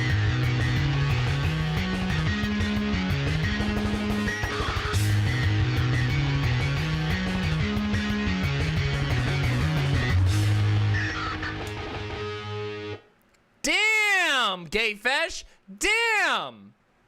Gayfesh, that was fucking incredible. That was goddamn amazing. Welcome! Welcome, welcome, welcome, future YouTube viewers and current live stream watchers to DramaMama Investigates. This is a special segment that I do from time to time talking about the drama of the time. Sometimes it's pop culture drama. Sometimes it's internet drama. It's not streamer drama anymore because, I don't know, I moved out of the streamer drama business because it was boring and I was always the center of the streamer drama. Me or Vosh, and you know, you cover Vosh drama and Demon Mama drama enough times and eventually you just get bored of it. So now I do bigger drama. The purpose of this show is to get to the bottom of any drama that's been unfolding on the internet or offline, with the goal of catching you up to speed on everything that's happened yet and doing our best to be as impartial as possible. Now, it isn't always possible, and it especially will not be possible to be completely and utterly impartial on this particular topic, because today we are talking about Sam Seder, H3H3, and Steven Crowder. Now, if you all probably know who Steven Crowder is, the, you know, right-wing comedic failure and and cringe lord, racist cringe lord, who constantly does horrifically racist bits on his show and then tries to hide them. And by hide them, I mean he just, you know, deletes the VOD quietly when they generate enough enough of a business concern. But you might not know who the other people are. Ethan and Hila are H3H3. They are one of the most popular YouTube channels in the history of YouTube. A commercial and artistic success. Incredibly funny. Now, some people don't like Ethan because he's had a couple of little chuddy takes here and there over the years. But I personally find Ethan to be very, very funny. And honestly, I find him to be mostly a reasonable normie. And then we have Sam Seder, the host of the Majority Report, which was at one point the only major lefty radio show on the air that wasn't just establishment Democrat. And now he runs one of the biggest lefty news networks online, the Majority Report and the Majority Report Extended Universe. I am a huge fan of Sam. Sam was a massive inspiration into me getting into politics, and his co-host, Michael Brooks, was also a huge inspiration to me. Rest in peace, Michael Brooks. Rest in power. And today, we're going to talk about the saga of Sam Seder versus Steven Crowder. And it's kind of funny because this has been going on a long time. For, like, years, I think. At this point, that there has been a back and forth between Sam Seder and Steven Crowder. And when I say a back and forth, I mean that there was an initial attempt to set up a debate between Sam Seder and Steven Crowder, and he backed out of it. But then he claimed that Sam backed out of it. And then he refused to communicate with Sam. And let's just say it has gotten very dramatic.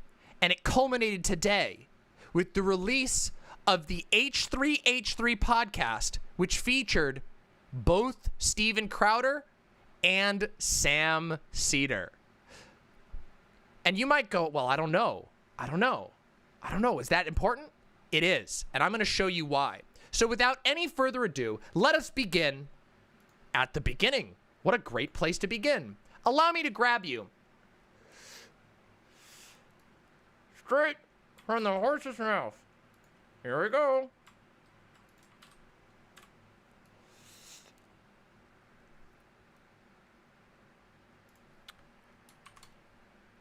ColdFeet Crowder, evidence confirmed by Politicon. This is a video from October 15th of 2019, the beginning of the ColdFeet Crowder saga, which has gone on in this entire time. Let's give it a watch, shall we? Let's tune in. How is this possible?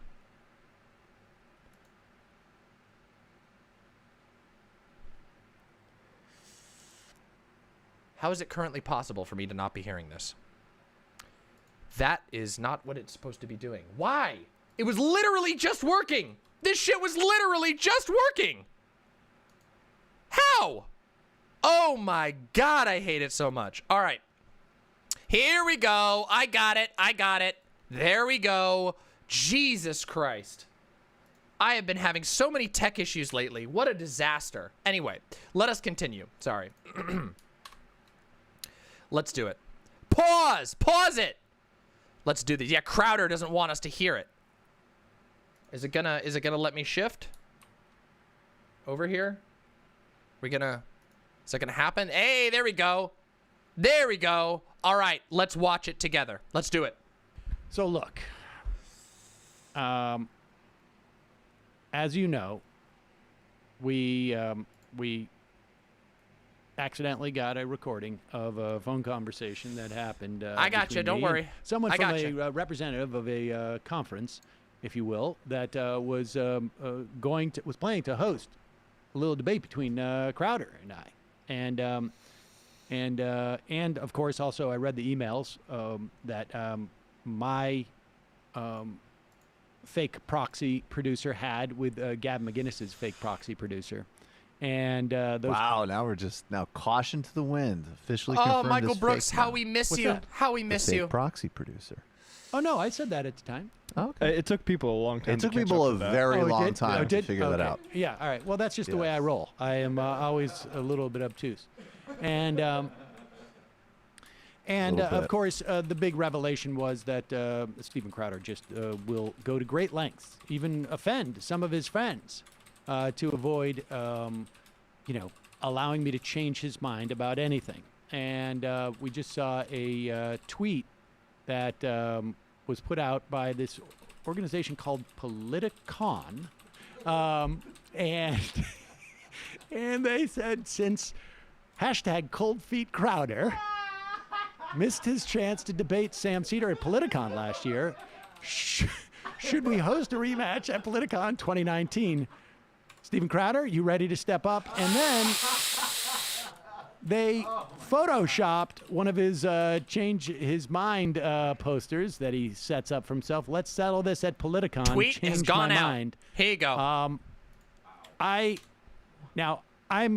coming back from Las Vegas because I'll be there that week, but I will walk to from Las Vegas to where is it in Nashville in Nashville if they can arrange this. I'm periscoping my hitchhiking, and I'm here to I'm catching rides. I'm here to terrorize ColdFeet Steve, and and actually I was just with a truck driver. I had a fascinating conversation about resentment. And it was everything I always did. I had been wondering if Politicon was going to be mad at you for making these private communications public, and I think now we have our answer. I don't know what you're talking about, Jamie. But we also, I just want to say that I know that I'm a little bit jaded about conservative talkers and this and that, and I think that they all just are on one team. Me too, Sam. Me too, really, Sam. The support that we've seen from folks like Jesse Lee Peterson, who went out and called for Stephen to debate me. He did. He did. Reverend Literally. Peterson in particular, I really appreciate I forgot about not that. only did he support us in Amazing. this, but that he even connected it to his mentoring work when he told Steve, like, and let me know how it goes. Yeah. It was encouraging Steve to be a better and a bigger man. And to then, be a incredible. man. Incredible. Then, my understanding is he tweeted out support again for me this weekend. Also, which I thought was really if you are impressive. here, real quick pause. If you are here and you're enjoying the coverage so far, press that like and subscribe button. That goes for you too, future viewers. And if you're here already, the like button is the #1 way to ensure that we get more viewers on this amazing content. I'm working for you, so please press the like button for me. Mwah. To do that. He did not have to do that, and Jesse Lee Peterson came out. Thank you very much fully for the supporting 100 bits. Stephen Crowding debating. And Quill I think the queer. If I read his tweet correctly, he was inviting me onto his show. He said, "These are the words, and thinking of my PR guy, I have nothing personal. I like you both, so I made my PR guy take his words down, and I never called for a debate. Amazing, but it appears that he is now." And so I want to appreciate ColdFeet the support JLP? that Jesse Peterson has I think given he me. would be a great interlocutor between you and I think that Steven would be Crowder. great. I'm happy to do it with Jesse Lee Peterson. I think it would be terrific. And so, but like I say, little jaded, but this guy, Ben Ferguson, who is a conservative commentator, correct? I have no clue who he is. Thank you very much, Silent. Appreciate I that. believe he's a conservative commentator. I mean, the name He sounds- has the look of a What's that? conservative. On CNN. Oh, yeah, This guy's on Scaramucci CNN. did it too. And I really kudos to him. I got to be honest. I have not seen this yet. I haven't watched this one yet. But let's see what he says. All right, I gotta just tell you, Stephen, you need to not let your dad make all your decisions for you. I'm literally doing my radio show right now, and I just want to give you a public service announcement. If you need to fight for what you believe in, Stephen. Don't have cold feet.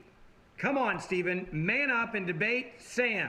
You gotta stop relying on all your friends or your fans to defend you. It is time for you to be a man. Man up And don't let your dad do your dirty work for you. Debate him, okay? You gotta debate your friend. You gotta debate Sam. I don't know if you're really fans or your friends or not, but you need to stop relying on. For those who don't understand, Steven Crowder's dad is literally his manager and agent. And it has been, let's just say, it has been surmised that it is indeed Steven Crowder's dad that caused Steven Crowder to get cold feet. As in, his dad literally said, don't you go on with Sam Seder. That would be a mistake for your career. Yes. Wait, really? Yes. In fact, Steven Crowder's dad is in a lot of Steven Crowder's videos. No joke. I mean that. His dad is very, very involved in Steven Crowder's life. And interestingly, Steven Crowder's dad is a rather influential person who also got him a lot of jobs when he was a kid. So anyway, there's the backup. There's the backstory. How old is Crowder? Crowder's in his 30s. Helicopter all these parent. other people to defend you. I'm just saying. So, that's my public service message. Be a real man. Man up. Debate. Do your job. Do your research. And then see if your argument actually stands up. I'll leave it right there. Have a great day. I don't know why you had to make it so gendered, but I understand on the right they tend to do that more, but I do appreciate the support from folks like Ben Ferguson, Scaramucci, and Jesse Peterson, Tommy Lauren, all these people on the right. Oh yeah, Tommy Loren. I forgot Tommy Loren was one of the people who called him out back in 2019. Are basically telling old cold feet to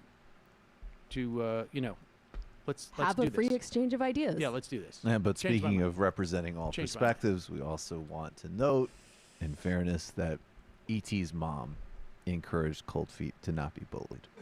That's right. It's funny, the conservative guys, they all jump in with the Sam side of it just generically without knowing who the politics are, because they love the idea of boisterously challenging someone. I did, to a debate. LRO. So Not all whoever's of it, but doing some that, of it. they're I gonna, saw like, that I be came on up in that it. team. Right. They could have gotten She on was the very right funny. side of the Yeah. Cold War if Castro just harassed Pinochet with debate invitations. All right. I wonder if she thought it was an actual child that she was talking to. Well, yeah, what? A 32-year-old one. All right, let's do this. This is interesting. So there we go. That was the initial segment of them summarizing what happened. Yeah? But there's more. Of course there's more. There's always more. And like I said, it's good stuff. So let me give you a little bit more, okay? Because we got a couple of funny memes, and I want to watch and look at some of these memes. So here's the first one. This meme really got me chuckling. You ready to see it? Let's take a look here. Here we go. Are you ready? I'm inevitable. Pause it! That's the real thing. See, the real deal is Sam snapping his fingers and saying, pause it. And real Sam fans will know that Sam pauses videos all the time. He's infamous for being a serial video pauser, which, you know, for those of us in the React industry is all but normal. But for people like Sam, it's a bit of a funny thing. Pause it! There's literally multiple emotes of Sam saying pause it. Some of you on Twitch will have those emotes because various channels have included them. Pause it, pause it, pause it. All right? But this isn't the only meme. Not even close, because there's some fucking epic ones. So let me give you the video meme, okay? Because I love this one. Oh, God, do I love this one. This is a good one. So prepare yourself for the Sam Seder challenging Steven Crowder mega cut. The super cut. Oops, wrong button there. Here we go. Let's watch it. Here we go. So here's the first one. I bet this guy's going to do anything he can to avoid actually debate. That was him. That was Steven Crowder accusing Sam of doing anything he could to avoid debating him. Turns out, uh-oh. It's really hard to get leftist guests on our show. That's just a reality. We try and book them. Crowder doesn't think there's a rape culture. I usually do try and get into an engagement of ideas. Steven Crowder, so interesting. You know, now that we're talking about Steven Crowder, 3 or 4 months ago, I was invited to Politicon. When they asked me if I would come, I said, yeah, I will if I can debate someone. Now, of course, I threw out Dave Rubin, and I was told that he's not coming. Competition would start kicking in. And so I said, Crowder. And the people were like, great. And it all looked good. And I was told that Steven Crowder literally stopped responding to their emails. Pretty sure the quote was, somebody got cold feet. Steven Crowder, I am issuing you a challenge to debate. I will host you on any time, any platform, any way to debate. Really, the question that Steven Crowder should ask his Alexa is, do I have the fortitude to debate Sam Seder? No, you are not courageous enough to face a middle-aged Jew who likes facts and figures. You are a coward. Steven, I know you are watching or hearing this, and everybody else knows it too. There's no way you're not aware. It's true. Everybody that I've did issued this challenge. and now. we know he was You watching. knew it was coming when you backed out of Politicon because you were afraid of debating me, and here it is. Steven, we'll see you soon. And Maybe now I'm speaking out of turn here, but you can wear your not gay T-shirt and you can have an opening statement, right? You'll let him have the opening statement, I'm assuming. Oh, sure. Steven, you can email any questions to majorityreporters@gmail.com. I love this edit, and yeah, it does remind me of Vadim. I don't know if it was Vadim. It might have been. I don't know who made this one, actually. Let's see. Nope, it wasn't. It was made by Merkita.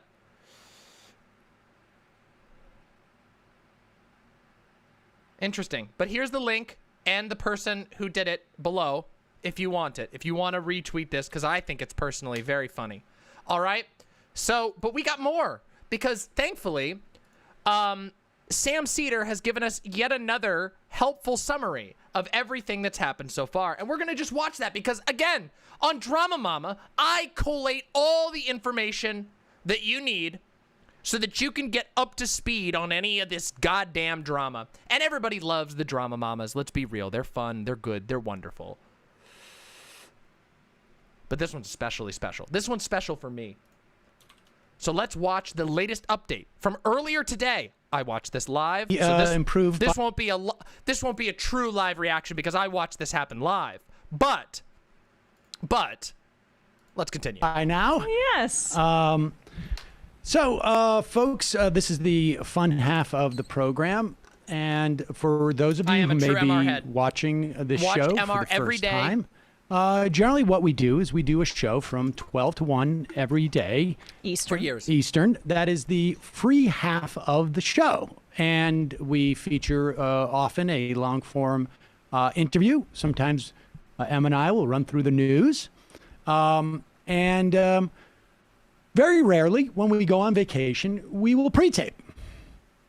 Let me read this IM to enter into some explanations for you, because I think some explanations are due you, the audience.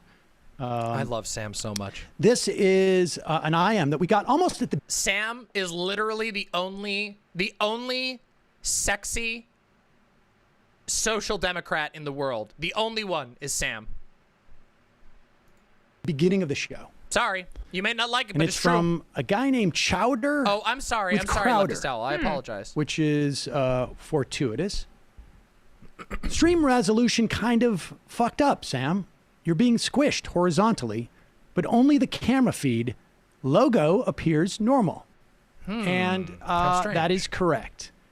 That was a correct assessment of what was going on. And the question was, why? Well, to make you look skinnier. I'm sorry. And me, incidentally. That is one of the answers. The other answer, I should also say, has to do with, you will look at my Zoom feed today, and you will notice that my name, you got Emma Vigeland there in the right-hand corner of your, the left-hand corner of your frame. But for me today, I don't Listen have Sam closely, Seder. folks. I have a smiley face.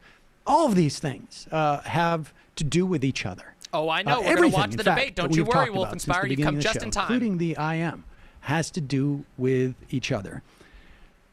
Let's go back a couple of weeks ago, 2 or 3 weeks ago. Maybe it was 4 weeks ago. I can't remember. Here we go. I got an IM. I got tweeted at. Sam, you got name checked on H3.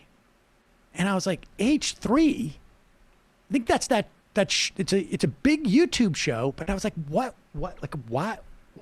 Yeah. And so I went to check it out, and it is hosted by this guy Ethan Klein, who I may know some people who know him in the comedy world. He's out in LA, but and he looked familiar to me. But that's probably because he looks like family members or whatever.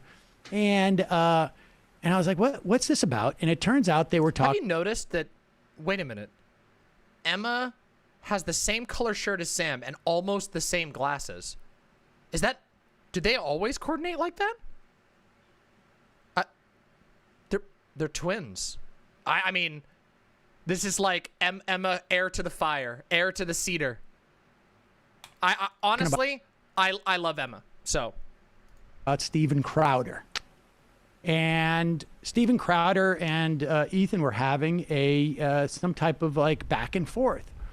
And I didn't know the details of it at the time, but their producer, Dan, at the end of the segment, turns to the camera and says, this is the only time I'm going to have to address Crowder, because I know he's going to watch this. And I remember thinking like, well, yeah, this is a big, big channel, I guess. But I mean, is Crowder really that thin-skinned that he's going to tune in to every time his name is mentioned on a show? I mean, anyways. Lotta Apples says, Sam was my gateway drug to Demon Mama. You have Lotta Apples, do you know how flattering that is for me? Do you know how flattering that is to me? Sam Seder is... I watched Sam Seder every day for years. Do you know how flattering that is? That is unbelievable. Thank you so much for both the $5 and the nicest compliment I've received today. Thank you. Yeah, Dan. Oh, yeah, and Walter L. from YouTube chat says, lol, still streaming. It's been at least 6 hours. That's because I'm an endurance streamer, even when my back hurts. Even when my back hurts. Anyway, if you Majority Report heads are out there, you got to get my name into the lexicon. You got to bring me up in chat, because I would die to go on the Majority Report sometime. Like, no joke. I wouldn't be able to handle it. I think that would be the single most starstruck I would ever be. Like, unbelievable. By the way, Sam Seder liked 2 of my tweets once, and that made my day. That's how lame I am. I am that excited to get my tweets liked by Sam Seder's personal account, by the way. Personal account.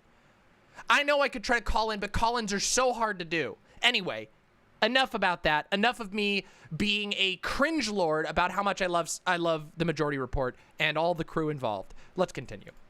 Looks at the camera and says, hey, debate Sam Seder. That's awesome, Ass Blaster. And he goes on about telling the story about the Politicon. Folks can go back and look for the video that we did when I played the audio of the Politicon booker calling me and telling me the Crowder had dropped out. And cold feet, in fact. He said that was her words, yeah, that he got cold feet because his team pulled him out, and his team is his dad, apparently. His team is his dad. Yes, that is true, by the way. His team pulled him out, but his team, his producer, his manager is his dad. His dad was like, don't do it, son. Don't go up against that bastard Sam Seder. And I'd also been invited on the Gavin McInnes show. I didn't want to go on there, but they offered up, like, we got Crowder to debate, and then Gavin wrote me back and said, no, Crowder's doesn't want to debate you. Oh, thank you, actually, a fungus. And I'm like, all right, whatever. And so that's why Dan had said this. And I thought, oh, that's great. We played the clip of it. That was really nice to get that shout out. Big podcast, big show. Big show, big podcast. And then I get a DM from Ethan. Like a week later or something like that. And he says, hey, Steven Crowder wants to debate me. And he's like, I don't do a political show. He's like, I think you should come on and debate him as I'm, on with him. And I was like, I would love to do that. Thank you. Now you see where this is going, huh? And so last week, you'll recall, last now you Monday, see why this has been the talk of the day. They were scheduled to have a debate. Told you it was good drama. Now, before we go any further, let me just take a moment to just, just say, I don't do air puff drama on this show. When I do drama, it's good drama. I bring you the best drama, and I let you know why it's the best drama, just like I'm doing now, and don't you ever forget it. DramaMama, the best drama show on the left. Let's be real. Come on. Let's be real. Let's continue. p.m. Eastern, which is 10 a.m., I think it was Pacific. And so you'll recall last week we started the show early. And here is where I need to make an apology to the audience. I implied that the reason why we were doing that was because I was recording the Bob's Burgers movie. Hey, I would not say you implied it. In fact, you tweeted about it later. So. Well, if you... Okay, hold on a second. Little bit of an in-joke for the non-majority report heads here, okay? For the non-majority reporters.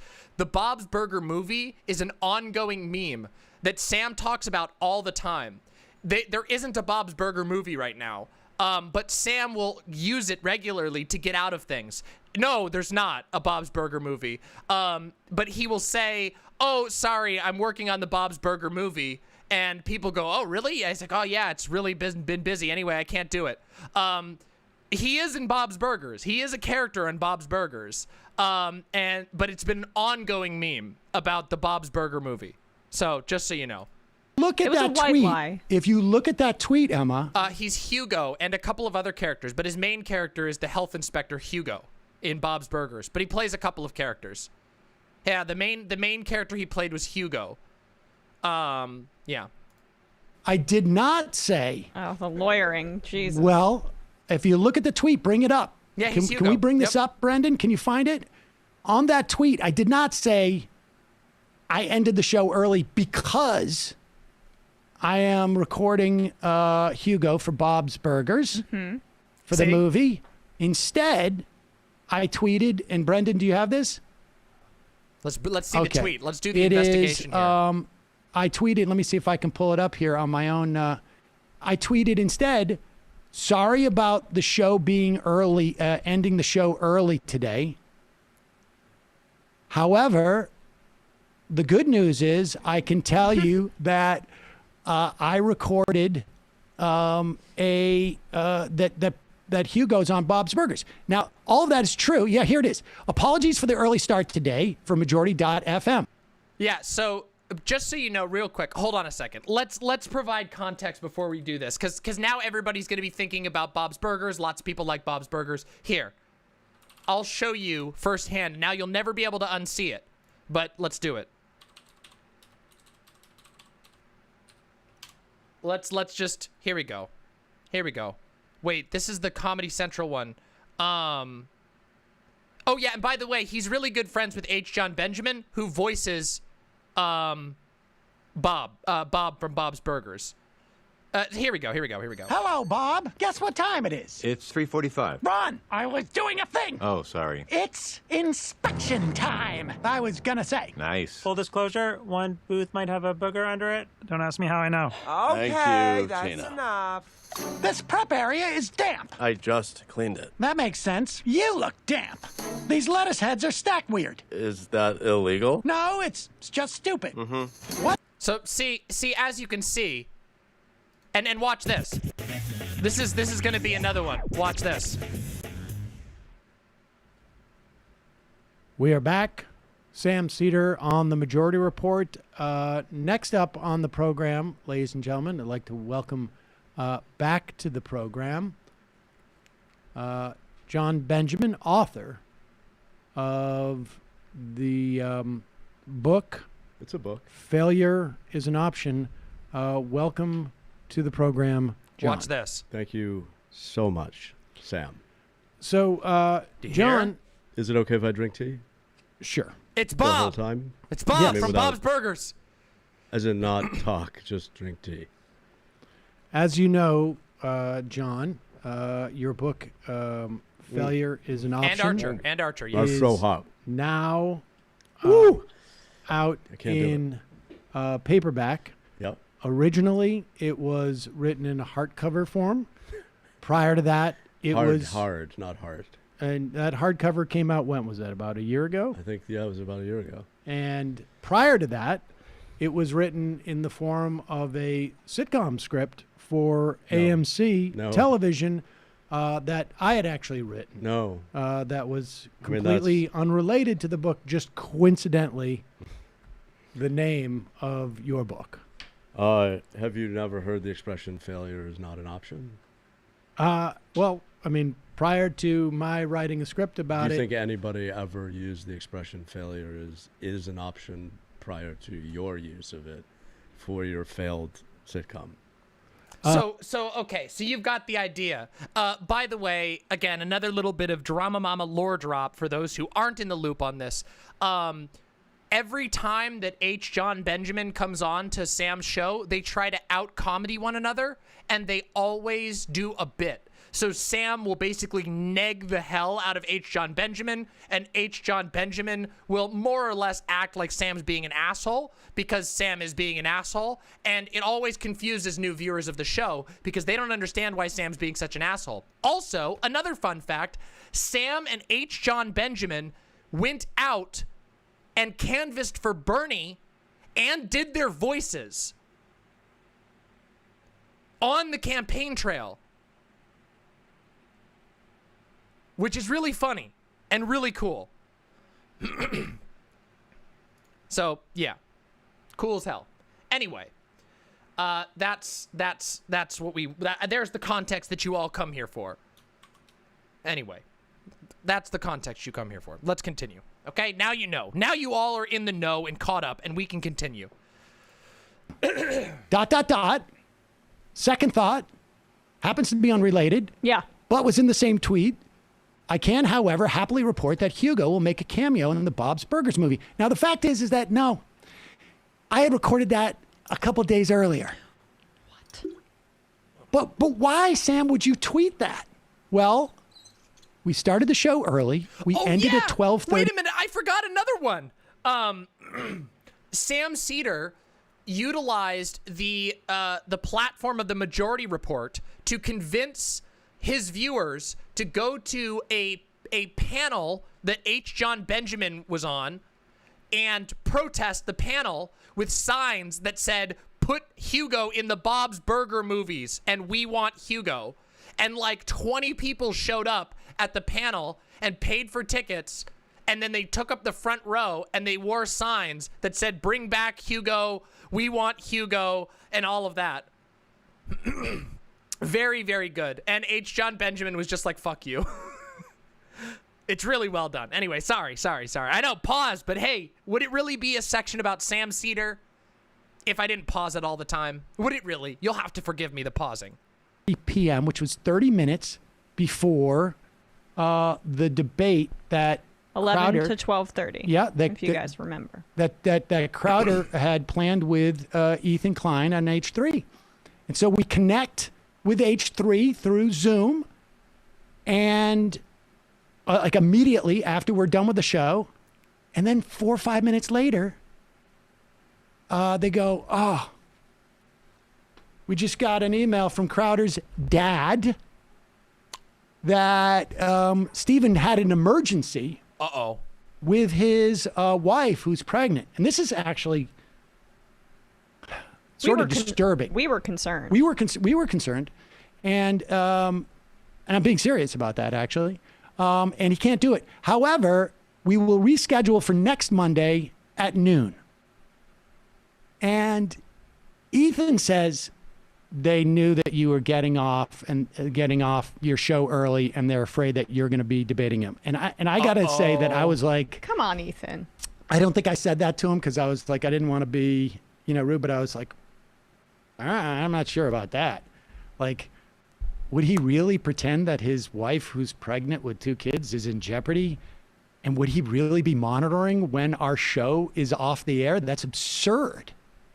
That's absurd that he would do that. I mean, how afraid would he have to be? How paranoid would he have to be that he's engaged with a debate with somebody else I'm just trying to put my mind in the same like mind frame. Like I've got a debate scheduled with Tim Pool, and I'm like, I'm going to monitor the show of Dave Rubin to see that he hasn't changed his live show, because what if Dave Rubin comes on when I thought I was going to debate Tim Pool? I mean, that would probably be like the equivalent of Christmas for you. That would be, yeah. Or Hanukkah. It would actually, I think it's actually, there's no equivalent. There is no equivalent. It would be a birth of another child. But I'm trying to put my head into that mind. Like, how afraid would I have to be that paranoid about it? And so I found it really hard to believe.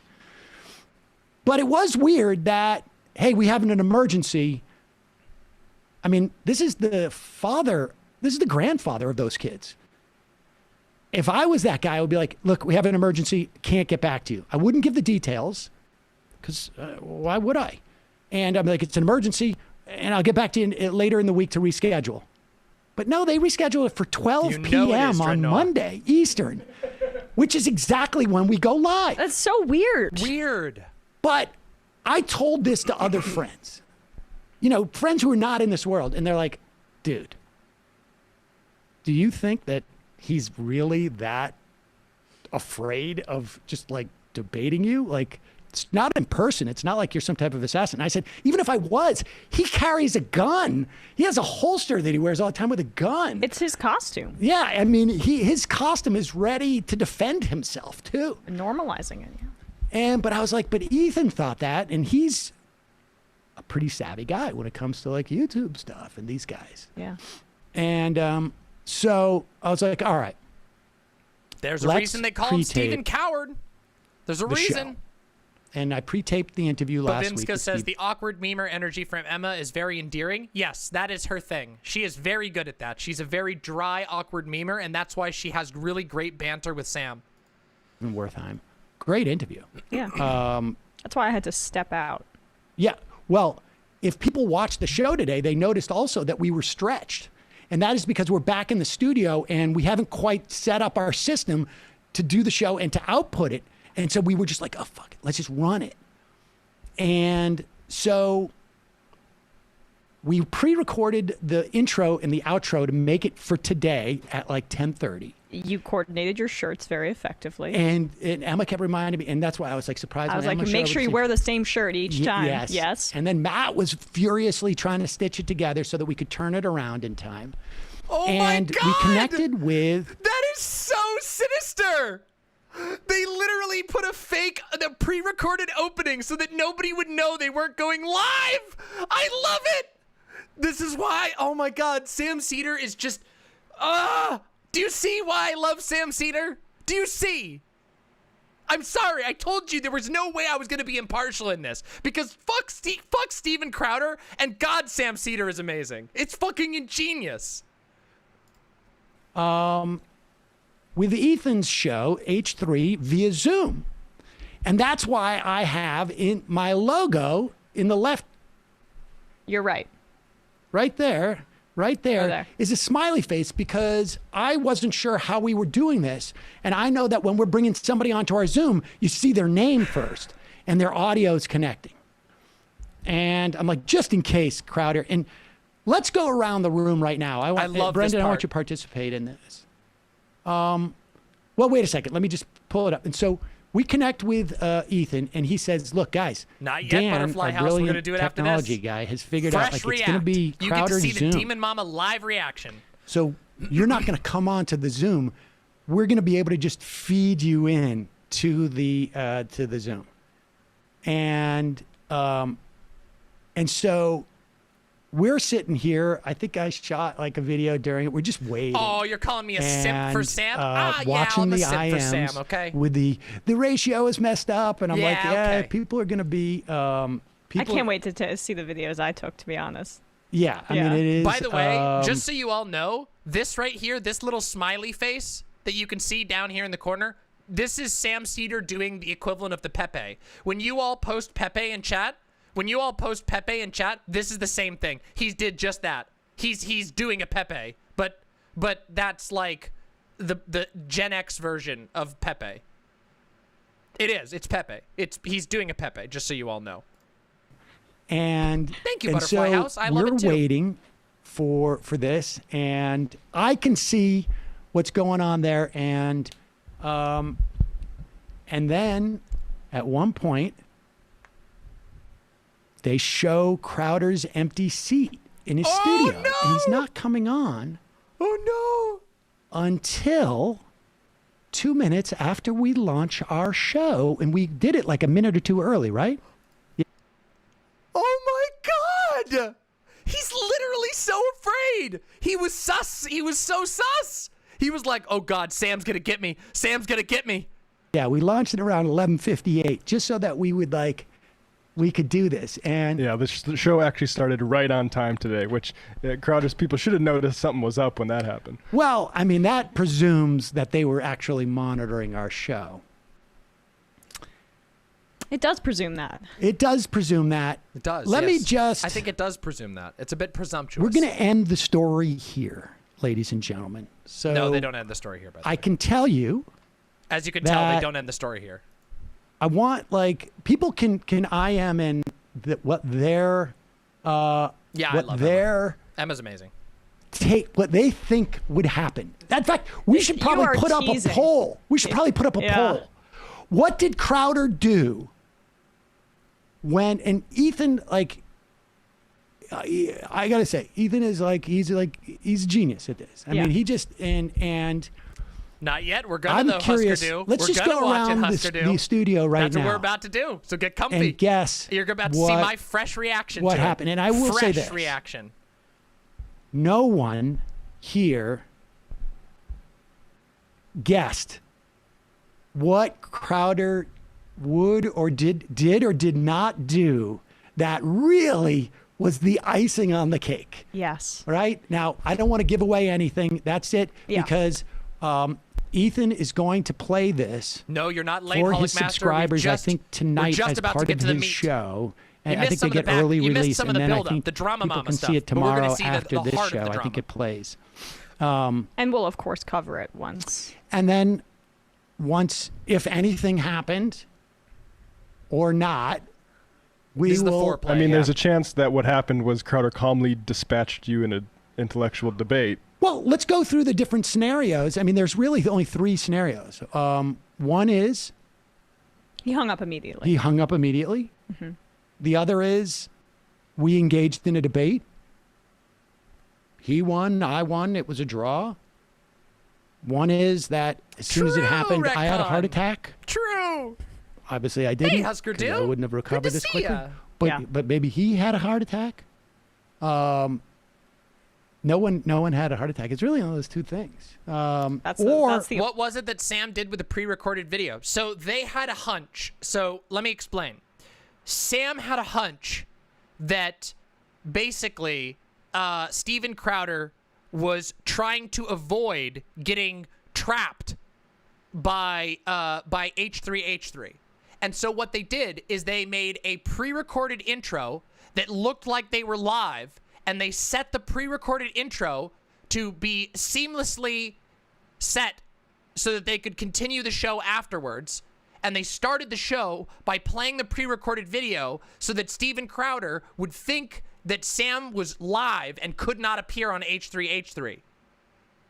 But in truth, he could. And to Steven Crowder's credit, he was correct to be very sus. But he got outwitted by the old fox, by the old gray fox, Sam Seder. Yeah, literally JoJo move. Unbelievable. Super incredible. The only third option is there's a third option is that there was just like, a lot of acrimony. No, I meant the gray fox, like from the gray fox from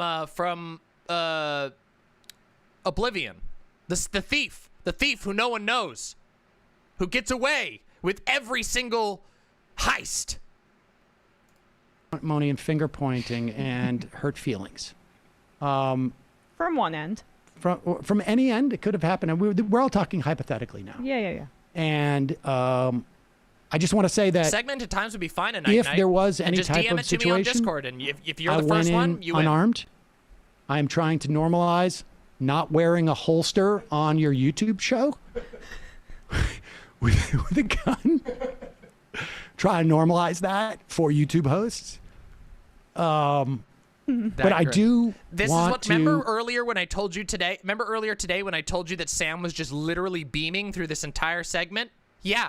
Was I lying? You can tell when Sam is truly pleased with himself, he can't hide it. And this is the look of a man who is truly pleased with himself. All right, so he can't stop. Just predictions go around. Look, Emma, the what was smiles your just stretching guess across his as to face what would every happen? instant. I My love guess it. was Try and put yourself in there. Don't cheat. Well, Sam you know, Seder. I was worried going in because he'd already gotten ColdFeet so many times, right? Hashtag ColdFeet Crowder. I was concerned that he would back out again, and we would have had to come in before the debate even happened with Ethan. Yeah, I was worried that he would see maybe that there were some differences in the show, since he's clearly monitoring the show, and He's not clearly we haven't established that yet. Oh well, yeah, right. I'm Yeah, sorry don't about presume, that. Sam. I thought that I mean, don't at the presume, time Emma. going into the debate that Don't it presume, seemed like Emma. he was Come on. monitoring Come on, or Emma. whatever What the happened. The potential debate. It seemed like he might have been monitoring the show, so I thought that maybe he would just back out or immediately hang up. I'm not saying Leah, thank you so much that for the that tier didn't 1 happen. gifted sub. And I'm not saying that it did Thank happen. you so much. Okay. Matt, do you want to? What is it? Oh, honor system is fine. You should get on the mic and say that. You're not on the mic. I'll just, in the meantime, I'll read a couple IMs. Crowder, my border collie named Sam. Crowder claimed another emergency and ran out of the room to change his undies. Big Dick Cheney says Crowder bailed immediately, didn't he? He did just tweet something. He did? About Well, hold on. Let's get to that Twitter tweet in a second. Brent will get it. Matt, what did you think your... I thought, Crowder was going to win the debate so soundly that I wouldn't have a job on Tuesday. That could have been a possibility. I could have gotten tranced in such a way that it was so trounced. What am I? Trounced. Yes, thank you. I mean, he could have just I could have mispronounced something. He could have gone off on that Sam for an Seder, extended period of time. Wait. Dweeb Chan from Twitch chat says, "Is Sam Seder hot? I don't want to objectify, but the guy's kind of cute. I'm sorry, but Sam Seder's hot. Sorry, you might not like it, but it's true. Sam Seder's hot. Sorry, just true. You don't like it? Fuck you. Even gay motherfuckers like me can recognize that Sam Seder is absolutely hot. He's not a boomer. He's a Gen Xer, and he's very, very proud of it. Sam Seder is a Gen Xer, and he's proud of it. So don't you ever call that motherfucker a boomer. He'll kick your ass. Ledger Domain says, I have a straight boner for Sam Seder. I regret to inform you, you have a gay boner for Sam Seder. There were so many ways in which he could have destroyed me. That's true. And that is just a normal boner. Maybe in some way, hinder Matt's, future on the show for all of us, really. Brendan, what was your what was your sense of what you would do?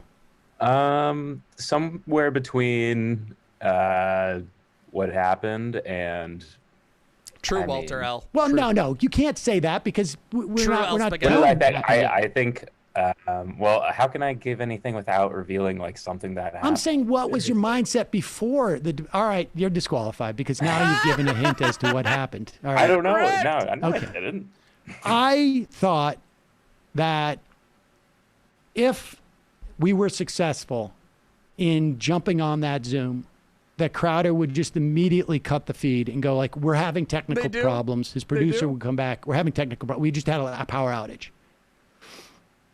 That would involve really quick thinking. And I have to say this, and this is a little bit, I'm hesitant Peterson. to say this because people can misinterpret this. Like, Sam, you're so full of yourself. But that would have involved at least some that would assume that Crowder was nervous about something like this. It would assume that Crowder would be afraid to debate me if he actually did, as opposed to just being I'm not going to give that little dick the satisfaction of debating. Yeah. That he would be genuinely, because he's not giving me the satisfaction in that scenario. He's actually being the bigger man. Let's pause. Right? He's the one who's saying look, welcome, lovely, lovely raiders from the Vosh crew. Vosh, thank you so very much for the raid. Welcome. Come in and get comfortable because you are entering in the midst of the DramaMama of the century. We have all been waiting for the end of the ColdFeet Crowder segment, and you know that watching it with me is going to be incredible, even if you just watched it with Vosh. So if you're watching right now and you're on VGG or you just came in the Twitch raid, come on over to demonmama.com. You can sign in with Twitch. If you're a VGGer, you already know what the website is like, but we have a bunch of unique and cool emotes that Vosh doesn't have. So come on over. Get on over. You all are going to have a great time. Kowalski from Nebraska. Are you the real Kowalski? Are you the Kowalski from Nebraska? Wait a second. Are you the Kowalski from Nebraska?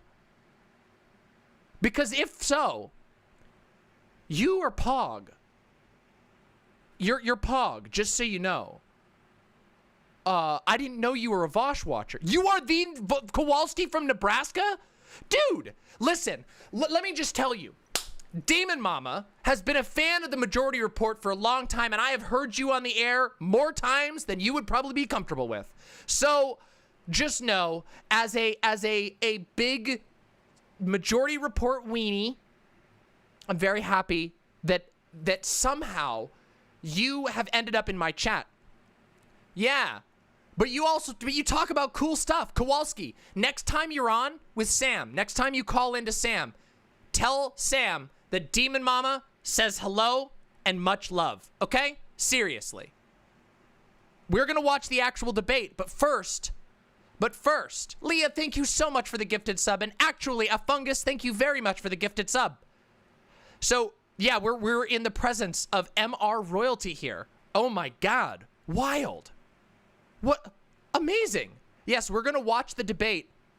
And I have been giving all of you the history because for those of you who don't watch my channel yet, for those of you who aren't yet familiar with my work, when I do a DramaMama, which is a special show segment that I do on my show, we try to get to the bottom of the drama and catch everyone who's out of the loop and get them into the loop. You see? So far, let me give you the quick rundown because I can't go and watch all the videos again because we've already done some of the DramaMama. But for those who are just arriving, we went back to 2019 and we learned where the beginning of the ColdFeet Crowder saga began at Politicon, where Steven Crowder backed out of a debate with Sam Seder. And then, since then, Steven Crowder has avoided Sam Seder at every juncture. And today we learned that he's been avoiding so hard that it appears that he was literally monitoring the show for when they went live. Leah HCIC with the 30 gifted tier 1 subs. Thank you so very much. Oh my God. Thank you. Truly. Thank you so much. Well, you succeeded in that. You succeeded. Thank you so much, Leah HCIC. Thank you so much. So we learned that Steven Crowder has been monitoring, or at least allegedly monitoring the Majority Report because he suspected that he was being set up by Ethan from H3H3. For those of you who don't know, H3H3 is one of the most popular podcasts on YouTube. They are giant titans of the YouTubing world. And Sam Seder and Ethan, oh, I did catch those gift subs. But Sam Seder and Ethan were working behind closed doors. Wait, did I miss some gifted subs on the website? No, I didn't. Okay, perfect. Yes, I caught those. Thank you so very much. Deeply, deeply appreciate those gifted subs. Seriously, thank you so very much. And Landricities with the tier 2 sub, thank you very much. So now we're kind of caught up. And what we're finishing right now is the preamble to the actual debate. And then you are going to get to watch my live reaction to the debate. Because I've not seen it at all. I've not seen this debate at all. Yes, I am, Martini Peterson. I was feeling bummed earlier, but I'm glad that I stuck around. I will not doubt the imps in the future, okay? I'm sorry. I apologize. I am not flawless. Sometimes, after a week of pain and busyness, I sometimes feel tired and feel like I want to just flop. But today I decided to go. Are we going to watch the Hassan Ethan? I hadn't planned it, but let's do it. Let's do it. Crowder is cringe. Don't worry. This is about the reaction. If you've already seen the video, you should stick around because you want to see me react to it. Okay, cool. Somebody send me that link. If somebody has the link to the Hassan one, we'll do it. Thank you very much, Sir Soap. I appreciate that. I'm doing my best. Is my hair making my shoulder and neck red? It's probably the light. It might be. I can't tell. Is it? I can't tell. Is it? No, it's just the hair. See, it's just the light shining through the hair and the hair itself. It's not actually turning my neck red. Although it did do that. It did do that initially when I first got it done because there was so much dye in it. All right. Let's continue, shall we? Oh, thank you. Thank you, Game Czar. We'll watch Game Czar. We will watch this right afterwards. That will be amazing. And poggers. Yeah, it could be a little bit. Oh, that's a nice little short one. Okay, cool. We'll watch that one. All right, let's continue, everyone. Thank you very much for the raid and welcome. Happy to have you here at the DramaMama Hell Network. Okay, let's continue. Thank you so much. Oh, he's very much concerned about being a bigger man. Wait, I should show it off. We have so many new people here. Watch this. Ready? You want to see what's really pog about my hair? Watch this. Look at this side. See that? There's one side of it. And are you ready? Could you see it fine? Yeah, it's got a swirl. And here's the other side. Ready? The other side has my little demon symbol on it. The Mercury symbol. Bam. Cool, huh? Oh, shit. Why didn't I do it to full screen? Here. Wow, that was so silly. Wise choice, chat. Here you go. Here, we'll do it again with the full screen. Here we go. So here's this side. And then, on the other side, bam. Pretty cool, huh? Pretty sick, huh? Yeah. Yeah, Uzumaki, you know it. Uzumaki. The swirl. Be hypnotized. Enjoy. Sit. Subscribe. All right, let's fucking continue. We got to get back into the meat, everybody. We got to get back into the protein. Thank you, Leftist Killbot. Appreciate that. Oh, no, that's fine. No, it's okay if you want to gift subs. That's fine. Oops. I will, hold on. I will shrink the alerts real quick because the alerts are kind of big. But don't you worry. If you want to do those, that's fine. I'm never going to turn those down. We'll have fun. It'll add to the energy. But I'm going to shrink this down a little bit so that it doesn't block anything. Here we go. There we go. All right. Let's continue. Yes. I mean, if I am bushwhacked like that, the way for me to That's really all right, Kowalski. show Thank you how for much swinging by. more Seriously, thanks for swinging by, Kowalski. You go get some rest. I know you got a lot of stuff that you do and stuff. Really appreciate you coming by. Happy to have you. Hopefully you'll check out the show in the future. I do a lot of fun stuff. Definitely much more high energy than Sam. No offense to Sam, but this is one of those. Leah, holy shit! With the incredibly generous 50 tier 1 subs. Oh my god. Thank you so goddamn much. Thank you so very much. Oh, that means the world to me. Thank you. Truly. Like, the generosity is unbelievable, and it means the world to me. You are a patron of this space, and I will always thank you for that, because you make it possible for us to have a completely free show with no fucking annoying sponsors, and the only advertisements you have to deal with is me asking you to please like the stream and subscribe if you're not subscribed. That's for all the incoming Voshers. On YouTube, go like the stream on YouTube and subscribe to my YouTube channel because I do tons and tons of segments and work very, very hard. And we just crossed 12,000 subscribers. My channel might actually blow the fuck up, and you're still on the bottom floor. So, yeah. Oh, yeah. Leah literally donated so that I could get this hair done.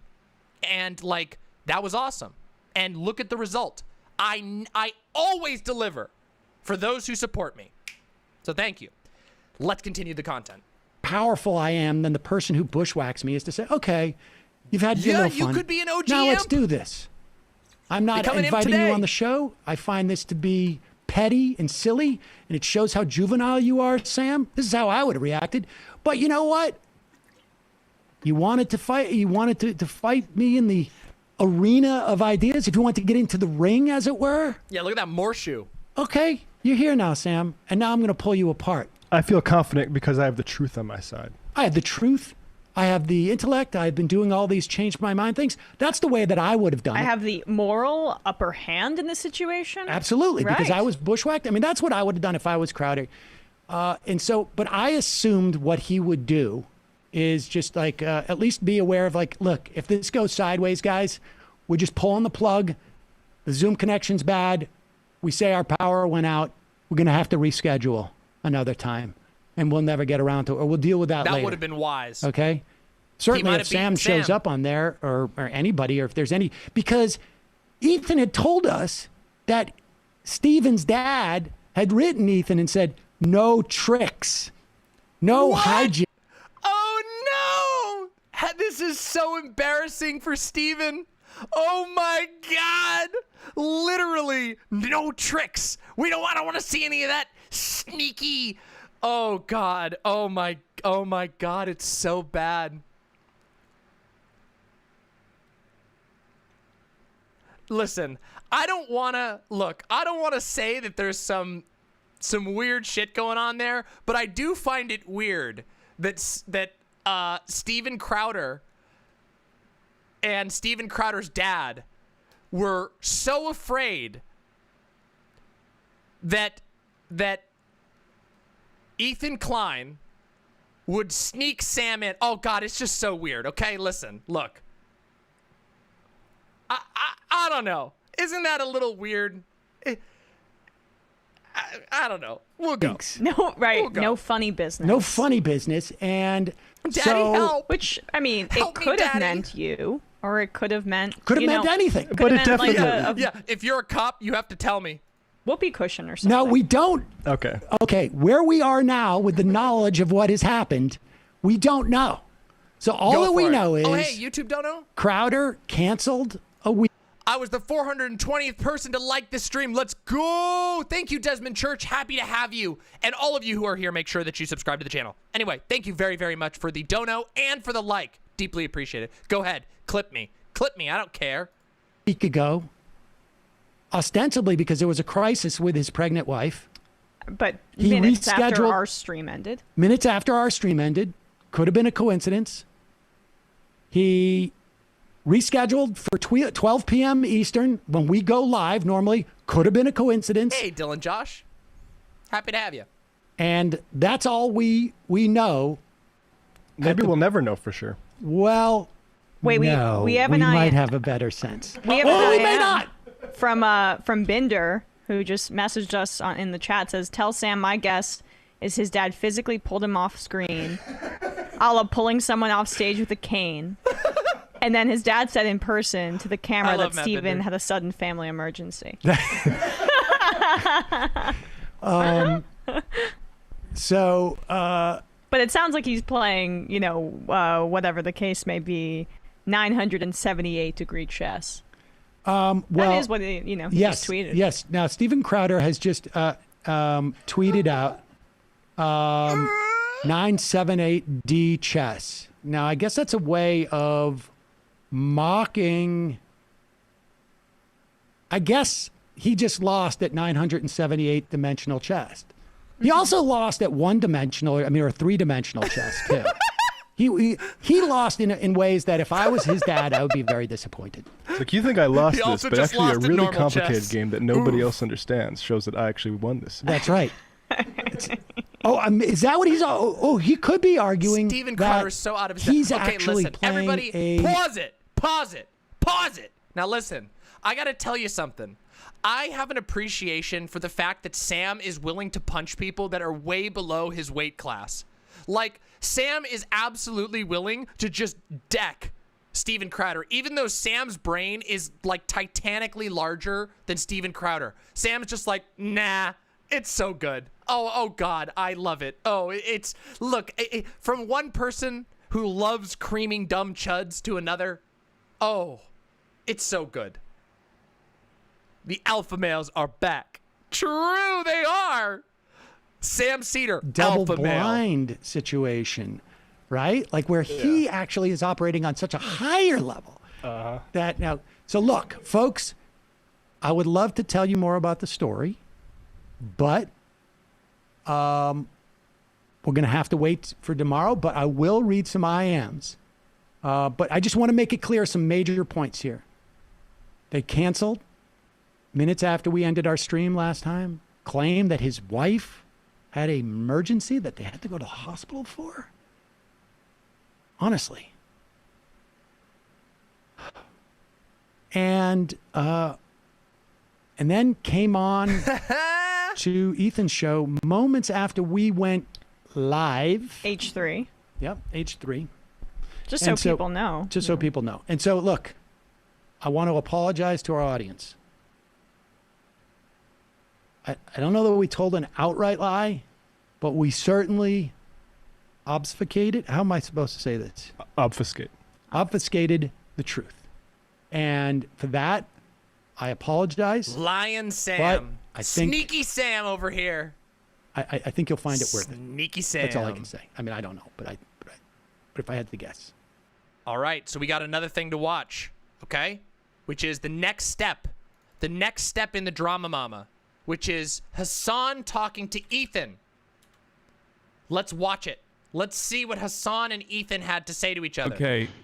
Without further ado, here it is, boys, girls. Ethan Klein of the H3H3 podcast. Hassle. And H3H3 Ass Blaster 138 with the 3 tier 1 subs. Deeply, deeply appreciate it. Thank you so very much. Who should Steve Coward debate next? Dream, Ninja, XQC, Mr. Beast, Critical, Xanderhall's Vape Pen, Jacksepticeye? I don't know. The world is your oyster. Cobalt Swiftpaw with the $5. Just wanted to say you look great tonight, and thank you for the content after that horrid panel. You're welcome. I promise you it was more agonizing for me than it was for you. But such is life. Let's keep going. I'm glad I kept streaming too, okay? For the record, I was wrong. Demon Mama has a long history of admitting when she's wrong, and tonight I was wrong. Oh, wait, so we have to watch the debate first and then Hassan. Okay. So then we watch the debate first, which is on H3 Podcast. Here we go. It's time. Ethan Klein debates Steven Crowder featuring Sam Seder. This is it. The moment you've all been waiting for. Let's do it. I have not seen this. I have not seen a single clip from it. 0% spoiled. And yes, Jessica Metal, I do feel better. Let's do it. Let's fucking do it. Welcome everybody to a very Wait a second. We can't do it yet. I need a beer. I'm going to go grab a beer. Everyone, take this opportunity to go over to the YouTube channel, like and subscribe if you haven't, and I'll be right back with a beer. It's beer time. It's definitely beer time.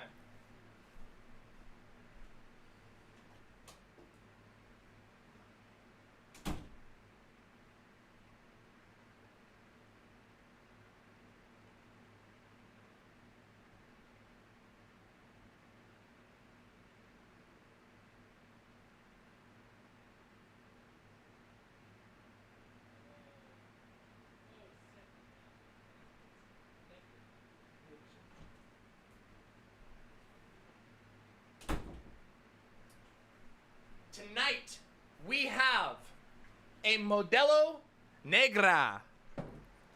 Incredible. A delicious beer from the Modelo company. All right, let's do it. Let's make it happen. Episode of the H3 Podcast. Today is my first ever debate against the one and only Steven Crowder, who, thank you very much. Thank you. Steven Crowder. I love Mexican beer. Mexican beer's good. Who's standing up? Ethan, please stand up. Ethan, oh man. Ethan, please stand up. Who am I to disobey our great, glorious leader? Crowder challenged me to a debate. I like Modelo. I think Modelo's He good. called me a personally. layup. He said I was stupid. Well, Stephen, I think the debate speaks for itself. Steven Crowder, for those of you that don't know, is probably one of the most hateful, bigoted people on the platform. Oh my Racist. God! I didn't even notice that Ethan's wearing a double holster too. I didn't catch it. I thought he just had a backpack on. Homophobic. Power move. Pretty much hits every box. Are they all wearing holsters? We made this big, beautiful compilation of some of his greatest hits, but it's actually so heinous and offensive that YouTube age restricted the first upload of our video. So that all is available for our members. I'm so ready for this. With the whole compilation and everything, which is, adds a lot of atmosphere. But for the sake of this version, we had to cut all of that out. But he is, let's just take my word for it in that case, a giant douche. Well, my tiff. A giant douche. True, Ethan. Truer words have never been spoken. I am so fucking happy that this happened. This is just, oh, it's so good. Oh, I love this. This is like an intersection of the stars of all of my favorite things to see happen. But Stephen came when he said that our clip about COVID, when we were saying it's okay to listen to scientists, said it was his favorite clip of all time. We went back and forth with people who have been following, and Stephen boldly challenged me to a debate and a video titled "Your Move, Ethan." I will invite you on the show, Ethan Klein. I will have I'll follow you on Twitter. I will have Darren, my booker, reach out where you can come on this show. Darren's his dad, by the way, right? Just say your dad, bro. He keeps trying to hide that it's. I forgot Darren Crowder is literally his dad. Oh, shit. It's his dad. You guys will get more info about the dad. But Darren's his dad.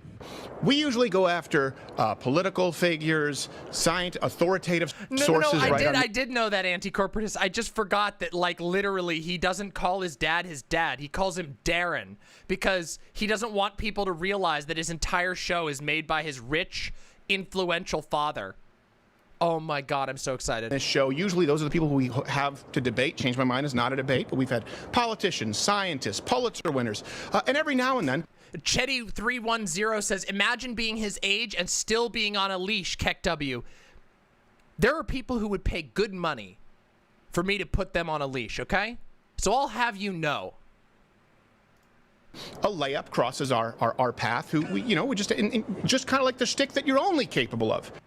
Now, in our original video about Crowder, we had noticed that he had reached out to me to book me on his show, and he was kind of butthurt that I ghosted him all this time. And in this video, he claims here that he never reached out to a booker and that I'm lying about it. So here's what he says about that. I'm going to assume that you didn't blatantly lie in some of the things that you said, that you're just really lazy or incapable of your due diligence. So you said we'll get to a female booker reached out to you for the show. Hey, Gerald, have I ever had a female booker? That's a no. Never, That's ever. Now you're either lying. We don't work with women on this show. So that's impossible. Or you're so... I love Ethan. Lazy. Because I don't want to bully you, and then you go and try to get... You're so lazy, you didn't even just verify the fact that it was complete. Well, you know what? I took this to heart, so I said, you know what, Stephen, I am going to look into this. I'm so excited found for the this. email that was sent to me. I've never seen this, not even seen a clip of it. And it still had her social media contacts on it. And so I followed her down on Instagram, and I said, hey, blank, did you ever do booking for Louder with Crowder? I'm just trying to verify that this email I got from you inviting me on the show is real or not. Thanks. Here's the email, by the way. Super professional. Definitely a real email, by the way. This one in particular. She immediately responded to me. She said, yes, I did booking for him years ago for a few months. I'm not quite sure whose contact you'd have now. I know his dad does his booking for him, though. From the horse's mouth! The gold mine of tea. It's just platinum. This is freshly brewed golden tea. Oh my God, from the horse's mouth. Let me know if you need it to try his finest contact. Interesting that she knows that detail. That makes me think that is very real. and that he's lying about inviting me on his show. How odd. Daddy does my booking. Well, yeah, and while we're talking about lying, Steven, why don't you tell him that you never filed a lawsuit? Tell us if you filed that lawsuit against YouTube, Steven. Come on, be honest with your viewers. And you know, Steven says he doesn't want to bully me, but here he goes on to say this, and I am feeling very insecure now that Steven has taken a shot at me. Wait, the Kleenex. Let me just say, first of all, you have. Hold on a second. We were making fun of the fact that Steven had Kleenex on his table, which is pretty funny, let's be honest. He's sitting there with gun holsters and tissue. I mean, what is he, crying every second? So listen to this. Out of here. That's due to allergies, okay? So I had a bronchial thing, which is community guidelines in a mutable condition. It's genetic. Oh, poor Steven with his allergies. Don't put the tissue on your desk. It's funny. All right, don't get so twisted up. He was Look how beating twisted off, he for gets sure. about me laughing about him crying all the time. He needs a box of tissue on his desk. But I guess there's a ceasefire here, so we can talk about any genetic conditions like Sure. the lack of chin, lack of beard, 120-pound man wearing the Cinderella bandana on his head. That one I didn't get. What's the 120-pound man? Cinderella? I couldn't really If follow. he's talking about me, I am not 120 pounds. Trust me, dude. What? We don't have it. Right.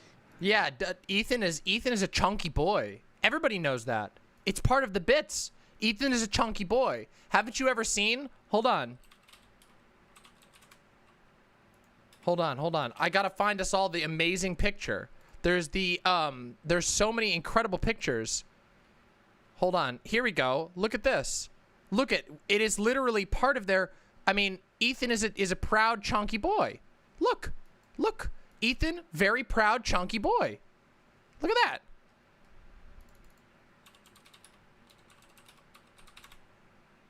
Yeah. Oh shit. Oh shit. We got some good stuff. Look at this. We got it all. We got chunky Ethan, thick Ethan. We got thick Ethan here.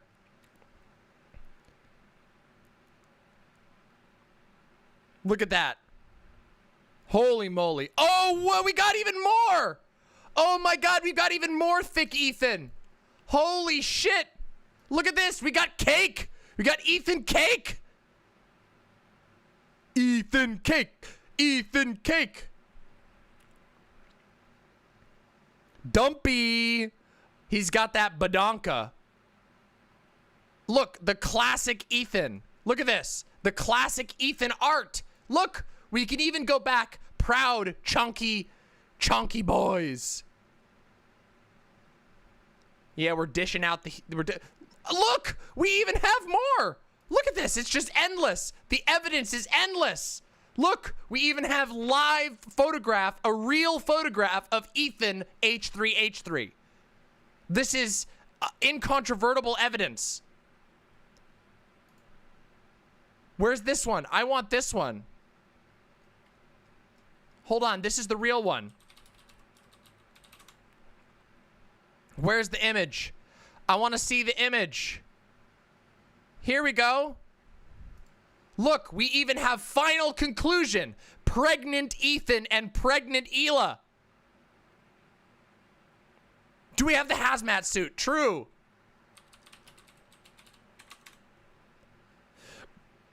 Yes, we have the hazmat episode.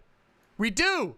We do indeed have the hazmat episode. See, this is why you tune in. You tune in to my show so that you get the full context for all of Ethan's silly nonsense, including the sexy hazmat pose. Look at this. Look at that. You can't beat that level of thick. Cinderella bandana? Oh, we got Vape Nash? Yeah, we know Vape Nash. Listen, all I'm going to say is that this reaction right here was basically my reaction for that entire panel today. Look at this. Is this not true? Is this not my entire reaction for that panel that happened earlier today? I was just sitting there like this the entire time. Because the level of cringe, by the way, the context for this, just so you all know, this is from a video about cringe. It's from Atomic Level Cringe. And anyway, we've now seen everything we need to see. I'll close all of these now. You now understand that Ethan is indeed a thick boy. Yeah, I went on a weird panel earlier, and it was very awkward, and people told a bunch of jokes that bombed. It was very uncomfortable and weird. But it was a panel, and panels are panels. Well, anyway. And to compensate with the beard that he uses just for men, or the That's my eyebrow phrase favorite. like E.T. in the cornfield? It's so stupid, bro. The point is... I always think it's like hilarious when people actually go to the debase themselves to making fun of my Tourette's. You know, it's like, well, okay, dude.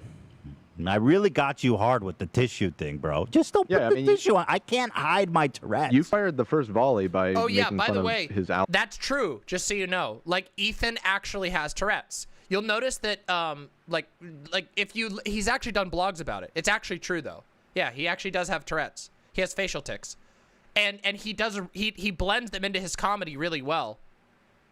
Yeah, he's very open about it. It's super cool. I respect him a lot for that. Allergies. Your allergies, dude. Poor Which you Steven didn't Crowder actually has do. a disability. Yeah, we didn't realize he you had a know. disability like that. Yeah, I'm so sorry, bro. Ableist much? I had all that coming. Should I scroll back to when he said something about a bandana? Sure, let's do that. I don't know. Let's hear. Lack of beard, 120-pound man wearing the Cinderella bandana on his head. That one I didn't get. What's the 120-pounder? What does that mean? I don't. Cinderella. If he's talking about me, I am not 120 pounds. See, I don't trust get me, it. dude. I don't get it. We don't have it. Right. Well, anyway. And to compensate with the beard that he uses just for men, or the That's my eyebrow phrase favorite. like E.T. in the cornfield? It's so stupid, bro. Ethan is Jewish. Yes. I always Ethan think is it's Jewish. like hilarious when people actually go to Is the that is that a debase anti-Semitism themselves thing? to making fun of my Tourette's. You know, it's like, well, okay, dude. I really got you hard with the tissue thing, Yeah, bro. it does Just look don't like put he's the indicating tissue on. a I can't kippah. hide my Tourette's. You fired the first volley by making fun of his allergies. Yeah, it does look Your like that. allergies, dude. It's probably a Of Jewish course, you thing. didn't Crowder actually has a do. disability. Probably an anti-Semitism Yeah, we thing. didn't realize he you had a know. disability like that. Yeah, I'm so sorry, bro.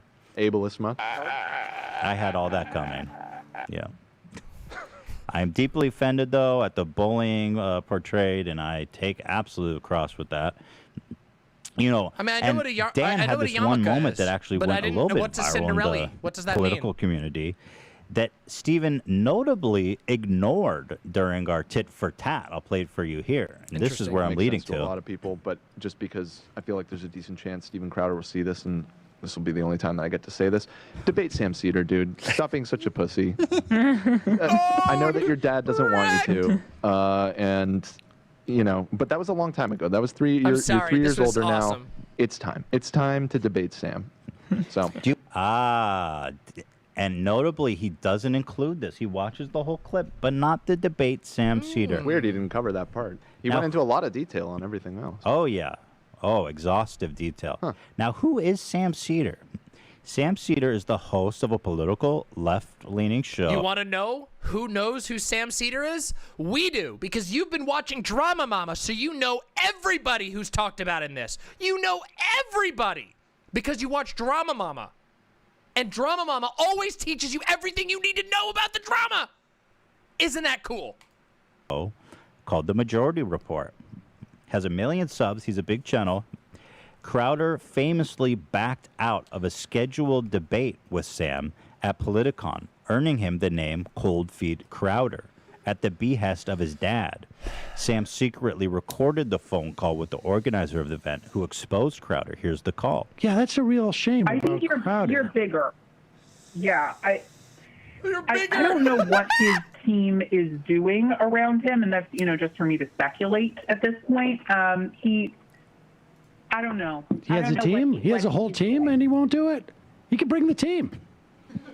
I believe it's his father, but I can't confirm or deny that. By the way, everyone seems to be confirming that it's his dad doing This is all not a this joint. shit. This is just a clove.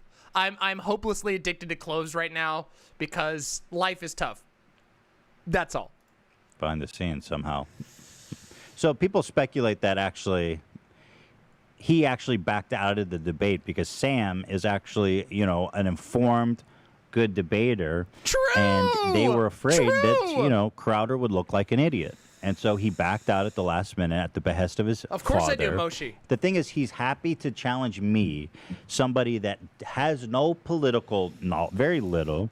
I don't spend my day talking and thinking about politics, nor am I a debater, nor am I, let's be honest, intelligent. That's not So if you- true. right. Okay, Let's be honest. look. Listen. Ethan, you might not be the most politically in tune person ever, but you are absolutely intelligent. Nobody can be as funny as you without being intelligent. I'm sorry, that's just true. So with all that being said, we figured let's get someone who is familiar with the topics, who does spend their time thinking about politics, and who is, you know, True though, unlike me, Silent. You bring up a smart. great point.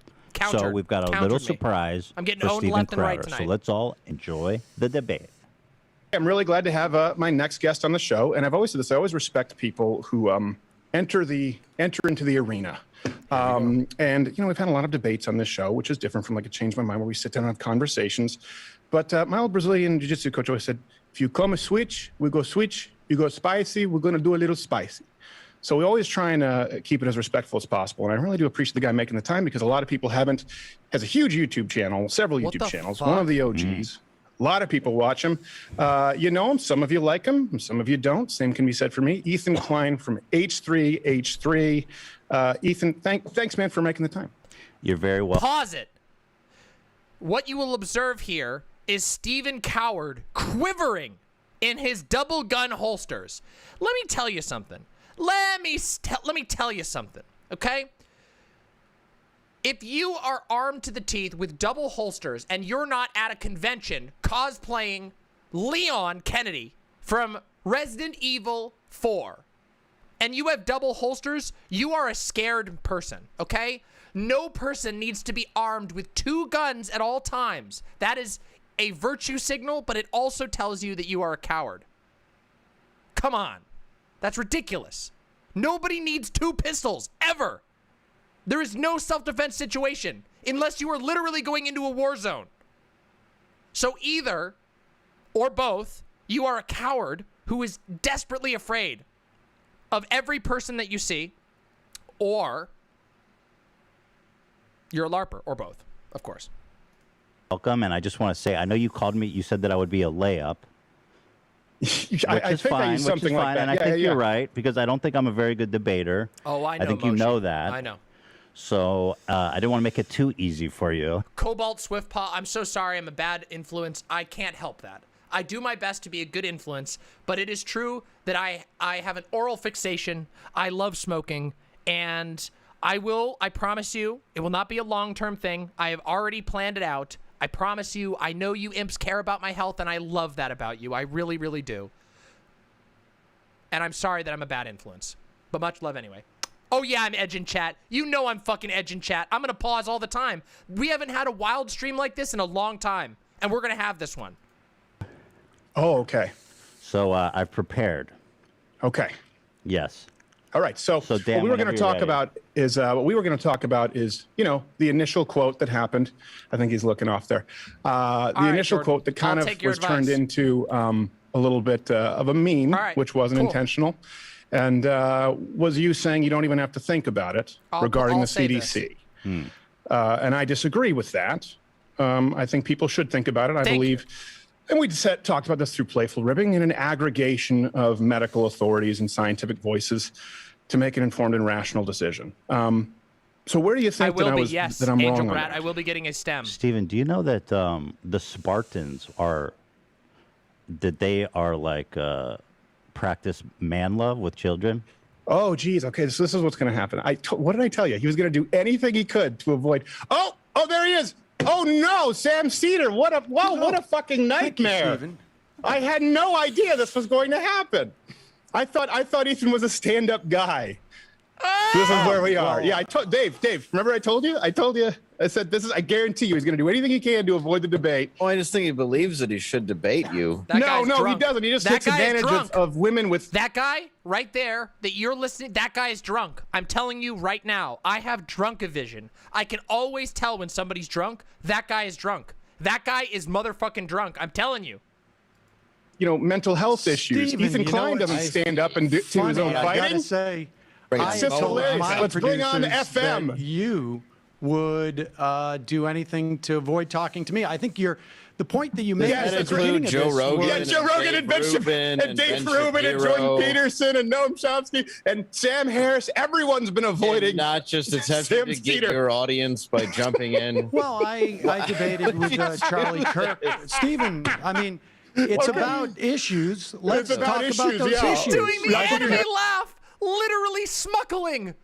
You know when you get the smuckle that you've won. The smuckle is a sure sign that you have won. If your opponent smuckles, you know that you got under their skin.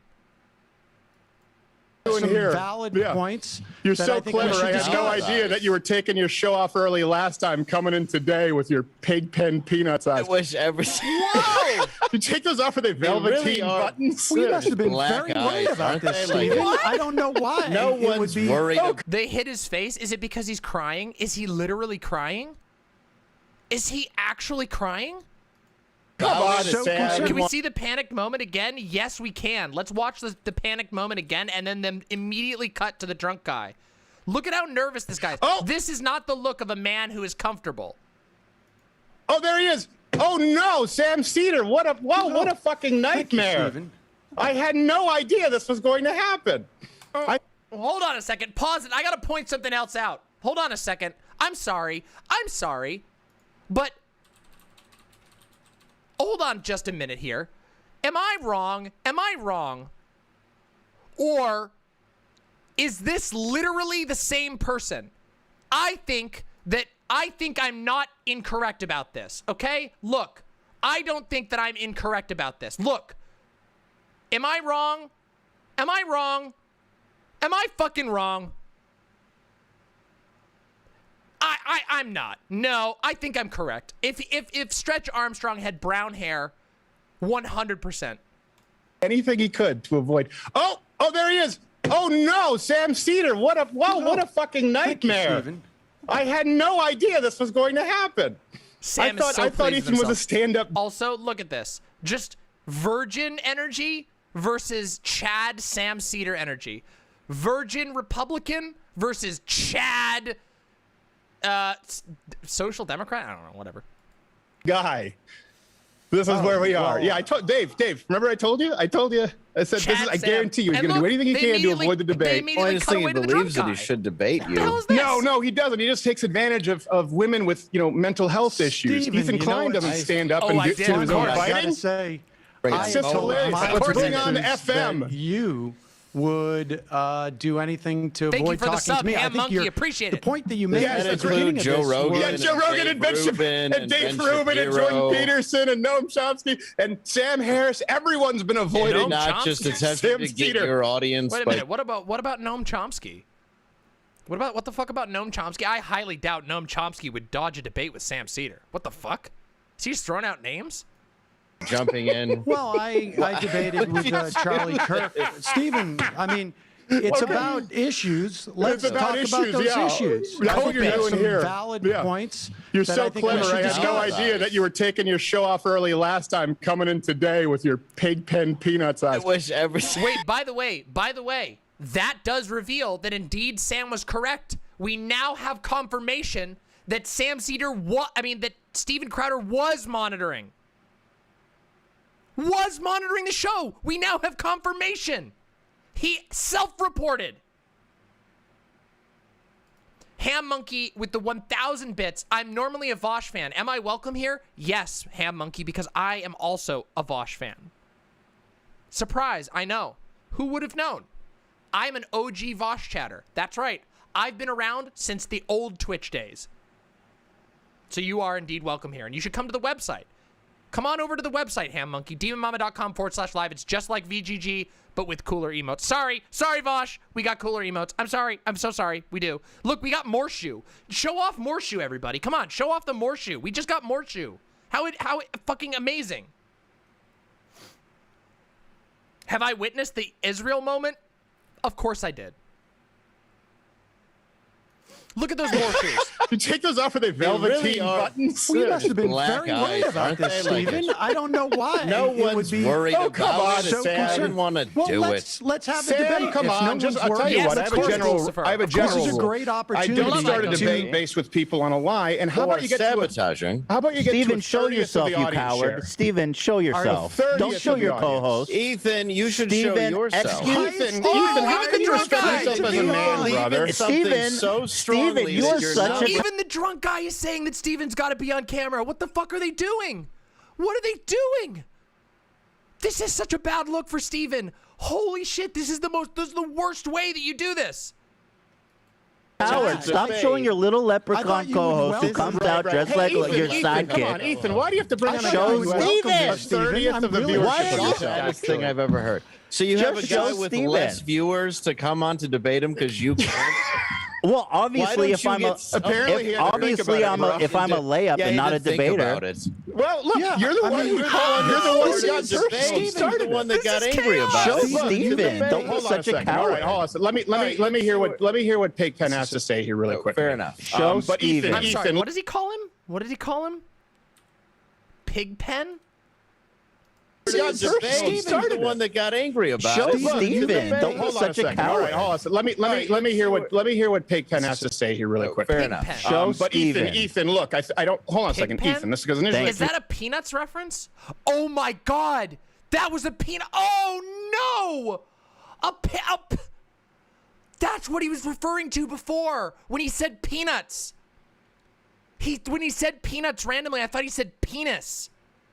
But he said peanuts. Oh no! That is so embarrassing. Oh, that is so cringe. I'm here to talk with Ethan. I thought he said penis ass. I thought he said penis.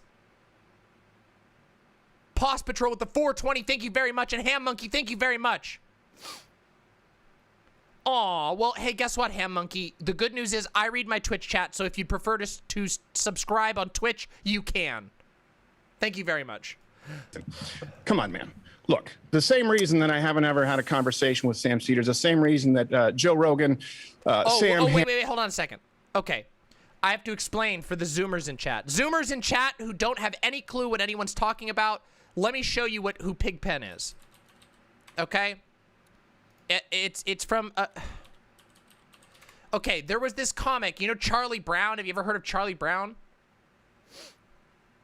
Okay, I will watch it. I will watch it, Mexican Wild Dog. I'll put this on the list and I'll watch it. I promise, okay? Listen, I promise. All right? Hold on. We'll watch this at the end, if I remember. I think I already watched that one, though. Let me show you who Pigpen is, okay? This is Pigpen. Hold on. This is Pigpen. Okay, so there was this show called Peanuts, which starred a character named Charlie Brown, and one of Charlie Brown's friends was this dirty little boy named Pigpen. He's covered in dirt, and the joke was that, I don't know, that he's like poor or something? I don't know. Most millennials know of it because your grandparents would have had it around. Pigpen was awesome. He was a really good guy. Yeah, he had a dust cloud around him. There's a bunch of it. There's like tons of art of him, okay? Like there's tons. Look. So many Pigpen. But now you understand. Steven Crowder was making a boomer reference. Yeah, it was a comic strip. Did I say it was a show? Yeah, it was a comic strip first. Sorry, I should say. Yeah, a little bit of classism, but hey, Pigpen was a good character. Anyway, let's continue. Harris, Brett Weinstein, Snoopy. Dave Rubin, Ben Shapiro don't own anything. It's based on a lie, Ethan. Just What's like the you lie? claiming my Ethan. What's the you lie? claiming my What's the booker lie, reached Steven? out to you, Ethan, when you know Scolding. that's What's the not lie? true. There's no What's the lie? scolding, Why are Sam. you I've so never afraid? Sam, Yo, Sam, listen, Sam, I Sam, think Sam, you're a Sam. smart I can guy. call out Mike I don't Tyson. understand why It doesn't mean that I'm you are ducking. Thank you very much, worried Ham about Monkey. this. Why do you I feel appreciate that? that. Why do you Glad feel you that know. anyone, Sam? Why do you feel that anyone owes you airtime when you have a 40th of You the? know what? The last debate of this tier that we watched was Mike versus Vosh. Should we do the GIFs? No, the computer will die if I do the GIFs. I can't do the GIFs. I can't. Okay, I can do one GIF. All right, I'll do one GIF. All right, I'm going to add one GIF. Okay.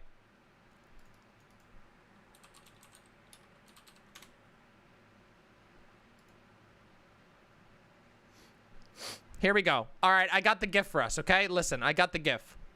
Hold on. Give me a second. I'll prep the GIF. Give me a second here. I'll prep the GIF. Hold on, I know how to do this. I know how to do this for sure.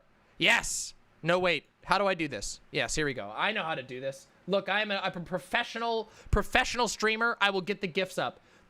For those of you who don't know, go watch my coverage of the Mike versus Vosh, the Mike from PA versus Vosh debate. If you want to see the funniest thing ever, I was taking submissions.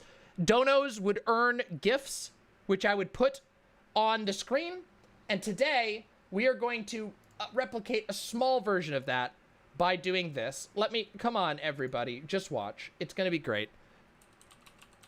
Here we go. All right, ready? Are you prepared? Look, we're gonna add a little bit of the old day fun, the old world charm that we've come to love. Okay, here we go. Ready? Look at that. We got the old world charm that we've learned to love. Look at that. We got a dancing pig pen. How perfect. Now nobody will be able to mistake who Steven Crowder was talking to. Audience, and you've been doing the show. I don't think anybody owes me airtime. I think that Ethan has just given it to me. I didn't ask him for it, and so no, you've been begging for it for a long time with everyone bigger than yourself. He can't build an audience, and so what happens is he uploads 15 times more. Has less than a 50th of the audience. Well, that's why he wants to debate you, is so he can build his. Sam, come on. Your audience cares that I only have 1 million subscribers, and you have what, 6 or 7 million subscribers? Let me answer. Can I answer your question? Can I answer your question? Can I answer your question? Sure. You want me to answer your question? My audience would say Sam who? Just like Joe Rogan's audience and Ben Shapiro's and Dave Rubin. Who I am. Now they all know who you are because you had to shoehorn yourself into another power show. This is chaos. Every day that you do that, change my mind. Hold on a second. Hold on a second. They don't know who those college students are. This is another lie. This is another lie. Let me clarify, Sam. Let me clarify, Sam. To change my mind, everyone knows on the show, right? We've had professors on the. How did you know I ended my show early last week, Stephen? If your audience doesn't even know me, because you're an idiot. And half of your staff doesn't like you. Oh my God, he called him out. He called him out and just called him an idiot. Because you're dumb. You're dumb. Oh my God, I love this. This is the chaos that I'm here for. Oh, I love the chaos. Oh my God, I live for it. I am a being of chaos, okay? That's something you should understand. As a demon, the chaos is my domain, and I love it. I'm so here for it. Holy shit. This is beautiful. Because I'm a diehard fan. Yes, it's because he's a diehard fan. If you're I've heard of you, but I just met you. Congratulations, Sam Seder's fan. Stephen, have a conversation. I will talk about the issues that you want to talk about, Sam. Stephen. Right now, I'm trying to talk with you. You're interrupting, Sam. You bombarded the show. Okay, you bombarded my show under a false pretense. You claimed that just like you claimed that I ducked the debate with you under a false pretense. Have I ever? That is what the Politicon people told me. Oh, is that what they told you? Well, so you're just lazy with your research? And if big tech is, you continue with the lie. You need to research and say, did Stephen ever accept? Wait. I gotta pause it for just a second here to say Steven Crowder calling anyone lazy in his research is a literal joke. Just so you know, just so that you all motherfucking know, that one of the first videos I ever posted on my channel, one of the first videos I literally ever posted on my channel was me busting Steven Crowder at literally using the headline of article. I'm not kidding you. He said that Donald Trump ordered a nationwide lockdown and he said Washington, assuming that it meant Washington, D.C., because that fit his narrative, when what it meant was the state of Washington, and Donald Trump wouldn't order a nationwide lockdown for 3 months. So Steven Crowder literally didn't even read the article to find out that it was Washington State and not Washington, D.C. Also, Ham Monkey with the 200 bits saying, I'm so excited to be your little imp, DramaMama. You're my little imp. There you go, a little pet for you. Thank you very much for the bits. Deeply appreciate it. I'm very happy to have you as an imp. They said you were Let me explain to you. Let me explain to you. Hey, whoa, Sam. And you literally Sam, sweetheart. Sam, fake stand-up comic who we can't find any footage about online. Let me finish. I'm not a stand-up comic. Oh, you're not? Okay, that makes sense because everything... He didn't do his research. Sam is not a stand-up guy. Sam has done voice acting. He's a voice acting comedian. He's an actor. Sam Seder was on Sex and the City. You want to know what Steven Crowder has done with his career? He was Brain on Arthur. Yeah, that old show Brain. Yeah, that's right. Look at this. You want to know who he was? Here you go. Alan Powers. Brain. That's right. Let's take a look. This is the entirety of Steven Crowder's career right here. And then he tried to be a comedian and he failed. And then he got a bunch of money from a bunch of rich oil barons and the Koch brothers and made a shitty show where he makes crappy ass jokes all the time. That I've seen is incredibly unfunny and unentertaining, which may explain the audience. Irony alert, Stephen. Comedian. How much have you watched of my stuff, Stephen, that you think that your can I audience answer your wouldn't question? appreciate our discussing things? Samuel, can I answer your question? Yes. So you have gone on and you've done the same thing with other comments. Everyone has a bigger audience than you. Because you said, I want to speak with Steven Crowder. You believe that at some point there was some acceptance? When have I ever done a Politicon? Ever? As a matter of fact, in the last decade, I haven't done a single political conference. I hosted CPAC for 4 years and stopped because they suck. They don't pay and they're full of losers. What about Cope? Oh, CPAC is losers. That's why I stopped. It wasn't because nobody clapped. It wasn't because the tears were soaking all of my clothing. This is raw Cope. You are witnessing the rawest Cope we've ever seen. The humiliation of a deserving clown. This is what we call ethically sourced drama. My lovely imps. This is the ethically sourced drama of which we dream. Clamoring for it, and it's a lie. Told me that you dropped out of doing How his can you show say because that this is just hearsay and gossip? But how can you I've never met more of a woman. Career when he wants to keep debating. I don't know. Talk about any of this. All right, Let's talk about the issue. So, Ethan, do you want to have a conversation, Ethan? Let's talk about the vaccine because Ethan, do you want to have a conversation? You're going to hide. Absolutely, I do. So why are you hiding behind Seder? Oh no, me and Sam are aligned. I'm not hiding. He just well, you're just a liar. So you're a liar. Because remember we said, hold on a second.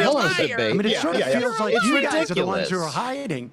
Really? No. This is actually who snuck in on you? Who's the He's guy? literally crying. He's the Smuckle. I told you, the Smuckle. Watch the Absolutely, Smuckle. Chat, observe the Smuckle and witness what victory looks like in a single gesture. One of the most important things about online debate is being able to read your opponent and know when they're shook.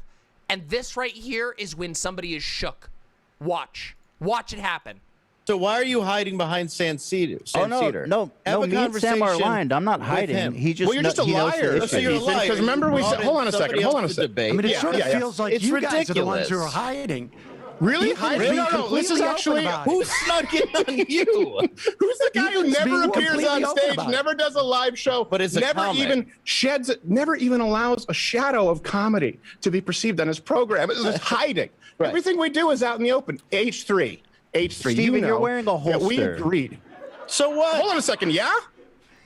So? I want to normalize responsible gun ownership. Is that your debate? No wonder you had to bring in a hack for you. Well, no, you're talking about comedy. That's not very funny. You have a holster, bro. Also, your sponsor is Spartans. As he takes advantage of mentally ill women for a show with just about gay. I'm sorry, what? I'm sorry, what was that? Can we try and catch some of the words that are being said here? What? As he takes advantage of mentally ill women for a show with just about gay boy love. Takes advantage of what? What is that? What is he talking about? He's talking about Trisha and frenemies? Trisha? Who's Trisha? This is a piece of lore I don't know. Trisha frenemies? Trisha Paytas? This is a lore that I do not know. Who is Trisha Paytas?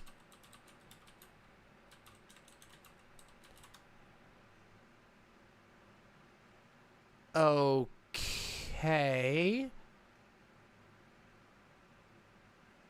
Uh-oh. Oh boy. Okay, this will be something I have to look into. Okay, we won't do this now, but I'll look into this in the future. I'll trust you and we'll look into it in the future. Okay. All of it. All right, Sam. You got it. You got it. I hope you have No, a come on. I hope Hey, you have a Steven, wonderful if- highlight reel. Hold on. Let me just make one point. Hope you enjoy Politicon. Hold on, Ethan. let We'll me make release the one private point, Steven. messages. Take it easy. Steven, All right, don't thanks, bail. guys. I appreciate it. Don't bail, you coward. Hey, Sam, one thing before I go. Can you take off your glasses? Hold One on. thing before I go. I Can you just take wanna off your see- glasses? we just wanna see if I there's just want to buttons. see if you take them off. If you have the Velveteen Rabbit buttons. That's the only thing I'm curious about. It's the only interesting part about it. Or if there's a soul. Let's Just debate. take off the glasses. Let's debate, Steven. Don't hide behind the glasses. Don't be a coward. Don't say let's debate, Ethan. You've lost. Vermin Hand says, I'm kind of obsessed with Trisha, okay? I know she's a lol cow, but the toilet paper ass crack pics were legendary. I'm sorry, what? I'm sorry. I'm sorry, what?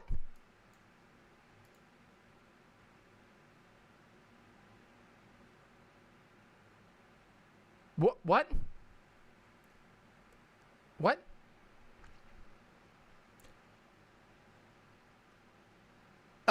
Okay, let's continue.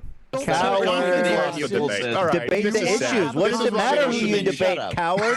All right, good. You guys are good. Thank you. Coward. Won't even take off the glasses. I was right. All right, yeah, you can give it the X. This You is- run away twice. Cold feet again. He ran! Come on, Steven. He ran! Wow. He left! Wow. Dude. That's it! Oh, Trisha uses they, them? Okay, I didn't know that. I literally don't know who this is, but thank you for letting me know. He ran? I can't believe he admit to following. He admitted that he followed the show last week. We got him. He admitted that he watched the show last week. We got him. Early. Dude, we played him so hard. I'm so sorry. I'm so sorry, but this right here, hold on a second. Just watch this. He admitted that he followed the show last week. We got him. He admitted that he watched the show last. This, I would die to see this face, okay? I'm so sorry. This is the happiest I've ever seen Sam in years of watching the Majority Report. This is a beautiful face. This face right here is unironically beauty contained in a moment. This is what human joy looks like distilled into a droplet. This is why you do comedy. This is why we make jokes. This is why I'm a clown on the internet. Because I get to see faces like this. All right, everybody. On this face, I'm going to go grab a second beer. And what I want you to do is, while I am gone, I want you to follow Silent's lead, okay? So I want you to go listen to Silent, and Silent is going to lead you into a wide peepo happy combo. You understand? Wide peepo happy, okay? So follow Silent, and I'm going to go grab a beer. Silent will lead you into a wide peepo happy combo. Don't fuck it up. I want to see a huge combo when I'm back. Go! Come on, do it.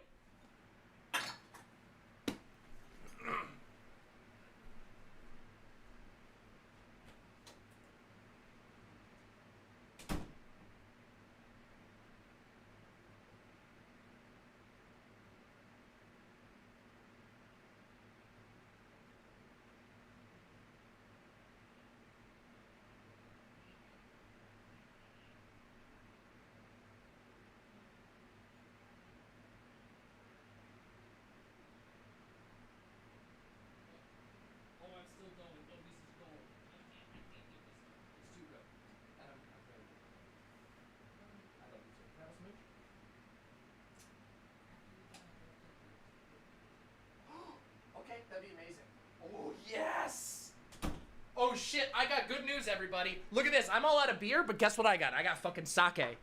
I got fucking sake. Yeah, you motherfuckers weren't ready for sake, mama. You weren't ready. Sake mama, sake mama. Here we go.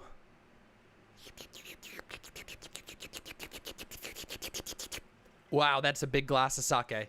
There was no leadership. I don't even care. Silent was AFK. That's okay. As a drunk person, I feel a little taken advantage of. I just want more attention from Mama. Well, you just got it. Congratulations and thank you for the 500 bits. Let's slam back some sake and let's continue. Let's continue. It's all good, Silent. You did your best and it's all good.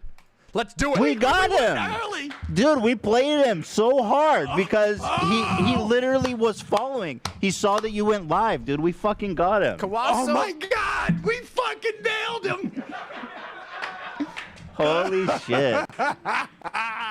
So do you want to respond to, here, you want to throw him up, Dan? Yeah. Do you want to respond to anything he said now that he's not talking over you? We fucking got him. Well, I mean, look, he's obviously lying about the idea that he wouldn't want to do a debate with me because his audience wouldn't know. He already Here's left, a guy Vermin, I who know. literally tracked my show last week because he was afraid that this would happen. Here's a guy who claims to have watched, I don't know what it is he said he watched, but he's not worried about audience not knowing who he's Sam debating never says because he fuck. sits down with random college kids He does occasionally. and sandbags them on their campus. I have the recording from Politicon when they called and he backed out. I have emails from Gavin We just McGinnis. watched that. We just watched that recording. You all heard it. You all motherfucking heard that. You heard it. We watched it here on DramaMama. So you know Sam ain't lying. Whose show I would have never gone on, except he offered up a debate with Crowder, and Crowder left. And so, you know, I think Stephen is afraid of debating somebody. You know, look, I do a political show Thank every you day. for the bits, It's Kevin. dry, I it's deeply boring, appreciate it. and you obvious. don't. Yeah, exactly. And he's so if he afraid. wants to debate the issues, what's the difference between me and anybody in the world? I mean, only that he is convinced that for whatever reason, he's nervous about debating me. I don't know why. I don't know why that's the case. But I debated Charlie Kirk at Politicon. True, it was fine. Texas I thought Kirk flunky. did a fairly He good John job. Dunn I think frozen Stephen's now. not a total idiot, but I also do think he's a bit of a liar. I mean, yeah, we even went through the effort of tracking down this claim that he never booked us for the show. I mean, here's the email, super professional. So I was like, I reached out to the girl. She said, I said, did you send me this email? Captain Gwendolyn says, what is sandbagging? Sandbagging is when you do a bullshit debate. It's basically when you go on to a high school. It doesn't matter. It's any time that you go in and you just dunk on somebody who's not a challenge to you. Steven Crowder does this show where he called like Change My Mind, where he goes onto college campuses and it's edited. So he just talks to a bunch of college students, then finds the one cringy college student, and bam, that's sandbagging. That's sandbagging. It's smurfing. Yeah, it's bullshit. Yeah, challenging people of a lower skill level. Exactly. Correct. Yeah, Ben Shapiro's entire career. Correct. Yeah. She said, yes, I did. Years ago, for a few months, I worked for Steven Crowder booking. Thank you, I'm not Loki quite War. sure I think who I you look good, contact too. now. I'm I gonna know keep his it for a while. dad does the booking for him. Let me know if Thank you you need so much. me to try to find you. How would she know that if she didn't work for them? Uh-oh. You know what's funny is that when the Politicon, when the woman from Politicon called me, she also mentioned that his dad. Pause Patrol, thank she you said so much his for the team. 420 I think bits. Stephen got cold feet. His team pulled him out, and I said, "Wait, he's got a team?" And he said, "Well, his dad." Right. And right. you know, I mean, I called my dad to see if he could call Stephen's dad to see if Stephen I forgot would. about that. I forgot about when Sam called his own dad. Sam called his own dad and asked his dad to call Steven Crowder's dad. I forgot about that. I completely forgot that happened such a long time ago. Oh my God. Hey, 21 combo, not bad. This is such a gift. We have been gifted this in the darkest of times. The greatest of comedy arises, and so you have been witness to not just one of the greatest moments in internet lefty history, but one of the funniest cold feet moments of all time. God tier. Debate me like on some type of play date, but my father reminded me that I was a grown man and I should probably handle it myself. Oh, you know, that's funny. My dad is actually Zooming with his dad later today to debate this very topics. You know what else he lied about? Filing this lawsuit. There's no lawsuit he ever filed, at least that I can find in the public record. Mother Mere set with the incredibly generous $5 super chat. I have some hilariously ironic info about Steven. One of the episodes he voiced Brian in, Brian tries to become a comedian and fails terribly at it. Lamau! Thank you, Mother Mere set. That is amazing. lawsuits are public record. So he is a liar, as far the evidence does suggest. Yeah, and the thing is that, they go on and on about getting demonetized from YouTube or whatever it is, and they never, for them, it's really just a way of generating clicks. There are the same with policies. The lawsuit. Yeah, I mean, there are policies that you could pursue, but he can't ever address those because his ideology is such that there's no way for him to address it as a policy matter. So because as a policy matter, he'd have to agree that there needs to be government regulation of these things, and he doesn't believe in government regulation. And so he just goes out there and makes it as if it's like conservatives are somehow being oppressed, as opposed to... It's actually not true at all. Everybody who talks about these issues, if they're taking a conservative or liberal stance on them, they're all getting demonetized equally. The fact that Stephen wants to go out there and do a mock execution of George Floyd and then act bewildered when his channel gets when his videos get demonetized is quite surprising to me. That he would even isn't it? Feigned surprised at that. True. Yeah, we get. I don't know. I don't know what our percentage of demonetization is for our videos. It happens. We just don't whine about it like they do and use it to generate clicks. It's because we're willing to talk about topics that we know. We're adding to the maximalism by inviting Fawn in. Come on in, Fawn. Bring your chair. Get in here. Oh, I mean, we don't do shit like what Crowder does that are just out and out racist and homophobic. But we will talk about protests. We will talk about political situations that advertisers don't want to be a part of. Absolutely, and that's just part of doing the job responsibly. Is understanding you're not going to be able to suck $1 out of every single bit of content if you're actually trying to. Make a point about issues. And one other thing he keeps bringing up, apparently the reason he's ducked you, Sam, is because you only have 1 million subscribers. I know it. And I've actually challenged somebody to go through all of the interviews he's done and find any with under 1 million, because that would be quite ironic. Yeah, I find it hard to believe that Steven has that metric, particularly since Wait a minute. Hold on a second. Pause it, Sam. I don't know who Fawn is, but that's a pretty as hell emote, so I like them already. Fawn is my partner. And Fawn's going to come in here in a minute, I think. But Fawn's my partner, just so you know. For those of you who are new to the channel, Fawn is my partner. Fawn has an emote in chat. One of my partners, yeah. I live with 2 of my partners, which is cool as hell. And Fawn is one of them. Fawn has done a lot of the emotes. Can we show the favorite Fawn emotes? Take a look. Look. If you like the Mama Bloosh, if you like the Mama Mauled, if you like the Thinky Mama, if you like the Fawn emote, those are all made by Fawn. Fawn made all of those. But where's Fawn? Where's Fawn? Where the heck is Fawn? I don't know. Where the heck is a Fawn? Let's continue. All of his change my minds are with college students who may not even have a YouTube channel. Right. Really you have more subs than them, surely. At least a couple more than them. Yeah. Well, I feel we got him pretty good here, I agree. Sam. Fawn does have a great Twitter. I would have liked to had an exchange of ideas with Steven, so I'm a little bit disappointed. And I know how much you were looking forward to that, Are too. you here to enjoy the Sam Seder? How am I going to show you the Sam Seder? You're not going to be able to hear anything. You're just going to have to hear my crazy reactions. Come here. Give me a smooch. Nah, I love you. Thanks for coming in. I hope you enjoy my screaming and laughing. Yes. All right, let's continue.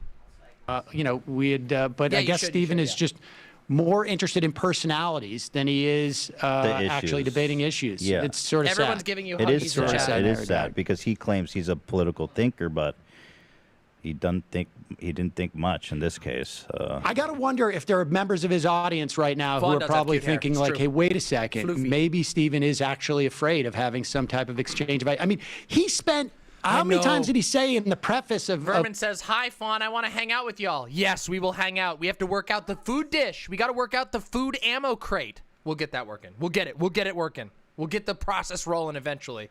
We all are overcoming our post-pandemic or pseudo-post-pandemic social anxiety, I guess. Going on air with you, a lot of times people won't show up for debates with me. Who the fuck And is Here we Fawn? are, No, baby. it's Fawn. he only wants to debate, people who have a perspective on the left that have a YouTube channel that's over 1 million. Well, maybe you've got to expand your Or horizons a maybe little bit. you should be looking to debate people who are actually proficient in debating and the topics itself. Instead of, he referred to me as a layup, and I would agree with him in that I'm not politically savvy. And Yes, Silax. All right. Okay. $5 donos and up. I'll put a GIF on the screen. It might blow up my computer, so if it kills the stream, that's your fault. But if you donate $5 with a link to a GIF, I'll put your GIF on the stream, so long as it's not TOS. So long as it's... Oh, you're going to do it? No, I need to grab something. Okay. All right, here we go. All right, $5 and up. We're doing maximalism. We got a whole another 20 minutes in this damn debate, so let's do it. I'm not a debater. So what actual value is there in debating me for him other Me than too, for him Laura. to look smart and get an easy point? Exactly. You have, But you have let me topical art? Send me the topical art, Mixed Dizzy. If it's topical art, send it to me. Say this, that the original points that you were making about when it came to like the masks, I've interviewed, I don't know, half a dozen different epidemiologists, maybe a little bit more over the past year on the show, some of the top epidemiologists in the country. And the fact of the matter is that there We'll put that one up was after. confusion, and really not the science was not settled on the way that COVID was transferred. They didn't realize that it could be It's so good, aerosolized. Jeffrick. But the Thank bottom you so line much is, for the is tier that one sub. wearing masks, once they understood this, All right, we got a new GIF. All right, it's time for another GIF. Let's do it. Let's make it happen. We're starting the GIF train. You name it. You give me a GIF. I'll put it up on the screen. We'll make it happen. We're doing maximalism stream. It's been a while since we've done a maximalism stream. The last time this happened, I was drinking while watching the ridiculous Sam Seder debate. Okay, well, this is an interesting one, but all right. I will put it on the desktop, and then we'll make it happen. Let's, wait, why did this send as a WebP? Why, how do I not save it as a WebP? Why is it a WebP? How the fuck do you do that? Do I just open the image in the new tab? There we go. That'll do it. Why is it saving as a WebP? I hate WebPs. Tiger.webp. I think I can do... All right, everybody. Hold on. All right. This is going to be a process. Okay? Look. Shut the fuck up. You wanted maximalism? You're getting maximalism. I'm giving the imps what they so desire. Here we go. We're going to put Tiger in. Let's grab the Tiger. Tiger.webp. Here we go. Let's bring it on. Where is it? Uh-oh. I don't think Tiger's working. Tiger ain't working. I'm sorry. That's a WebP. I need a GIF. I need a GIF. We got another GIF. Okay, fine. Oh my god, I'm getting overwhelmed. Okay, all right, everybody. We're pausing it for long enough to download and add all the GIFs. Jesus Christ. You all love GIFs, don't you? You fucking love this shit. All right, fine. We're going to do it. We're going to do it then. Thank you all for the donos. I'm going to add your GIFs right now. This is disturbing. Why am I getting so many disturbing, troubling GIFs? These are troubling. Why are you sending me cursed things? This is so cursed. Uh-oh. This one's gone down. This one is dead. This link is broken. Fire dent? Oh, okay. All right. This one broke, but let's try it again.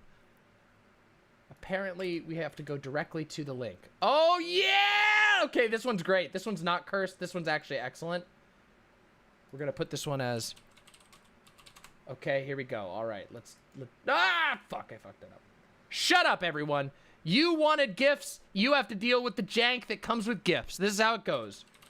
Here we go. Have fun. I'm going to blow up the stream, and there is almost no doubt that my computer is going to crash from this. We got Jekyll, Jekyll, Hyde, Jekyll, Hyde, Hyde, Jekyll. Jekyll, Jekyll, Hyde, Jekyll, Hyde. Life is very awesome when you do a library card. I don't know. Fuck you. Can I get the GIF of the of the other one? What's this one? This is not tiger. This is troll. All right, this one's gonna be called troll. I'm gonna rename that real quick. We got this one. We're gonna put the cringe. It's a cringe troll face. Here we go. I'm gonna put this one as here, and we're gonna rename this. Look, are you enjoying this so far? Hello. Oh, what's this? Thank you. Snoop. Oh, very well then. I'll get you that. I have an IRL dono that was written on. Let me prove it to you. Silent has delivered an IRL dono with Snoop Dogg dancing. Please. Well, very well then. I will deliver this with the IRL dono. Oh my God. I'm getting blown up. I can't. Oh no. What have you done? Here's this one. Oh no. I'm getting overwhelmed. Hold on. Oh no. I see that the computer is gonna crash sooner rather than later. This is gonna blow up the computer. There's absolutely no way my computer is gonna survive this. Okay, so we got the Godzilla, and now we got the tiger. Oh my God! Why would you? Who made this cursed GIF? Oh my God! I'm never gonna be able to keep up. Hold on, I'm trying to keep up. Okay, we got gamer girl. Thank you very much. Here we go. Oh, here we go. Okay. This is great. I love this dog. Dog.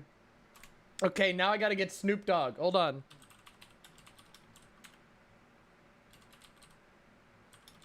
Okay, I know I can get this one. We're gonna get these all. We're gonna get them all. I know I'm gonna deliver the good shit. You know I always deliver the good shit. I know we're not watching the content right now, but this in and of itself is content. This is why you watch me. You watch me because I deliver the meta content. The meta content for all of you content poisoned motherfuckers out there in the world. What's this one? Oh no! There's no way the computer's not gonna blow up right now. Hold on a second. Okay. This is a very strange one. Okay, I think I've gotten all of them. Hold on. Let me add all of these. Okay, let's get Snoop on there for the IRL dono of $5. Oh, shit. Snoop. All right, we got Snoop. Did I get more? Is there more coming? Yes. Oh God. $20. What? $20? Oh no! Oh no! I can't keep up. I'm trying, chat. I'm trying. I'm going as fast as I fucking can. This is so difficult. Oh, what's the next one? Cactus? Oh God. I can't even remember all the gifts I've been sent so far. What are you doing to me? Here's the cactus. I don't even know how people are going to be able to tell what this is, but all right, we're going to give it a try. Okay, we got the cactus. Incoming stream crash. Dog. Here we go. Where's the sad dog? We're going to put Godzilla next. Okay, just remember, Godzilla next. Maximalism streaming is where it's at. Godzilla. Okay? I'm going as fast as I can, chat. I'm moving as fast as I can. Don't abandon me yet. Here we go. Here we go. Here we go. We got Godzilla in there. We had some wild shit last time. God, it's been a while since we did a Maximalism stream, hasn't it? What's the next one? Tiger. We gotta get the crazy tiger shit on here. And then I gotta check all these new ones that have just come in. All right. Oh my God, it's huge. I gotta make that one smaller or else it's gonna make everyone go insane. Okay? Oh my God. Oh my God. Oh my God! You all are torturing me! What the fuck is this shit? What are you doing? Oh, the MP4 is gonna kill me. Okay, you can't post an entire page of Ben Shapiro gifs. Alright, I'm gonna do this one then. Here we go. Here we go. Open link in new tab. Wait, how do I download? Oh no! How do I even get this one? I don't know how to download this shit. Save image as. Okay, here we go. Shapiro. Okay, hold on. I'm trying, chat. I'm working as fast as I fucking can.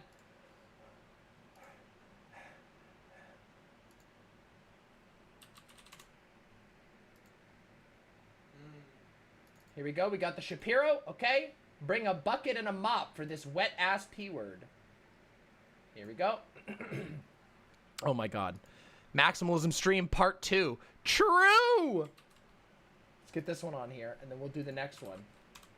Blue-breasted booby? I can't do that one. That's an MP4. I can't do the MP4. If you get me a GIF version, I'll do that one. But I can't do this one.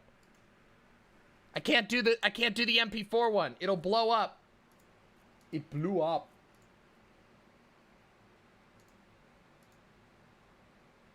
Kermit. That's not how you spell Kermit. Oh my God, I'm trying. You people are wild. What fresh hell is this? Welcome. Full satisfaction, ham monkey? Of course. This is the insanity stream. Welcome. I am as insane as you, and you are as insane as me. I'm very sorry. I apologize for the horrible things I've done to you. But you're here and having fun anyway. So it's consensual or something. Whatever. Fuck you. What was I saying? What was the Kermit? Let's do a Kerm. Let's get the Kermit in here. Where the hell did the Kermit go? Why is the Kermit not showing up? Where the fuck's the Kermit? Ah, where's the Kermit? Why does this website make these so hard to download? This is a WebP again. The fuck? Save image as. There we go. So it has like a delay on it. Kermit. Here we go. I'm going to Kermit suicide. Where'd the Kermit go? There we go. Is that gonna work? Where's the Kermit? The Kermit isn't working for some reason. Why? Why isn't the Kermit working? That's very strange. Let's try that again. I'm trying to get the Kermit working. Let's try it one more time. I'm trying to get the Kermit working, but I don't know why the Kermit's not working.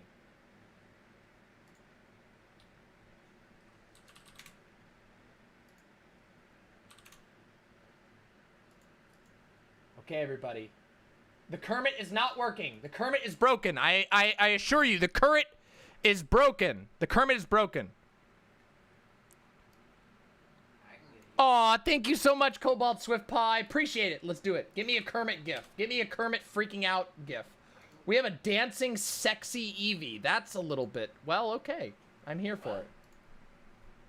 Eevee! Of course, that's the one I go. It's not. Sorry, that Eevee has banger hips. Sorry, yeah, it's just the truth. I'm sorry. You don't like it? Deal with it. Shut up. It's sexy Eevee. Fuck you.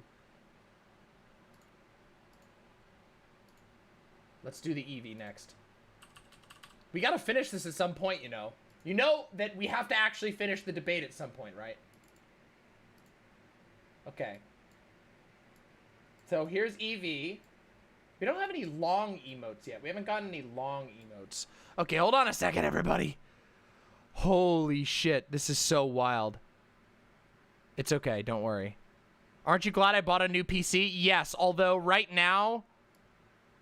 Oh my god, what's this one?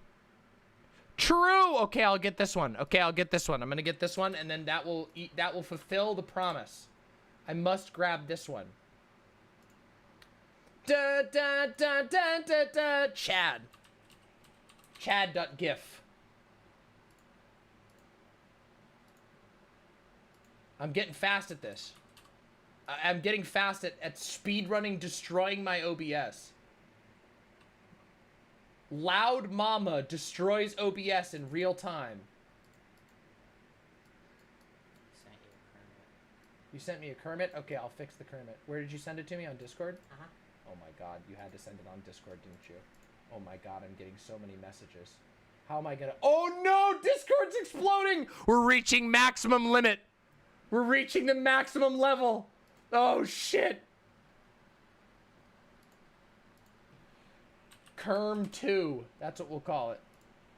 Now I'll grab one of these unused Kermits. Oh, wait, shit, I deleted the unused Kermits. All right, everybody. All right. I think we're reaching critical mass. I don't know that I can add any further. Okay? We're calling it here. We have so many. It's outrageous. We can't do any more. The computer will literally blow up if I try to do more. Oh, boy. Okay, so I got to do this one. This is another one for Humphead. And then I'll grab all the ones that are in so far. Okay? And then we have to stop. The time to stop or my computer will explode. My computer is already exploding. All right, we'll get 5. What it tastes like to 5 gum. What it tastes like to fuck 5 gum. This one is a seal. Okay. Yes, indeed. You all are some strange motherfuckers, but I do enjoy you very much. 5 is what this one's gonna be called. Holy shit, the things I do for love. That's the story of today. Where's 5? Here's the 5. Oh, the 5 has a transparency. Super elite.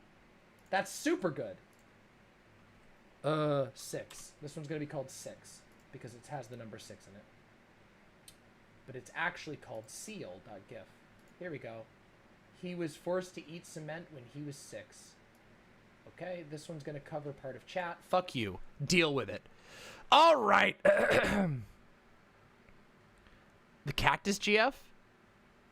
GIF? Do you have space for a cute dancing GIF? Not right now. Okay, everybody, let's continue. It's time to return to our duty. The duty to complete the content. What's that? Back to react. We gotta get back to reacting. You all have been sending me so much. I can't add more shoe right now. We have to continue. Can you do a donation goal to upgrade the PC? I already have upgraded the PC, but thank you. The problem is that I have a small mistake. Let's continue. Where the downside to wearing masks is nil. 0.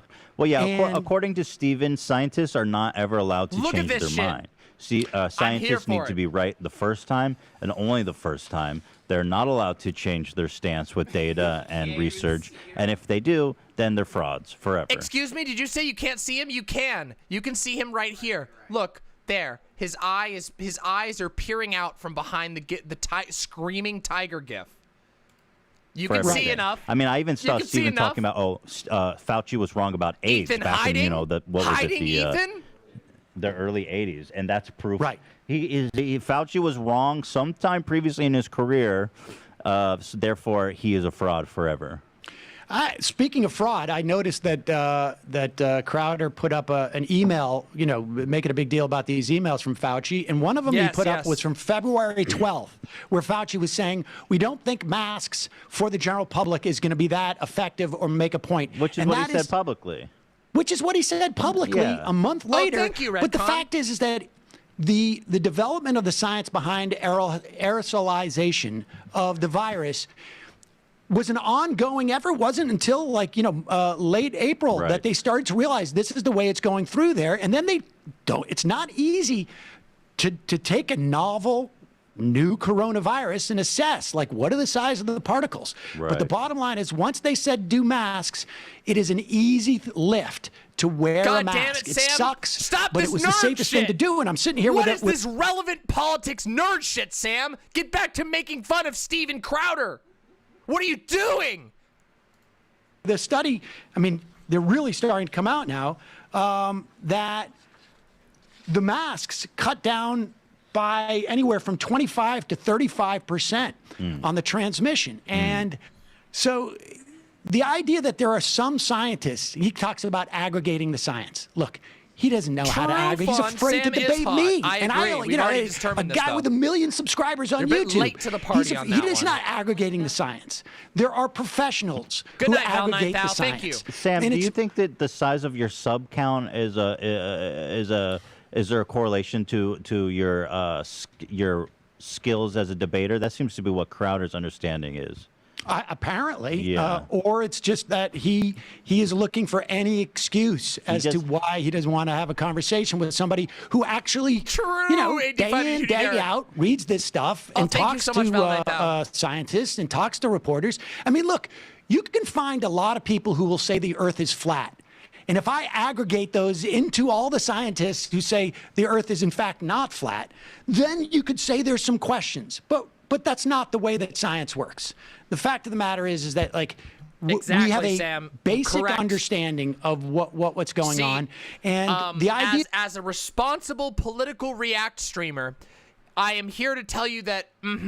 Yep, I know some of those words. Yep. Of you saying, listen to the scientists, particularly addressing YouTube guys. Well, right? yeah, when you're Steven that's Crowder. a good idea. Thank you. Yeah, so obviously our whole little battle came when Steven said it's his favorite clip of the year of us saying, listen, if you're like, it's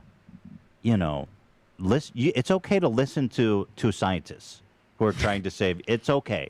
You don't need to question every single thing that comes across you, especially if you have no qualifications at all to assess this information. The fact that we need to be skeptical of every single thing of our government. Well, Ethan.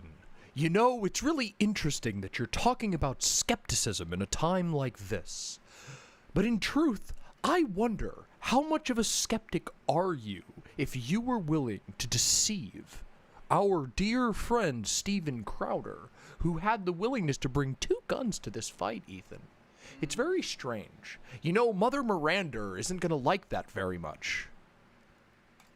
We don't trust our government to that extent, then our society has failed us in a way that we should just end Thanks it for now. coming by. But I think you can be skeptical, Terraweb. but the fact of the matter is that what Crowder is not doing, he's not being skeptical in any type of thoughtful way. He is weaponizing doubts that happen to align with his political ideology. We saw it with the president that he was so supportive of. I mean, it's not hard to find many clips of Trump saying this is just going to go away. It's not really serious. There's only a couple of cases. We shouldn't even test. Right. And Crowder, that's why Crowder was doing it. I mean, if it was... Well, you know, Ethan, I was wondering if you'd really done the thinking necessary to determine whether mask wearing is effective. You see, I've got a theory that the virus particles can pass through the mask like a bunch of tiny sperms passing through the tissues on your desk. I mean, on my desk. Because you're Ethan, and I'm Steven Heisenberg. If he was doing a genuinely skeptical, sort of like categorization and cataloging of the science and laying it out there in a way that showed some measure of integrity, but let's be honest. I mean, people just watch this. Crowder had the opportunity to debate this with somebody who is serious about it and wanted to debate with him. I did nothing but, approach this with a respectful manner, and he was afraid to do that. Oh, you think that sounded like Patrick Bateman? I don't think you know what Patrick Bateman sounds like, Ethan. You know, I've been known to talk about wiping my ass and how I don't like doing it, and how Mother Miranda gets real mad when I don't wipe my ass. But I've made an army of hypno-kink drone zombies to do it for me. And what have you done, Ethan? What have you done? Run some shitty little podcast? Is that what you've done, Ethan? Because he knows he's full of it. So and he's much just delivering so. talking points that, his NRA buddies, give him to go. Yeah, they all it's all part of the big grift that all these conservative media. I think this is what we call a podcaster moment, Ethan. You ever heard of that? You know, the joke is that podcasters like to molest children. And you're a podcaster. You get it? Do you get it, Ethan? It's like you said. It's like they suck every dollar out of every controversy, and that's all that matters to him because, you know, he's got these big, beautiful leather holsters, and those things don't fill themselves, you know. And you know, it is worth mentioning once again that he noticed that you ended your show early last week. And That's right. And we specifically were like, I know he's watching because he's so afraid of Sam that we need to pre-record something, This is such a air god-tier it, juke. so that he thinks you're live. Right and it now, worked. as we are talking, You're there is a live. live show Yeah, that's and on, it worked. and he came on. noticed. We started the Why show are there 2 so minutes many early, gifts? and he did Because. not walk on to the set until our show was live. You know what it is? At people walking in who don't understand the gifts are going to be like this. What's his name? What's his name? David. What's his name? David Lynch. There we go. This is everybody coming into the fucking stream right now. It's like this. It's the moment that's right here. This is the moment of everyone walking into the stream right now. Believe it or not, this Maximalism stream is my most spiritual film. Elaborate on that. No. This is me right now. This is me right now. Elaborate on that. No. So true. And you I gotta say, you called it last week, Thank and you. I was like, I just don't believe that he's that nervous. Yep, he about. was. I can't believe he admitted. What a dumbass to What a admit it. dumbass. And also, like, the Oh my alternative. God. You're right, Blue Pumpkin. You know what I like most about the debate, says Blue Pumpkin? Sam kept his word and let Steven have the opening statement. True.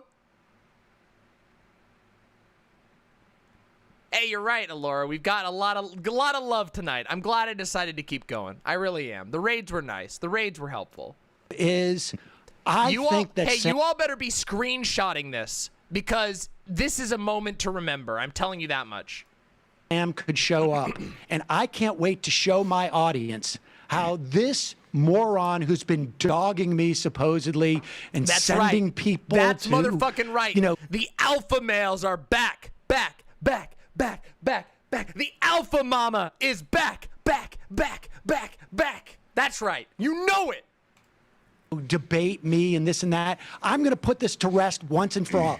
If Steven Crowder was as much of a man as he seems to be with his, you know, all his weightlifting and his gun and his holster, he's got a weapon, for God's sakes. Yeah. I'm coming unarmed. Hands up. If you want to shoot, go ahead. How much shoot. alpha brain do you think he takes in the morning? He's probably Just as juicing. delicious as and you can the imagine. idea that he had at least a week in advance knowledge that he couldn't come prepared to debate somebody who actually reads this stuff and spends their time doing this is almost like the saddest thing that Now, one I've could heard that say too, about Texture Steven Crowder. Splunky. Yeah. Almost. Yeah, I'm sure there's almost. some other things. Oh yeah. Wow. Steven. It's really sad. I mean, I was looking forward to it And because it's I really the wanted ultimate to irony, right? As you've pointed out, is that he's the guy who got famous for with the debate me.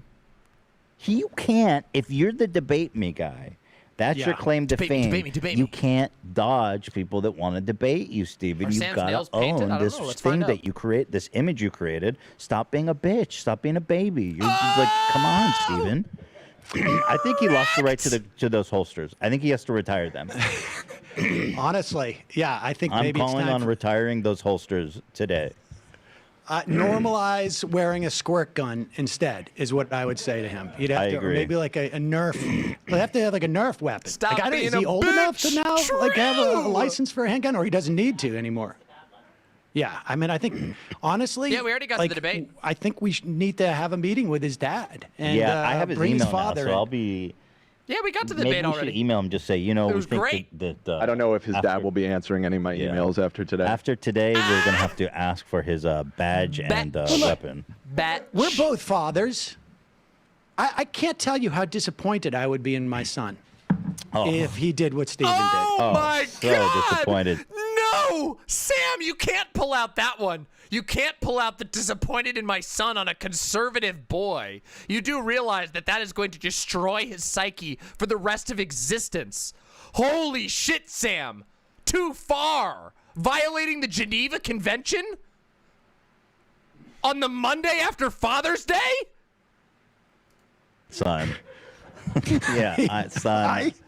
I just my son had his final Pony League baseball game yesterday, and I saw more courage from some of those 8-year-olds than we witnessed from Steven Crowder today. I mean, I would say probably like a good 3 or 4 of them were a lot tougher than Crowder. One guy hit the ball, the other one tripped. Yeah. And one of them didn't have their favorite hat, but they all played through it.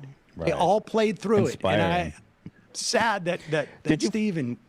Did you find it interesting too how he wouldn't put the camera on him for a minute? It was just on his sidekick. He was crying. He was panicking. Yeah. What do you think was going on? Do you think he was like going like, Dad? Yeah. Get Dad in here. Daddy. Yeah. Get Dad in here now. Got it. But I'm glad he finally brought it back because I was like, what is with the sidekick? Why are you throwing him under the bus? I know it. And the sidekick had to pretend like he was a big fan of mine. And he had to come in real quick. Yeah. Monitoring the show. That is. His sidekick wasn't even drunk yet. It is early. Usually that guy's pissed drunk by the time they do the show. I told you. I fucking told you. I could see it a million miles away. To be honest, I have the only time I think I've watched an extended run of Crowder's show was when he was talking about you. I was trying to figure out how did this start, and he was really drippily condescending for a guy who is afraid to actually test his beliefs. Yeah. I'm surprised. I haven't seen him so weak since watching him get punched in the face and dropping like a house of cards by an old man, Wisconsin. Right? Yeah. Oh, that's the other thing. I don't know if you knew this. So Crowder, when he was complaining about what happened on YouTube to him, he put out a compilation video of people responding to when he got decked by a union guy in Wisconsin. That video, priceless. By the way, the video of Steven Crowder getting clunked in the head by a union guy, so good, so beautiful, amazing. The 2011 March protest against Scott Walker, and in that compilation, I was in it, and he put the video out. And then he pulled it back and cut me out of the compilation and reposted it on Twitter. Do we have that stuff? Oh wow, he is deathly afraid of you. It is. Somebody on Twitter saw it and sent it in. We did a video about it, but it is weird. He is deathly afraid. And how he pretends. That's the thing I don't get. How do you spend so much time worrying about somebody that you think is not big enough to even discuss? Who is he supposed to debate then, if not you? I don't know. Yeah, me? I'm not a political debater. I'm just some dumbass. True. Yeah. I mean, I don't know. Maybe he's trolling through to find makeup tutorial sites that have 2 million subscribers, or anybody who doesn't Minecrafters have a lot of subs. Exactly. Yeah. There's some Minecrafters my son watches that I need more gifts. Guess maybe what? A unique offer to Lance of the Surfs TV. You can have a free GIF without the $5 dono limit. You send me a link to a GIF and I'll add it just for you because you're a special guest. A VIP in the Demon Mama chat. Yeah, you bring me it, I'll put it up. As long as it's not TOS. Like to debate on some of these issues. Right. Wow. All right. Well, we got him, dude. Today was a good day. That was Today fun. was a beautiful day. Today was a day where we got to witness unadulterated human joy in the form of Sam Seder's victorious smile. What you have witnessed today is one of those human experiences that makes life worth living. You know, like witnessing a natural wonder, witnessing the unadulterated smile of Sam Seder, a man who has covered politics for the last 20 years of his life and also lives in New York City. You got to witness true joy from the face of that poor jaded man. That poor jaded New York Jew, you witnessed the smile beaming from his face. And that is a priceless memory that you all got to share today. Just saying. I think he's actually from Boston, but whatever.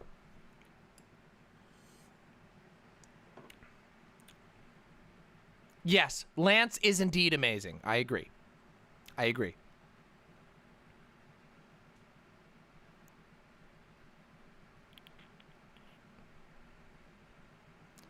Did I get a GIF yet? We'll get a GIF. Let's continue. You're attempting to. Let's see. You want this one up? Oh shit! You're getting this one. You know you're getting this one, Lance. We're gonna put this one up as a mark of victory. Lance, you have chosen the correct image. This is truly the correct image. Yeah, he's from Worcester. Yeah. But he lives in New York now, so. Glassjaw Crowder. Glassjaw, yeah, fucking. Here we go. Weak. Get ready. This is gonna be the one this is gonna be the most prominent image. Glassjaw is what it's called. You know it. You know it. You know it's going up. Look at that. We're gonna put this one right over the one spot. Look, it's gotta cover some of the other ones because look at how good that is. Look at that. Beautiful. Absolutely beautiful. Thank you so very much. Am I from Mass? Well, who knows? Further to discourse. From New England. That's all I care about. In the end of the day, I just wanted to put forward the best conversation possible to inform the most people possible. But Steven today wasn't able to do that for us. I know. It's so sad. It's a disappointment. You gave him the opportunity. And I hope his dad does have a stern talking to, like, son, this is the way to behave. This was not the proper way to behave in this situation. And gives him a good fatherly talk. There's been times where I've said to my Lance, son... that is my partner, Fawn, Pseudofawn, who also, just so you know, the surfs, here you go. These emotes, the Fawn emote, the Mama Think, the Mama Mauled, the Mama Bloosh. Fawn made all these emotes. Fawn is amazing, an incredible artist, and also my partner, which is super cool, and I feel very lucky. See? Super cool. We're going to call up blankety blank's dad or mom, and you're gonna get on the phone and you're gonna apologize. And I just want to say, I'm sure I don't want to speak for you, but we'll be very gracious when Steven's dad calls and puts Steven on the phone. When someone apologizes, you accept that. Yeah, you know, because you have to I want to make that absolutely clear that if Steven calls to apologize, I'm going to be gracious about it. Yeah, that's funny that you just reminded me. He kept telling. Okay, Sam. Listen, I know he's obviously being sarcastic, but even with the sarcasm, we all know he's fucking lying. You know Sam is going to be the most smug, insufferable bastard that this earth has ever seen. That this fucking earth has ever goddamn seen. We'll watch the Hassan interview afterwards, I think, but it's really long. Maybe we'll watch it on Wednesday just so we have fun content. Yeah, we'll do that after. Because I'm on hour 9 of anyone streaming. that enters the ring, and I'll make my fans known of that. I respect that you're willing to enter the ring with me, and apparently he doesn't respect that about you. No, Jesus I guess Christ. not. You don't have enough subscribers. I don't have enough subscribers to earn the respect to enter the ring. When you not enter the not ring, Sam you must clout. do so. I'd like to know where Sam's diminutive clout wasn't enough for Steven to be satisfied with. He prefers a man with larger clout. At what point you are capable of entering the ring? And I'll what's try the to get, subscriber yeah, threshold? what is Because the first time he made this argument, I only had, I think, 500,000 subscribers, and then I feel like there's the goalposts are like he's dragging them with him as he runs along down the field, and they're just getting further and further. Yeah, away. I mean, I'll try to get more intel on that for you. I appreciate that. I Yeah. appreciate that. Thank and you, Nixon. maybe Thank folks you, can Nixon Plumber. reach out to him on Twitter and ask him politely, how far are the goalposts? Where's let's find out so that we can have something to work I towards. think Right. So exactly. if you can ask Steven, how many subs does Sam need to be worthy of No risk. the big stage? Because I'll show? stick at it just to hit that number. And Well, we could buy you subs, or we can work something. Wait a minute. Can you guys imagine if someday I have 1 million subs? What the fuck would even happen? We would have I would put a fucking, a giant, silver screen behind me with GIFs the size of the fucking moon. Can you imagine if that ever happened? I would literally lose my mind. I wouldn't be able to handle it. And the only way I can do that is if you, you motherfuckers, sub to the goddamn channel. That's right. I'm going to need you to follow on Twitter, on fucking YouTube. You know it. You fucking know it. See, look at that. That's what we call a smooth transition to a pitch. Like and subscribe the video, my lovely, lovely imps, because we want to go to the moon, We want to go to the fucking moon, bringing a new era of lefty entertainment online. Close-up of Crowder's hands. Was he shaking? Was he literally shaking? Was his piss and shit flying? Oh my God. He was fucking death gripping. Oh my God, he was white knuckling. Look at this shit. Look at him. Literally scared Sam. Chad Sam versus Virgin Hand Gripper over here. Oh, wait, you can't see anything because of the GIFs. You can't even see it because of the GIFs. Look here, I'll zoom way in. Look, now you can see, kind of, partially. There you go. You can see him white knuckling it. Absolutely just, ah! There you go. Listen, pro streaming, okay? Pro streaming. Incredible. Absolutely incredible. Fucking Steven Coward. It's true. We could just buy the subs. That really occurred to me, but yes, I should have done that. I should have done that today. I should have bought a million hold on, subs. Steven. Give me a minute. All right. Well, I've got to. My Jesus show, Christ. the pre-record is going to end in about 20 minutes. The one that is there almost exclusively for Steven and his dad. I hope they're enjoying And it worked.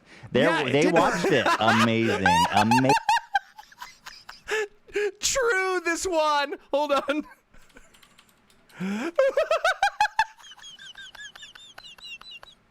No. It's so true. Hold on.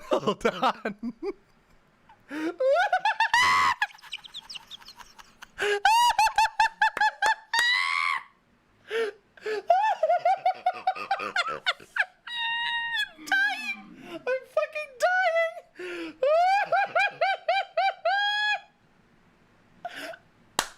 Today is a blessed day indeed. We got to see an actor whose career peaked on the show Arthur. Arthur fist his way through 10 minutes of talking with Sam Seder. What a beautiful day. What a beautiful day it's been. I'm gonna die. I'm gonna die. Juan, why? Juan, why have you done this to me? Oh my God. Oh boy. Oh boy. Oh boy. Oh shit. I'm gonna have to see this. Oh my God. We have so much memes to go over after. Okay, we gotta finish the video. Amazing that he admit that. For a parent, smart guy, he really shouldn't have said that. That was probably the biggest mistake he made. Oh yeah. Oh my God. And the second one was coming after me. Yeah. See you soon. That was probably the first mistake he made, and then there were subsidiary mistakes that followed. All right, Yes. Sam. Ethan, it was a pleasure. I can't All right. thank you enough for the opportunity. I'm Thank sorry, you. Stephen This was wasn't up great. to it. Yeah. Apologies to Stephen and his dad for. Yeah. Me too. Me too. All right. All right. Have a good day. Incredible. Bye. You too. Absolutely incredible. This was a beautiful moment in history, and we have all been lucky enough. We have all been lucky enough to live it together.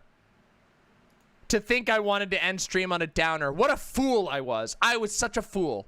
Thank goodness that the imps tonight were the ones who were teaching the mama. Tonight, it was the imps' turn to teach the mama to not give up too early. Because, oh my God, if I had stopped, we would have missed a moment of true history. Thank you, imps. And everyone else. All of you individually and collectively. Oh my God, that was so good. I can't even believe this is the most blessed thing that I've ever seen. And guess what? I got memes. I've got some memes to show you. Hold on, I have to go like this, and then I need to close out. I have to hide the GIFs or else I won't be able to show you the memes. Hold on, I've got a whole bunch of memes to go over. Listen, we got some memes before I can go get... Do you know what? Did you know my partner Gynotype is going to take me out to ice cream after this? How exciting is that? How exciting is that? Somebody's taking me out to ice cream. How pog is that? That's like the poggest shit I've ever heard. I've never heard of anything more pog. Let's look at this. You can't defeat me. I know, but he can. And it's fucking Sam Cedar. At 2 a.m.? Yes, you know it. Because there's a Sonic near us, and Sonic is a 24-hour place. Let's watch this meme. He buggered off. So he has, he's scarping. Brave Sir Robin ran away. No! Bravely ran away, away. I didn't. When danger reared its ugly head, he bravely turned his tail. No! Yet brave Sir Robin turned about. I didn't. I didn't. Fucking Sam shows up. True. The three-headed ogre of Ethan, Ela, and Sam Cedar. Unstoppable. Truly a terror. Let's debate. You didn't invite Sam Cedar, did you? You didn't invite Sam Cedar, did you? True, though. True. True, Jake. Oh, God, Vosh got one. Oh, no, Sam Cedar, what a fucking nightmare. Steven, ColdFeet, coward. True, though. True. Oh, my fucking God. Did I miss... My partner's gonna kill me after this. True. Wait a minute. You made a meme for the stream? We got an okay buddy mama meme? Demon Mama dooming about viewership. Dylan Burns TV? Oh my God. This is so accurate. You need to send this. Please send this to Dylan. You need to send this to Dylan. Tomorrow on Louder with Crowder. Your dad totally won the election. You made Sam Cedar piss liberal tears in that debate. True. I'm going to retweet that one. Every streamer on the planet is watching me right now. Listen, let me tell you something. If that's true, I love you, okay? Seriously. Streaming is an amazing art, and sometimes it makes me want to commit Last Online 12 years ago. But other times, it makes me realize that there is still beauty in this goddamn world. And I've been streaming for 9 hours, and I almost gave up after the dregs of that goddamn panel.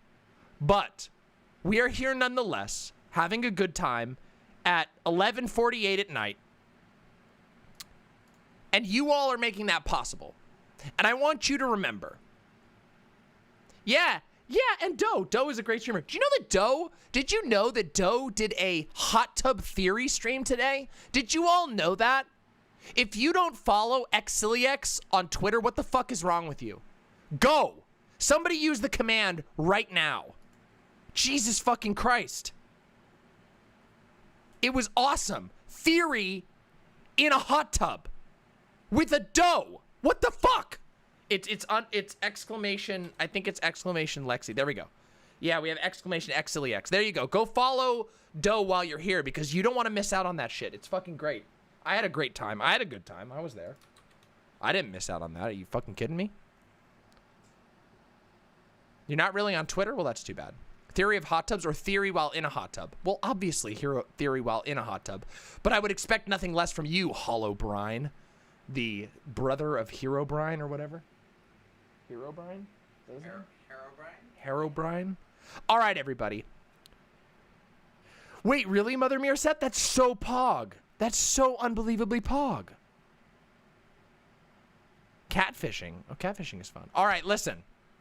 Everyone, I have to go now because my my back is still hurting, and I desperately need to go get some ice cream. Oh, check my DMs. Oh, hold on. Don't go anywhere. We got a meme. I forgot. There's a meme here. Hold on. Oh, shit! Yo, what the fuck? This is amazing. This is so cool. Look at this. You don't want to go anywhere yet. Hold on a second. Look at this shit. What the fuck, Dizzy? Look at this. A sketch of DramaMama investigation. That is so cool. And there's one other thing I gotta show you, because I hear there's some memes I missed. Hold on a minute. There's some memes I missed. I gotta catch the memes.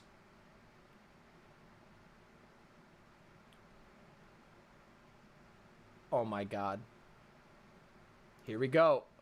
Hold on a second. Let me get the memes up before we go. Before anybody goes anywhere, we gotta catch the last memes. Oh, sick. Okay, hold on. We got the memes here. Hold on. I pause this. Jesus Christ. Look at this. Sam Seder entering the call. Crowder realizing Sam's show was pre-recorded.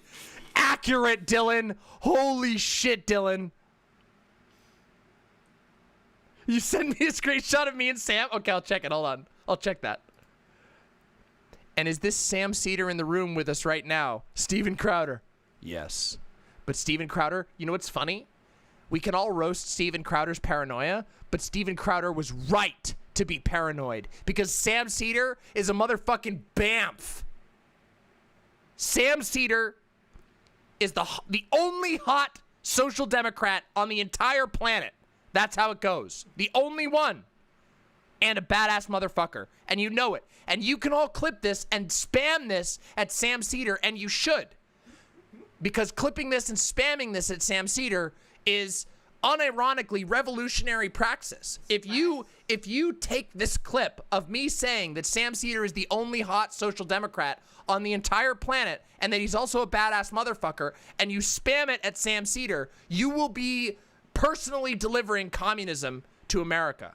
Congratulations. And then we got this, and I want to see this real quick before we go. In this case, using two cards. It's the Sam Seder card and the Steven Crowder card. Joker seems fitting to me. And all we have to do is go ahead and just place them together and give them a snap just like that. It looks like, looks like old Crowder ran away. That's funny. There he is. Oh, that's okay, buddy. You don't have to debate him today. Hi, everyone. Hey, that was good. That was motherfucking good. Wait, and there was another thing. Hold on. There's one other one I gotta check. One more meme. Hold on. One more meme. Hold on. One more meme.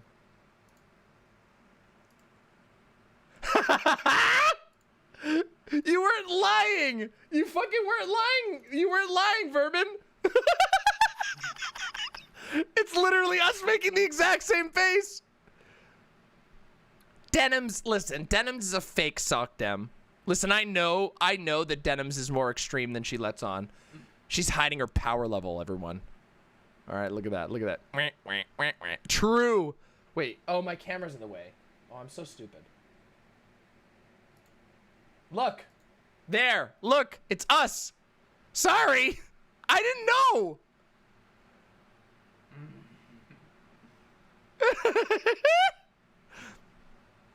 That is the smug look of satisfaction. And indeed, I end this stream with a smug look of self-satisfaction on my face because I am indeed very self-satisfied with the nonsense that we pulled today. The absolute nonsense. Oh my God. Fawn is also making the face. It's a triple kill, okay? Oh, baby, it's a triple. Okay, everybody. I have to go get ice cream now, or I'm going to make a total fool of myself because I am at the cusp of not just being tipsy and instead being drunk. And I don't like being drunk on stream because that's a goofball thing to do, okay? Listen, conservatives get away with that shit, but me, I try to keep myself sober on stream as much as possible. Today was a legend. If you like my show, if you enjoyed it, please subscribe and follow me on Twitter. I promise you, you will not regret it. I deliver amazing, funny, fun, high-energy content all the time, to an exhausting degree because I'm a workaholic, but I love my imps as non-parasocially as possible. But it is indeed true that I actually really, really care about you all. Even though I don't know all of you personally, I care, and I hope that you all are doing well, and I really, seriously, thank you for supporting me and making it possible for me to run a show ad-free, sponsor-free, in a crazy hell world, and I will try to make that hell world a bit lighter for you with my jokes and my nonsense. So thank you all so very much, and I will see you all on Wednesday when we will be doing a History Mama and some other ridiculous nonsense, okay? So I'll see you very soon. Thank you for your support, and have a wonderful night. Mwah. Bye.